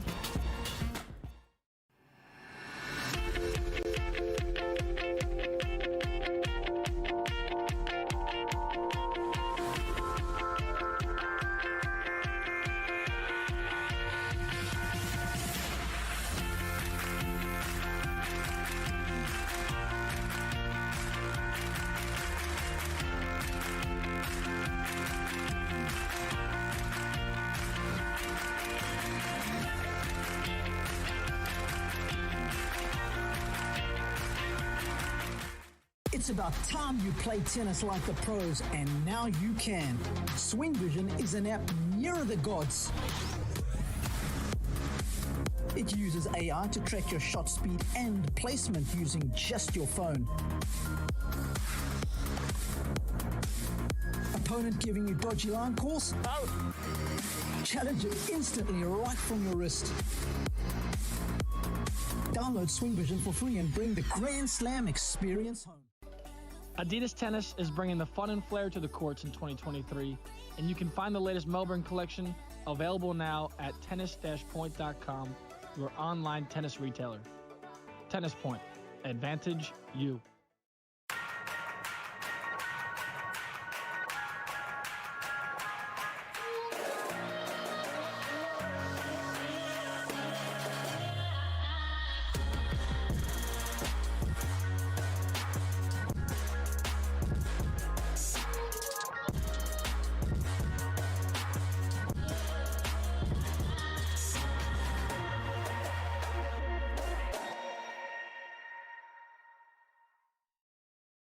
Introducing A-Peak Tennis and A-Peak Coach.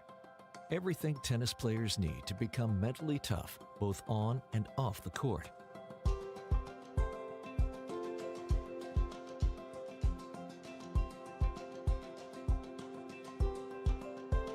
And everything coaches need to help players reach their full potential.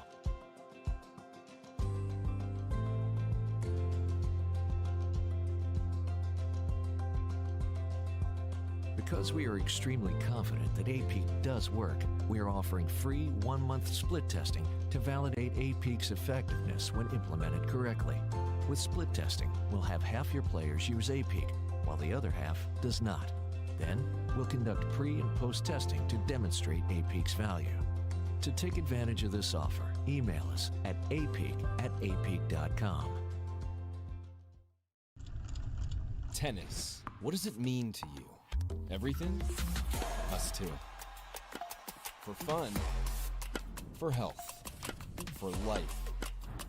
Tennis Point. Get the gear your game needs.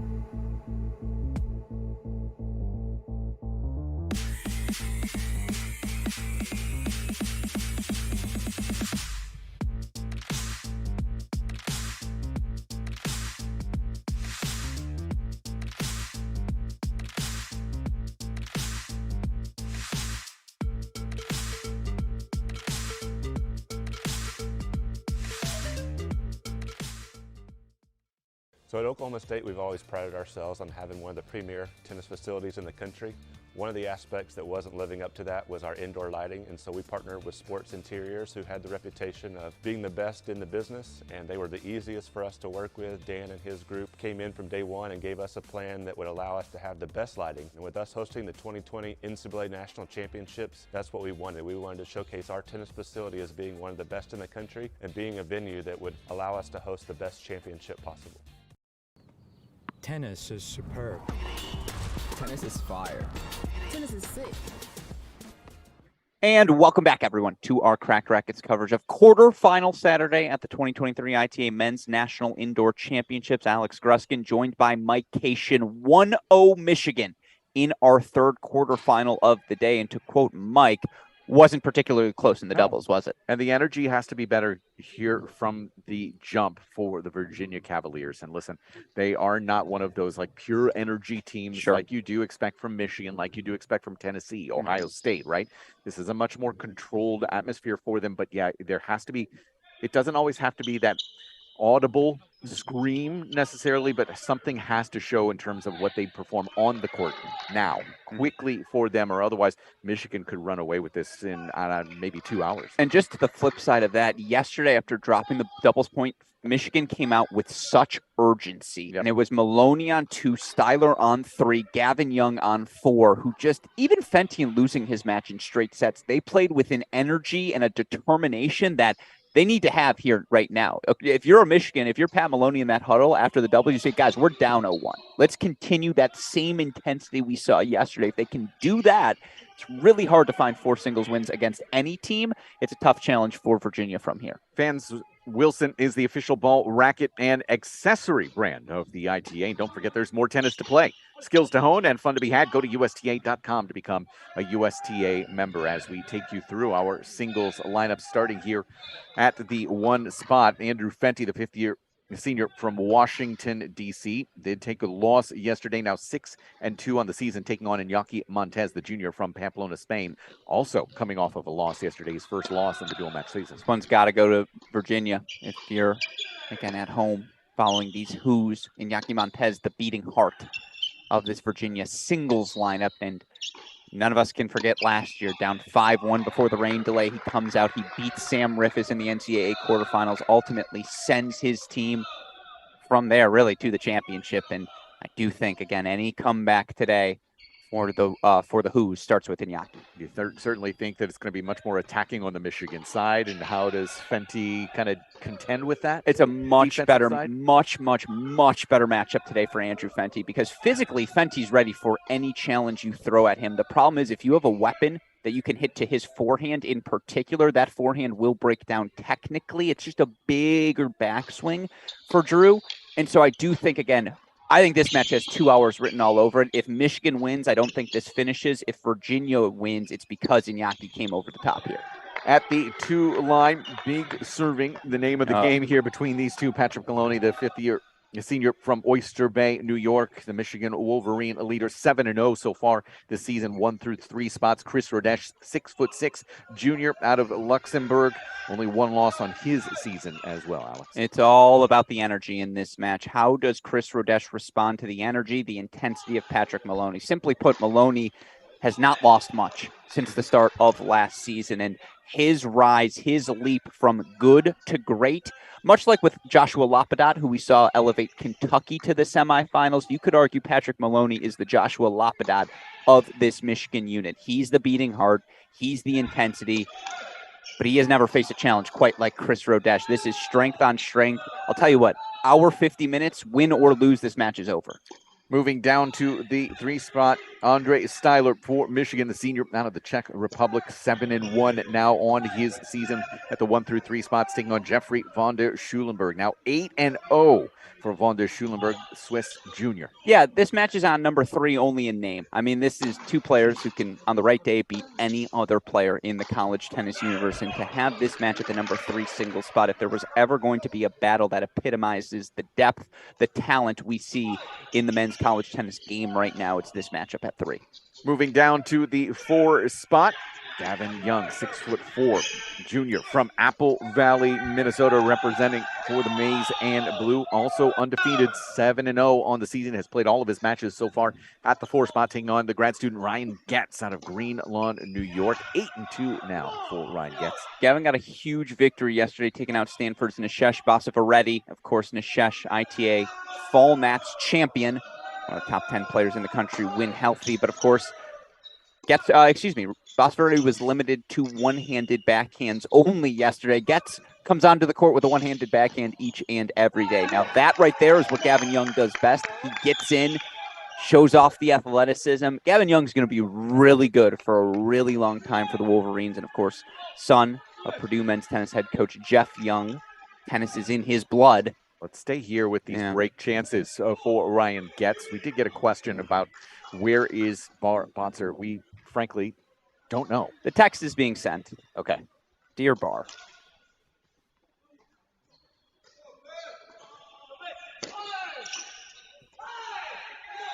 Gets that ball right into the body, does Gavin Young. Now a total of 22-3 lifetime in duels. Gavin Young, freshman of the year last year. Originally was going to Minnesota. Parents attended both Northwest and Minnesota, so legacy both here in the Chicagoland area, also in Minnesota. Got 2 more break chances to try and fight off.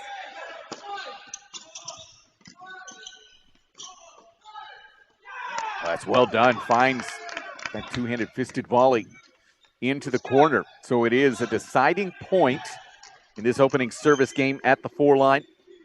It's the 2022 ACC Championship MVP, NCAA All-Tournament at 2 dubs last year, clinching 3 doubles points with Iñaki Montez.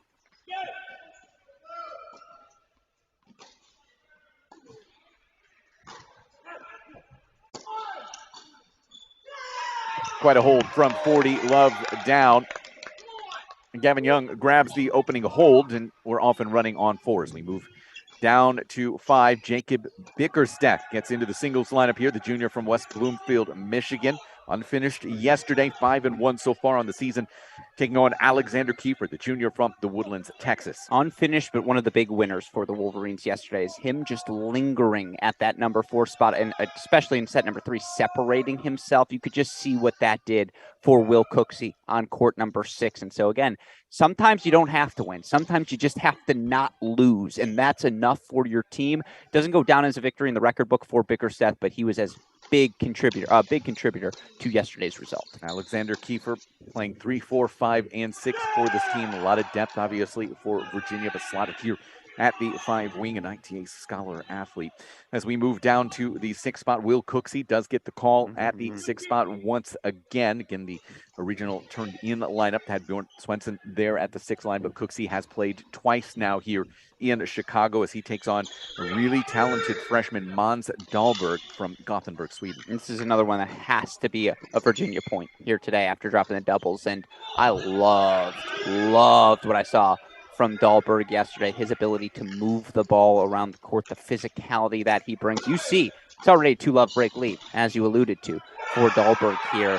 Again, any Virginia comeback, I think it starts at the corners, 1 and 6. That's where they're going to have to be strong today. Well, they are strong here. They are not strong up at the top, as Iñaki Montez has already gone down a break. Wow. To Andrew Fenty. So, listen, fans, the ITF World Tennis Number is the exclusive official rating of the ITA and college tennis. All college tennis players are assigned a WTN, as the ITA shares college match results with the ITF. You can find WTNs for college players on the ITA's wearecollegetennis.com website. So, as you're looking at your match calculus, Alex Gruskin, in this matchup between 2 teams you followed very closely for a long time in Virginia and Michigan.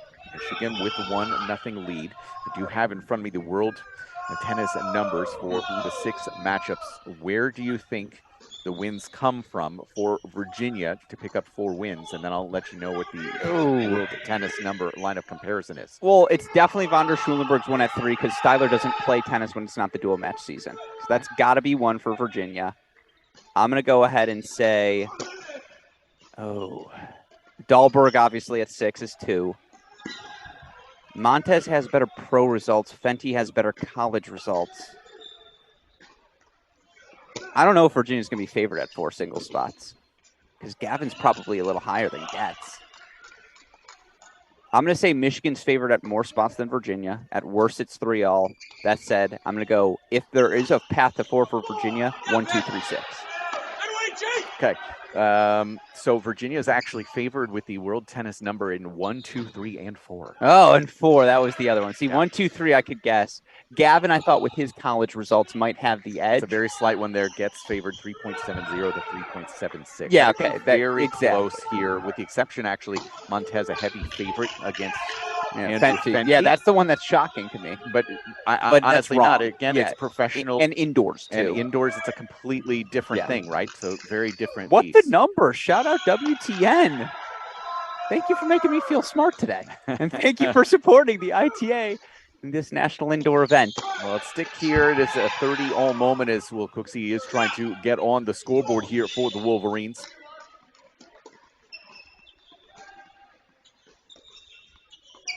By the way, I know the fan base I hear most frequently from are from Virginia alums. And I know there are plenty tuning into the stream today. Be sure to comment at us. Let us know what you think of how the Who's are competing today. What is your idea of their pathway back to 4? Of course, you can find us on Twitter at Mike C. Tennis. You all know that. At AL Gruskin, at Crack Rackets as well. So this is a deciding point. Is that right? It is indeed. Okay.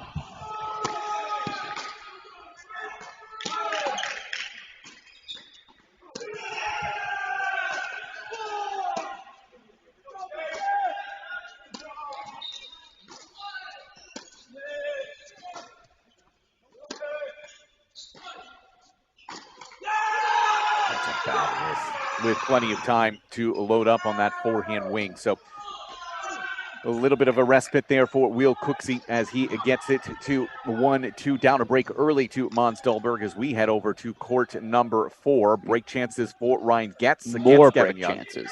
More break chances. It's again another Love 40 lead here for Getz and Gavin Young's service game. And for what it's worth, Von der Schulenberg just had a break point chance on Styler. Styler held at deuce.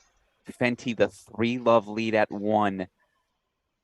I've liked Virginia's fight so far. They had a couple of chances just about everywhere. Yeah, but break leads, already for Michigan at 1 and 5. And that Bickerstaff match, again, if you're making a pathway for Michigan, Bickerstaff is 2. I don't know who the heck else is 3 and 4, but I can tell you Bickerstaff is certainly 2 as we see Getz does get the break for 2-1. So let's go down to the number 2 spot. It's going to go fast. So if we don't watch it now, we're not going to have that opportunity to. And this is where I feel comfortable working in the 3 box. You ready to go into our standard 3 set? Let's put Maloney in the big gun. Fenty and Montez, court number 1 on the left. Let's put that with Dahlberg as well. Let's go corners on the outside, please. 2 in our center screen. Also want to make sure we point out, again, it's pretty early here. Down in court 7 through 12, Tennessee taking on Stanford. Tennessee, very quick doubles point, winning at 1 and 2, 6-1 and 6-2 there. Okay. So they're already very quickly late in first sets down there. But Tennessee leading Stanford 1-0. Individual links available again on the wearecollegetennis.com website. A massive thank you to our dear friends at Track Tennis for their support. Track Tennis, the official streaming partner of the ITA.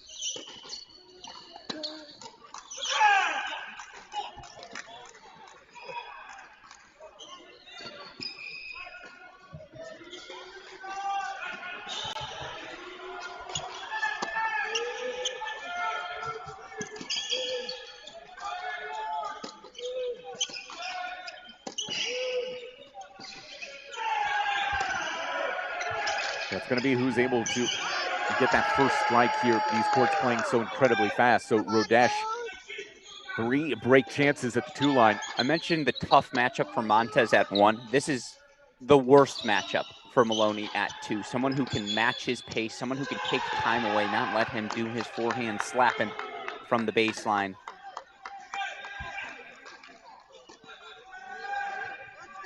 Also the sort of power player who perhaps can neutralize Maloney's energy. And again, you don't worry about that Maloney energy on 2, but how he impacts others. Rodesh thought he had a break. He's going to come move forward. Give it a long it's look. Called wide by Maloney. Talks to the teammates, who of course are sitting courtside as part of a new ITA. It's not a new rule, but it's a trial launch. The players on the court. Yeah, they're not going to be able to make an actual accurate call from Yes. seated. Yeah, that angle is not going to get it done. I'll tell you that.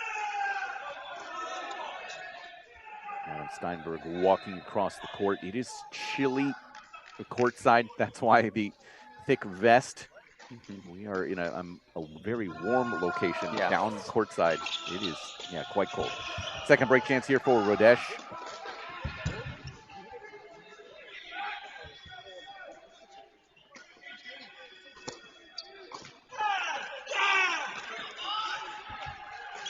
Great serve. Maloney pointing to the head as well. Smart serve indeed. So it's going to be a deciding point here for Maloney and Rodesh. Rodesh going back to the deuce side. I think I like that choice. Well, that's another break for Andrew Fenty for love. And Andres Pedrosa spending a lot of time with Iñaki Montez there.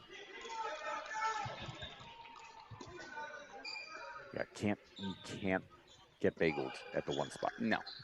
We saw what happened with Draxel 2 days ago, which is that 6-love quick set. That was yesterday. Whoopsies. I'd like to know what happened with Draxel 2 days ago, though. Yes.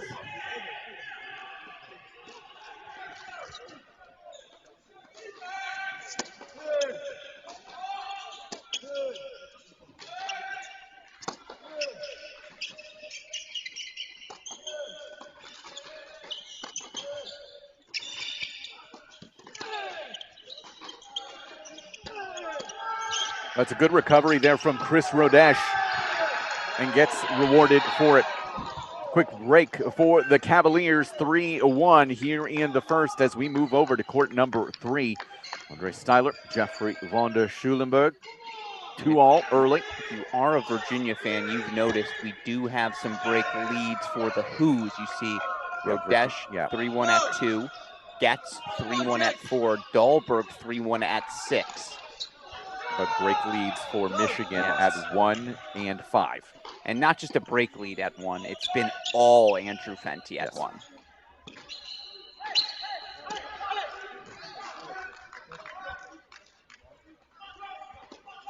Three more breakpoint chances now, though.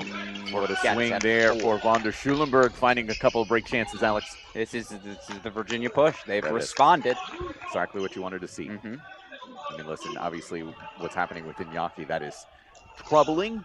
But yeah, everybody else seeming to respond appropriately. Will Cooksey a little bit of trouble, obviously. But yeah, good. I mean, this is a good start. It's what you needed to see. It's break chances here for von der Schulenberg. That'd be 4 break leads. Like, again, you drop doubles, you're looking for 4 first sets. Virginia currently on the hunt for exactly that. Getz also has break chances for Virginia. Already up a break at the 4 line. Actually just got the break. 4-1, 2-break lead for Ryan Getz. He's looked amazing. Who was saying earlier, I forget the commenter, called him an underrated part of this Virginia team? No longer.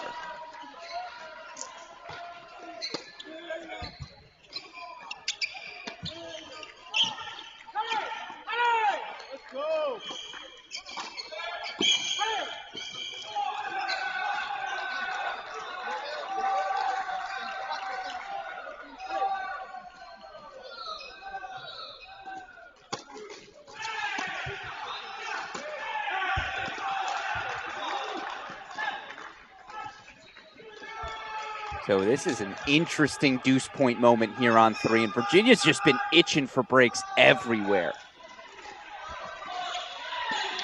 I need Coach Pedrosa to give me halftime speeches moving forward.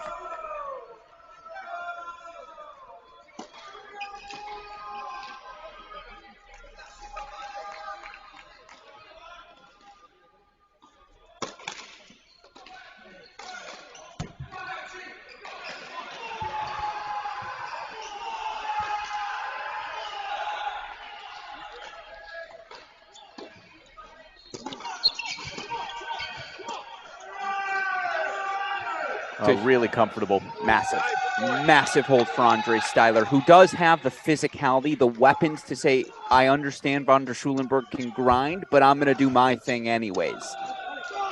And I think that's the big thing here for this Michigan team. Styler just playing his game. Meanwhile, Fenty, 5-love lead. Excuse me, 4-love deuce, 4-5-love at that number 1 spot. You see it in the top left of your screen. Yeah, that's shocking. Absolutely shocking for Andrew Fenty. Then again, Von der Schulenburg's lost a 6-love set, I'm sure, in his day, but boy, that's a fast start. And one match we have not seen. Let's do a full swap. Let's put court number 5, please, in place of court number 1. Again, we'll replace one Michigan lead with another. Meanwhile, critical deuce point again for Will Cooksey on 6. And it looks like he actually hit the ace-T there for 2-3, so he keeps himself just the single break deficit. I really like this Styler Von der Schulenburg match, so I'm going to leave it on the big board if that's all right with you. This feels like the swing. It is the only match right now that is on serve. That's good. Yeah, that's competitive, I should say, not good. Yeah, you're exactly right, though. And Yaki Montez, I don't know what's going on. And again, you wonder how much, because physically, 6-2 in the third, he dropped it to Monday yesterday. Yep. How much gas is left in the tank? Yeah. And that is ultimately the big picture concern for him, how he holds up physically day to day once he becomes a professional, whenever that may be. He's done very well at futures level, does have a quarterfinal at the challenger level so far to his credit.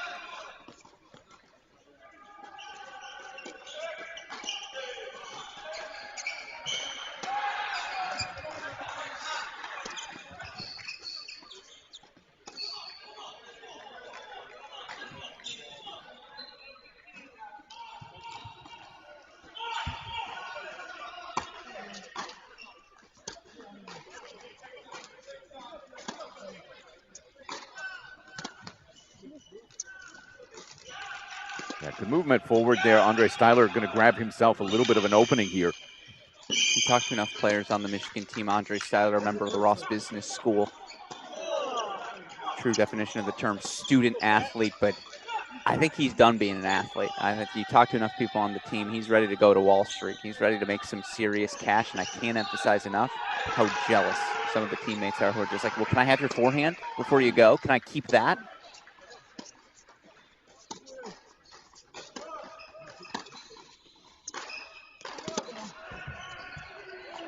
They don't want that drop.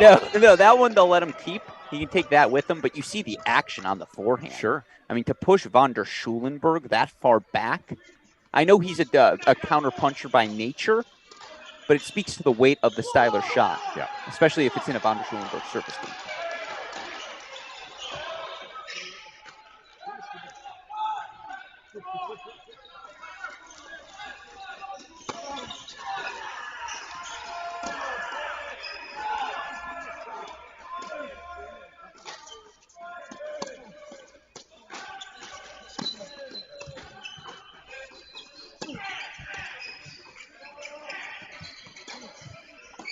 Ouch, babe.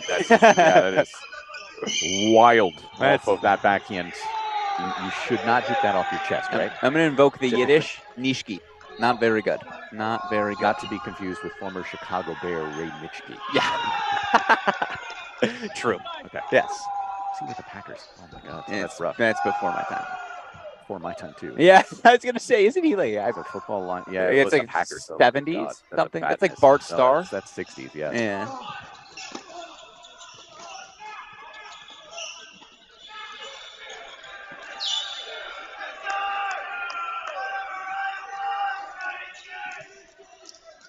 Andrew Fenty has just wrapped up a bagel.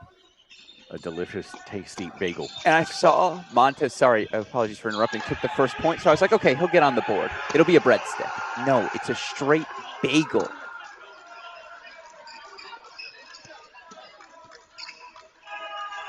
Well, Styler getting away with something there. That could have gotten away from him. So 2 chances here to grab another break lead for the Wolverines.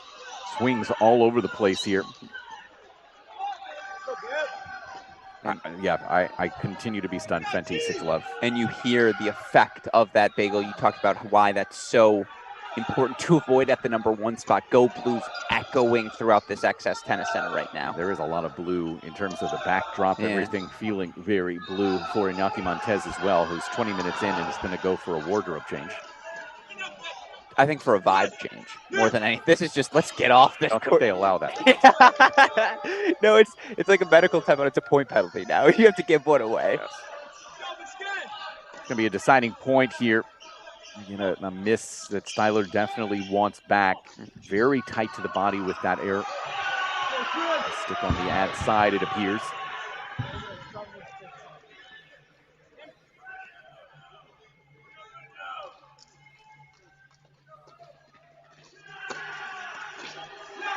That's a big hold. Von der Schulenberg keeps it level. 3-all here in this first set.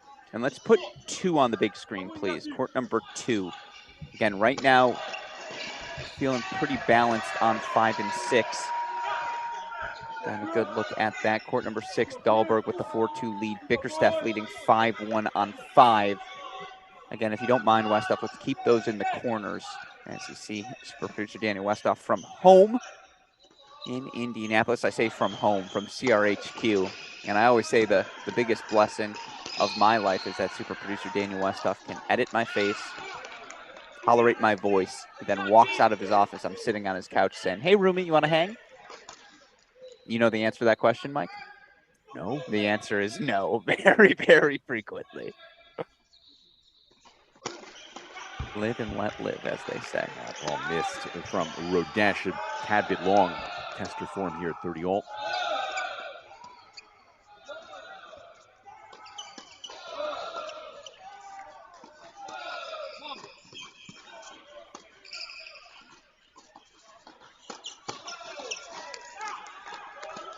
You are popping in. First set in the bag for Michigan at the 1 line. Double break lead at 5. And that's it. The rest of the way, Virginia or level. Break leads for Virginia, 2, 4, and 6. And on serve at 3 is where we're at in terms of our big picture right now. Been very impressed with Chris Rodesh, who's just taking it to Pat Maloney right now. And such assertive front foot tennis. All-American last year. Davis Cupper for Luxembourg. Size 13 in the country last year. And when you start to think about pros in the college tennis ranks, with his size and his weapons, he's just such an obvious choice. Yes, it's just going to take him, I think, a little bit of time to get the footwork and speed to where it needs to be. I think the path and the trajectory is going to be kind of like Kevin Anderson. It just give him a little bit of time to get the body to where it needs to be at that higher level. But that is a very good weapon. Backhand laced down the line in Rodesh. 2-5-2 here in the first. Let's put 5 on the big screen here. I know Kiefer's got the game point chance here, 40-30, 2 of them. Narrow the deficit 2-5, but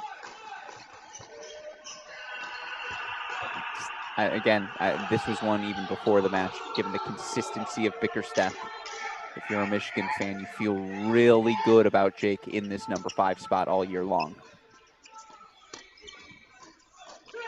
And there it is. It's now a deuce point set point chance for the Wolverines. Up a 6-love set on 1. And they make it 2 first sets in singles. Yeah, it's interesting because, again, Virginia in control of 3 matches right now. Yeah. And yet it could be 2 first sets for Michigan just so quickly.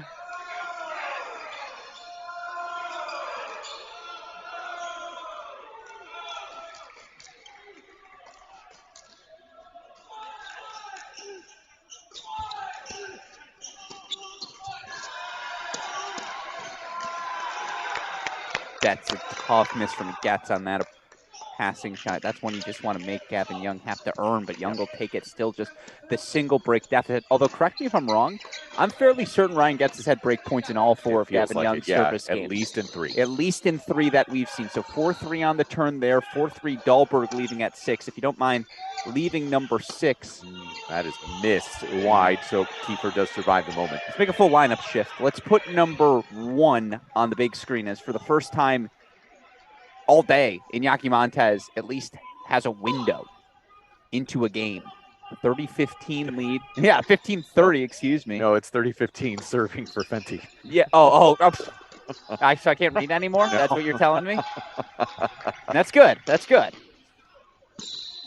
I saw Love 15 earlier, and I was like, okay. No. Here we go.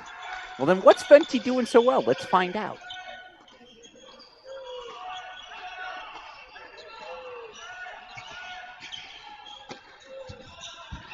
Oh, that's another ace.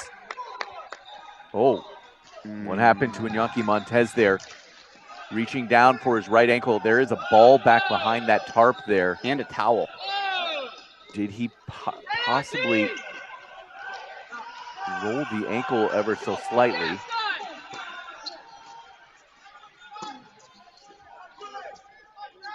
Okay, it looks like he'll be fine. 40-15. 15 points here for Fenty.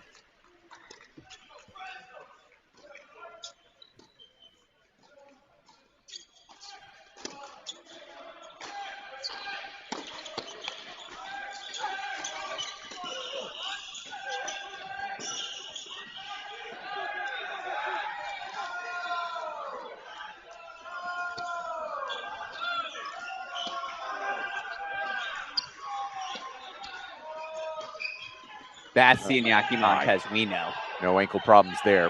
Let's go over to 3 where there is a bit of an opening. It's actually a very large opening for Andre Styler of Michigan on the von der Schulenburg serve. 3-4 and love 40 as we pop back into court number 3. And I'm going to commandeer that top left screen as Jacob Bickerstaff is also now serving for it. So 2 Wolverines serving for sets. Styler 5-3 at the number 3 spot. Bickerstaff 5-2 at number 5 will replace court 4 with court 5. Michigan could have 3 first sets in 2 minutes. Yeah, that is quite a break. Yeah, this is a bit of a shift here very quickly for the Wolverines. We talk about von der Schulenburg being one of the most valuable number 3 singles player in the country. So is Styler. I mean, this is strength for strength here. And this is what it's supposed to be, 4 versus 5, right? Correct. And indoors, I feel like stylistically, that's why conditions the faster court. It has to favor Styler, does it not? I think this whole indoor now favors Michigan, top to bottom. Can you make the case why for me? Yeah, it's a little bit bigger serves, a little bit bigger serve plus 1 type of game style, up and down that lineup. So on these faster courts, and these courts are quick, compare them to Boar's Head, which is where Virginia plays their indoor matches. That's a very slow indoor court. Yeah. Advantage goes to the team that's going to be able to play bigger, more aggressive. And too aggressive. yeah. But yeah, I mean that's good. It's good miss is an oxymoron. Acceptable miss is what a lot of coaches precisely saying. Precisely. An acceptable miss. Oh, may I borrow that? Yes, you may. Okay. Do I need to cite anyone? No. Deciding point down there for Von Dahlberg on the bottom left there. Again, Virginia trying to hold on to some of these break leads and opportunities. That feels like a pretty big moment there from bottom left.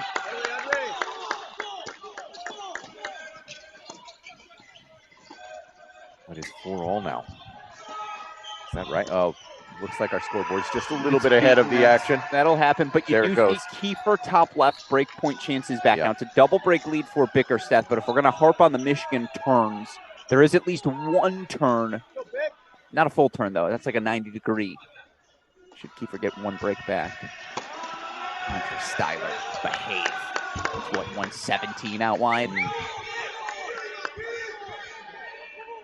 Helps to be built like Thor, doesn't it?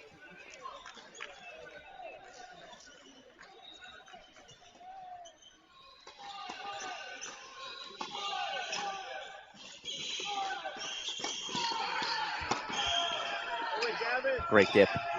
Aggressive play, no doubt. Still 2 more set points remaining.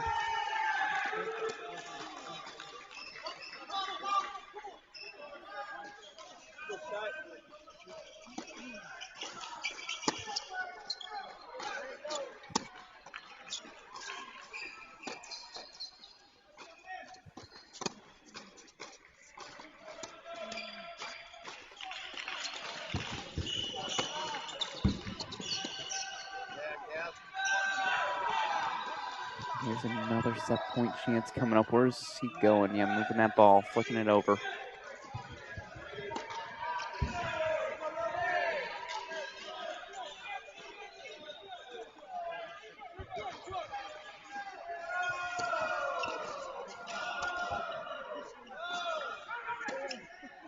That is yanked wide. So set on the board once again for Michigan. 2 first sets now. Styler to 6-3. Let's go to court 2. Chris Rodesh looking to get a first set secured for the Cavaliers. 5-3, 40-15 as we pop in.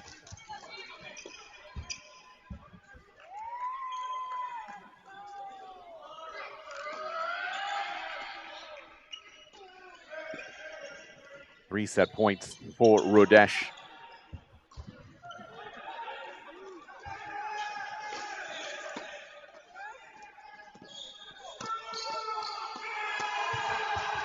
So impressed by the set play by Chris Rodesh, the junior doing his job. We go straight to 6.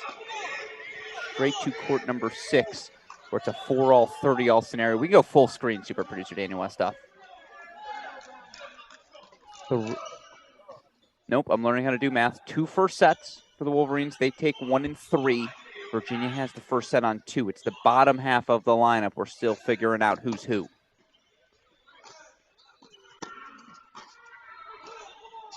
Dahlberg's been up a break this entire set until 4-all, correct, Mike? Correct, yeah, broken there, 4-3. Yes. I got a quick break out of the gate.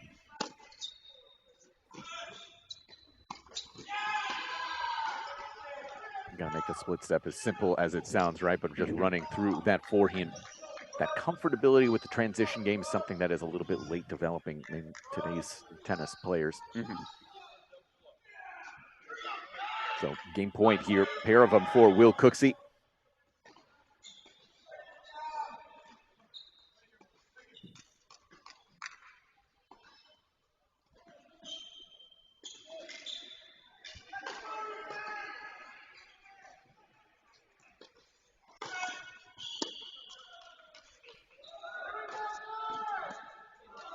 That's long. Yeah, Cooksey misses with that forehand, so a key deciding point late in this first set. Cooksey, Dahlberg. Where does Dahlberg want to go for this return? I don't know that we're going to be able to see. Okay, he does go to the ad side. It's a critical juncture. It's also, though, an opening deuce point break point for Fenty in the second set for Iñaki Montez's first service game.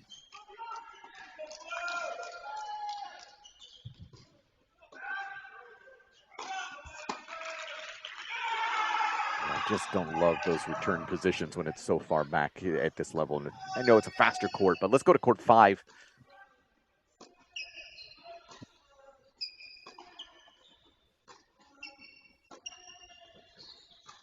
Bickerstaff going to be serving for set number 1, 5-4. Alex Kiefer. Also, we need to keep an eye on 4, where Ryan Getz for Virginia is trying to pick up another set as well. Yeah, for an Alex Kiefer that is looking to solidify his spot in the lineup, I've actually been, I don't want to say really impressed. He was down 5-2 a second ago, but I like the fight. I like the tenacity. I like the energy we see from Kiefer at 5. I actually think he's a more natural fit at that 6 spot, truth be told. It wouldn't shock me once we move outdoors. He and Dahlberg, a little do-si-do. He's actually played at 4 different spots so far this year for Virginia at the 3, 4, 5, and 6 slots. But I think Virginia's top 4 is pretty firmly ensconced in their positions, right? Some combination of Montez, Rodesh, Van der Schulenberg in the top 3 gets your 4. Then you figure things out. Oh, wow. Keeper's figured out something. Reminder that Bickerstaff did take an L yesterday. Yes. No, 5-2 in the third. I'm sorry. You're yes, it was unfinished. I looked at the doubles result. Yes, that he did take an L. I can tell you that. L there. A hard L. Yeah.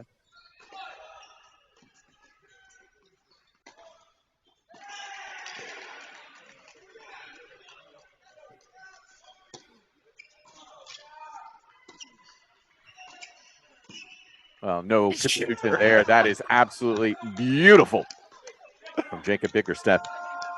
gets his 2 points away right now. 30 love in his 5-4 service game. Fenty did break, by the way. He did. It's 2 love. 8 straight games right now for Andrew Fenty. Boy, again, for Iñaki Montez, played a really physical match yesterday against Johannes Monday match. He dropped in 3 sets. Now, I'm not making excuses, nor would Iñaki, but you have talked about this all weekend long. It's tough to recover physically in the sort of matches he's playing at 1. And that's also a disastrous matchup against a guy who plays big on a very fast court. Yeah. And who can move, who can scoot. Sure. Both guys, Monday and Fenty. But it doesn't feel like he has to move because of the fact that it has been very quick. That's true. He's not been stretched at any point. You're right. He's on dictation. Yeah. Gets with 4 set points and is able to clinch on the first one. So Virginia does get another first set. They have them now at 2 and 4. Michigan at 1 and 3. Closing in on this one here.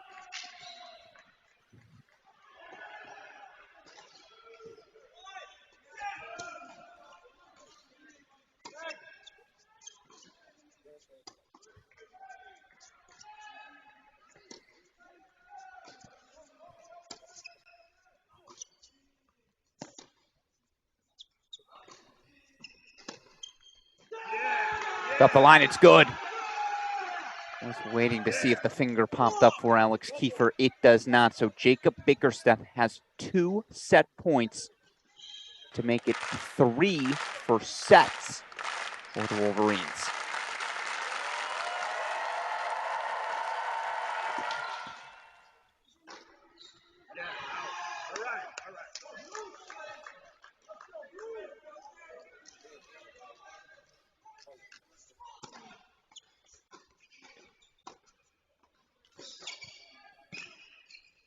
Really smart 2-shot pass combination out of Alex Kiefer, finding the feet and then finding the line.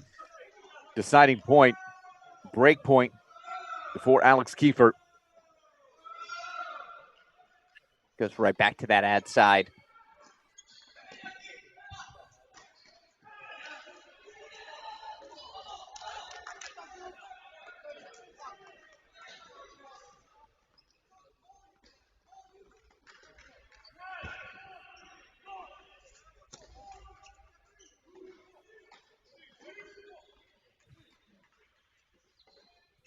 Oh, disastrous. The double fault on the deuce point.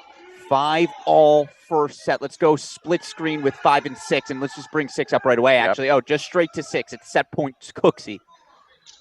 Michigan Wolverines. And you can see him sort of on the left side of your screen there, 40-30 now.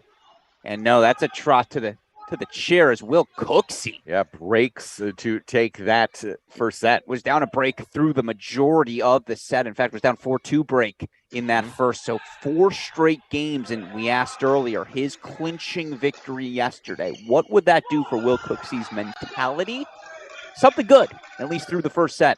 As we go back to court number 5, we're going to bring back now the triple box. We'll keep our last first set on screen, but you see right now it's a critical deuce point coming up on 1. 6 love. I feel how many times have we said that for Iñaki? Like at some point it just might be adds one up. of the first times he's had a game point. Yeah, probably second or third game point that he's had on the day. I think the first break point he's had today. Other than the hypothetical one I made up. Yes, made up. Yeah.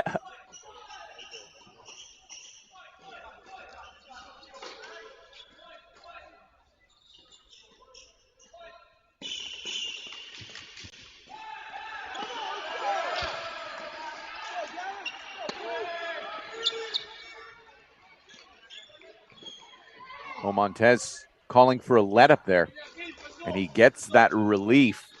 And you let call with a ball that did roll back behind Andrew Fenty. Chair called it as well.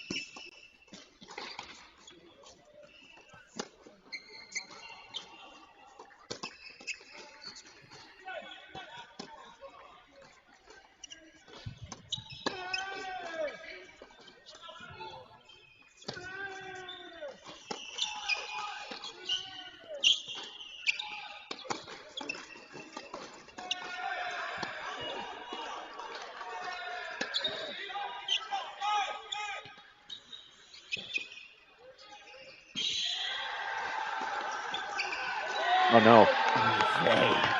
A disaster for Iñaki Montez. It just continues spiraling out of control. 3-love.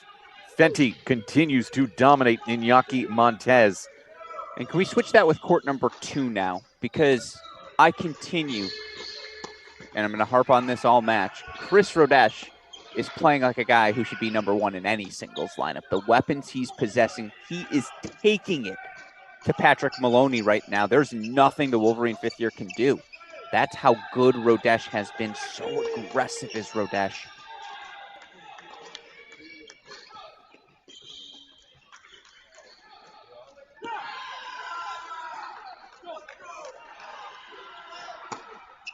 Good love 30 hold there. Meanwhile, let's replace court number 1 with court 5. Keep that first set on your screen.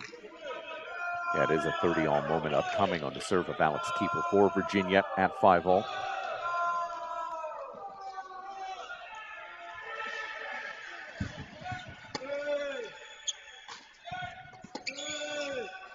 That missed.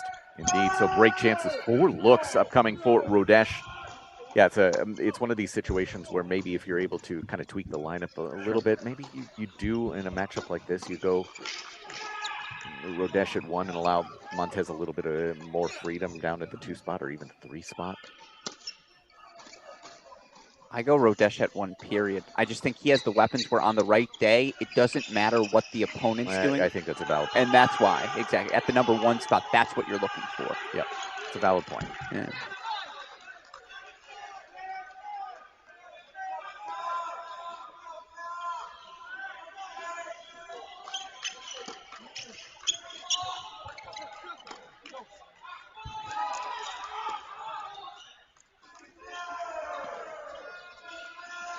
Counterpoint would be that Montez, you typically count on him to be out there for 2.5 to 3 hours, so you know that that's going to be solid for you, except for apparently today. Sure. It's a tough balance, right? You want the guy who can win at 1. At the same time, you don't want someone who's just as likely to lose at 2 as they are to win at 1, right? Yep. And that's where I think the argument for Montez comes in. It's like, well, I know no one's out hitting him at 2. Yeah. I can't say the same about that at the 1 spot always.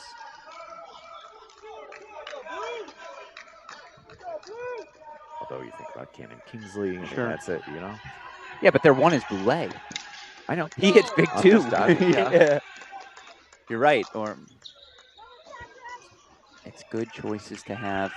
Regardless, deciding point upcoming, or is it 30-40? No, it's deciding point. Yeah, I thought it was a deciding point. And it almost feels like a match point. I wrote Maloney struggled so much in his return games.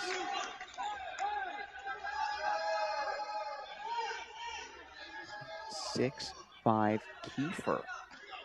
5-2 down, 4 straight for the Who. That's a big break. They needed it. Chris Rodesh set to brink lead now at the 2 line for the Cavaliers. If these results hold, you're looking at splits at 1 and 2, as Iñaki Montez is dealing with break chances once again at the 1 spot. That is quite a turn.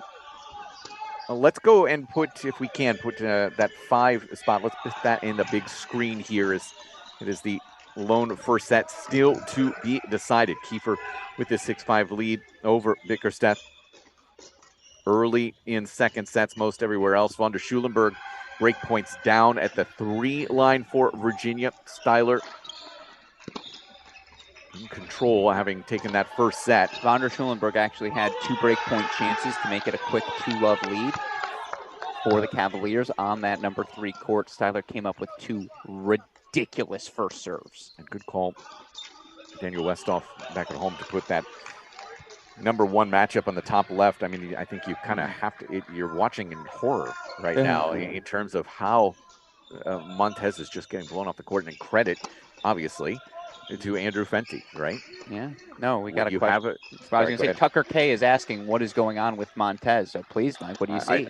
I think more than anything, Fenty playing very good controlled aggression.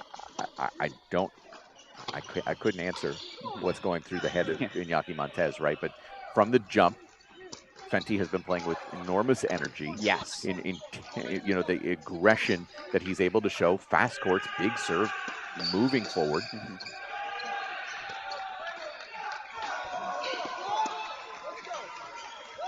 Styler did get the break, so he's got a set and a break lead.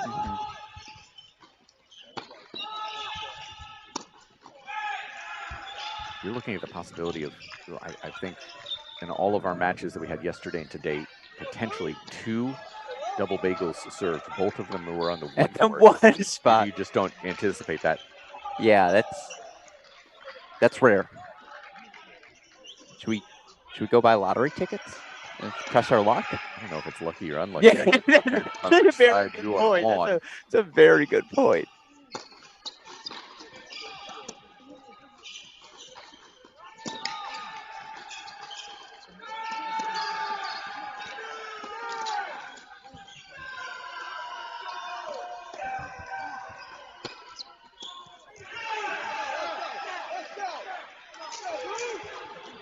He did get the break there. Bottom left, 2 love.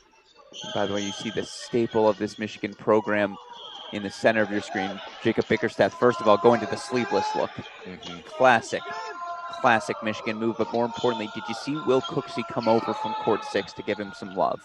You're going to see that a lot with these Wolverines. No boundaries between courts. Boundaries are important to establish in life, though, Alex. Took me 4 years to realize, national indoor broadcast with you, or 3 to realize, respect Mike's boundaries. Everybody's boundaries. It's not just mine. I guess to realize what the outer bounds of the boundaries were. It's not just me. Yeah. You're more so for yourself. It's fair. It's very well said.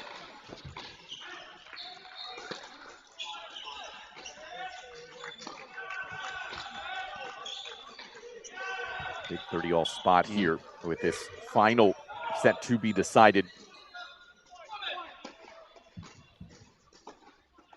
Iñaki Montez, by the way, break chances for real this time.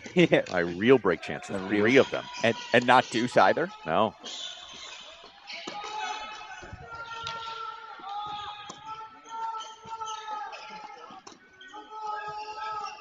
Ignis Kiefer, that is on the racket in a very advantageous position.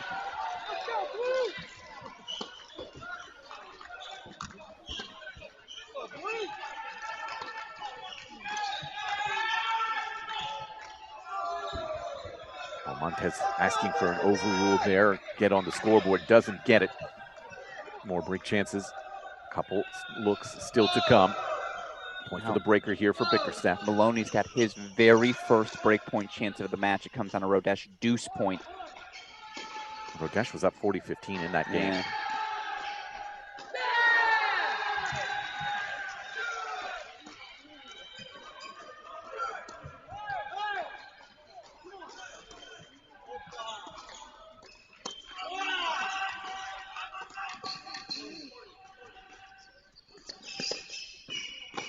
Bickerstaff finds those drop volleys so well, doesn't he, Mike? We saw the backhand extension a little bit earlier. Now the forehand slices the wrong word, short angle, but carves it like a turkey. And now we go to a breaker. A breaker, dare I say, and Maloney goes nuts as he gets the break on too. Just, it's noise. It's noise, it's energy. But dare I say, this breaker on 5, excuse me. I don't want to say it's the match for Virginia, but boy, is this the linchpin of a turning point. Iñaki Montez on the scoreboard. Okay. With a break and a roar and a long way to go. Don't get me wrong, down a set and a break still, but at least some signs of life there on the 1 line for the Virginia Cavaliers as we go over to court number 3 with 1. Let's replace 1 with 3. Excuse me, as Styler right now trying to consolidate his break and set lead. Obviously, we'll keep this first set breaker on the big screen. 3 first sets for Michigan, 2 first sets for Virginia. Again, you're hearing noise on your stream. It's because Maloney's going nuts. He got the break back, and anarchy ensued.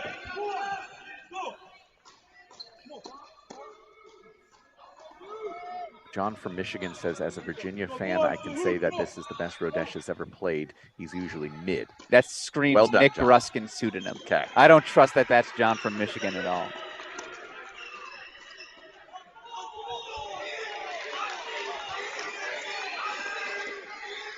Yeah, the next response is going to be Brad from Virginia.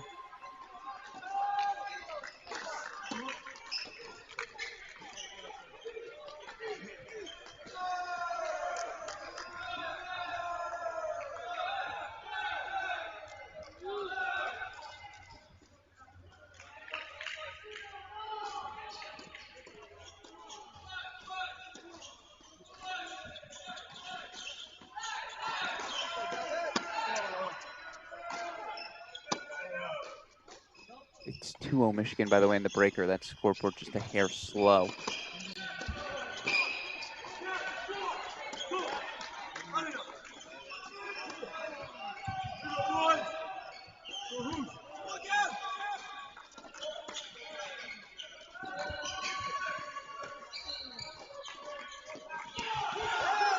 Make it 3-0 Wolverines. Excuse me. 1-2. So they've changed the scoreboard on the court. They just did the old subtraction method. They took points away? Yeah, they just did the discount. I think they had it on the wrong side. The discount double click? Yeah, exactly. It is a break chance there. Von der Schulenberg and Styler. The 3 spot. And held by Styler. So does consolidate the break 3-1. Closing in on another victory for Michigan. You could see a path here at 1 and 3 for a couple of quick victories for the Wolverines to make it 3-0.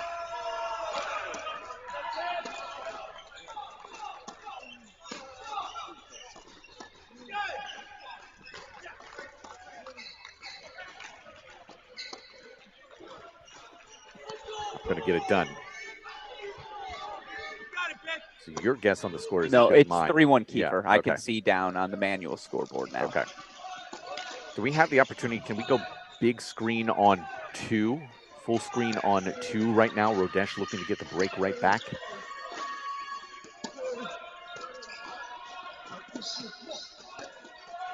Yeah, feel free to put it up there if you would like. Whatever you want to do, Daniel. Again, it is 30-40 as we pop in. The serve of Patrick Maloney did just get an error off of the wing, the forehand wing of Chris Rodesh.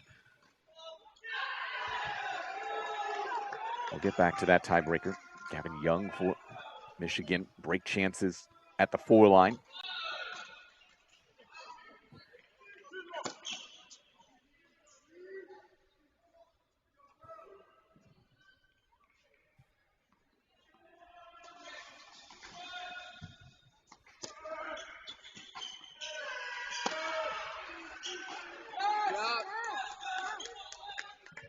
Well, I believe that is what the kids would call mid.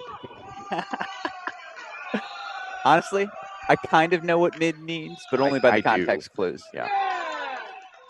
I'm more about the him life. He's him. Himmy Turner. Himmy Neutron.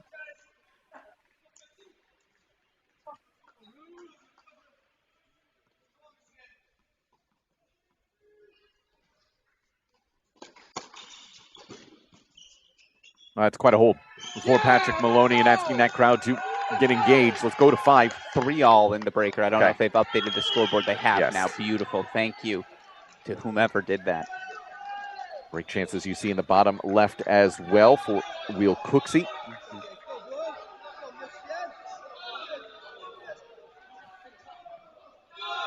A major thank you to our friends at Tennis Ticker. Tennis Ticker, the preferred live scoring provider of the ITA.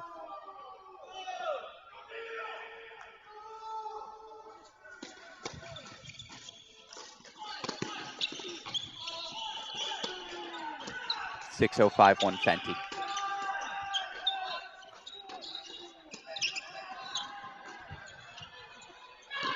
And they're like, you want to play a let? Let's play a let. Ball rolled over behind Bickerstep. Yeah, Fenty serving for the match. And it's now top left of your screen. Exactly. So, of course, we'll go full on it. Yep, once we get to a match point, which has seemed inevitable. Yeah, sure.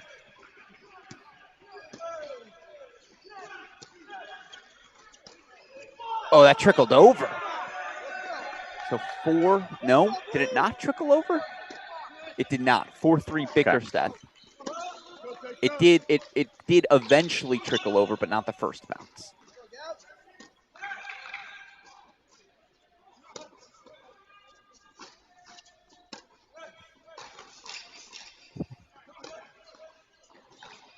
Alex Gruskin from SCG. I'm flattered. That's false.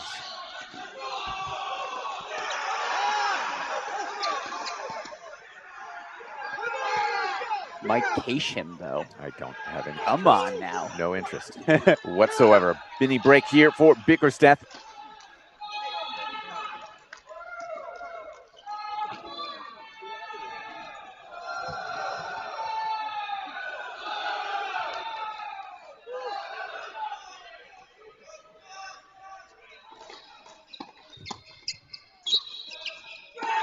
And now set points.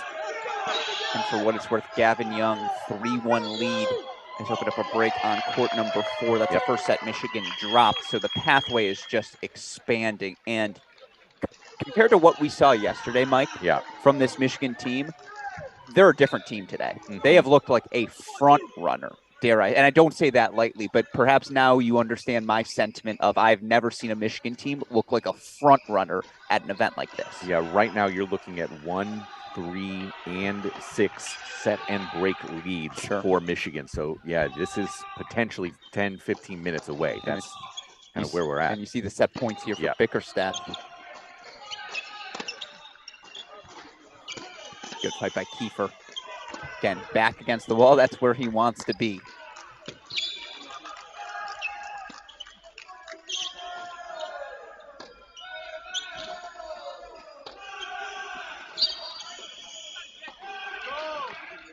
And it's fascinating to look at some of the other rules. Like if you're Pat Maloney, who's certainly doing some scoreboard watching, you're thinking in your head, I just can't lose. Stay on court as long as possible.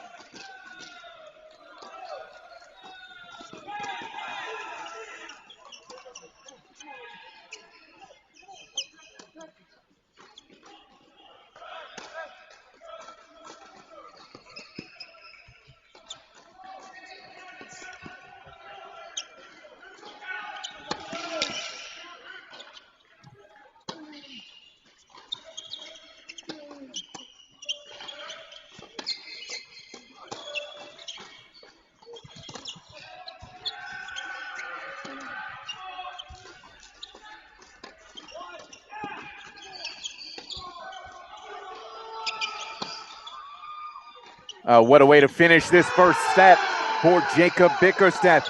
Finishing at the net, and it's another first set for the Michigan Wolverines, 7-4 in the breaker. I don't know if he's borrowing or he owns that angle, but to find the backhand in that fashion, so exceptional. Let's go full on one. Full on one here. 6-love, 5-1, 30-all for Andrew Fenty. And I still don't believe it. I don't believe what we're seeing here. You see Fenty also in the short sleeve blues. Clearly that was the Michigan outfit change planned beforehand. Shout out to coordination.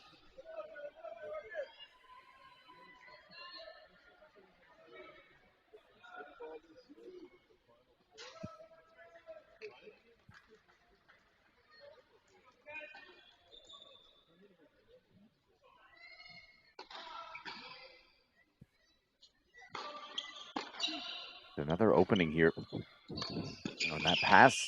Fenty can't come up with it, so break chances here for Iñaki Montez. And again, the longer he can stay out there, the better.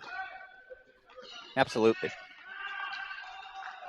Also, how many times have we seen this weekend 5-2 becomes 5-4, becomes 5-all? Maybe twice. Yeah, that's true. But what, you know, it'd be nice a third time if you're a Virginia fan. 30-40 to your .2 break point chances. Yeah, it really does feel like this could go very, very quickly. Yeah.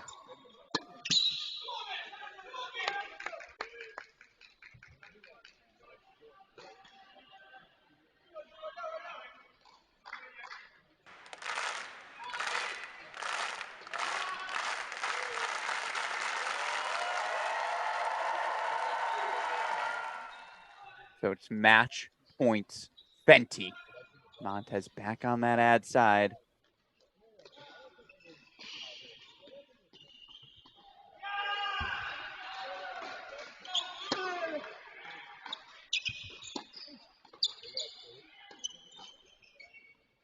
0-1 for Andrew Fenty. And you see Nick Beattie, former Michigan Wolverine, now a graduate assistant for this program. That's a massive roar. That's not one you had in the match calculus, Mike. 0-1, it's 2-0 Michigan. Yeah, the Bakery Open here on the south side of Chicago for Andrew Fenty.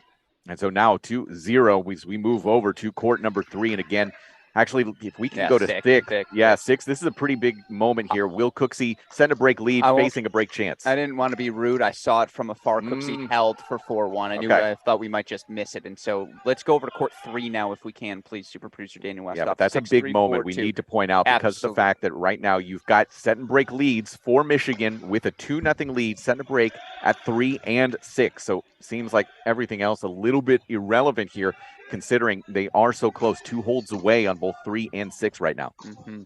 And we can go split screen as soon as Cooksey comes on court, please, super producer Daniel Westoff. Let's take us to a 2-box. We'll go courts 3 and 6 here. If you're a Virginia fan at home, I'd also like to be abundantly clear. Your team was 5-5 coming out of the National Indoors last season. Coach Pedroso, Coach Brown, this feels weird to say out loud, Coach Huey, I don't think they're concerned about this individual result hampering them moving forward.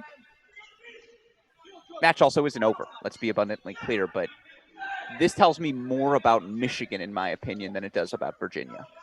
It also tells me what it's like on a fast court. Yeah. I mean, yeah, now we know. There are definitely certain teams that will, this does feel more quick than, I'm comparing it to Midtown the last time we were here in Chicago. A little grittier, I felt there. Yeah, and this feels much faster, so it is going to favor teams with that very aggressive game style. And certainly in this matchup, advantage Michigan.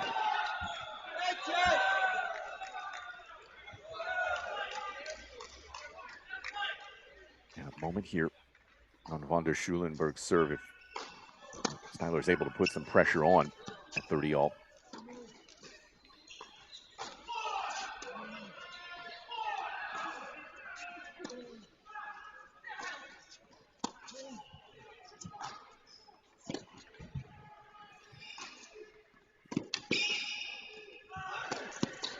Good composure there from von der Schulenberg.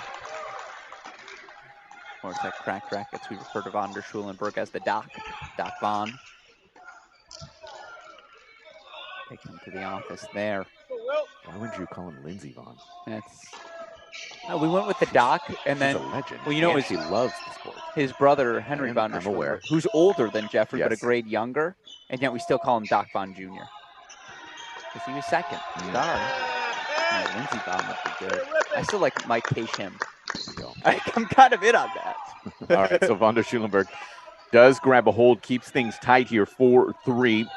Keeping that action on number 6 there. It's going to be an opening here for Will Cooksey to make it a second break. 15:30 right now.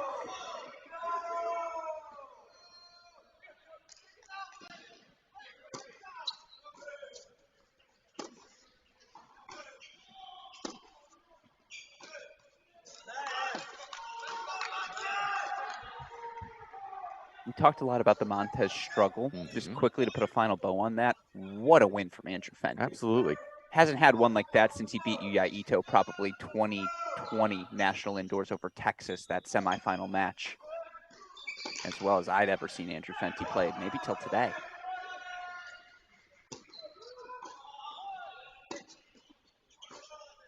And it is worth noting this Michigan core, Fenty, Maloney, Styler, they were all a part of that 2020 Michigan team. That is going to sail wide, so 2 virtual match points here for Will Cooksey on the Mons Dahlberg serve.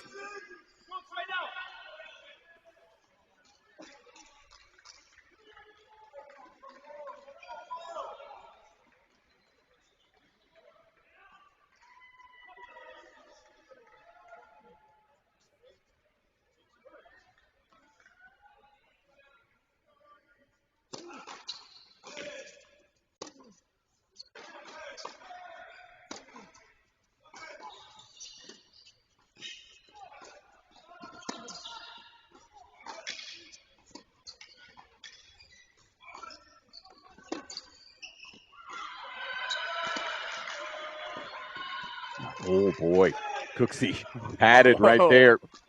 It's gorgeous point construction. It is. Like something was baking in the oven there, but yeah, falls flat. Deciding point here. This break chance, Melberg just trying to survive. Quick love 15 hole for Styler in his 4-3 service game. Again, there's no more beating around the bush. It has to be right now. Virginia, yeah, bad 5 minutes away for Virginia of losing this match 4-0.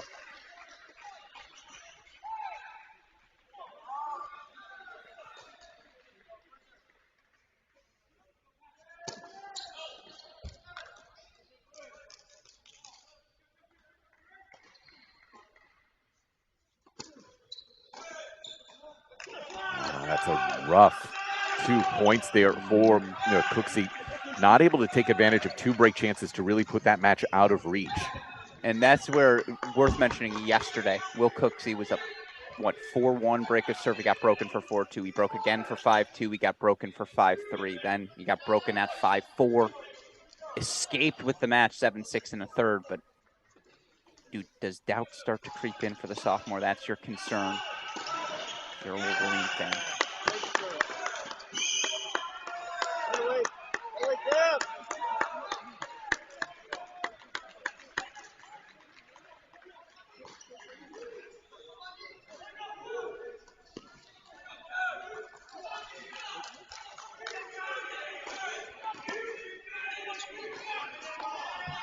Oh my God. Styler doesn't owe us anything. Do what you want to do with your own tennis skills, but if I had that body, that serve, I might still be playing, Mike. Guy is just, he's got the skill set. He's got the size. It's very impressive.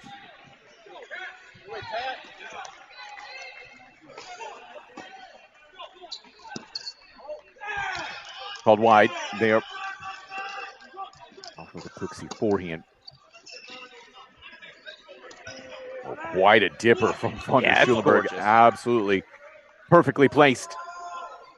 240-30. Just like every time Styler's needed it, he's found the bailout big first serve.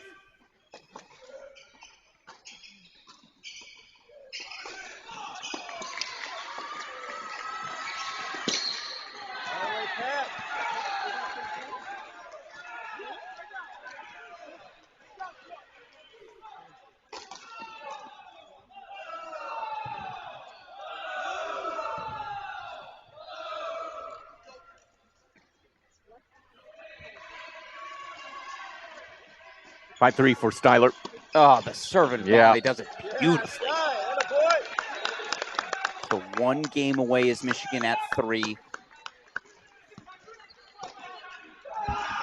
And Dahlberg sending a message. Forehand down the middle, the roar was louder. So 30-all. Yeah, it's now or never. 6-3, 5-3 for Styler. Maloney's up 5-4 on serve, second set against Rodesh. If Bickerstaff and Kiefer finish at 5, it means this match, it means Virginia found a second win.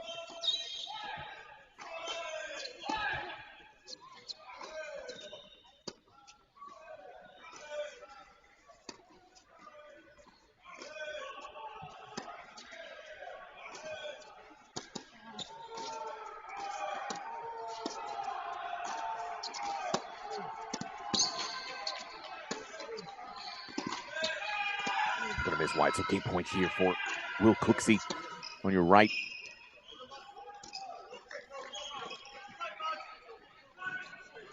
Oh, goodness.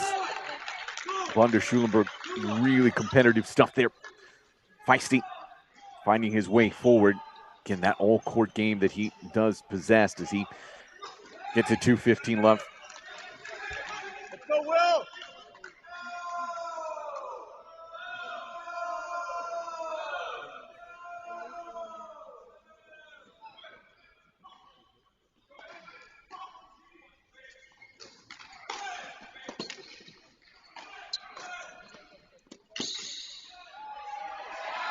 Huge hold for Will Cooksey. 6-4, 5-2. Michigan's one game away on two separate courts. Perhaps that's why now I finally got my response from Virginia senior Bar Botzer. Botzer stayed in Charlottesville this weekend, working on being back when it matters most. That was his response to me, which means I assume there's an injury that's keeping him off the court right now. But back in Charlottesville this weekend. That's the big takeaway here for Virginia fans. So that's the exact quote. That's a beautiful swing from Andre Styler, back when it matters most. Working on being back when it matters most. But I should also add it with a winky face. Okay. I just feel like that context matters. You never know.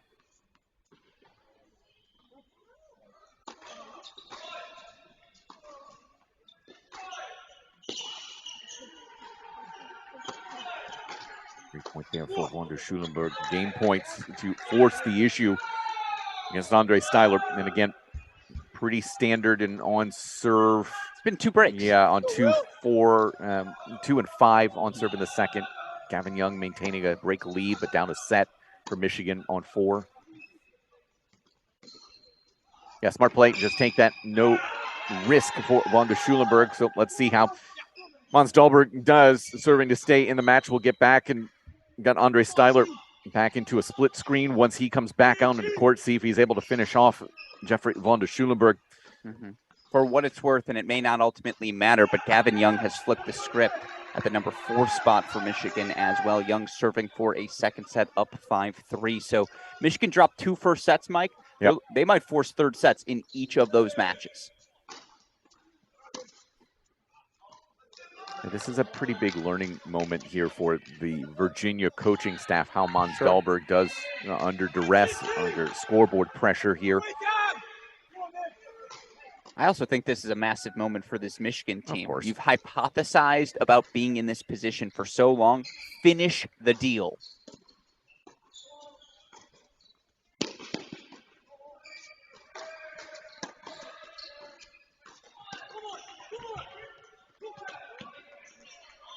Oh, did he hook it in? No, I think it just went long. Yeah, it sailed on him. All right, so back to it. We'll see Andre Styler here on your left, trying to close this out, give Michigan a 3rd point.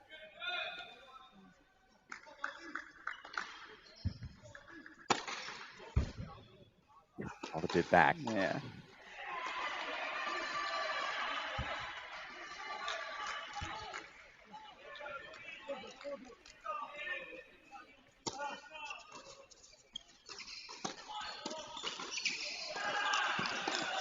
It's non-negotiable.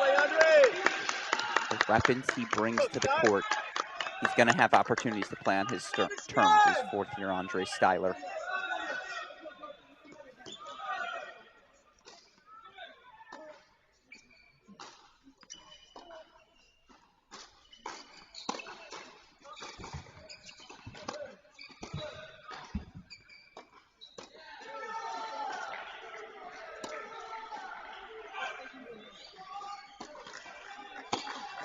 Getting the hold, forcing the issue.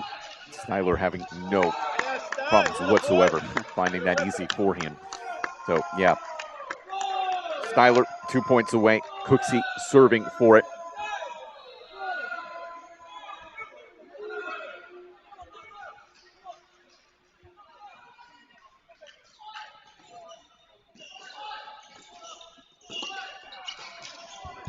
Well, shots fired from Andre Styler. Match point for the Wolverines.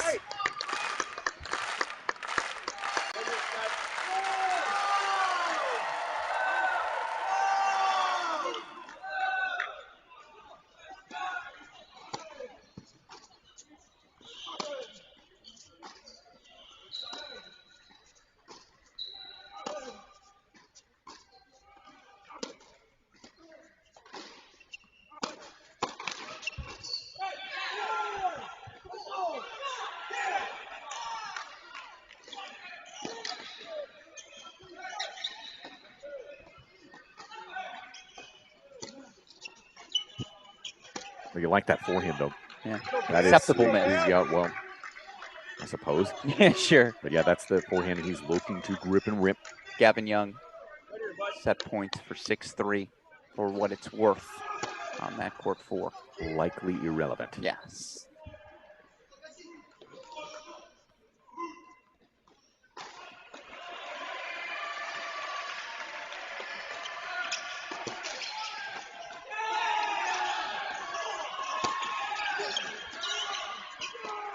Well, it was always a luxury to have Andre Styler listed at the 3 position for this Wolverines team, but he comes through today when it matters most. Knocks off Jeffrey von der Schulenberg, 6'3", 6'4", Michigan, 1 point away from the national indoor semifinals. That takes us over to court number 6. Will Cooksey, sophomore, Grosse Pointe Shores, Michigan. 2 points away.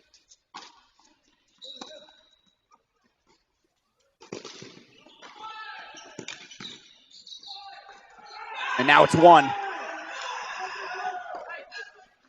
Awful miss there from Mons Dahlberg. And actually, listen, Dahlberg just swatted a ball and it came very close.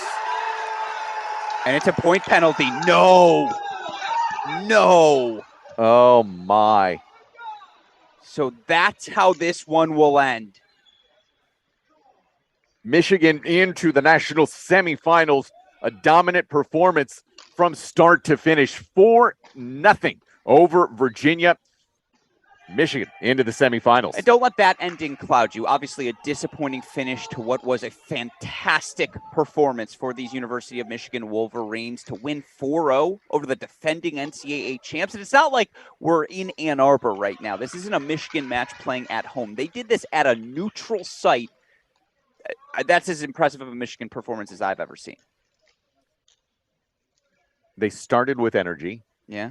They came out with good energy. Listen, Virginia matched early in the singles as well, but I just felt so comfortable with Michigan today. And again, I'll go back to this point I've been harping on, the fact that the power, the pace, and the way that Michigan plays full-on attack throughout, it just pays off on these faster indoor courts. So congratulations to the Michigan Wolverines. They get the winner of tonight's matchup coming up between Texas and Ohio State. You're looking for MVPs of the day for these Michigan Wolverines. It's got to be Andre Styler, 3 and 4 at the 3 singles spot. He and Maloney, the 6-3 dominant win at number 2 as well. But I think the what epitomizes this match best was what we saw at that number 1 court, where Andrew Fenty took an early lead on Iñaki Montes. He never let it go. That was the theme for this Michigan team more broadly. They took an early lead. They never let it go. The first 20 minutes of singles got a little choppy, and that's a credit to Virginia for fighting with their back pushed against the wall. But there's no doubt about that one. Again, that Kentucky-USC match we saw earlier could have gone either way. This one could not have. Michigan 4-0. They advance over Virginia back into the national indoor semifinals for the first time since 2020. Yeah, Adam Steinberg certainly had Michigan in the right mood coming into this one. We are going to hopefully be talking to Andrew Fenty in just a couple of minutes, trying to see where he is at out there. Might have already started working him down into the interview area. Mm-hmm. Of course, the moment we have him, we'll turn to you. For what it's worth, can you tell me that Tennessee score? Because our next quarterfinal is not on our top courts. It's all the way on 7. Stanford leads right now 3-1. They picked up 3 singles victories as well. It would be a while, though, before they were able to clinch. And in fact, there is a world where it's actually Tennessee 4-3 within about 10 minutes. So what you're telling me is it will be no earlier than 6:30. For sure. They're not going to start the match early. They can't. Yes, exactly. So we have at least 52 minutes, I should say. Yes. Okay. Yeah, that is correct. Andrew Fenty still out on court. So I do see him now. I don't see anybody with him. So well, we can linger for now, and I'm happy to filibuster. I see it. Yeah, Andrew Fenty. Yeah, he's now being hopefully corralled and brought over for an interview. You see Eleanor, who's doing some work for us and making sure she... Godsend. Yeah. Her ability to, again, go back and forth. Really appreciate her finding all of these players for us. But here's a serious note for you as well as we look at that draw you see on your screen. Kentucky's the 2 seed. TCU's the 3 seed. Michigan's the 4 seed.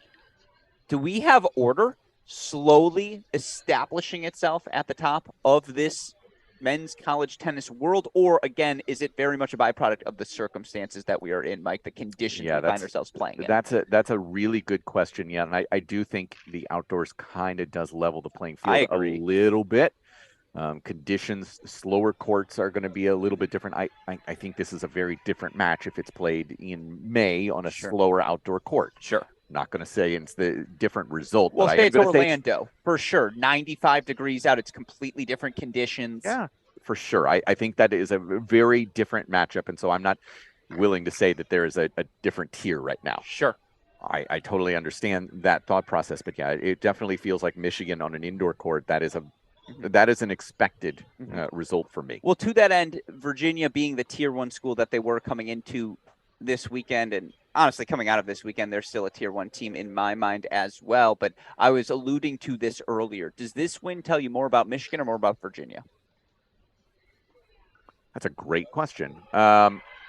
I don't know that it tells me necessarily anything I didn't know going into the match today. Okay, which I think is a very relevant answer as well. Yeah, I very much felt that it was going to be Michigan with the energy and much more likely to win this matchup because of that game style. It just felt very expected. Sure. Maybe a little bit more impressed by how quickly they were able to get things done, get off the court. I think that is quite relevant. But yeah, they feel like they have something to prove here this weekend, and yeah, they're going to have the opportunity to do it as we await that winner of Ohio State, Texas, which will come up at least 6:30, if not later tonight. I do see Andrew Fenty is slowly making his way over here to join us in the interview Zoom.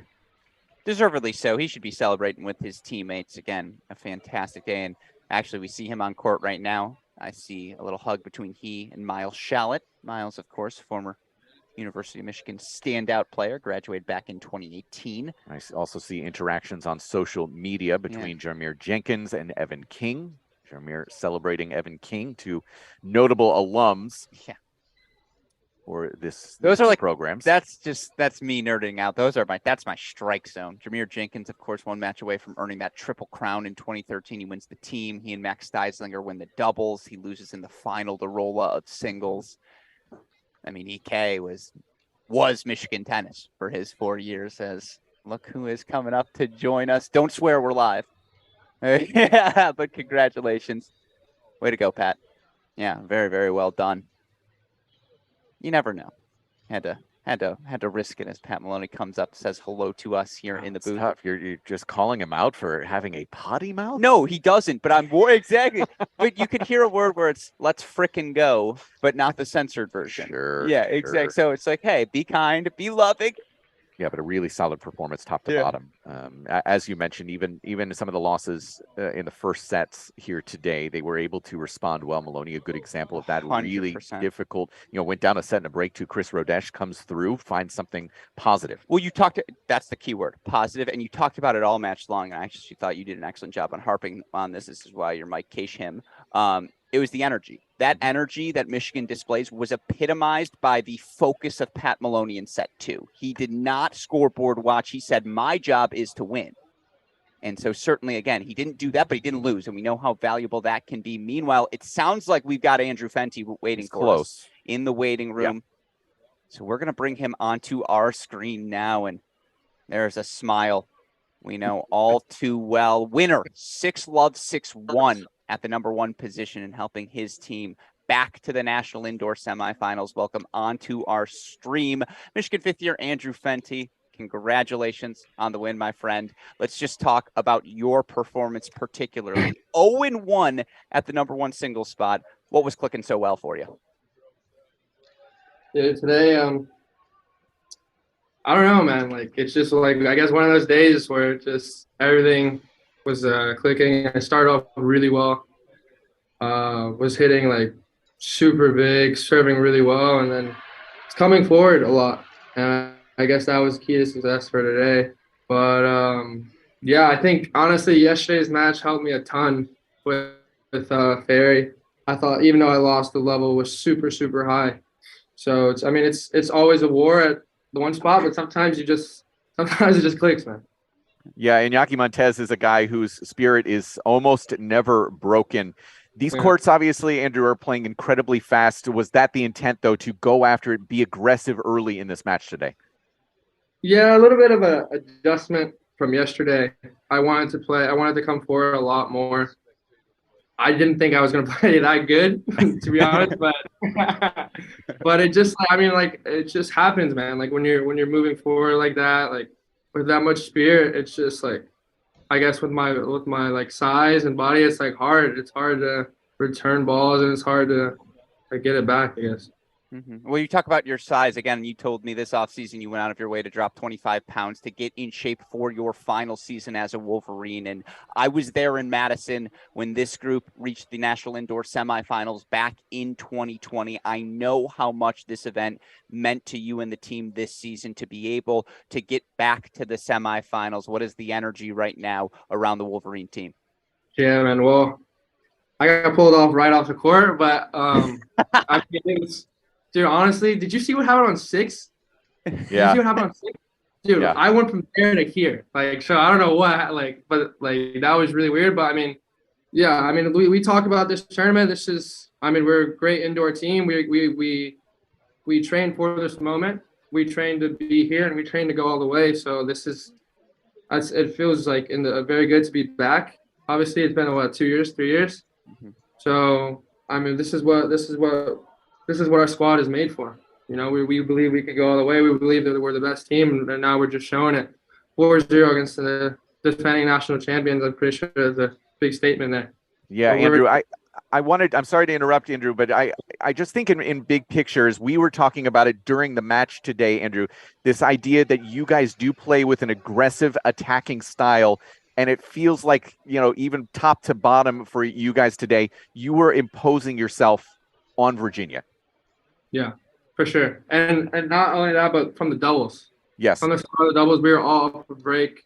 And our Steiny told us, you know, we created this momentum. Let's just keep going. And man, I kept going, and 2 other guys did too. So honestly, it's probably one of our better matches, but got a long road ahead. And to that point, you know both opponents that you may face in the semifinal. I was there in Ann Arbor last year when Texas took you to the wire. By the way, you did pretty well in that Texas round of 16 match. We don't have to relitigate that right now. But between that and obviously Ohio State, the #1 overall seed, you played them 4 times last season. A lot of familiar faces on both rosters. What lies ahead for you guys in the semifinal? What will the next 12 hours look like as you prepare for that match? Yeah, I mean, first, I'm obviously both great teams. They just played each other, so we'll see the adjustments that Texas makes to Ohio. But I mean, both teams, man, like just war. I mean, honestly, man, every match is like, it doesn't get much better than this. Every match is so competitive. Everyone's playing so good, 1 through 6. I mean, the level is so high. It's so high. You can't ask for much more. But I mean, we feel honored to be back in the position. It took obviously a couple years, but this is right where we need to be. This is right where Michigan deserves to be. So we're just gonna take it. Whoever we play, and the Michigan way. I'm going to give you one completely off-topic question here, Andrew. You and I have a mutual friend in Francis Tiafo. Oh my God. Francis yesterday participating in NBA All-Star Celebrity Weekend. And I think you and I need to have a real discussion about the shot. Because I got to tell you, it's a little bit low where he's actually releasing the ball. It's actually like almost from the chest or the stomach, and it's really horrendous, Andrew. And I'm wondering why you haven't worked with him on that shot. Dude, Francis is the worst basketball player I think I've ever seen. Like, for how good of a tennis player he is, you wouldn't. But not only that, for how much he posts about basketball, you would think he is way better. Yeah. But my God, my guy needs some help. He needs some actual help. He should have took longer off. But yes, it's funny because when we were growing up, and we used to we had a basketball hoop at JTCC. And I never, ever saw him play a game. He never played in a game, like any game. I never saw him shoot ever. And all of a sudden, with LeBron and stuff. But. Yeah. Well, the shot's not there though. Also, he's shooting from his stomach. Yeah, maybe now you know why he wasn't shooting in public. Now that we've all seen the jump shot, that's why he was leaving it in the reserve. But obviously, to you, Andrew, congratulations, and to the team, obviously wishing you guys a successful recovery and wishing you luck in the semifinals as well. So congratulations to you guys. Thanks, AG. See you soon, bro. Of course, appreciate it. Andrew Fenty, part of a 4-0 Michigan victory over the University of Virginia. Well, now we've got some time, at least 40 minutes until the start of our next quarterfinal battle. It will be our final of the night as well. So let's kind of talk you through, a little bit behind the scenes here. You do see Illinois and Ohio State, Illinois and Wake Forest are warming up here on this side of the court where we have been broadcasting throughout the day. We are actually going to be broadcasting on the far bank of courts, which is where Tennessee and Stanford are still playing. Now, I need to point out, scoreboard-wise, Stanford leading 3-1, but they don't have a first set in any of the three remaining matches. So there is that possibility that we're actually not going to start at 6:30, and I don't think we will, because none of these matches are going to finish fast enough for us to actually start at 6:30 and get those teams proper warm-up. So we could be looking at more of a 7:30 start. Well, even beyond that, the thing was Tennessee had a pathway to straight set victories. Correct. Monday was in a second set breaker after winning the first. Hud's up big, and Diaz was up big as well. The problem is Arthur Ferry just took the second set from Johannes Monday. So now both teams going to need at least one 3-set victory to get the job done.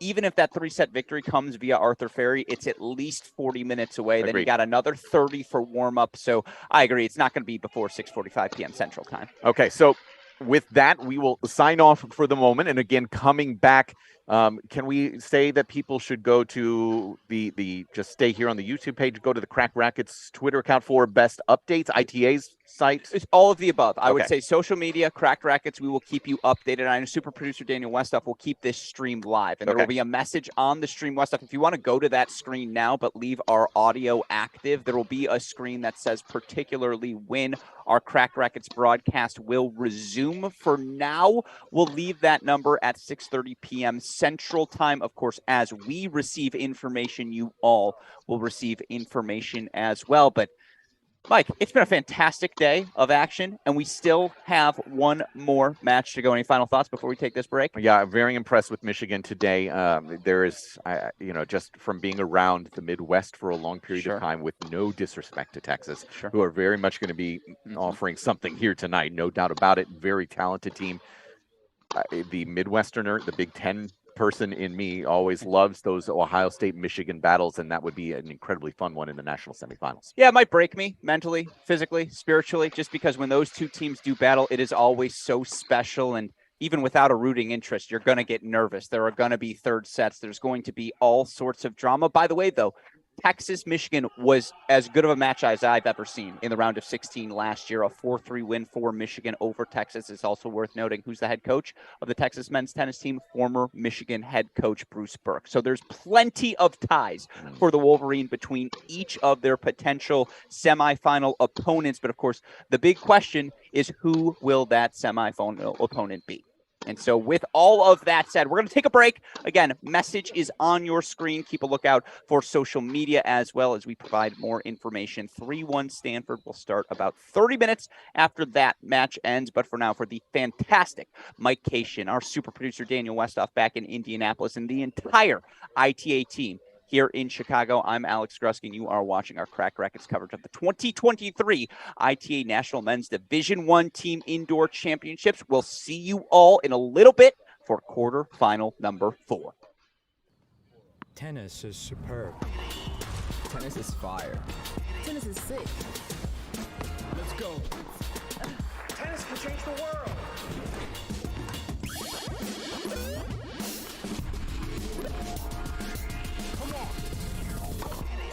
This is tennis too. Good morning. It's my first time. Not mine.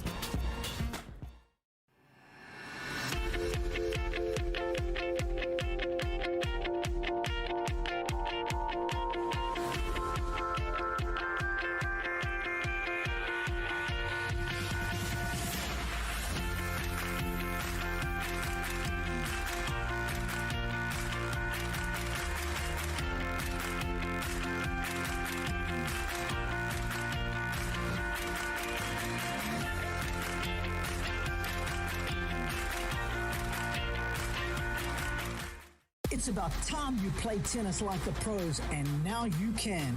Swing Vision is an app nearer the gods. It uses AI to track your shot speed and placement using just your phone.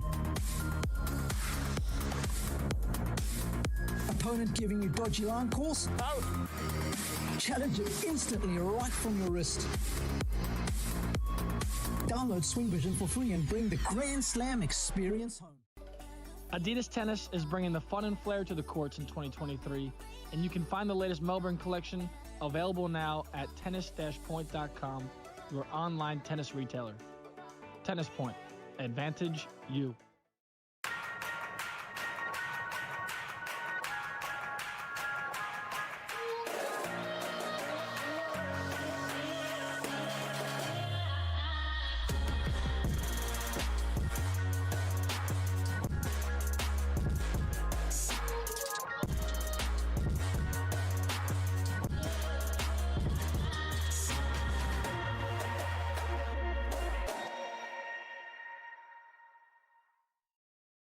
Introducing A-Peak Tennis and A-Peak Coach.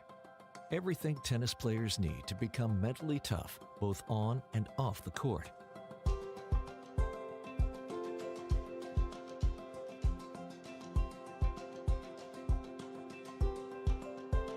And everything coaches need to help players reach their full potential.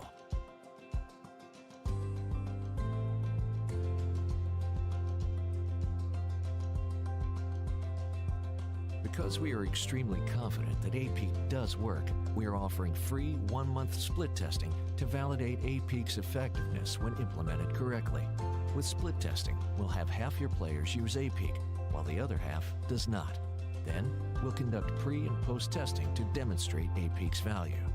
To take advantage of this offer, email us at apeak@apeak.com.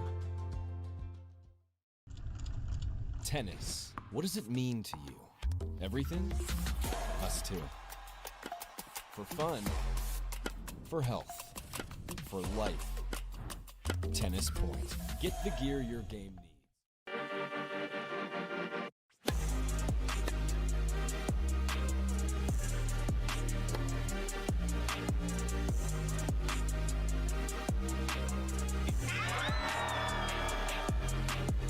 Go to the net, it's easier.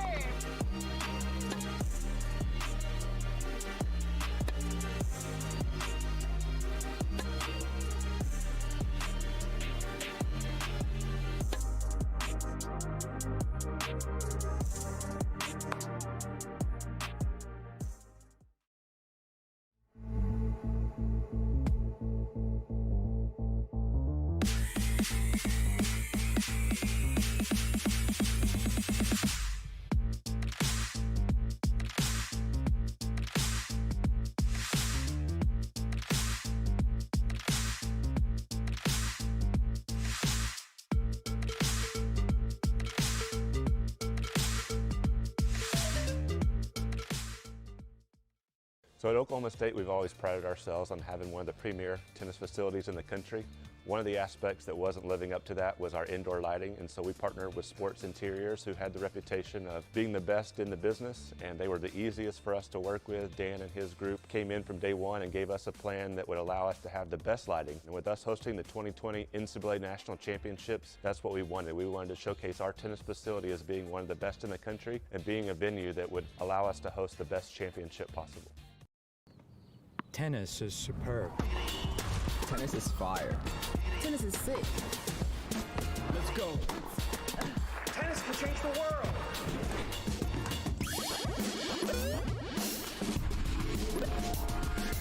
Come on. This is tennis too. Good morning. It's my first time. Not mine.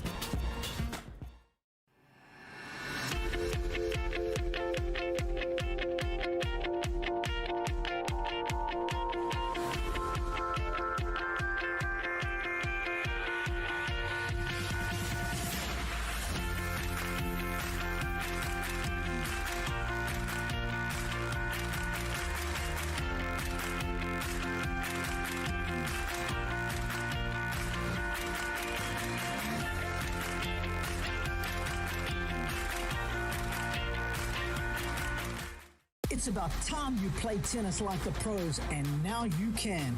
Swing Vision is an app nearer the gods. It uses AI to track your shot speed and placement using just your phone. Opponent giving you dodgy line calls? Out! Challenge it instantly right from your wrist. Download Swing Vision for free and bring the Grand Slam experience home. Adidas Tennis is bringing the fun and flair to the courts in 2023, and you can find the latest Melbourne collection available now at tennis-point.com, your online tennis retailer. Tennis Point. Advantage you.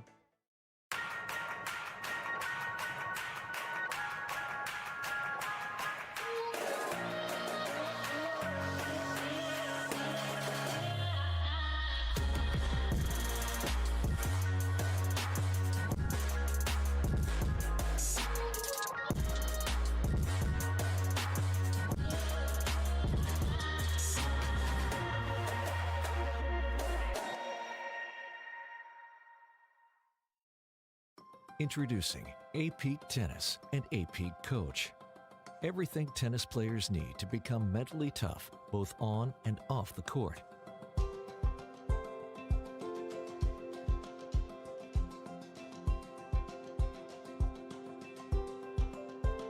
And everything coaches need to help players reach their full potential.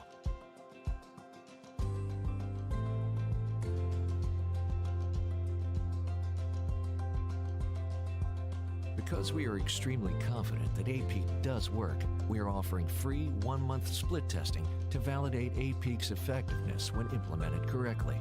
With split testing, we'll have half your players use A-Peak, while the other half does not.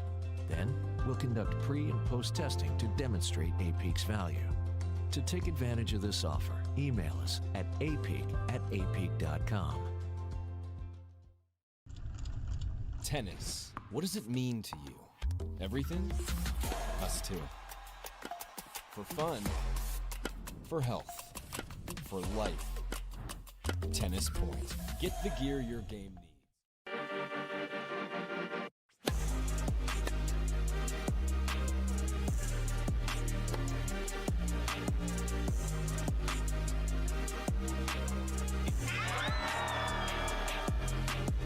Go to the net, it's easier.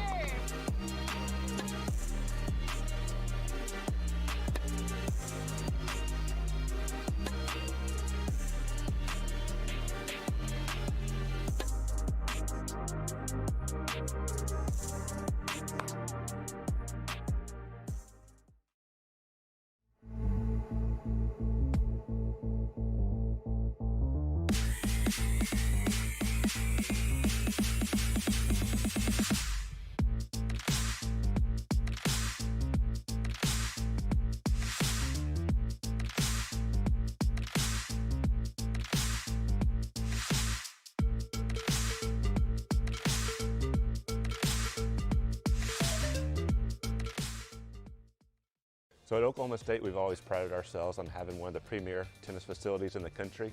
One of the aspects that wasn't living up to that was our indoor lighting, and so we partnered with Schwartz Interiors, who had the reputation of being the best in the business, and they were the easiest for us to work with. Dan and his group came in from day one and gave us a plan that would allow us to have the best lighting. And with us hosting the 2020 NCAA National Championships, that's what we wanted. We wanted to showcase our tennis facility as being one of the best in the country and being a venue that would allow us to host the best championship possible. Tennis is superb. Tennis is fire. Tennis is sick. Let's go. Tennis can change the world.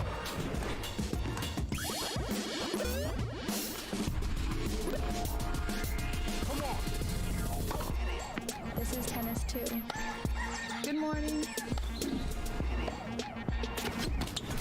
It's my first time. Not mine.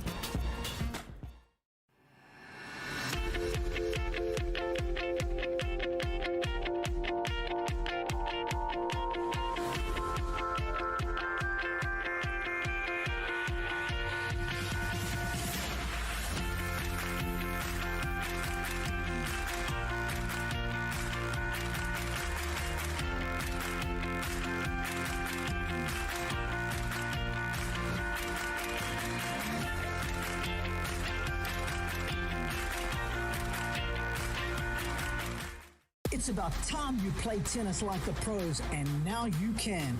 Swing Vision is an app nearer the gods. It uses AI to track your shot speed and placement using just your phone. Opponent giving you dodgy line calls? Out! Challenge it instantly right from your wrist. Download Swing Vision for free and bring the Grand Slam experience home. Adidas Tennis is bringing the fun and flair to the courts in 2023, and you can find the latest Melbourne collection available now at tennis-point.com, your online tennis retailer. Tennis Point. Advantage you.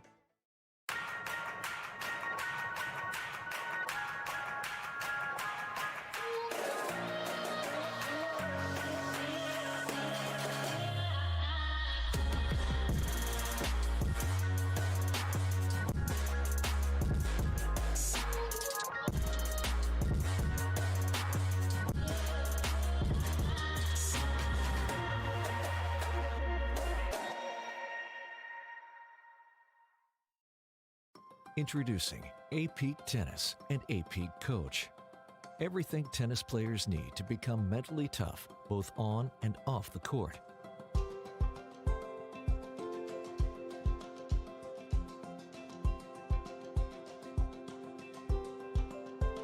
And everything coaches need to help players reach their full potential.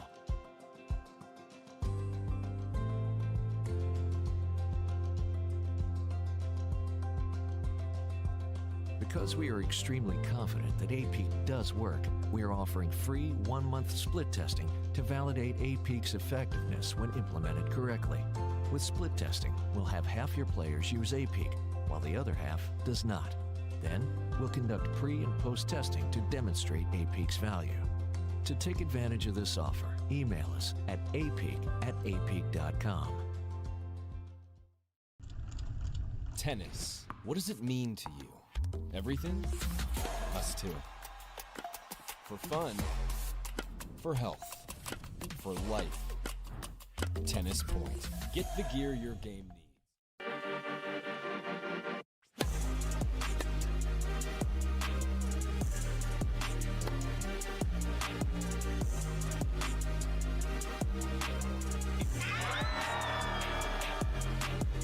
Go to the net, it's easier.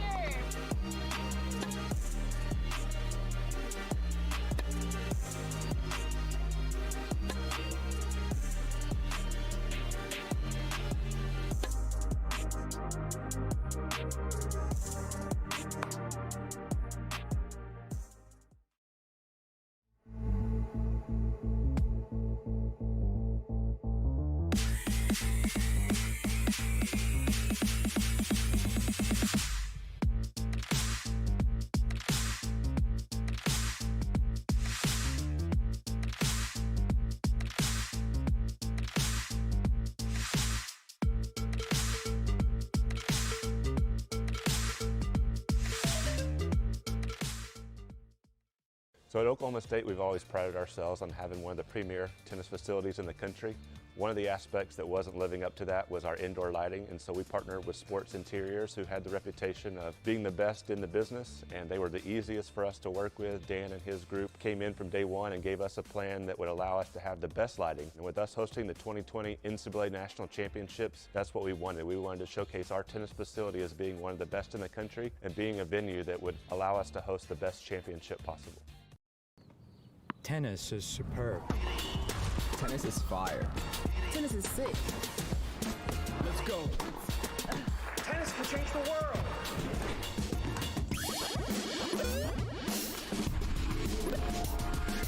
Come on.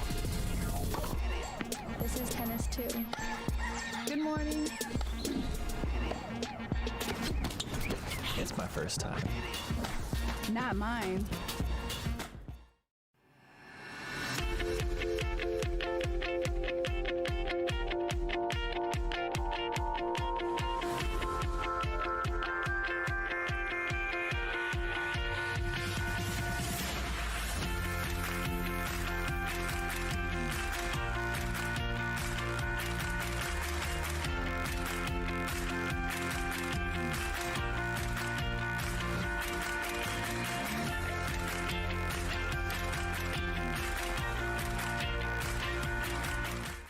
It's about time you play tennis like the pros, and now you can.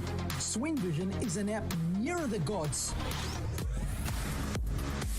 It uses AI to track your shot speed and placement using just your phone. Opponent giving you dodgy line calls? Out! Challenge it instantly right from your wrist. Download Swing Vision for free and bring the Grand Slam experience home. Adidas Tennis is bringing the fun and flair to the courts in 2023, and you can find the latest Melbourne collection available now at tennis-point.com, your online tennis retailer. Tennis Point. Advantage you.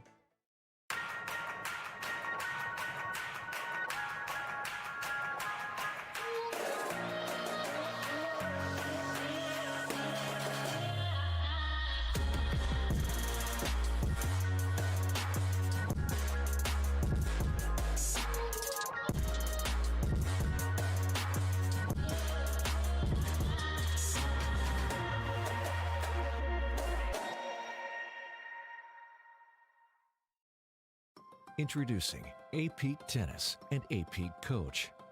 Everything tennis players need to become mentally tough, both on and off the court.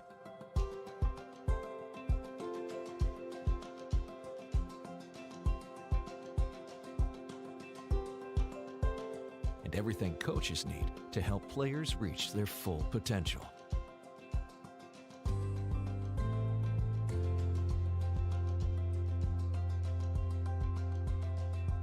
Because we are extremely confident that A-Peak does work, we are offering free 1-month split testing to validate A-Peak's effectiveness when implemented correctly. With split testing, we'll have half your players use A-Peak, while the other half does not.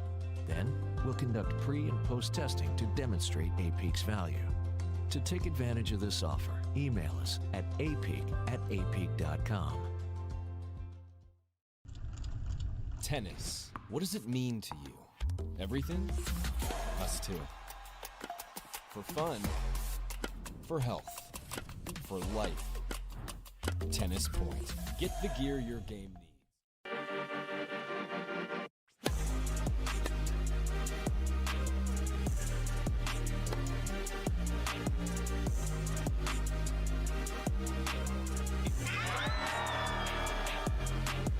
Go to the net, it's easier.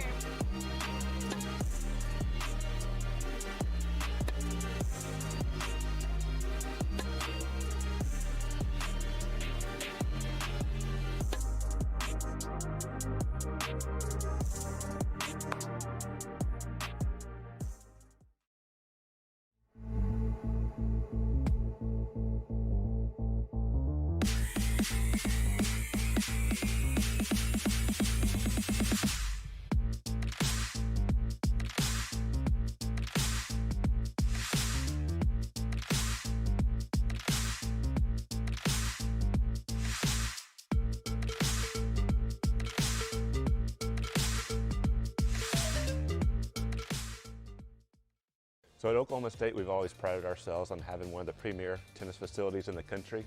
One of the aspects that wasn't living up to that was our indoor lighting, and so we partnered with Schwartz Interiors, who had the reputation of being the best in the business, and they were the easiest for us to work with. Dan and his group came in from day one and gave us a plan that would allow us to have the best lighting. And with us hosting the 2020 NCAA National Championships, that's what we wanted. We wanted to showcase our tennis facility as being one of the best in the country and being a venue that would allow us to host the best championship possible.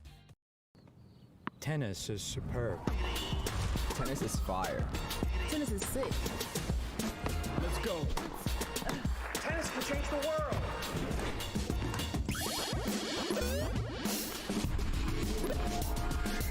Come on. This is tennis too. Good morning. It's my first time. Not mine.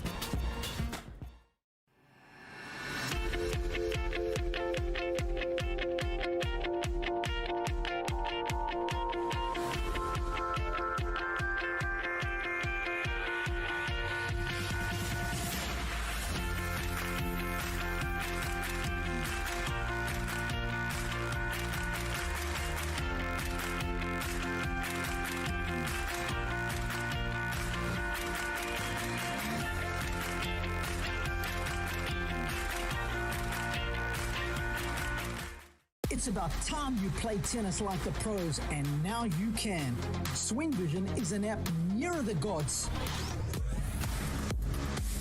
It uses AI to track your shot speed and placement using just your phone. Opponent giving you dodgy line calls? Out! Challenge it instantly right from your wrist. Download Swing Vision for free and bring the Grand Slam experience home. Adidas Tennis is bringing the fun and flair to the courts in 2023, and you can find the latest Melbourne collection available now at tennis-point.com, your online tennis retailer. Tennis Point. Advantage you.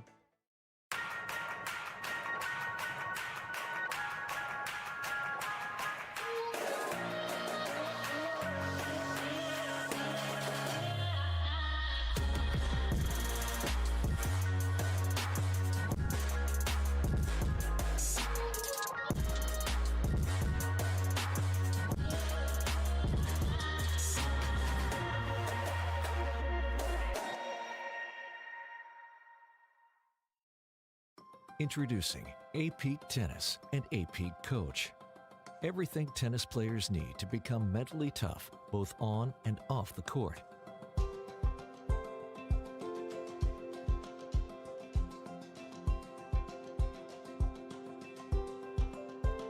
And everything coaches need to help players reach their full potential.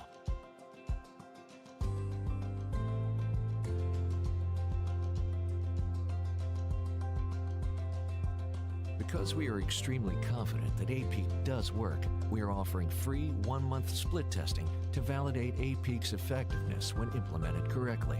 With split testing, we'll have half your players use A-Peak, while the other half does not. Then, we'll conduct pre- and post-testing to demonstrate A-Peak's value. To take advantage of this offer, email us at apeak@apeak.com. Tennis. What does it mean to you? Everything? Us too. For fun, for health, for life. Tennis Point. Get the gear your game needs.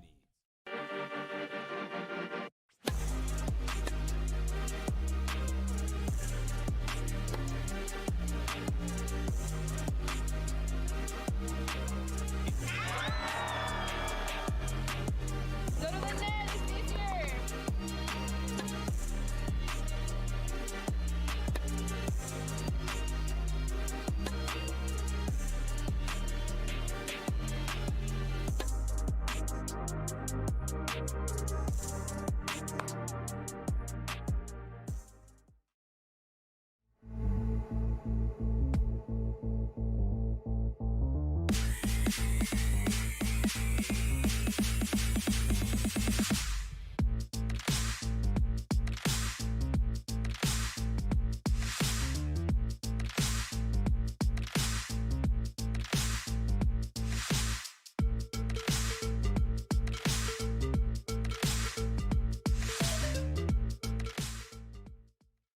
So at Oklahoma State, we've always prided ourselves on having one of the premier tennis facilities in the country. One of the aspects that wasn't living up to that was our indoor lighting, and so we partnered with Schwartz Interiors, who had the reputation of being the best in the business, and they were the easiest for us to work with. Dan and his group came in from day one and gave us a plan that would allow us to have the best lighting. And with us hosting the 2020 NCAA National Championships, that's what we wanted. We wanted to showcase our tennis facility as being one of the best in the country and being a venue that would allow us to host the best championship possible. Tennis is superb. Tennis is fire. Tennis is sick. Let's go. Tennis can change the world.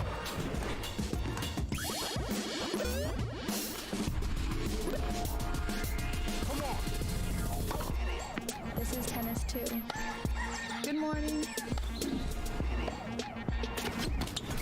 It's my first time. Not mine.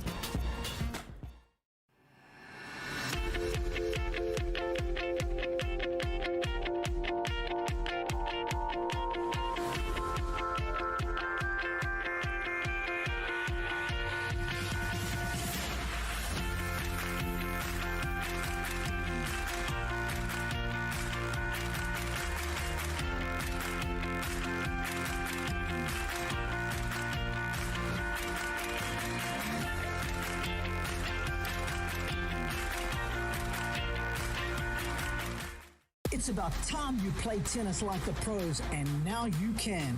Swing Vision is an app nearer the gods. It uses AI to track your shot speed and placement using just your phone. Opponent giving you dodgy line calls? Out! Challenge it instantly right from your wrist. Download Swing Vision for free and bring the Grand Slam experience home. Adidas Tennis is bringing the fun and flair to the courts in 2023, and you can find the latest Melbourne collection available now at tennis-point.com, your online tennis retailer. Tennis Point. Advantage you.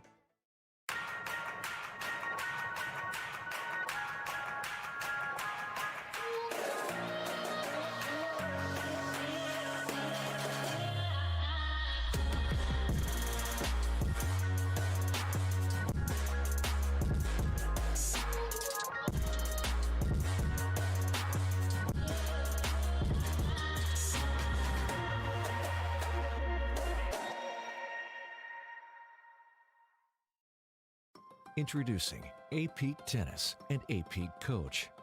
Everything tennis players need to become mentally tough, both on and off the court.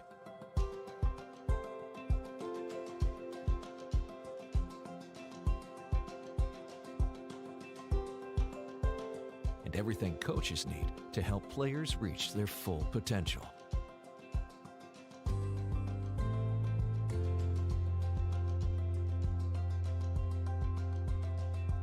Because we are extremely confident that A-Peak does work, we are offering free 1-month split testing to validate A-Peak's effectiveness when implemented correctly. With split testing, we'll have half your players use A-Peak, while the other half does not. Then, we'll conduct pre- and post-testing to demonstrate A-Peak's value. To take advantage of this offer, email us at apeak@apeak.com. Tennis. What does it mean to you? Everything? Us too. For fun. For health. For life. Tennis Point. Get the gear your game needs.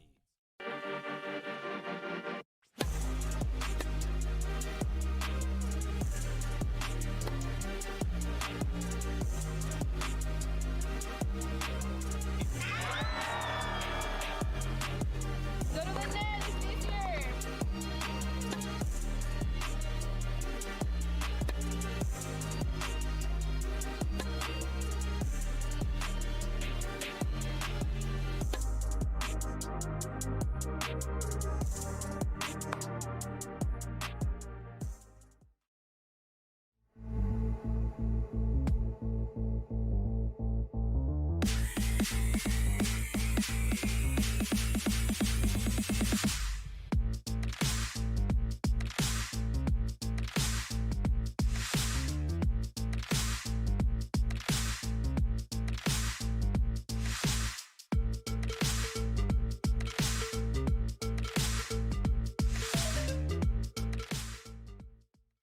So at Oklahoma State, we've always prided ourselves on having one of the premier tennis facilities in the country.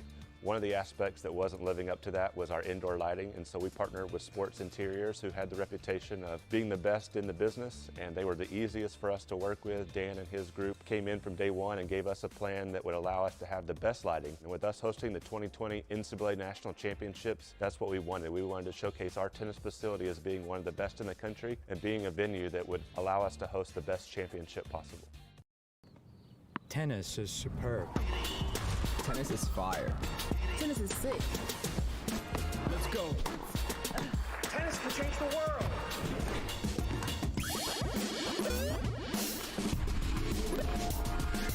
Come on. This is tennis too.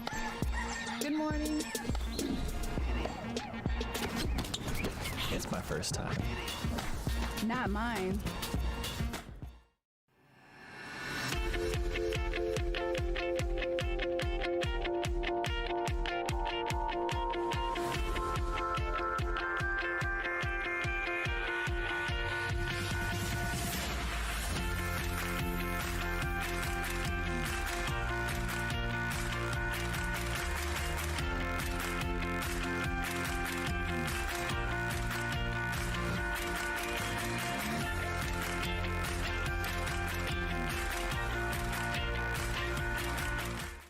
It's about time you play tennis like the pros, and now you can.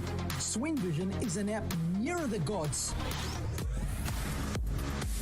It uses AI to track your shot speed and placement using just your phone. Opponent giving you dodgy line calls? Out! Challenge it instantly right from your wrist. Download Swing Vision for free and bring the Grand Slam experience home. Adidas Tennis is bringing the fun and flair to the courts in 2023, and you can find the latest Melbourne collection available now at tennis-point.com, your online tennis retailer. Tennis Point. Advantage you.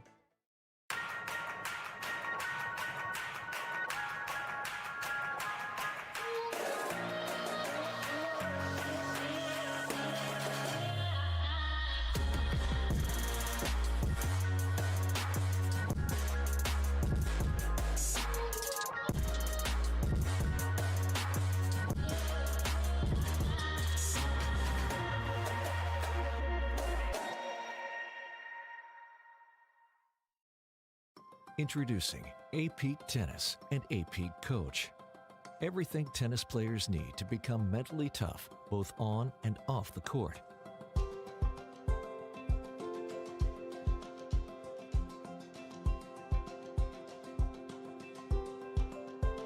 And everything coaches need to help players reach their full potential.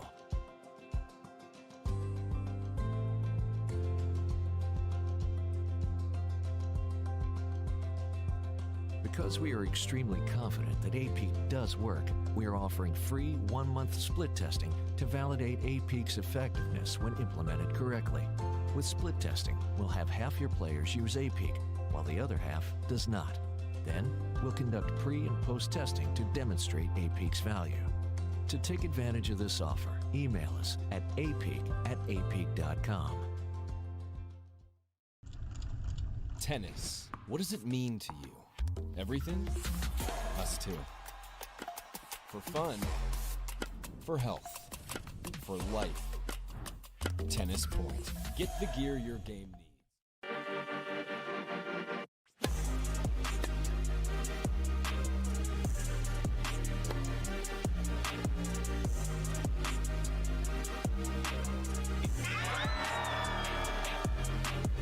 Go to the net, it's easier.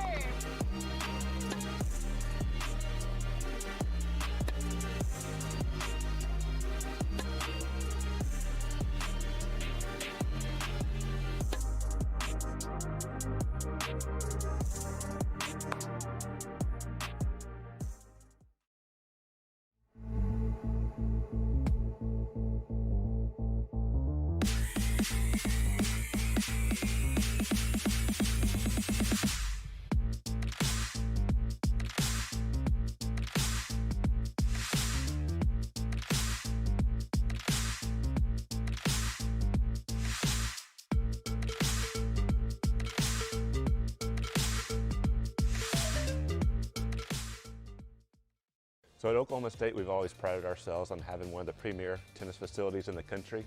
One of the aspects that wasn't living up to that was our indoor lighting, and so we partnered with Schwartz Interiors, who had the reputation of being the best in the business, and they were the easiest for us to work with. Dan and his group came in from day one and gave us a plan that would allow us to have the best lighting. And with us hosting the 2020 NCAA National Championships, that's what we wanted. We wanted to showcase our tennis facility as being one of the best in the country and being a venue that would allow us to host the best championship possible. Tennis is superb. Tennis is fire. Tennis is sick. Let's go. Tennis can change the world.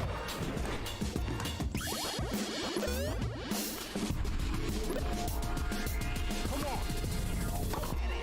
This is tennis too. Good morning. It's my first time. Not mine.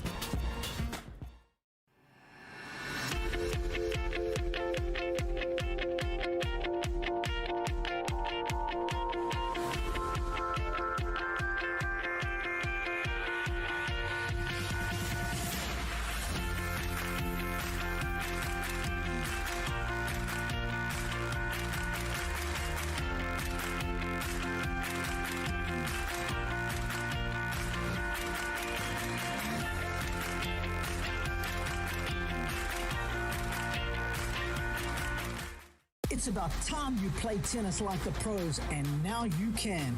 Swing Vision is an app nearer the gods.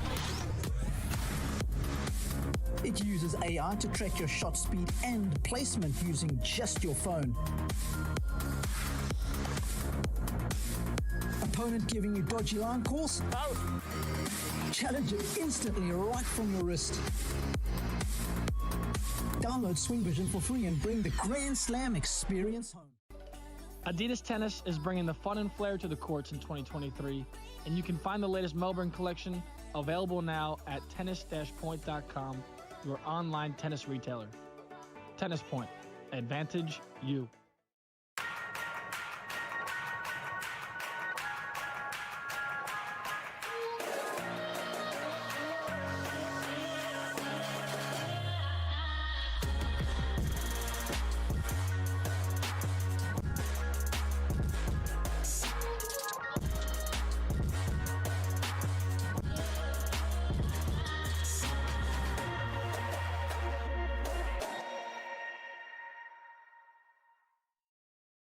Introducing A-Peak Tennis and A-Peak Coach. Everything tennis players need to become mentally tough, both on and off the court.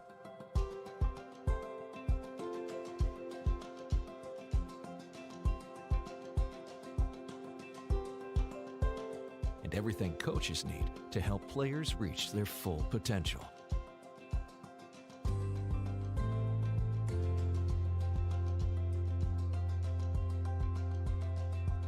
Because we are extremely confident that A-Peak does work, we are offering free 1-month split testing to validate A-Peak's effectiveness when implemented correctly.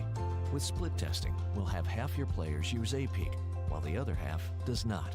Then, we'll conduct pre- and post-testing to demonstrate A-Peak's value. To take advantage of this offer, email us at apeak@apeak.com. Tennis. What does it mean to you? Everything? Us too. For fun, for health, for life. Tennis Point. Get the gear your game needs.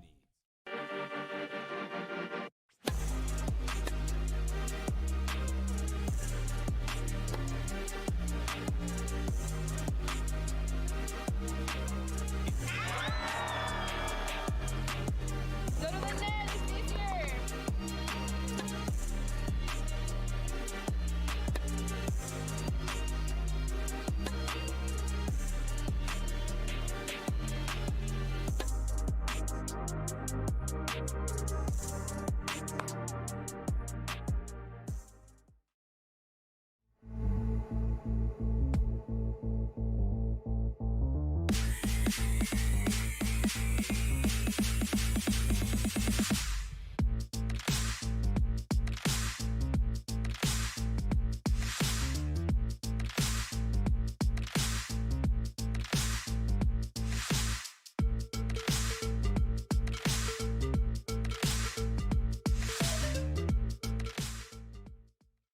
So at Oklahoma State, we've always prided ourselves on having one of the premier tennis facilities in the country.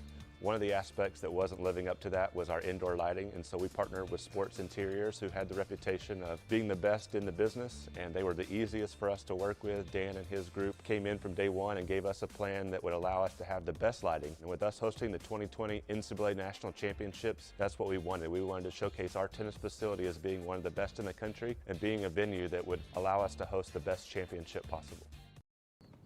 Tennis is superb. Tennis is fire. Tennis is sick. Let's go. Tennis can change the world.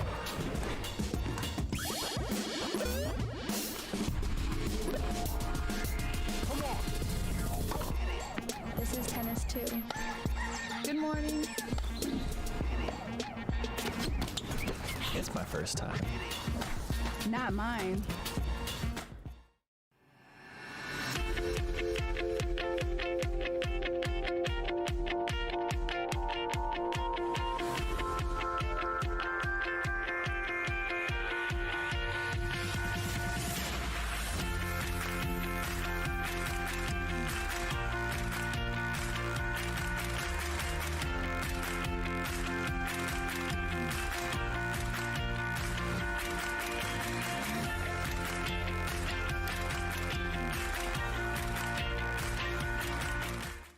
It's about time you play tennis like the pros, and now you can.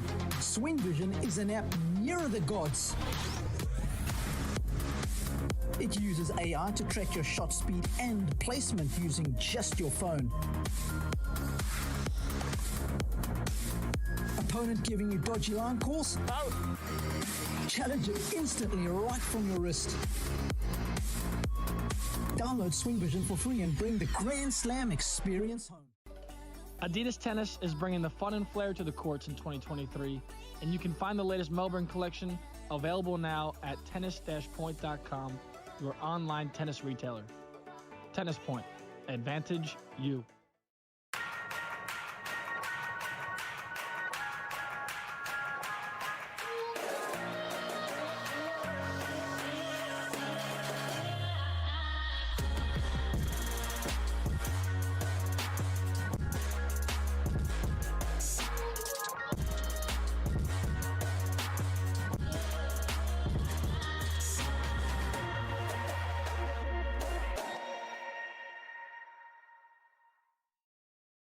Introducing A-Peak Tennis and A-Peak Coach. Everything tennis players need to become mentally tough, both on and off the court.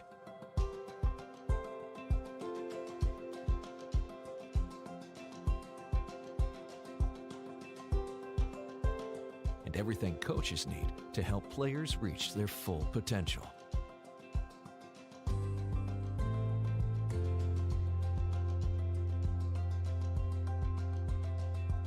Because we are extremely confident that A-Peak does work, we are offering free 1-month split testing to validate A-Peak's effectiveness when implemented correctly. With split testing, we'll have half your players use A-Peak, while the other half does not. Then, we'll conduct pre- and post-testing to demonstrate A-Peak's value. To take advantage of this offer, email us at apeak@apeak.com. Tennis. What does it mean to you? Everything? Us too. For fun. For health. For life.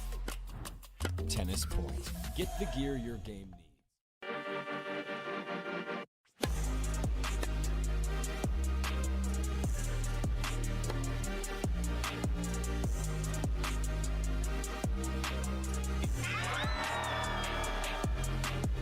Go to the net, it's easier.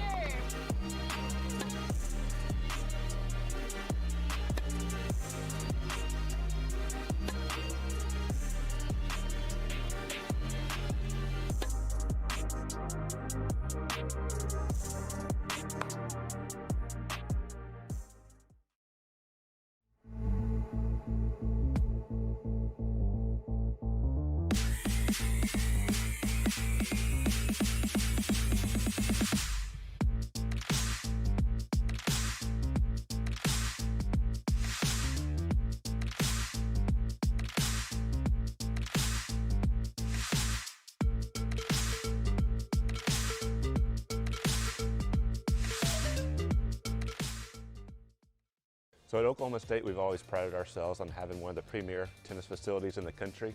One of the aspects that wasn't living up to that was our indoor lighting, and so we partnered with Schwartz Interiors, who had the reputation of being the best in the business, and they were the easiest for us to work with. Dan and his group came in from day one and gave us a plan that would allow us to have the best lighting. And with us hosting the 2020 NCAA National Championships, that's what we wanted. We wanted to showcase our tennis facility as being one of the best in the country and being a venue that would allow us to host the best championship possible. Tennis is superb. Tennis is fire. Tennis is sick. Let's go. Tennis can change the world.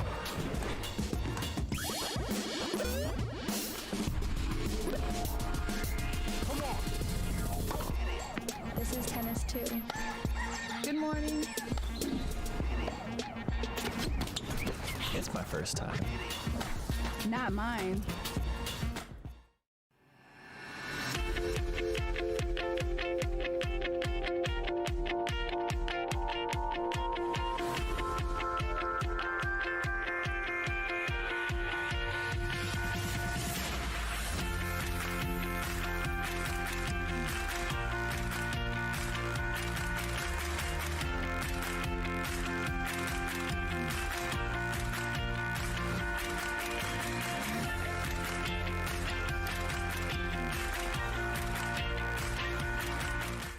It's about time you play tennis like the pros, and now you can. Swing Vision is an app nearer the gods. It uses AI to track your shot speed and placement using just your phone. Opponent giving you dodgy line calls? Out! Challenge it instantly right from your wrist. Download Swing Vision for free and bring the Grand Slam experience home. Adidas Tennis is bringing the fun and flair to the courts in 2023, and you can find the latest Melbourne collection available now at tennis-point.com, your online tennis retailer. Tennis Point. Advantage you.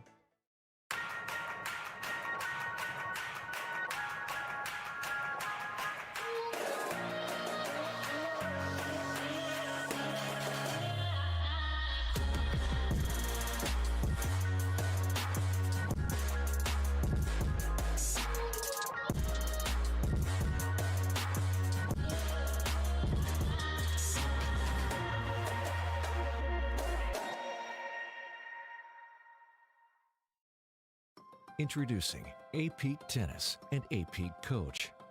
Everything tennis players need to become mentally tough, both on and off the court.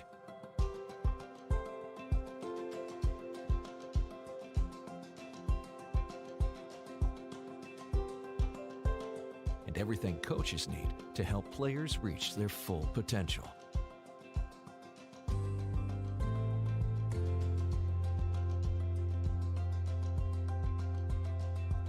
Because we are extremely confident that A-Peak does work, we are offering free 1-month split testing to validate A-Peak's effectiveness when implemented correctly. With split testing, we'll have half your players use A-Peak, while the other half does not. Then, we'll conduct pre- and post-testing to demonstrate A-Peak's value. To take advantage of this offer, email us at apeak@apeak.com. Tennis. What does it mean to you? Everything? Us too. For fun, for health, for life. Tennis Point. Get the gear your game needs.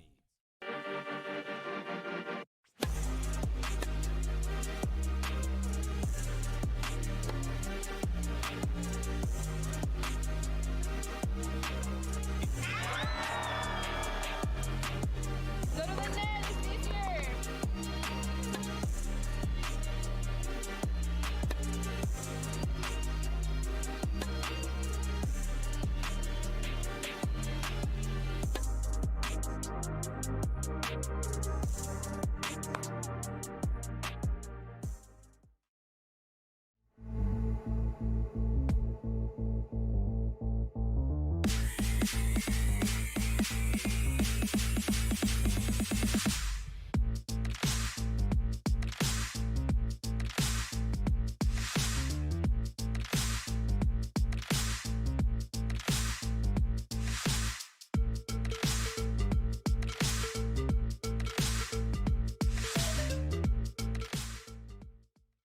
So at Oklahoma State, we've always prided ourselves on having one of the premier tennis facilities in the country.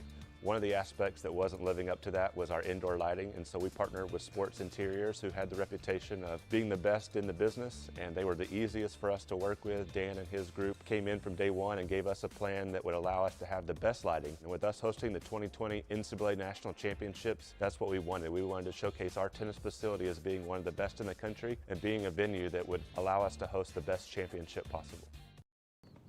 Tennis is superb. Tennis is fire. Tennis is sick. Let's go. Tennis can change the world.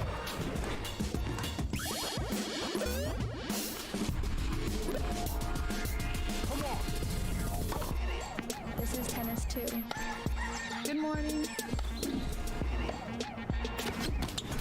It's my first time.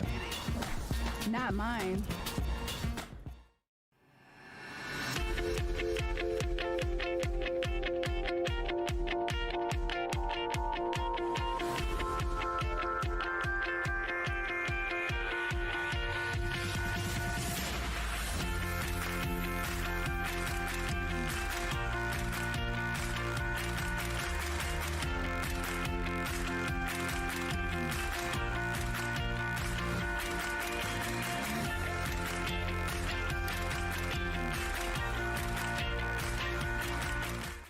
It's about time you play tennis like the pros, and now you can.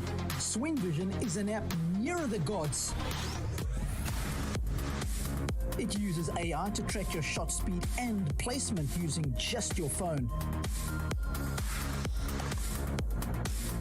Opponent giving you dodgy line calls? Out! Challenge it instantly right from your wrist. Download Swing Vision for free and bring the Grand Slam experience home. Adidas Tennis is bringing the fun and flair to the courts in 2023, and you can find the latest Melbourne collection available now at tennis-point.com, your online tennis retailer. Tennis Point. Advantage you.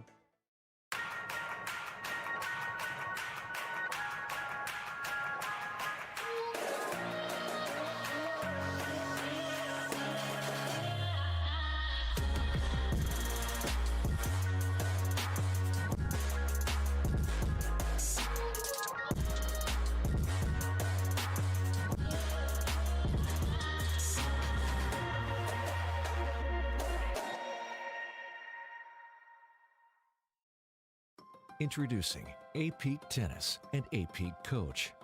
Everything tennis players need to become mentally tough, both on and off the court.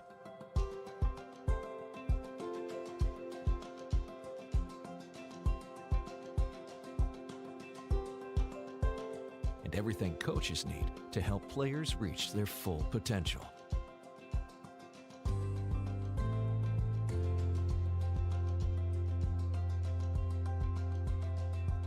Because we are extremely confident that A-Peak does work, we are offering free 1-month split testing to validate A-Peak's effectiveness when implemented correctly.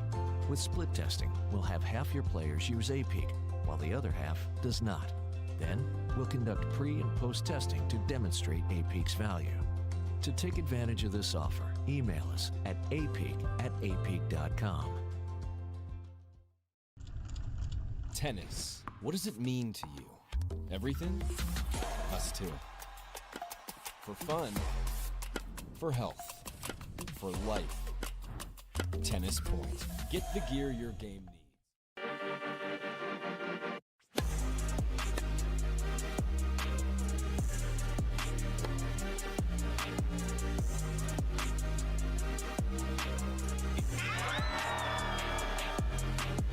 Go to the net, it's easier.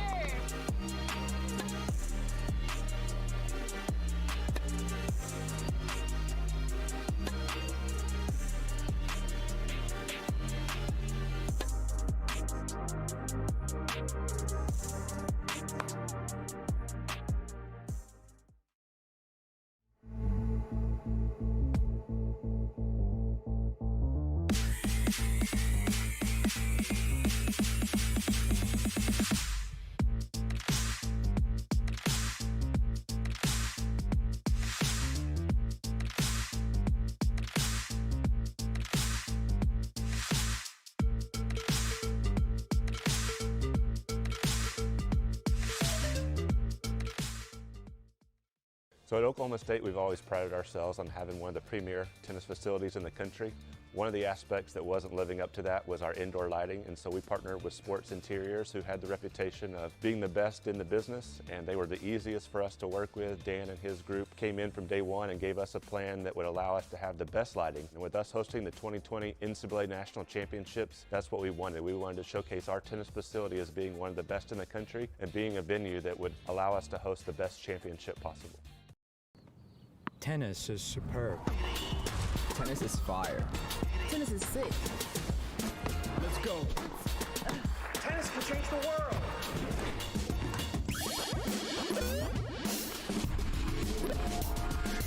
Come on. This is tennis too. Good morning. It's my first time. Not mine.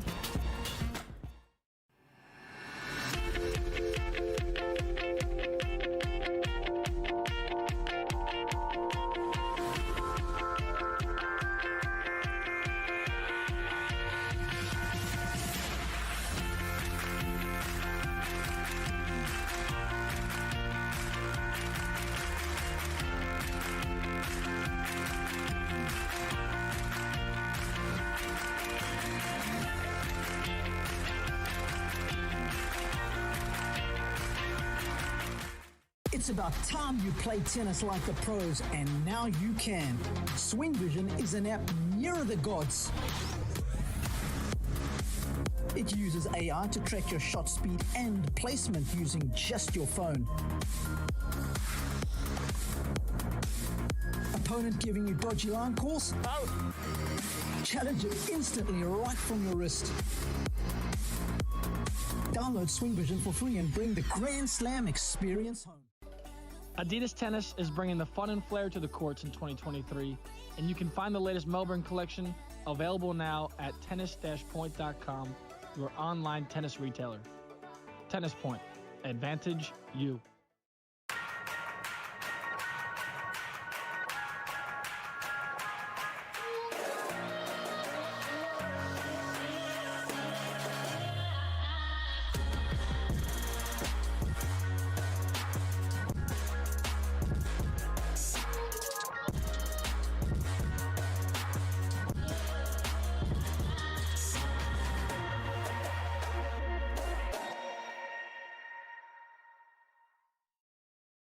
Introducing A-Peak Tennis and A-Peak Coach.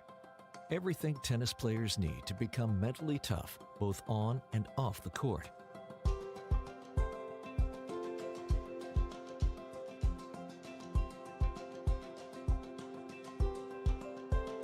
And everything coaches need to help players reach their full potential.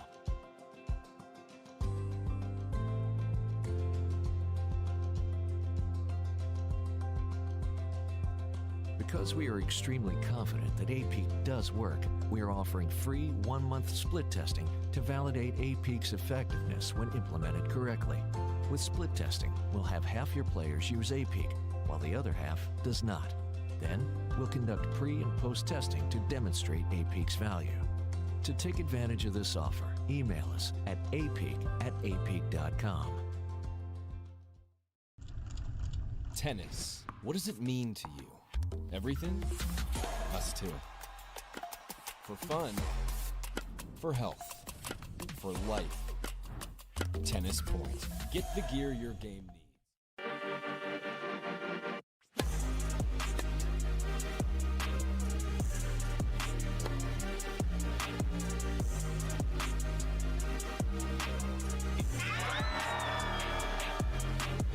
Go to the net, it's easier.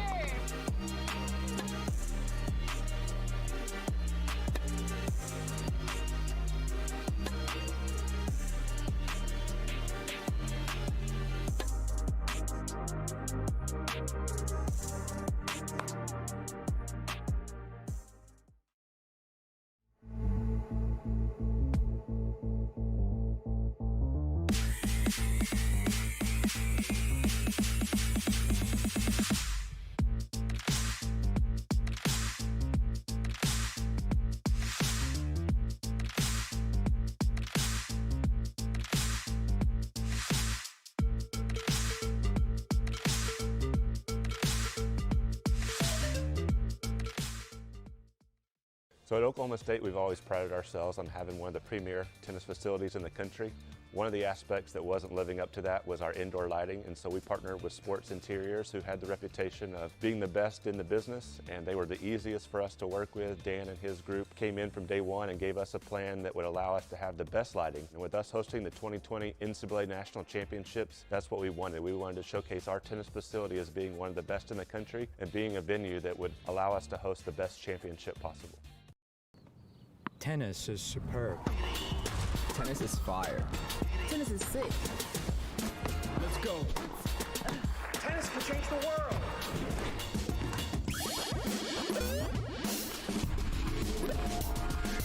Come on. This is tennis too. Good morning. It's my first time. Not mine.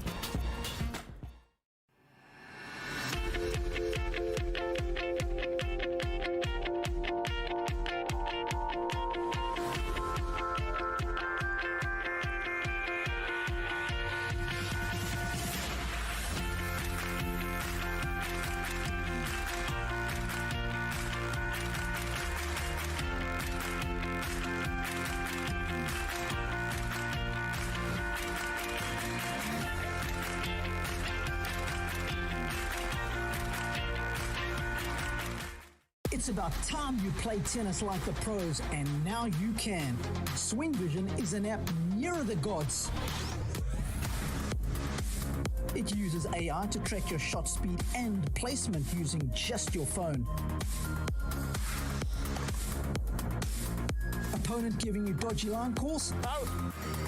Challenge it instantly right from your wrist. Download Swing Vision for free and bring the Grand Slam experience home. Adidas Tennis is bringing the fun and flair to the courts in 2023, and you can find the latest Melbourne collection available now at tennis-point.com, your online tennis retailer. Tennis Point. Advantage you.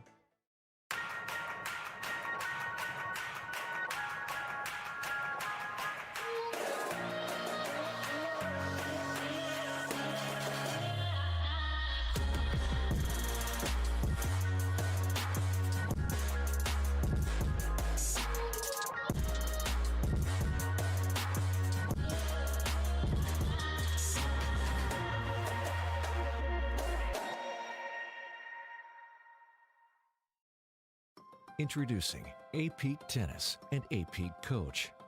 Everything tennis players need to become mentally tough, both on and off the court.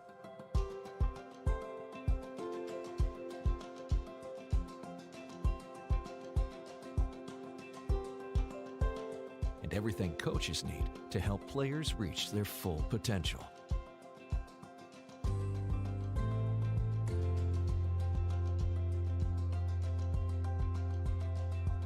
Because we are extremely confident that A-Peak does work, we are offering free 1-month split testing to validate A-Peak's effectiveness when implemented correctly.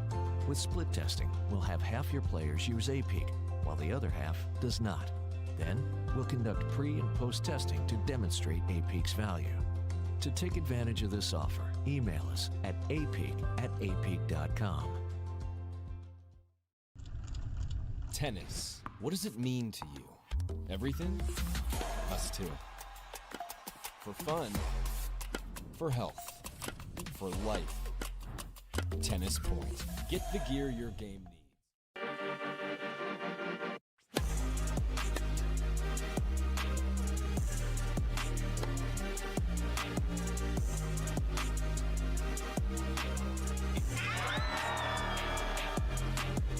Go to the net, it's easier.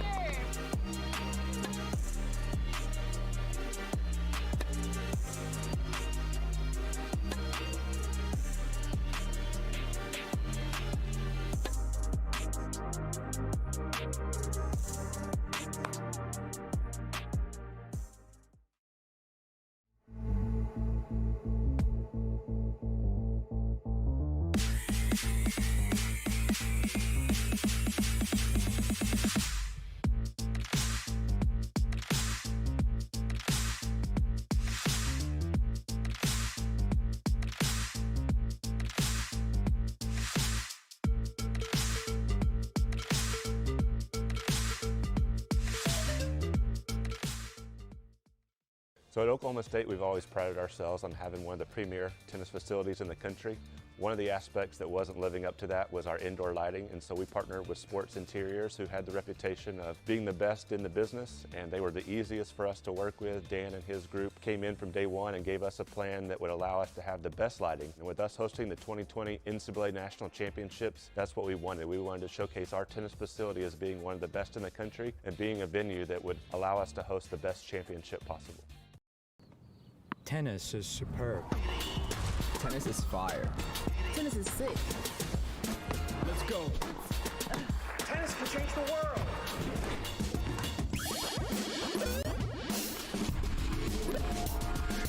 Come on. This is tennis too. Good morning. It's my first time. Not mine.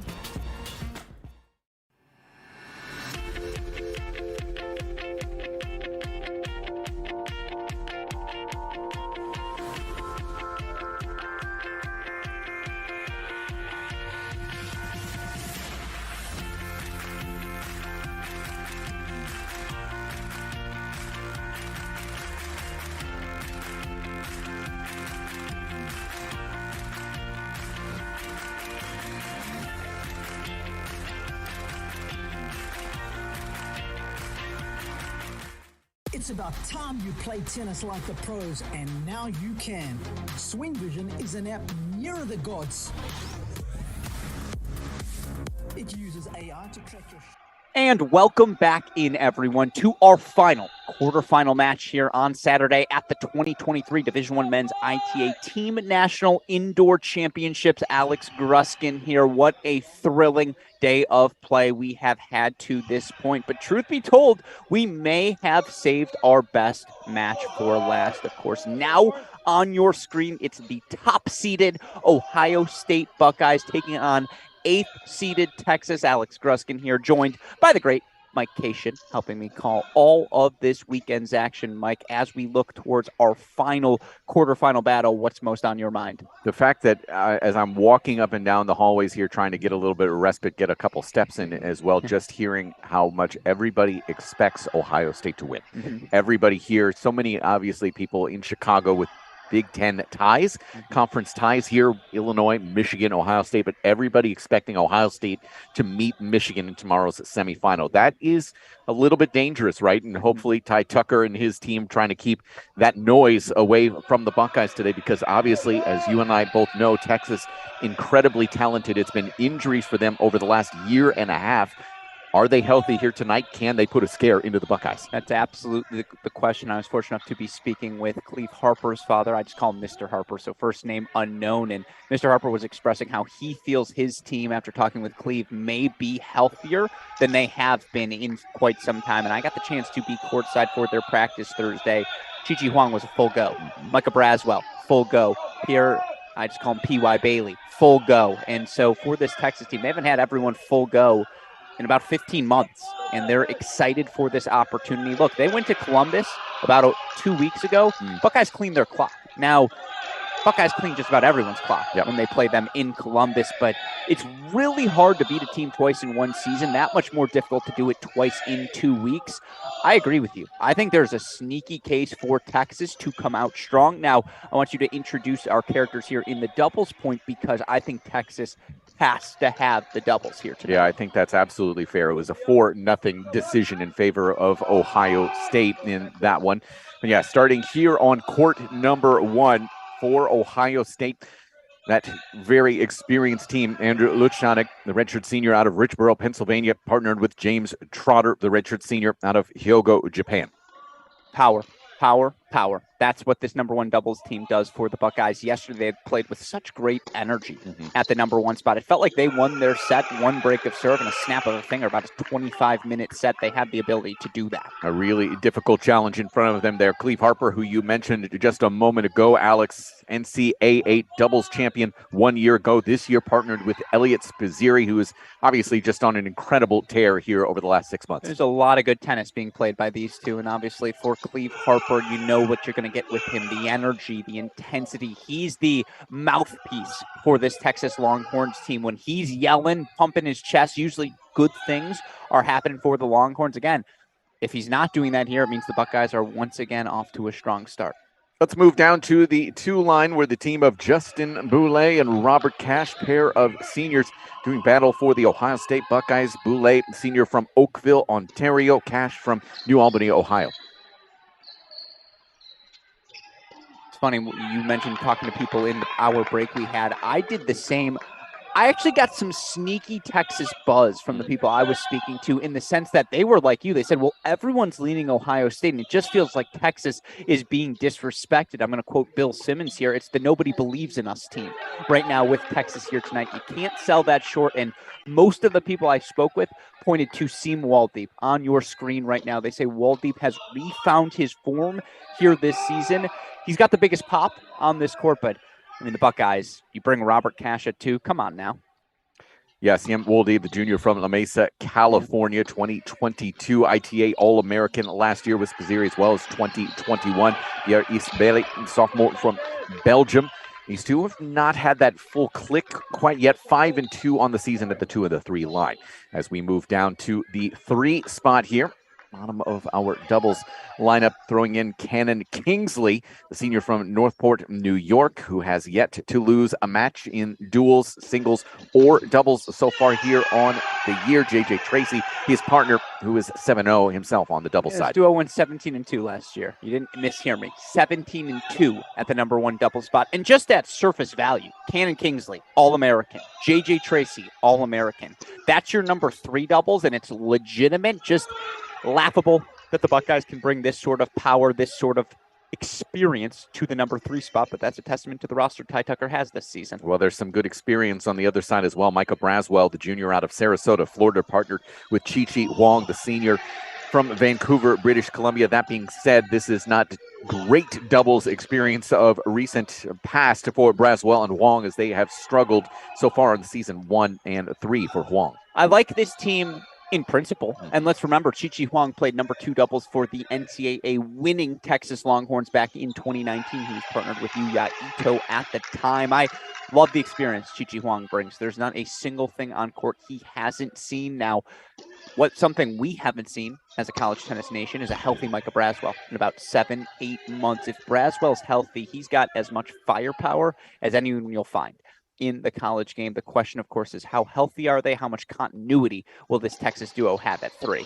Ohio State comes into this one 13-0, and as Alex mentioned, that win over Texas 4-0. Ty Tucker leading the way, 23rd year at the helm in Columbus.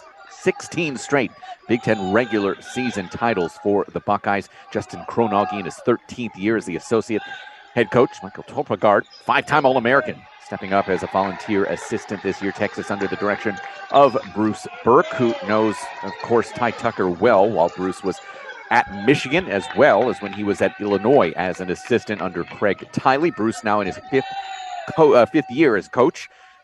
Brandon Wagner, the associate head coach, played at Georgia in his 4th year, and Sudwana Sitaram, the volunteer assistant coach for the Longhorns. You start to hear about who are the best recruiters in college tennis. Brandon Wagner is as good as it gets, and you see that in the roster this Texas team has. Micah Braswell, P.Y. Bailey, Spazzeri, Waldy, to get all these guys to come to Texas. It's a testament to, again, the program being built in Austin. And I always say, if you're with Bruce Burke, you say, hey, Bruce, I'd like to accomplish X. He says, okay, here's step A, B, C, D, E to get there. As organized a man as you're going to find. That said, there's a system that comes with Ty Tucker. And this Ohio State team has won the national indoors twice in the past decade. It's because they play aggressive, they're intense, they're almost the litmus test for what elite tennis in college tennis looks like. This is one of 2 matches that we do have ongoing here inside the XS Tennis Village. Illinois and Wake Forest back draw. They are in the matches that are close to us. They've split at the 1 and the 3 doubles, and it's all coming down to number 2 doubles here. You mentioned the stroll you took down the hall. I did something similar. Just wanted to see what it's looking like, how many people are here. This is the single most crowded I have seen the XS Tennis Center all weekend. I would venture to say there are over 200 people just lining down the overhang across these 12 courts. Now, again, it's very spread out because there are 12 courts across, but it is louder, in my opinion, than it has ever been here this weekend. Yeah, I mean, you think about the fact, for Ohio State fans in particular, the fact that it's a good 4-ish hour drive from Columbus. So a few more of them are able to make that trip for Saturday, Sunday than Friday night if you have to work on a Friday. So that factors in. It is Saturday night, a nice opportunity to come out, have a drink here at XS and enjoy some grand tennis.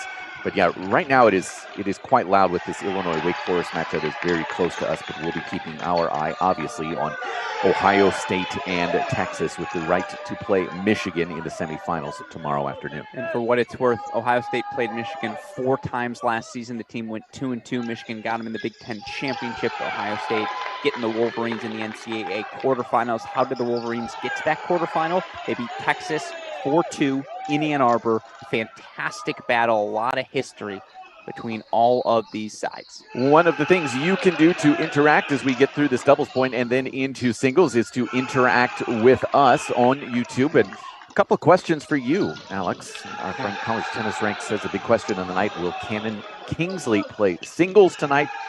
So lay his bets that if OSU takes the dubs, Cannon gets a night off in singles. I think that is a worthy assumption by you, College Tennis Ranks, aka Chris Halioris. I would agree in the sense that given the history between these two teams. We mentioned the previous result earlier this year. Buckeyes beat Texas in Columbus. They did it without Peter Falk represent. Yes, exactly. They did it without Cannon Kingsley in singles. So they've beaten this team without Kingsley before. Here's the thing. 2 more matches ahead potentially for the Buckeyes. They want to play Sunday, and they want to play Monday as well. If you can rest Cannon, you take that opportunity. I just don't know if they'll be able to. Listen, lots of important points here. Break chances for Texas, break chance for Serving Ohio State. Serving marker's wrong is too. it? It's game point chances, just so you know. Okay, thank you. Yeah. But break chances here, obviously, for the Buckeyes on one. Does that Colombo reference that I just... Yeah, the TV show. Okay, yes. I just want to make sure. My dad has the DVD. Way back there, Peter Falk. Right, if you look at the Gruskin shelf, Columbo's next to Golden Girls on the DVD collection. Interesting. Okay, that is a pretty diverse collection. Got all seasons of Charmed, some Dawson's Creek in there. That's also your dad, right? Yeah, it's all of the above. Cleve Harper, nice finish there to bring up this deciding point. Where are they going to go?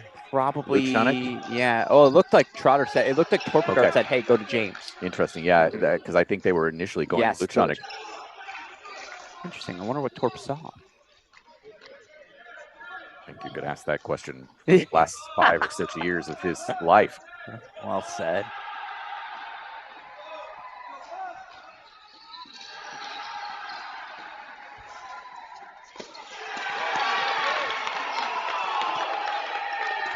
There's your early break for the Buckeyes, and you can see Lucianic tapping his chest several times and getting those Buckeye fans and the Buckeye faithful very involved. 2-1 here early. Let's go quickly over to 3, where it is a deciding point as well. Also on the Texas serve. And this is the disaster Texas needs to avoid. They have to hold here at 3.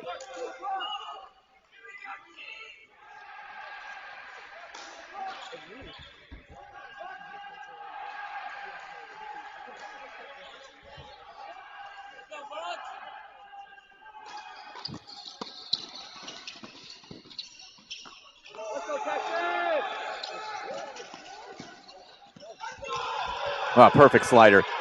It's Chi-Chi Wong. It's clutch. Coming up with the goods there. So Wong and Braswell stay out in front 2-1. Only action right now is on 2, so we go there. Wold and Bailey trying to close things down. I would also point out when walking the halls, what struck me and what makes this event so special, and we've talked about the perks of having it in Chicago, how many alums I saw up and down. I saw Stanford All-American Tom Fawcett. I saw Axel Geller. Richard Ciamara, of course, who partnered with Cleve Harper to capture 2022 NCAA doubles title. All the Illini guys are here. AB, no way. I think I saw Alex Jesse yesterday, too. Coming from Wisconsin, his family, his parents came from Wisconsin. I know I saw Danielle Wolf here once again. Of course, sister to J.J. Wolf, All-American herself at Ohio State.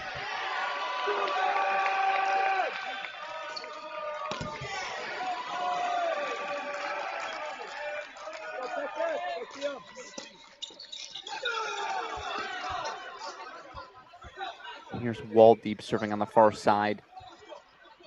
And you said junior. I believe 4th year is the number, though. Correct. Yeah. It'll be fascinating to see if he and Spizzeri utilize that next year. But that's what makes Robert Cash so special. Cash, 1 win short of the Triple Crown last year. He and Mate Voto, All-American champs, Fall Nats champs, NCAA Dubs finalists. I wonder if he asked Ty, can I get a shot at Cleve today, please? I'd like a little revenge. Instead, it'll be a deuce point here at 2.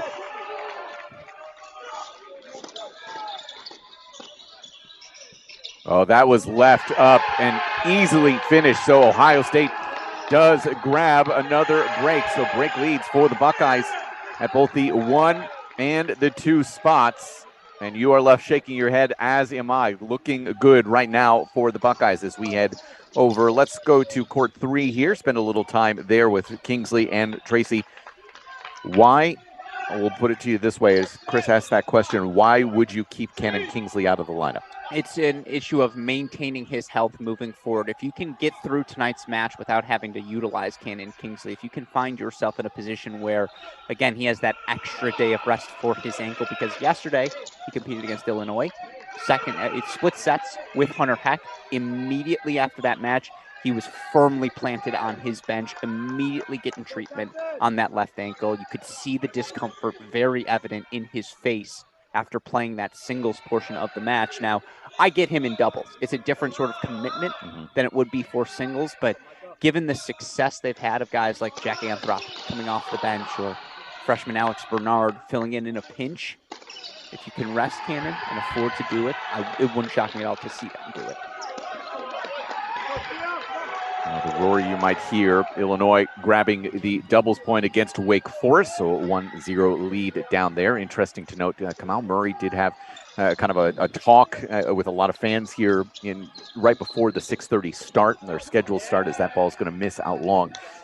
Brad Dancer has continued actually to talk. Head coach for Illinois. He's actually, as that point was being decided, he was over with fans in the stands just chatting. Yeah, I think he's coaching them how to be fans. I think he's just, networking. Well, he's also just Brad. Yes. Very, very true. So we put one on the big screen here. You can leave it on the side as well for the moment, but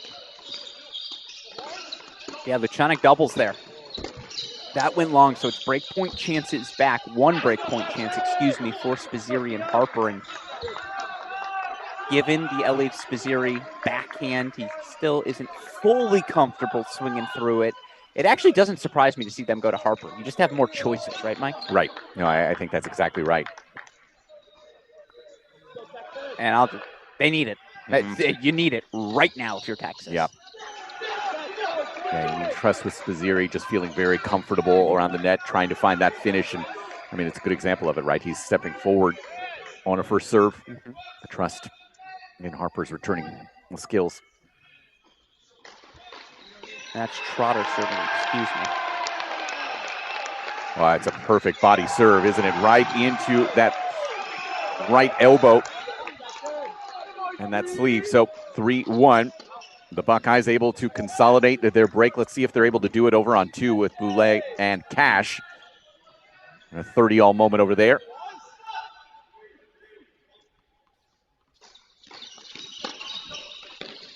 Who else? Yeah, it's still the only. That's still on serve. Number 3 court. Tracy Kingsley on the bottom left of your screen. It's interesting to know that's where Ty Tucker has planted himself. That's actually the team he works with typically. It's very fun to watch the three of them, Tracy, Kingsley, Ty, communicate. Ty can be as blunt with them as he'd like. Yeah, it's very interesting because I don't think he gives a lot often in terms of what we're able to hear necessarily. But yeah, I've definitely heard tell as Boulay and Cash do get it to 3-1. He can be the word choice. He's very good, efficient. Yeah, sure. With that word choice, it's his presence more than anything else. You can see on his face. The two of you are very different. Yeah. If you combined the middle ground between one spectrum is me, the other's Ty. Yeah. I like that. That's a very good point. But yeah, Ty Tucker is so short with what it gets it across very quickly. Well, our exchange pre-match. Good luck, Ty. Thanks, Alex. Yep. There it was. Yep. It's also belies an intensity as we look over on court number 3.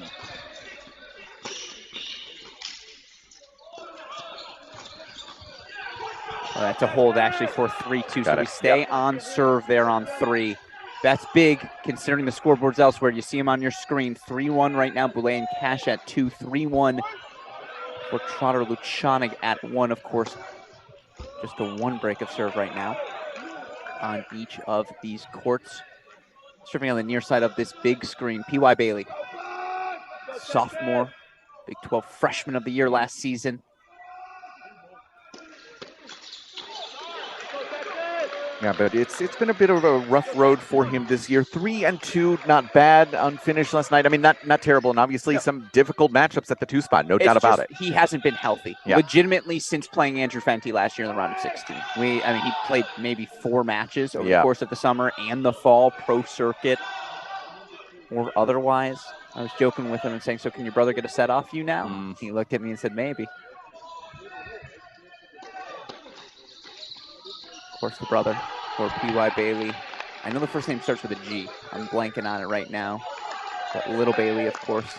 Little Bailey. Yeah, Little Bailey. Junior French Open champ, correct? Or Junior U.S. Open, excuse me.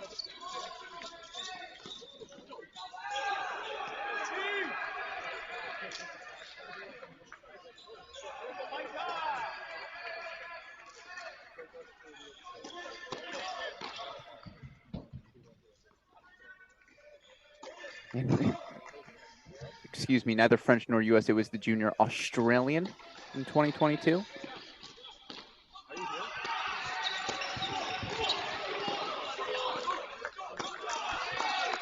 Runner-up at the French and to the U.S. Open. That's what it was. He made the finals of both. Yes. It's not bad. It's okay. Yeah. If you're into that kind of thing. Yeah. It's still 17 years of age as well. Obviously, we're locked in here. 30-all cannot afford to go down a double break. You're going to hear a lot of noise because Illinois is playing Wake Forest. Big note for Illinois. Alex Petrov, I think it's the first time I've seen him healthy and in the lineup. I agree. Yeah, he told me last night that he was very close. He didn't realize he was this close. Yeah. He literally meant a day away. He meant a day away. So points here for the Longhorns. Absolutely, and we'll get ready to go to one on the big screen afterwards as Andrew Luchanik serving still at that break 3-2. Get into Luchanik's story in a little bit as well. One of my favorite in college tennis.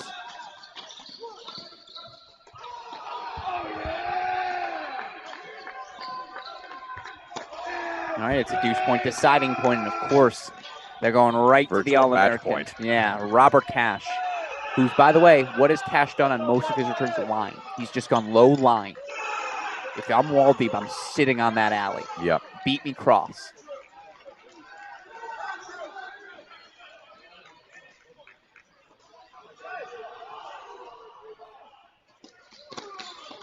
And of course, they go poach. Yeah. Tried to get into that body, I believe.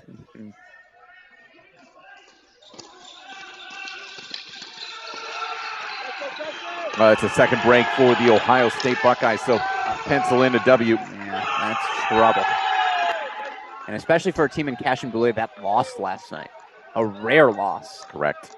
Yeah, but 4-1 at the two spots, so that is settled. Let's go to 3, where there is a break chance for the Buckeyes. You see again. Oh, absolutely. Yeah. Oh, no, game change. That serving marker is still wrong. Break chance for Texas. Okay, I was going to say. Gotcha. I know Kingsley Tracy are serving. Yep. Okay, so one break chance erased there. It's going to be another deciding point.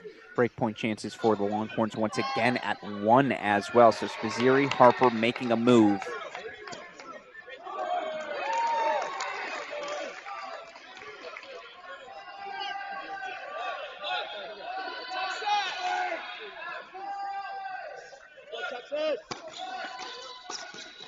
Oh my, what a miss. On top of the net. Looked like me. And that ain't good. So Texas does grab a break here. At the 3 spot. Get it to 4-2. So that over on court number 1. If we can go to that shot here on these break chances, it's going to be a deciding point upcoming now on court number 1. You've got a break for Ohio State, 2 breaks on 2. Now Texas leading down on 3, so a lot to be decided here. And look at the I formation for Boulay and Cash. He starts behind the service line. Yeah, Tucker gonna Tucker. That's just Ohio State to a T. They've gone. Oh, no miss there. Who's he looking at? Andrew Luchanik, a little peek into the crowd. As you see Ty Tucker give his boys a high five, a little pat on. Probably like 3 words. Yeah. Keep on winning. Maybe another word. Yeah, please. That's not the word. Colette Lewis confirming. Bailey's brother, Gilles. 3-time Junior Slam finalist. Thank you, Colette.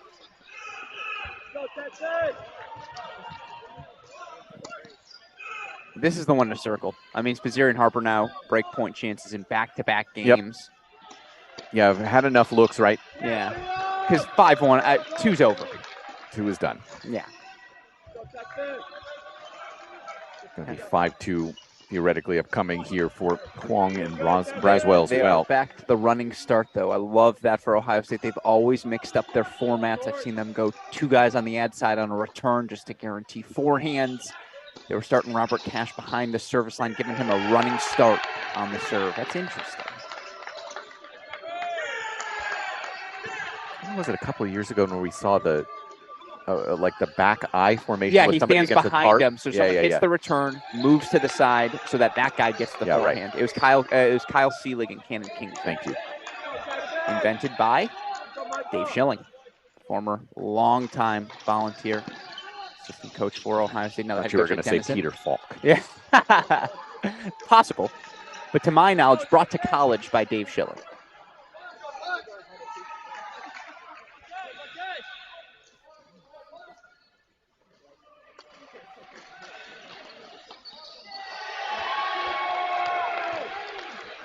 Oh, yes, Paine. James Trotter. Absolutely. Nice punch. And this is a different James Trotter. The intensity, the fist pumping, the energy. This is not the James you'd get in the first 4 years. Yep, absolutely correct. Helps to be 12-0 in your team's 13 victories in singles, right? Yeah, no doubt.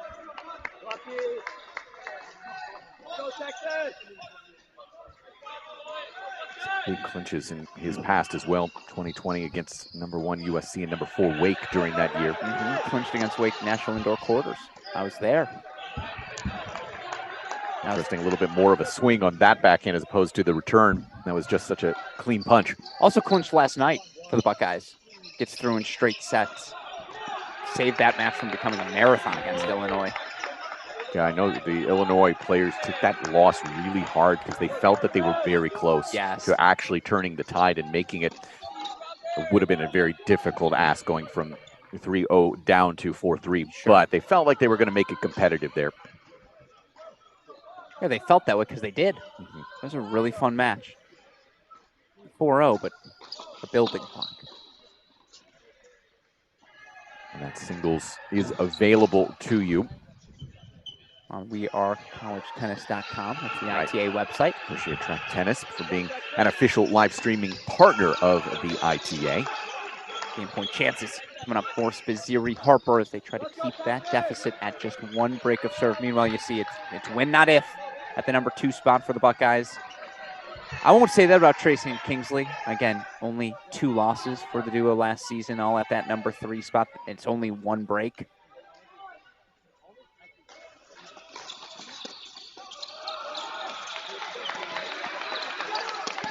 We missed it. So it becomes, a huge moment, a virtual match point right now for the Ohio State Buckeyes. If they can make it a second break here, they're going to give it to Trotter. They should give it to Trotter. Yeah. He's been hot. You go, if you're the Texas team, you've tried to serve to that one-handed backhand, right? But he's ready for that serve. I think body's the play. Body with a little motion. That's how you know I've been hanging out with Will Blumberg. They went standard and were able to get the free point off of that backhand wing. So keep it tight, and that's where all of the drama is going to be. But right now, some drama here in terms of a match point. Couple of looks here for the Buckeyes.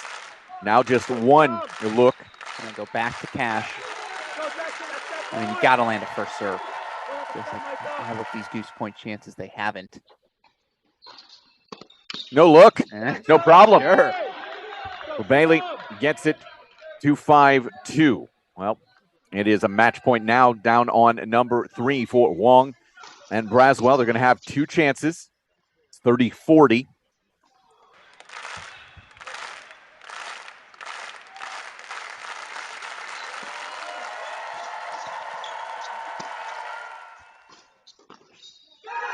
A fantastic pinch there from Chi-Chi Wong, and indeed, we have split at the 2 and the 3 spots. It's all going to come down to the 1 line and the doubles point between Ohio State and Texas. So let's go back to a full screen on court number 1. That was darn clean tennis. Yes, it was. From the Longhorns at 3. And you might have just found yourself a number 3 doubles pairing, or perhaps something else, something clicking there maybe. For Chi-Chi and Micah. Trotter serving far side of this number 1 doubles court.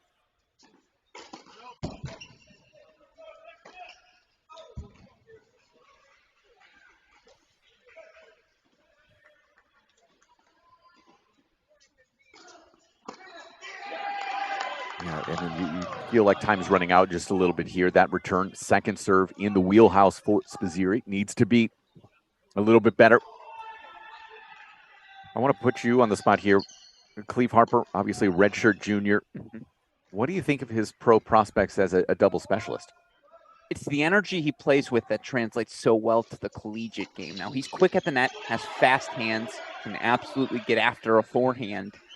Does he do any one thing elite?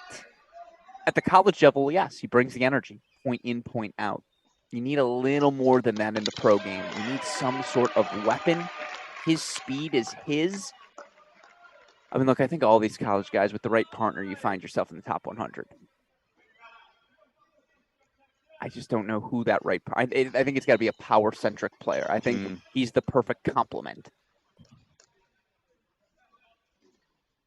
Like, in fact, if you split these teams up, go Trotter, Harper, Lucianic, Spazziri, I kind of love those 2 duos individually as the power finesse combination.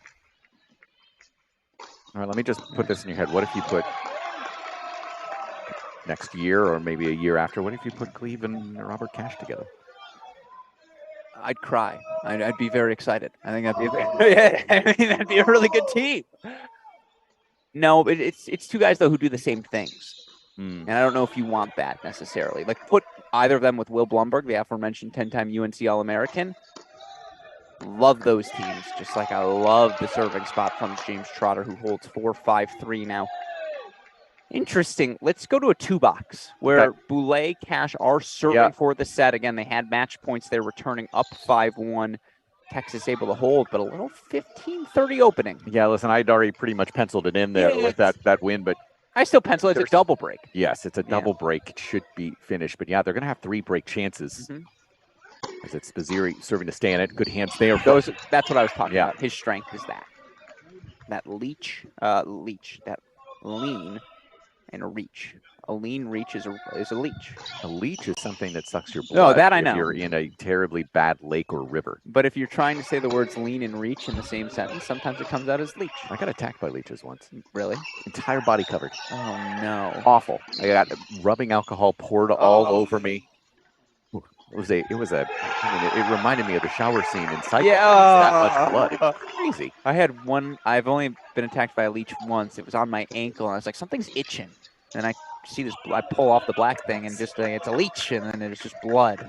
That is not why people are listening, but what we've done here in the last couple minutes. Science. We should say Bailey and Wooldeep did get one of the breaks back. Sure. So 5-3 there at the 2 line now makes things a little bit more interesting. Tell me about your mosquito experiences. Actually, one thing that I have had as I itch, chiggers. Okay. Ooh. Chiggers are another little thing that can bite, especially here in the Midwest if you go into a forest. Yeah, I was going to say, Midwest people know all about it. Yes.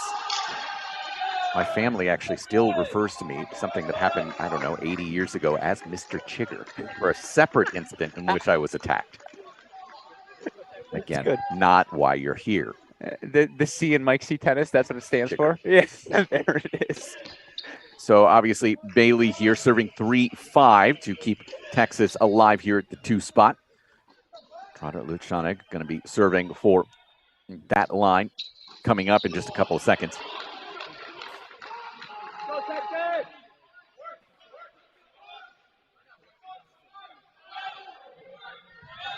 And that'll be Lucianic, I believe, to serve for it at that number 1 spot for Ohio State. Andrew Lucianic epitomizing everything college tennis is supposed to be about. To him more as you see them making the turn west up. Do you mind throwing us in a split screen? Wooldeep doing very well there. Great reflex reactions and finding the winner to finish as well. Andrew Lucianic started his career essentially no cartilage in the knees. just a lot of injuries his first 2-3 seasons. Did he shut it down? No. Kept working slowly but surely, and as all these 5 stars, blue chips, come into the program. There's Andrew Luciani just grinding away. Now Brother Christian played, of course, at Luciani. I'm going to say Cincinnati. Penn State. His father played basketball at Ohio State. Villanova, under the legendary coach Raleigh Massimino. Sure. National champions at Villanova, 1985, defeating Georgetown in the final. Very fond of the Luciani family. Gotten to meet both brothers. I think there are only 2. The 2 I've met were both extraordinarily kind. Mr. Luciani, the sweetheart as well.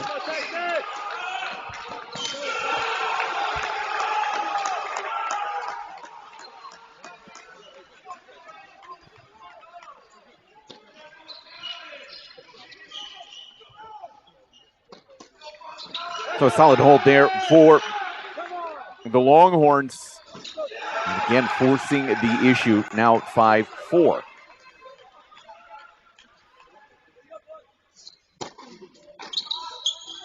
That serve is such a violent action, is it? But responded well due to the Longhorns, and things have tightened up. 15-30 now. Tightened up on both courts. 5-4 leads. Again, Ohio State will serve for both of these sets again. Need them both, for what it's worth, after Texas takes that 6-2 decision at 3. I'd almost forgotten about that. It happened so quickly. And on top of it, again, since both of us saw that double break, just you're thinking Boulay Cash, it's done. Yeah, exactly. Well said. That became a little bit more difficult as well, but Trotter finds that finish. Or not far off of his playing career, is he? No. Still looks the part. Absolutely. I know he's talked about his health.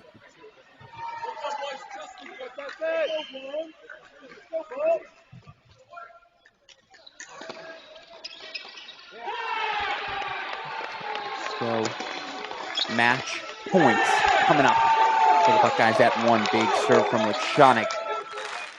Follow up at the net. Trotter's putting away everything. Very, very clean. Meanwhile, first point.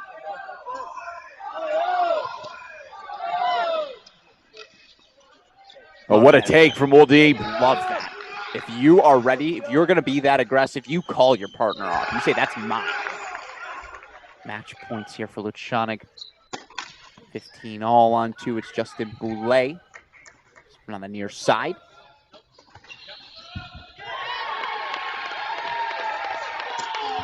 Well, there's one for the Buckeyes as they take it at 1, 6-4. All comes down to this now. That goes well long for Woldie, who's going to have to redeem himself on the return side, now 30-15. Yeah, that was a heat check.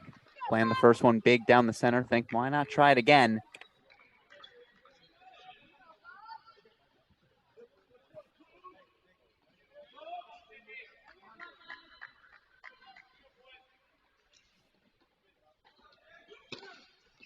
Good lead from Cash, and I love that lefty slider into the body. Sets up match points for the Buckeyes. Kronagi likely not getting nearly enough credit for his work.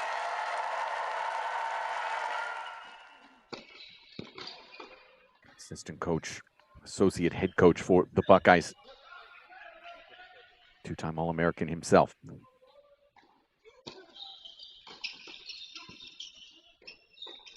This is long.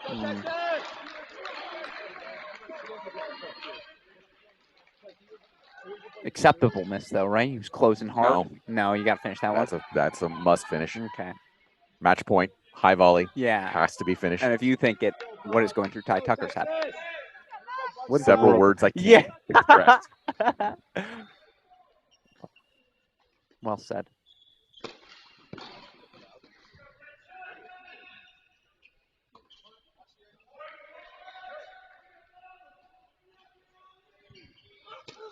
Uh-oh. Deciding point. Break chance for the Longhorns. Do you go right back to Waldeep? Yes. I mean, it does bring in the lefty slider, That's and he why I asked, obviously can yes. hit it well, but Woldib has been returning well, has seen it, and actually came up with that backhand cross return. Go Texas! Break time! Go Horns! Takes an extra step to his left.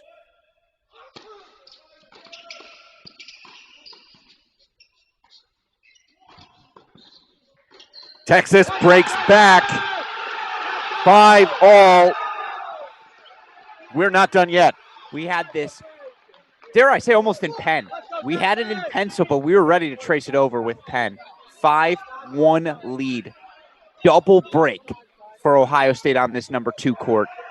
This is a disaster for the Buckeyes. A disaster. Very well said. And so now it is Woldib serving on the far side. All the momentum belonging to Texas.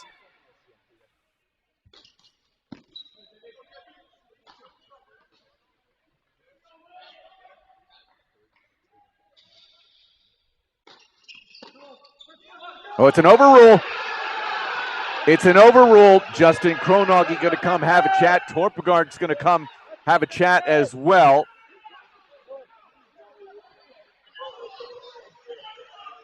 It's too far down from our broadcast booth to make a definitive answer in case you're wondering at home. This is 7 courts away from us.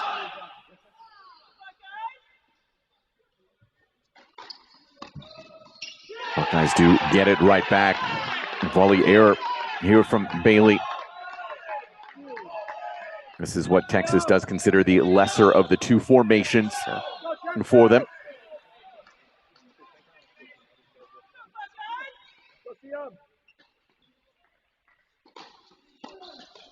And that is why that is, again, a ball that has to be finished. It's an easy swing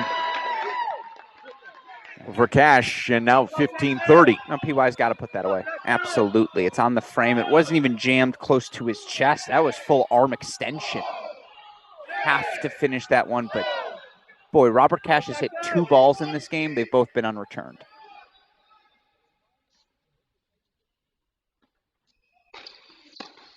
What a disastrous game now for Bailey, as it's 3 chances for the Buckeyes.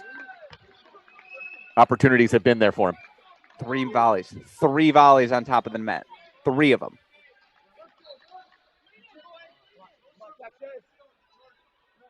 Here we go.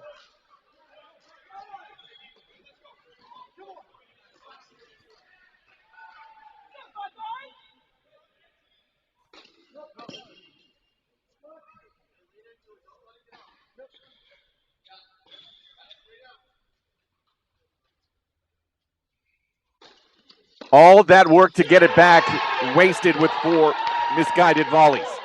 Ohio State back out in front, 6-5 with that break. All 4 volleys missed by P.Y. Bailey. That hurts. I don't know how else to say it, how else to synthesize it, whatever it. Indeed it. Yes, indeed it, indeed. But all that momentum you built, zapped in a moment's notice. And that's a credit, by the way, to Cash and Boulay, who, did they miss a ball in that game? Boulay got overruled on that first point, but everything else went in. But again, at least two of those volleys should have been finished at the very least. And all 4 should have gone in. All 4 should have gone in. Yeah, none of them were extraordinarily complex. Yes. Go Dion, come on, bounce back. Go Texas.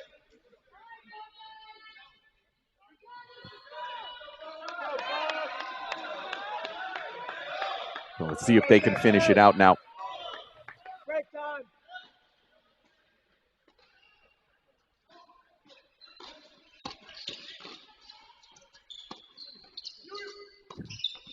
Well, apparently the net is just causing all sorts of problems, people finishing. I think it's the same deal. The way that it was very clear Ohio State had a game plan, everything to Bailey at the net there.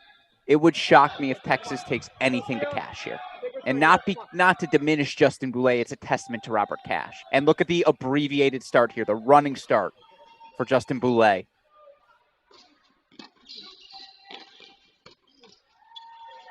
Oh, no. Oh, no. These last 6 What are we points, doing? these last 6 points have been awful. But it happens, you know. This is the magnitude of what's at stake here. One man's awful, another man's awesome. It's disgustingly awesome. So disgusting, it's captivating.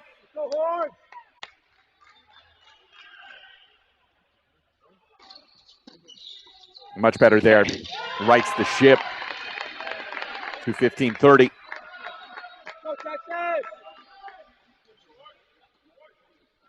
Well, they go with the abbreviated, I don't know, what do we call that? I have no idea. The running start?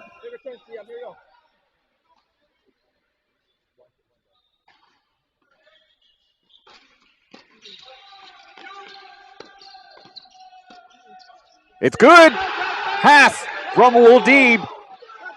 They'll have 3 chances to send this to a breaker. If we're going to criticize those Bailey volleys, we have to do the same to Justin Boulay. You got to finish that. You have to. And I watched the Buckeyes in practice work on exactly that ball in the warm-up.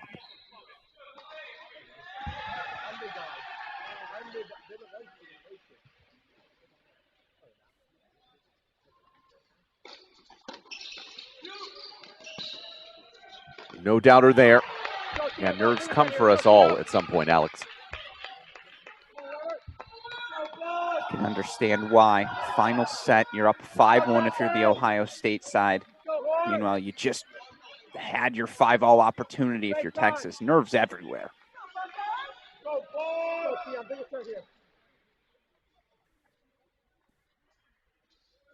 Oh my gosh, CM Waldy, have yourself a day. We are going to a breaker on 2. And did you see that? Emotional fist pump out of head coach Bruce Burke.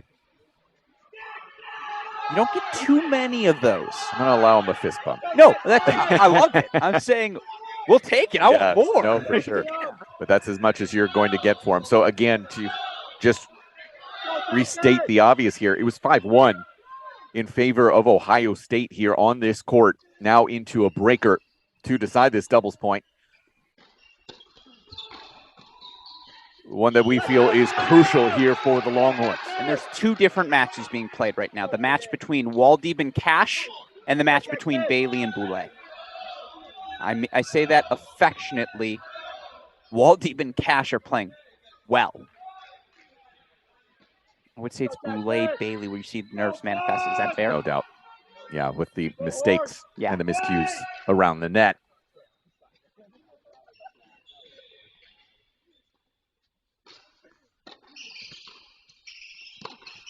You let Woldib take that. You absolutely let him take that on the forehand. Especially because he is the hot player right there. And frankly, Woldib needs to step in and just be vocal about that's mine.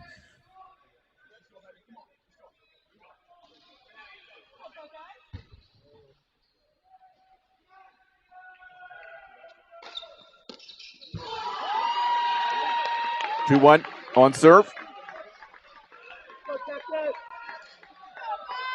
If you're in the Ohio State shoes, and I'm sure Kronagi reminding them right now, take a shot at Bailey. Absolutely. If you get a clean rip line, he hits a volley, too good. That's the first one he's made in 20 minutes. And they go I formation. I think that's actually a good idea. Love that. I agree.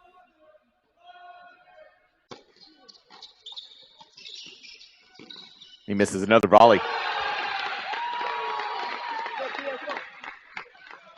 This is every person who has played tennis has gone through a stretch like this, no matter what level you're at, where you just can't get out of your own head.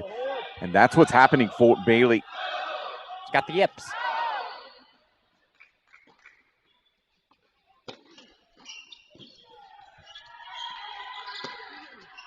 Well, finally finds a finish.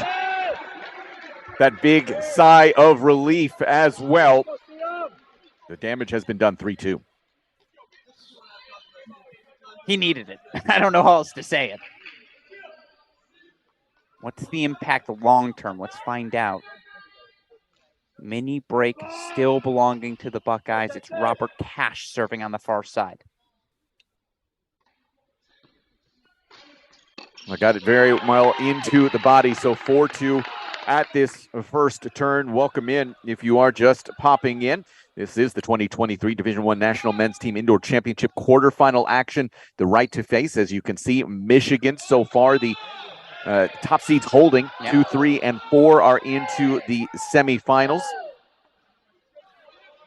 TCU Kentucky will be at noon tomorrow. Michigan and the winner of this one just after 3 o'clock. Don't forget, there's more tennis to play, skills to hone, and fun to be had. Go to USTA.com to become a USTA member. One more here for Buckeyes. Oh, wonderfully done. Justin Boulay, clutch. We're going to criticize him. We're going to compliment him. That angle, that's how you finish a volley.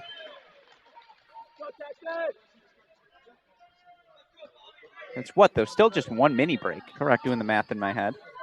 Always a dangerous. But it does, yeah, it's scoreboard pressure. Yeah.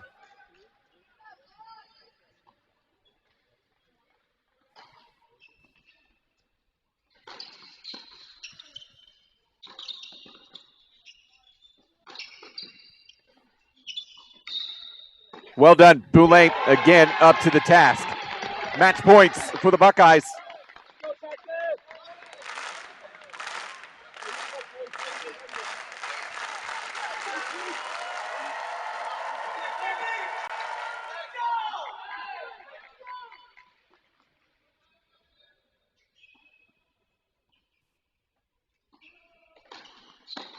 And eventually they're able to get there. Blowing a 5-1 lead, but coming through in the tiebreak is Boulay and Cash, 7-2 in the breaker.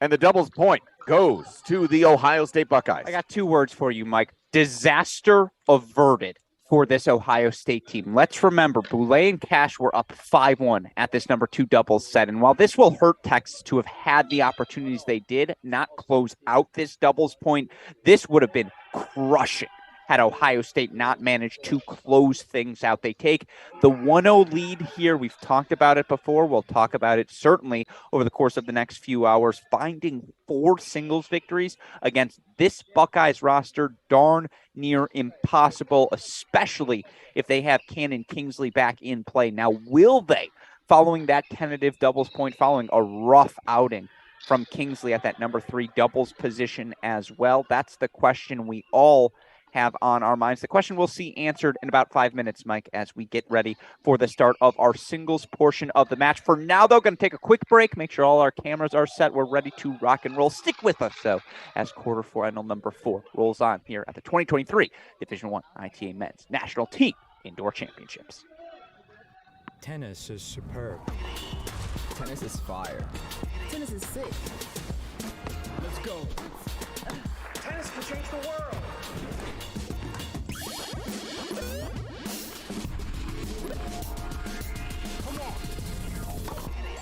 This is tennis too. Good morning. It's my first time. Not mine.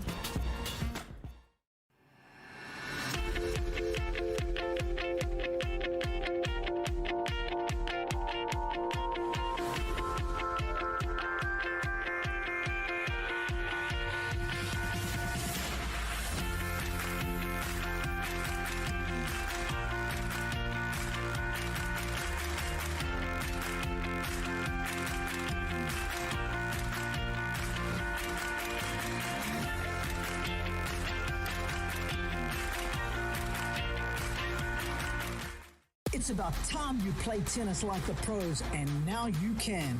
Swing Vision is an app nearer the gods. It uses AI to track your shot speed and placement using just your phone.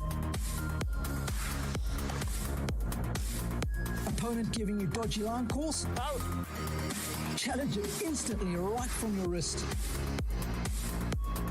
Download Swing Vision for free and bring the Grand Slam experience home. Adidas Tennis is bringing the fun and flair to the courts in 2023, and you can find the latest Melbourne collection available now at tennis-point.com, your online tennis retailer. Tennis Point. Advantage you.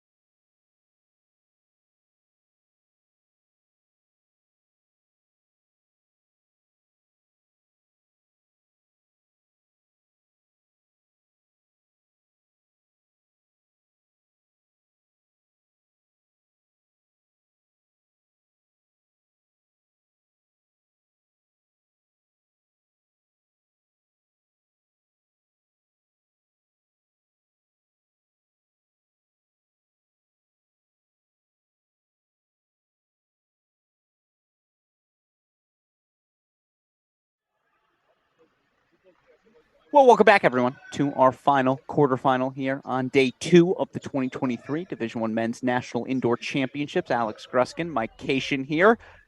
Have you recovered, Mike, from what was certainly a funky 45 minutes of doubles, ultimately going the way of Ohio State? Yes, I have, because you are the one you're so active, you're jumping, there's energy. Me, just nice and even keel. Well, we've always worked well together. Yes, exactly. We provide that contrast. Yeah.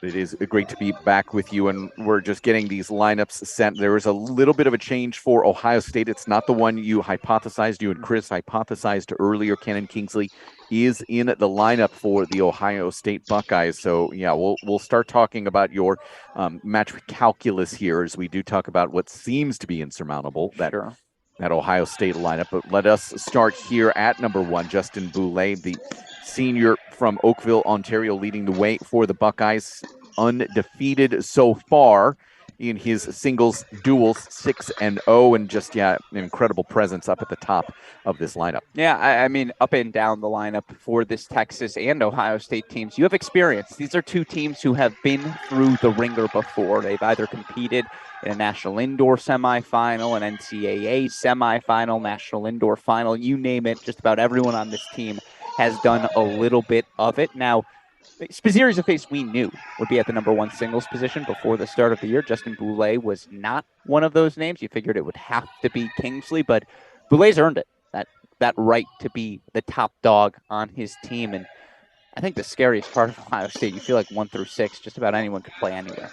Yeah, I think that's right. Elliot Spizzirri is on the other side, the number 1 player in the Tennis Point collegiate tennis rankings here in the ITA. And Elliot Spizzirri also undefeated so far here in the duels season. All-American last year, All-American 2021 as well. And as we have also talked about here through the last couple of days, the fact that he is healthy and the wrist is allowing him to every once in a while really get into a backhand from time to time. He's starting to feel it just a little bit better. Yeah, and look, these two faced off in Columbus. Justin Boulay led 7-5, 2-3 at the time the match was finished. It's worth noting in that match, Ohio State not only took doubles, they took 6 first sets in singles. If that happens tonight, Ohio State's going to the semifinals. No doubt about that. These first 20 minutes, far more important, in my opinion, to this Texas team and to the Buckeyes. And you just saw, by the way, right there, Elliot Spizzirri, two-handed backhand swinging through that return of serve. Missing the two-hander right there. But I like the attempt. No, I think it's important, mentally for him to just hit more and more and more, and just that confidence again in the wrist. So we'll see. We'll stick with it for this game point here on the serve of Boulay. Did have an ATP ranking at 545 before entering Ohio State just a couple years ago. And that is clean from Boulay. Nice finish into the corner. Some of those volley miscues from the doubles not bothering him there. So let's take us down to the 2 line where Cannon Kingsley, the senior out of Northport, New York, holds court. Taking on Pierre Isbeli, the sophomore from Belgium. And Cannon Kingsley, the fact that he is in this lineup due to something we'll talk about here in just a little bit. But Cannon Kingsley, obviously an All-American 2020, 2022. Pierre Isbeli, obviously a lot of talent there. Has been playing at this 2 spot in the lineup, and that has been obviously a difficult matchup for him in certain areas over the last couple of weeks. So we'll see how this matchup plays off. Bailey is the one with the ranking right now at 33 in those Tennis Point collegiate tennis rankings. As we move down to the 3 spot, we see J.J. Tracy for the Ohio State Buckeyes taking on Micah Braswell. Is Braswell healthy enough to give it a go here at the fullest level in a second big match of the weekend? Well, he certainly was able to yesterday, right? You look for Braswell, played really good tennis in a straight set victory. You look for these two. Again, this is a different sort of matchup than one we saw last time. In the last one, Tracy took on Bailey at that number 2 spot. For what it's worth, Tracy was up a set then. So no rematches on the board yet. Micah Braswell took a tough loss, 1-4 to Alex Bernard. Now he's only gotten healthier since. And look, Braswell at least has the sort of weapons to throw Tracy off his rhythm. If you can't throw J.J. Tracy off his rhythm, you're not beating him. You're not out-grinding him. You're not outworking him. You need to straight up hit him off the court. Braswell can do that if healthy. That's the big if in this that match. Is the question. We'll see how he responds. Yeah, like you said, back-to-back matches is a different test, and potentially, obviously, a third match as well coming up tomorrow. I guess there will be a third match, win or lose here tonight. Moving down to the 4 spot in this lineup, James Trotter for Ohio State, the redshirt senior from Japan. He has been rock solid here on the year, 12-0, playing at the 2 through 5 spots, taking on Sam Woldeeb. Been very solid himself, 7-1 so far. Woldeeb, a guy who has played 1, 2, 3, 4 in the lineup since he has joined the Texas Longhorns. Yeah, and Trotter beat Woldeeb 1-4 in Columbus when these two faced off. That match February 5th, by the way, so 13 days ago today at the Ty Tucker Tennis Center.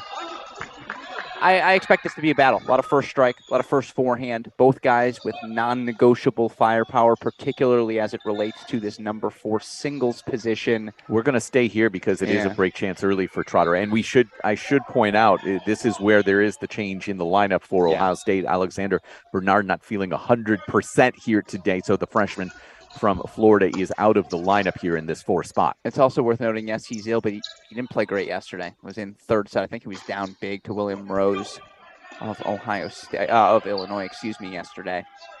And this is the luxury Ty has with this roster this season. Okay, you're not ready to go. That's fine. We'll bring up a Trotter. We'll bring up a Cash. We'll throw in a Luchanik, or we'll throw in an Anthrop, whatever it may be. So a deciding point here early in the 4 spot.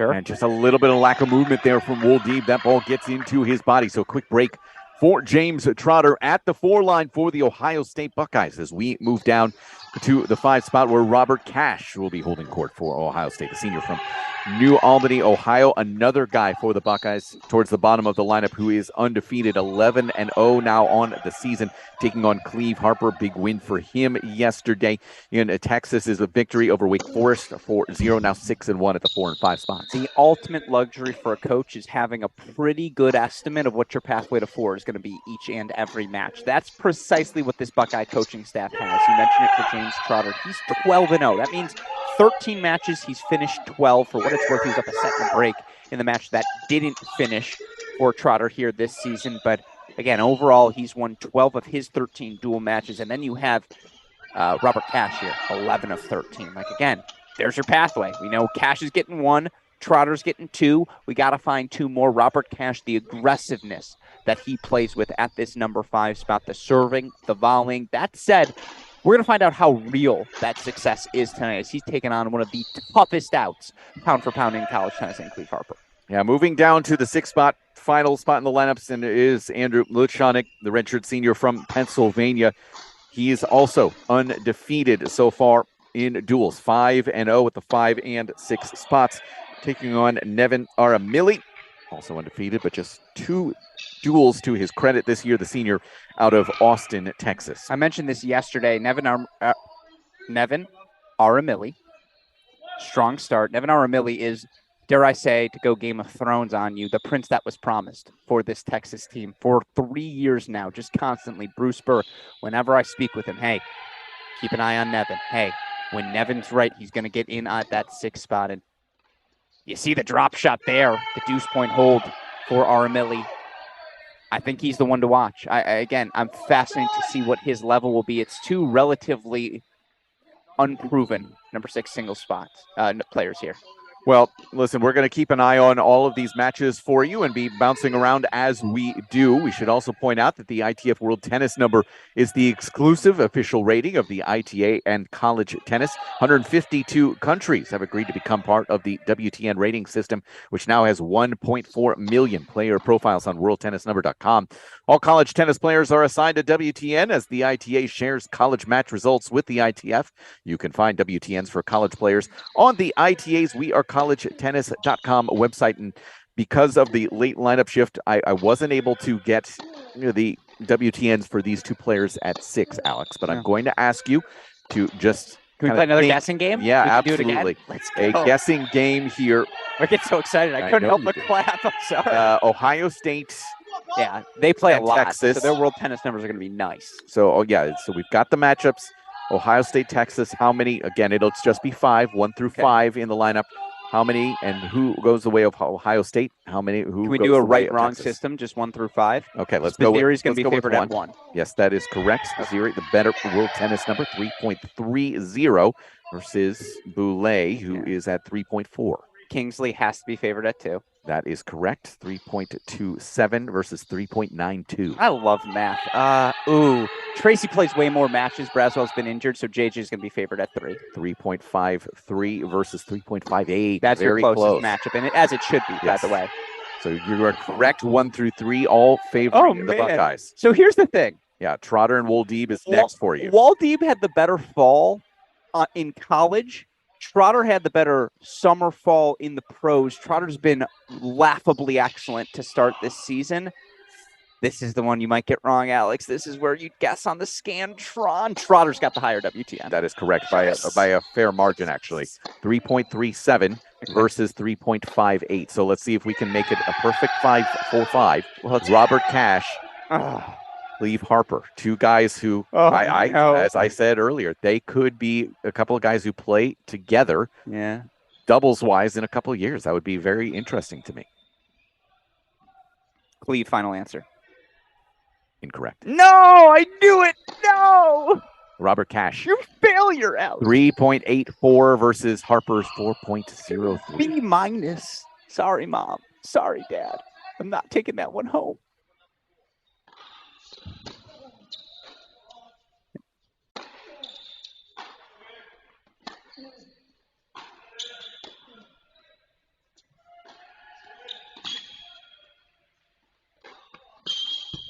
Well, I'm crushed. Absolutely crushed to have failed all of you college tennis fans at home. I'm better than that. I apologize. But I do want to throw to the 3 box as my way of making up for it, because as they so frequently do, when the Buckeyes put their foot on the gas pedal, they run. And so let's watch this game point chance here. 2 more for Luchanig.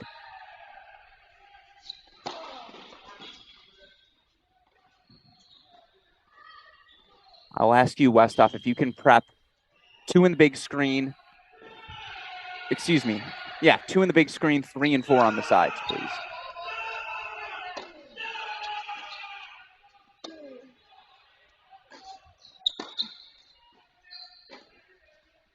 Oh, got a little lackadaisical, did Luchanig there.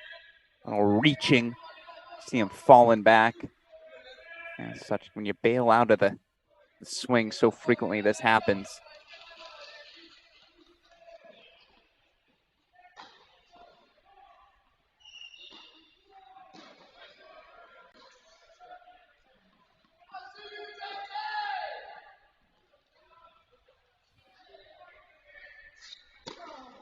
Oh, what a stretch there. There he is. Nevin Millie grabs an early break for the Longhorns. It is a 2-1. So let's see if I'm looking big picture right now. Breaks, obviously. Texas grabbing one there at the 6th spot. But right now, breaks for Ohio State have already come 2, 3, and 4. Alex. And which is why I wanted the 2, 3, 4 vision. You see on your screen here now, Cannon Kingsley consolidates for 3 love. And if you're P.Y. Bailey, you're thinking in your head, God, he might still be in the doubles point. Brian, could I not make a volley? Once, please. Meanwhile, again, this is what J.J. Tracy does. I've watched J.J. Tracy win more 6-love, 22-minute first sets than maybe any other player I've seen in college. Just so ruthless. Shot after shot after shot. And here's the other thing. This is the core for Texas that will decide if they win a national championship this year or not. And I know that's a big thing to say out loud. Sorry, we have a bit of a medical issue right in front of us right now on the Illinois sidelines. Alex Petrov, who has not been able to play because of injury over the last couple of weeks. It looks like he's actually struggling physically just with the heat. I think a little bit of exhaustion, but being tended to medically here on court 1, which is right in front of us. That's hard to watch. We'll keep you updated on that. And again, just that reminder that Illinois Wake Forest playing in the back draw, the consolation bracket here. So important if you do lose in that first day here in the round of 16 to try and pick up a couple wins, to think about seeding, big picture. We'll keep you updated on everything that's going on around the grounds here for Illinois and Wake Forest. I believe it's 4 first sets for Illinois. I believe Eleanor, our sports information director, saying 4 first sets for the Illini. So far, Petrov is on the wrong end of it right now, both physically and also in terms of that scoreline.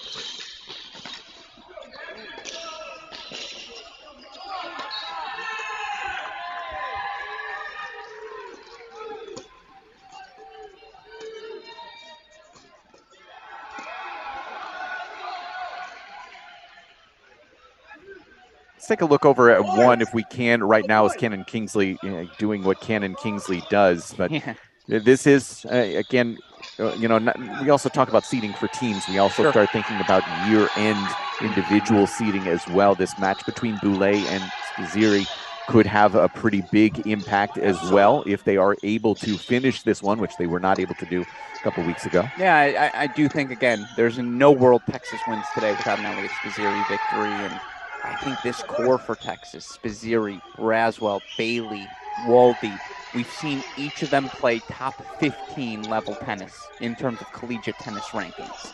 All 4 of them give Texas the option to have maybe the 4 best players in any dual match that they play on the right day. They haven't all clicked on the same day since 2020, or 2021, excuse me. Back when they made that NCAA semifinal run, it was magical during the 21 season. Have not found that magic since.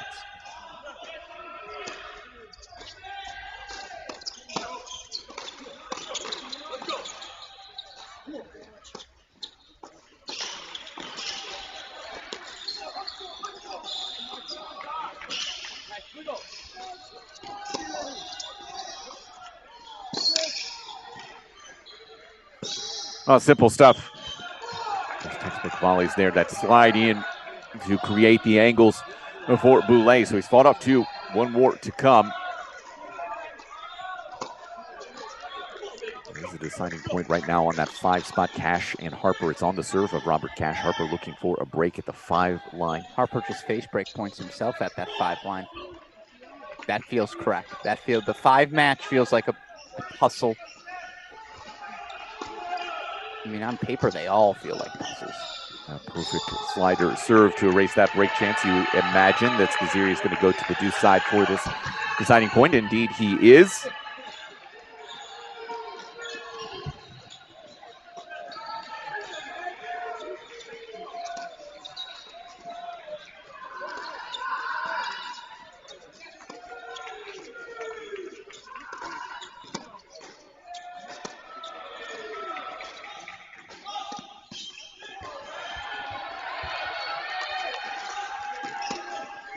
It's good. Catches the back of the line. Spaziri does grab the break. So Texas now with break leads on, what do you call them?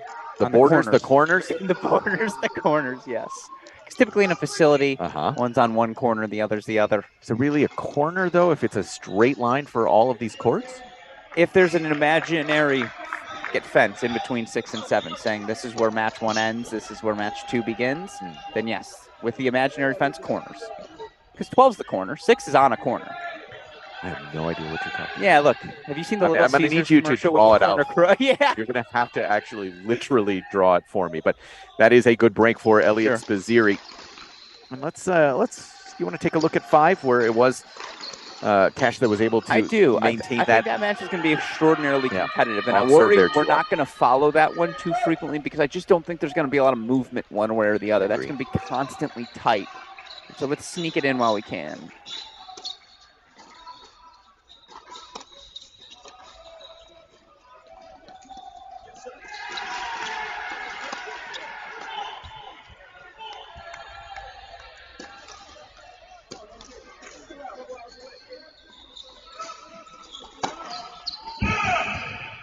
Well done there from Harper. And spent a lot of time at the Smith Stearns Academy down in Hilton Head, South Carolina. Of course, from Calgary, Alberta. Has played in the Challenger up in Calgary. Said he was a quarterfinalist on the doubles side.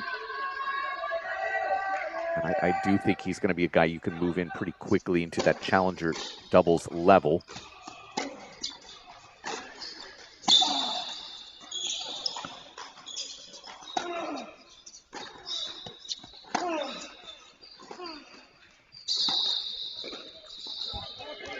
It's poor leave from the normally sure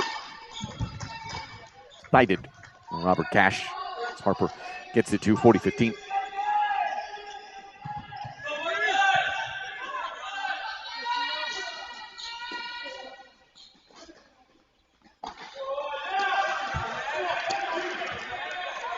That Tracy score at 3 is the one that That's a single break. Well, I just think J.J. Tracy, I said this last year. Yep. I called him the MVP of college tennis, the most valuable point. Just wherever you have him in your lineup, you feel like put us up 1-0. And last year at 4, he was that much of a lock. Meanwhile, you see Waldeeb a little bit of a push on 4. 4 chances there.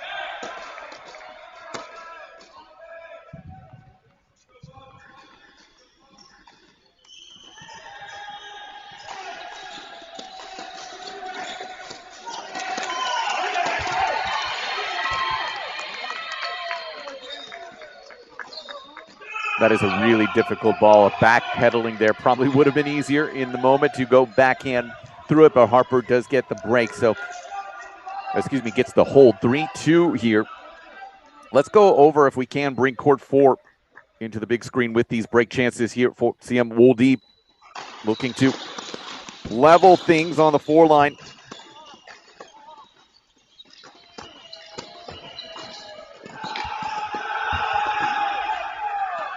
Not going to do it there. Trotter up to the task. Again, the breakpoint chances.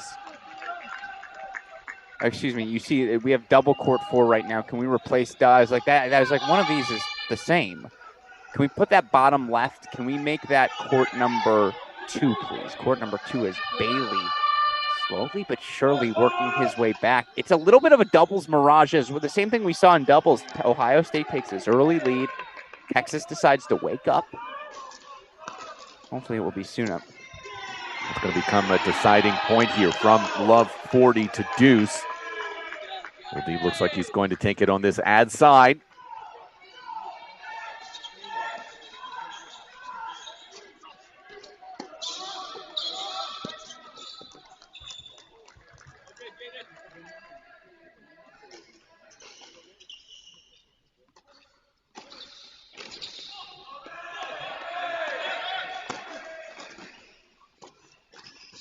What a hold. 4 straight on the trot for Trotter. 4-2, able to maintain that break presence. You want to talk a little bit about Kingsley and Bailey? Absolutely. Or actually, we do have a deciding point on 1. I don't know if we're able to about get it in to a second. Okay, let's go to that deciding point on 1 right now. Oh, it just finished. Never mind. Let's go to Kingsley and Bailey on 2. On the big screen here.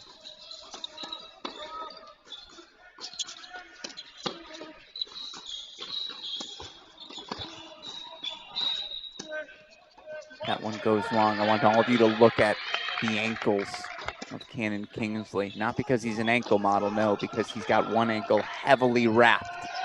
That left ankle, see a thick black brace.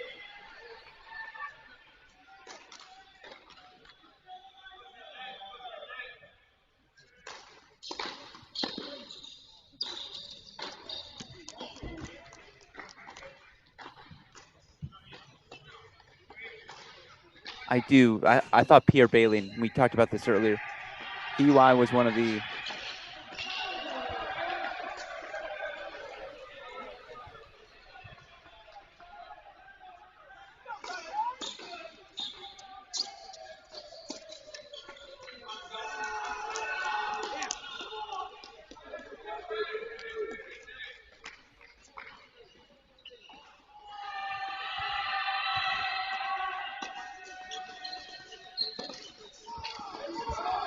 Yeah, that's tough. And you see again, heavily braced left ankle of Cannon Kingsley. The thing about P.Y. Bailey is last year when he was healthy, he was maybe the best freshman in the country.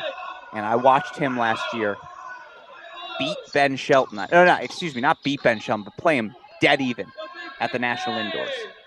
Went deep into a third set match, didn't finish, as Texas ultimately earned the win over Florida in that round of 16. But I mean, where's Ben Shelton now? Obviously. No idea. Yeah, it's a good question. Yeah.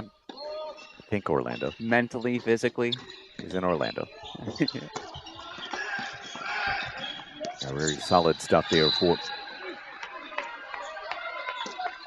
Bailey. And I watched PY play maybe one of the best matches I've seen. He was up 4-1 in the third set on Andrew Fenty in the NCAA round of 16 last year. Fenty actually took 5 straight games to clinch, but the level of tennis was just laughable down the home stretch. And anyone who can do that as a freshman, you have my attention moving forward. Game chances here for Bailey on that far side. And again, if we can make that court number 2 on the bottom left, if we can make that court 4, please, court 4 between Trotter and Waldeep. Thank you.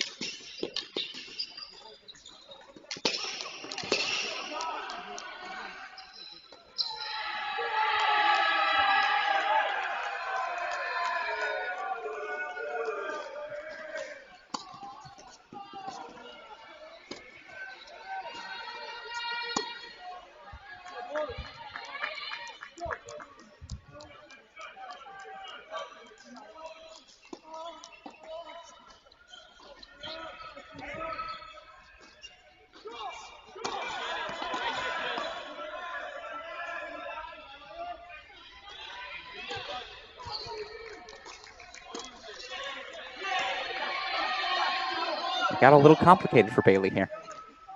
It's a little complicated everywhere.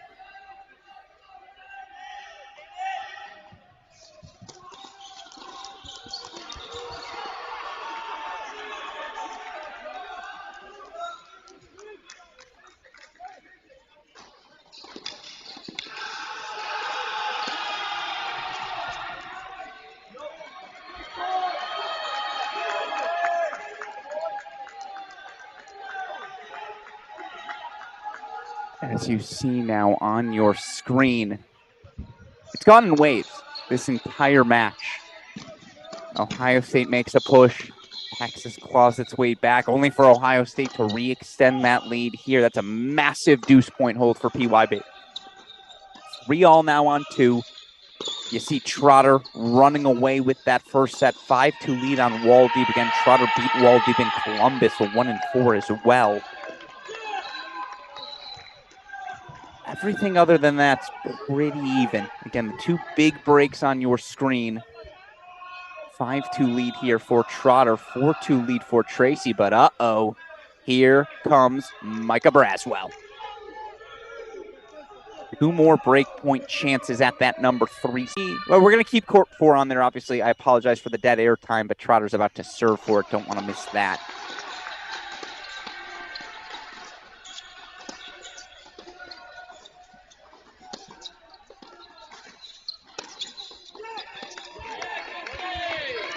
Tracy, you incredible tennis player, you. I just don't know how else to describe it.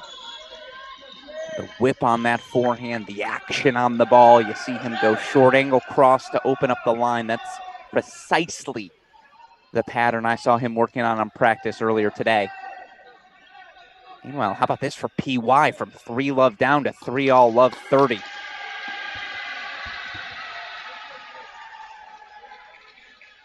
Long conversation here.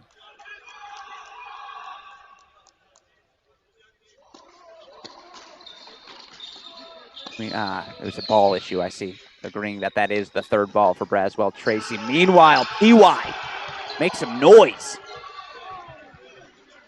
Sneaker inside in sets up 4 break point chances.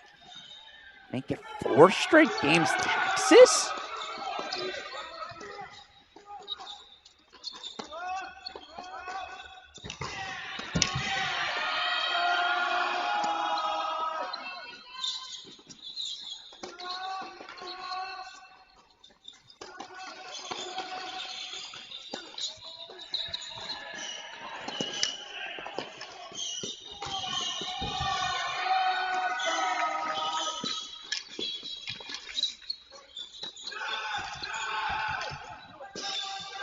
Put it in the highlight reel.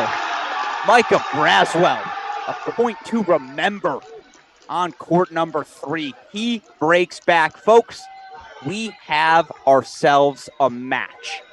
And so we'll replace court number 3 right now with court number 6. That's a 1-break lead for Texas. 4-2 at 6. Spazzeri also, actually, instead of 6, can you make court number 3 court number 1? Sorry about that, Westhoff. Court 3 becomes 1. Spazzeri 4-3, 30 all. Micah Braswell might have just played your point of the weekend, though. The physicality. Any doubts that he's getting healthier?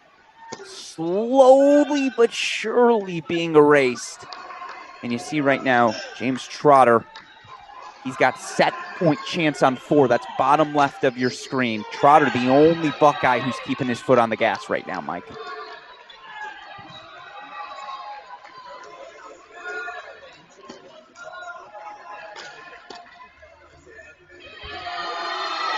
So we look here now.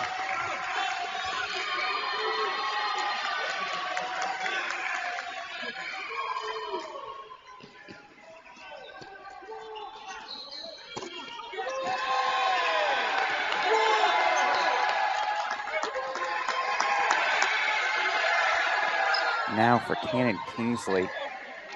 Can he just blunt the momentum, stop the run? P.Y. Bailey from 3 love down has narrowed the deficit. It's still 4-3 though for Kingsley. You've got that deciding point there up at the top left there, Alex. And we had a set, by the way, go to see him wall deep. So if we can, 4 becomes 6 now. We'll make 2 court 3.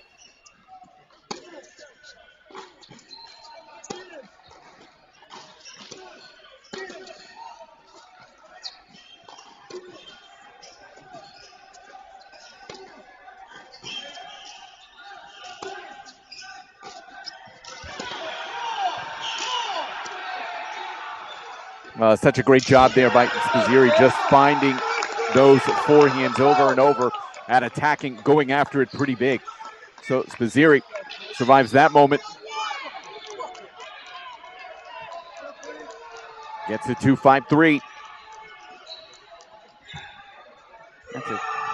Emotionally, I'm very impressed with Texas so far. Energy-wise, there has never been a lull. That's a veteran team for you there. Well, thinking back to how we started our day when we had TCU, it's a very similar approach in terms of just this idea of business professional, building these players to become professional. And it's not necessarily about all of that emotion, those ups and downs and the emotional waves. Again, neither one right, neither one is wrong. It's just a different way of approaching it. And Texas maintains that idea of just, the emotion will really come through in terms of your play. They have a signature chant. It's Texas, fight, Texas, fight. Now, it's usually a lot louder than that, but I'm going to spare Mike's ears since he's had to listen to me for almost 12 hours now today.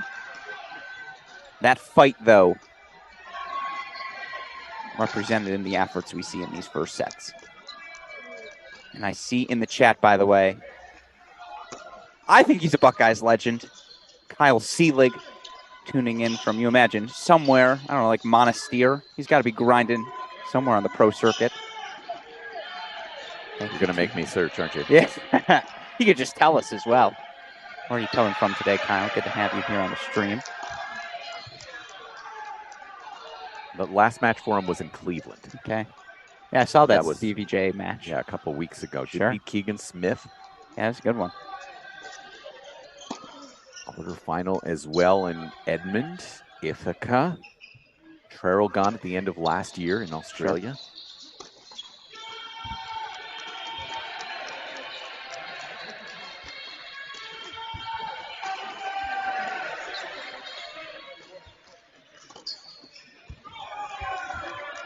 And so right back, J.J. Tracy with the break point, and he breaks right back. That's Tracy for you. J.J. Tracy. By the way, Kyle Seelig, finals 25K in the Dominican tomorrow. Let's go. You're right. Let's go, Kyle Seelig. You have yourself a day tomorrow. Why is Tennis Abstract not populating that right away? It takes a while for the ITFs. They don't immediately go. It's like a bug. Yeah. Tennis Abstract owner Jeff Sackman, well aware.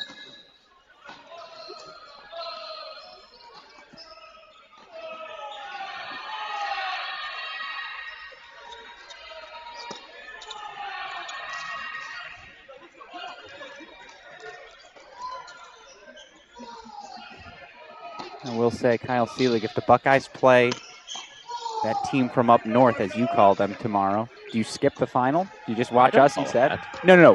As you as in Kyle. You as in Kyle. Sorry, that's funny. As Kyle refers to him, that team up north.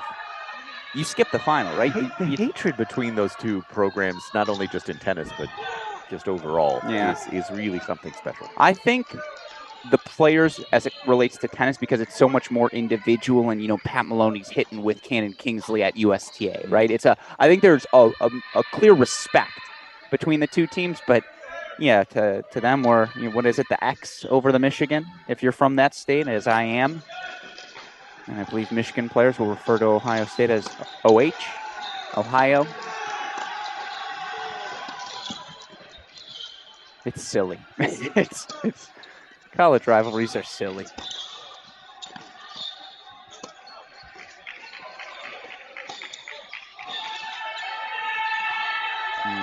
Completely fooled by that lack of pace from J.J. Tracy. This one looking a bit foolish for the moment. And some of you are wondering again, why are we sticking with the dead time on the side? Well, you see our Millie, 4-3, 30-15. He's one of the significant break leads. You also have Spazzeri about to serve forward at 1. That's why we stuck around there.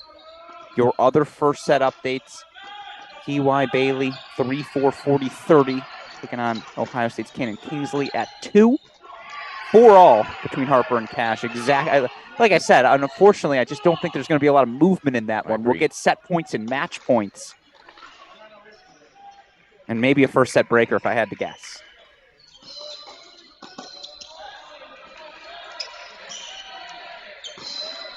What a shot there from Elliot Spazzeri, a little chip forehand winner. His composure is just remarkable to me. We do actually have a deciding point right now on 2. Okay. On the serve of Bailey.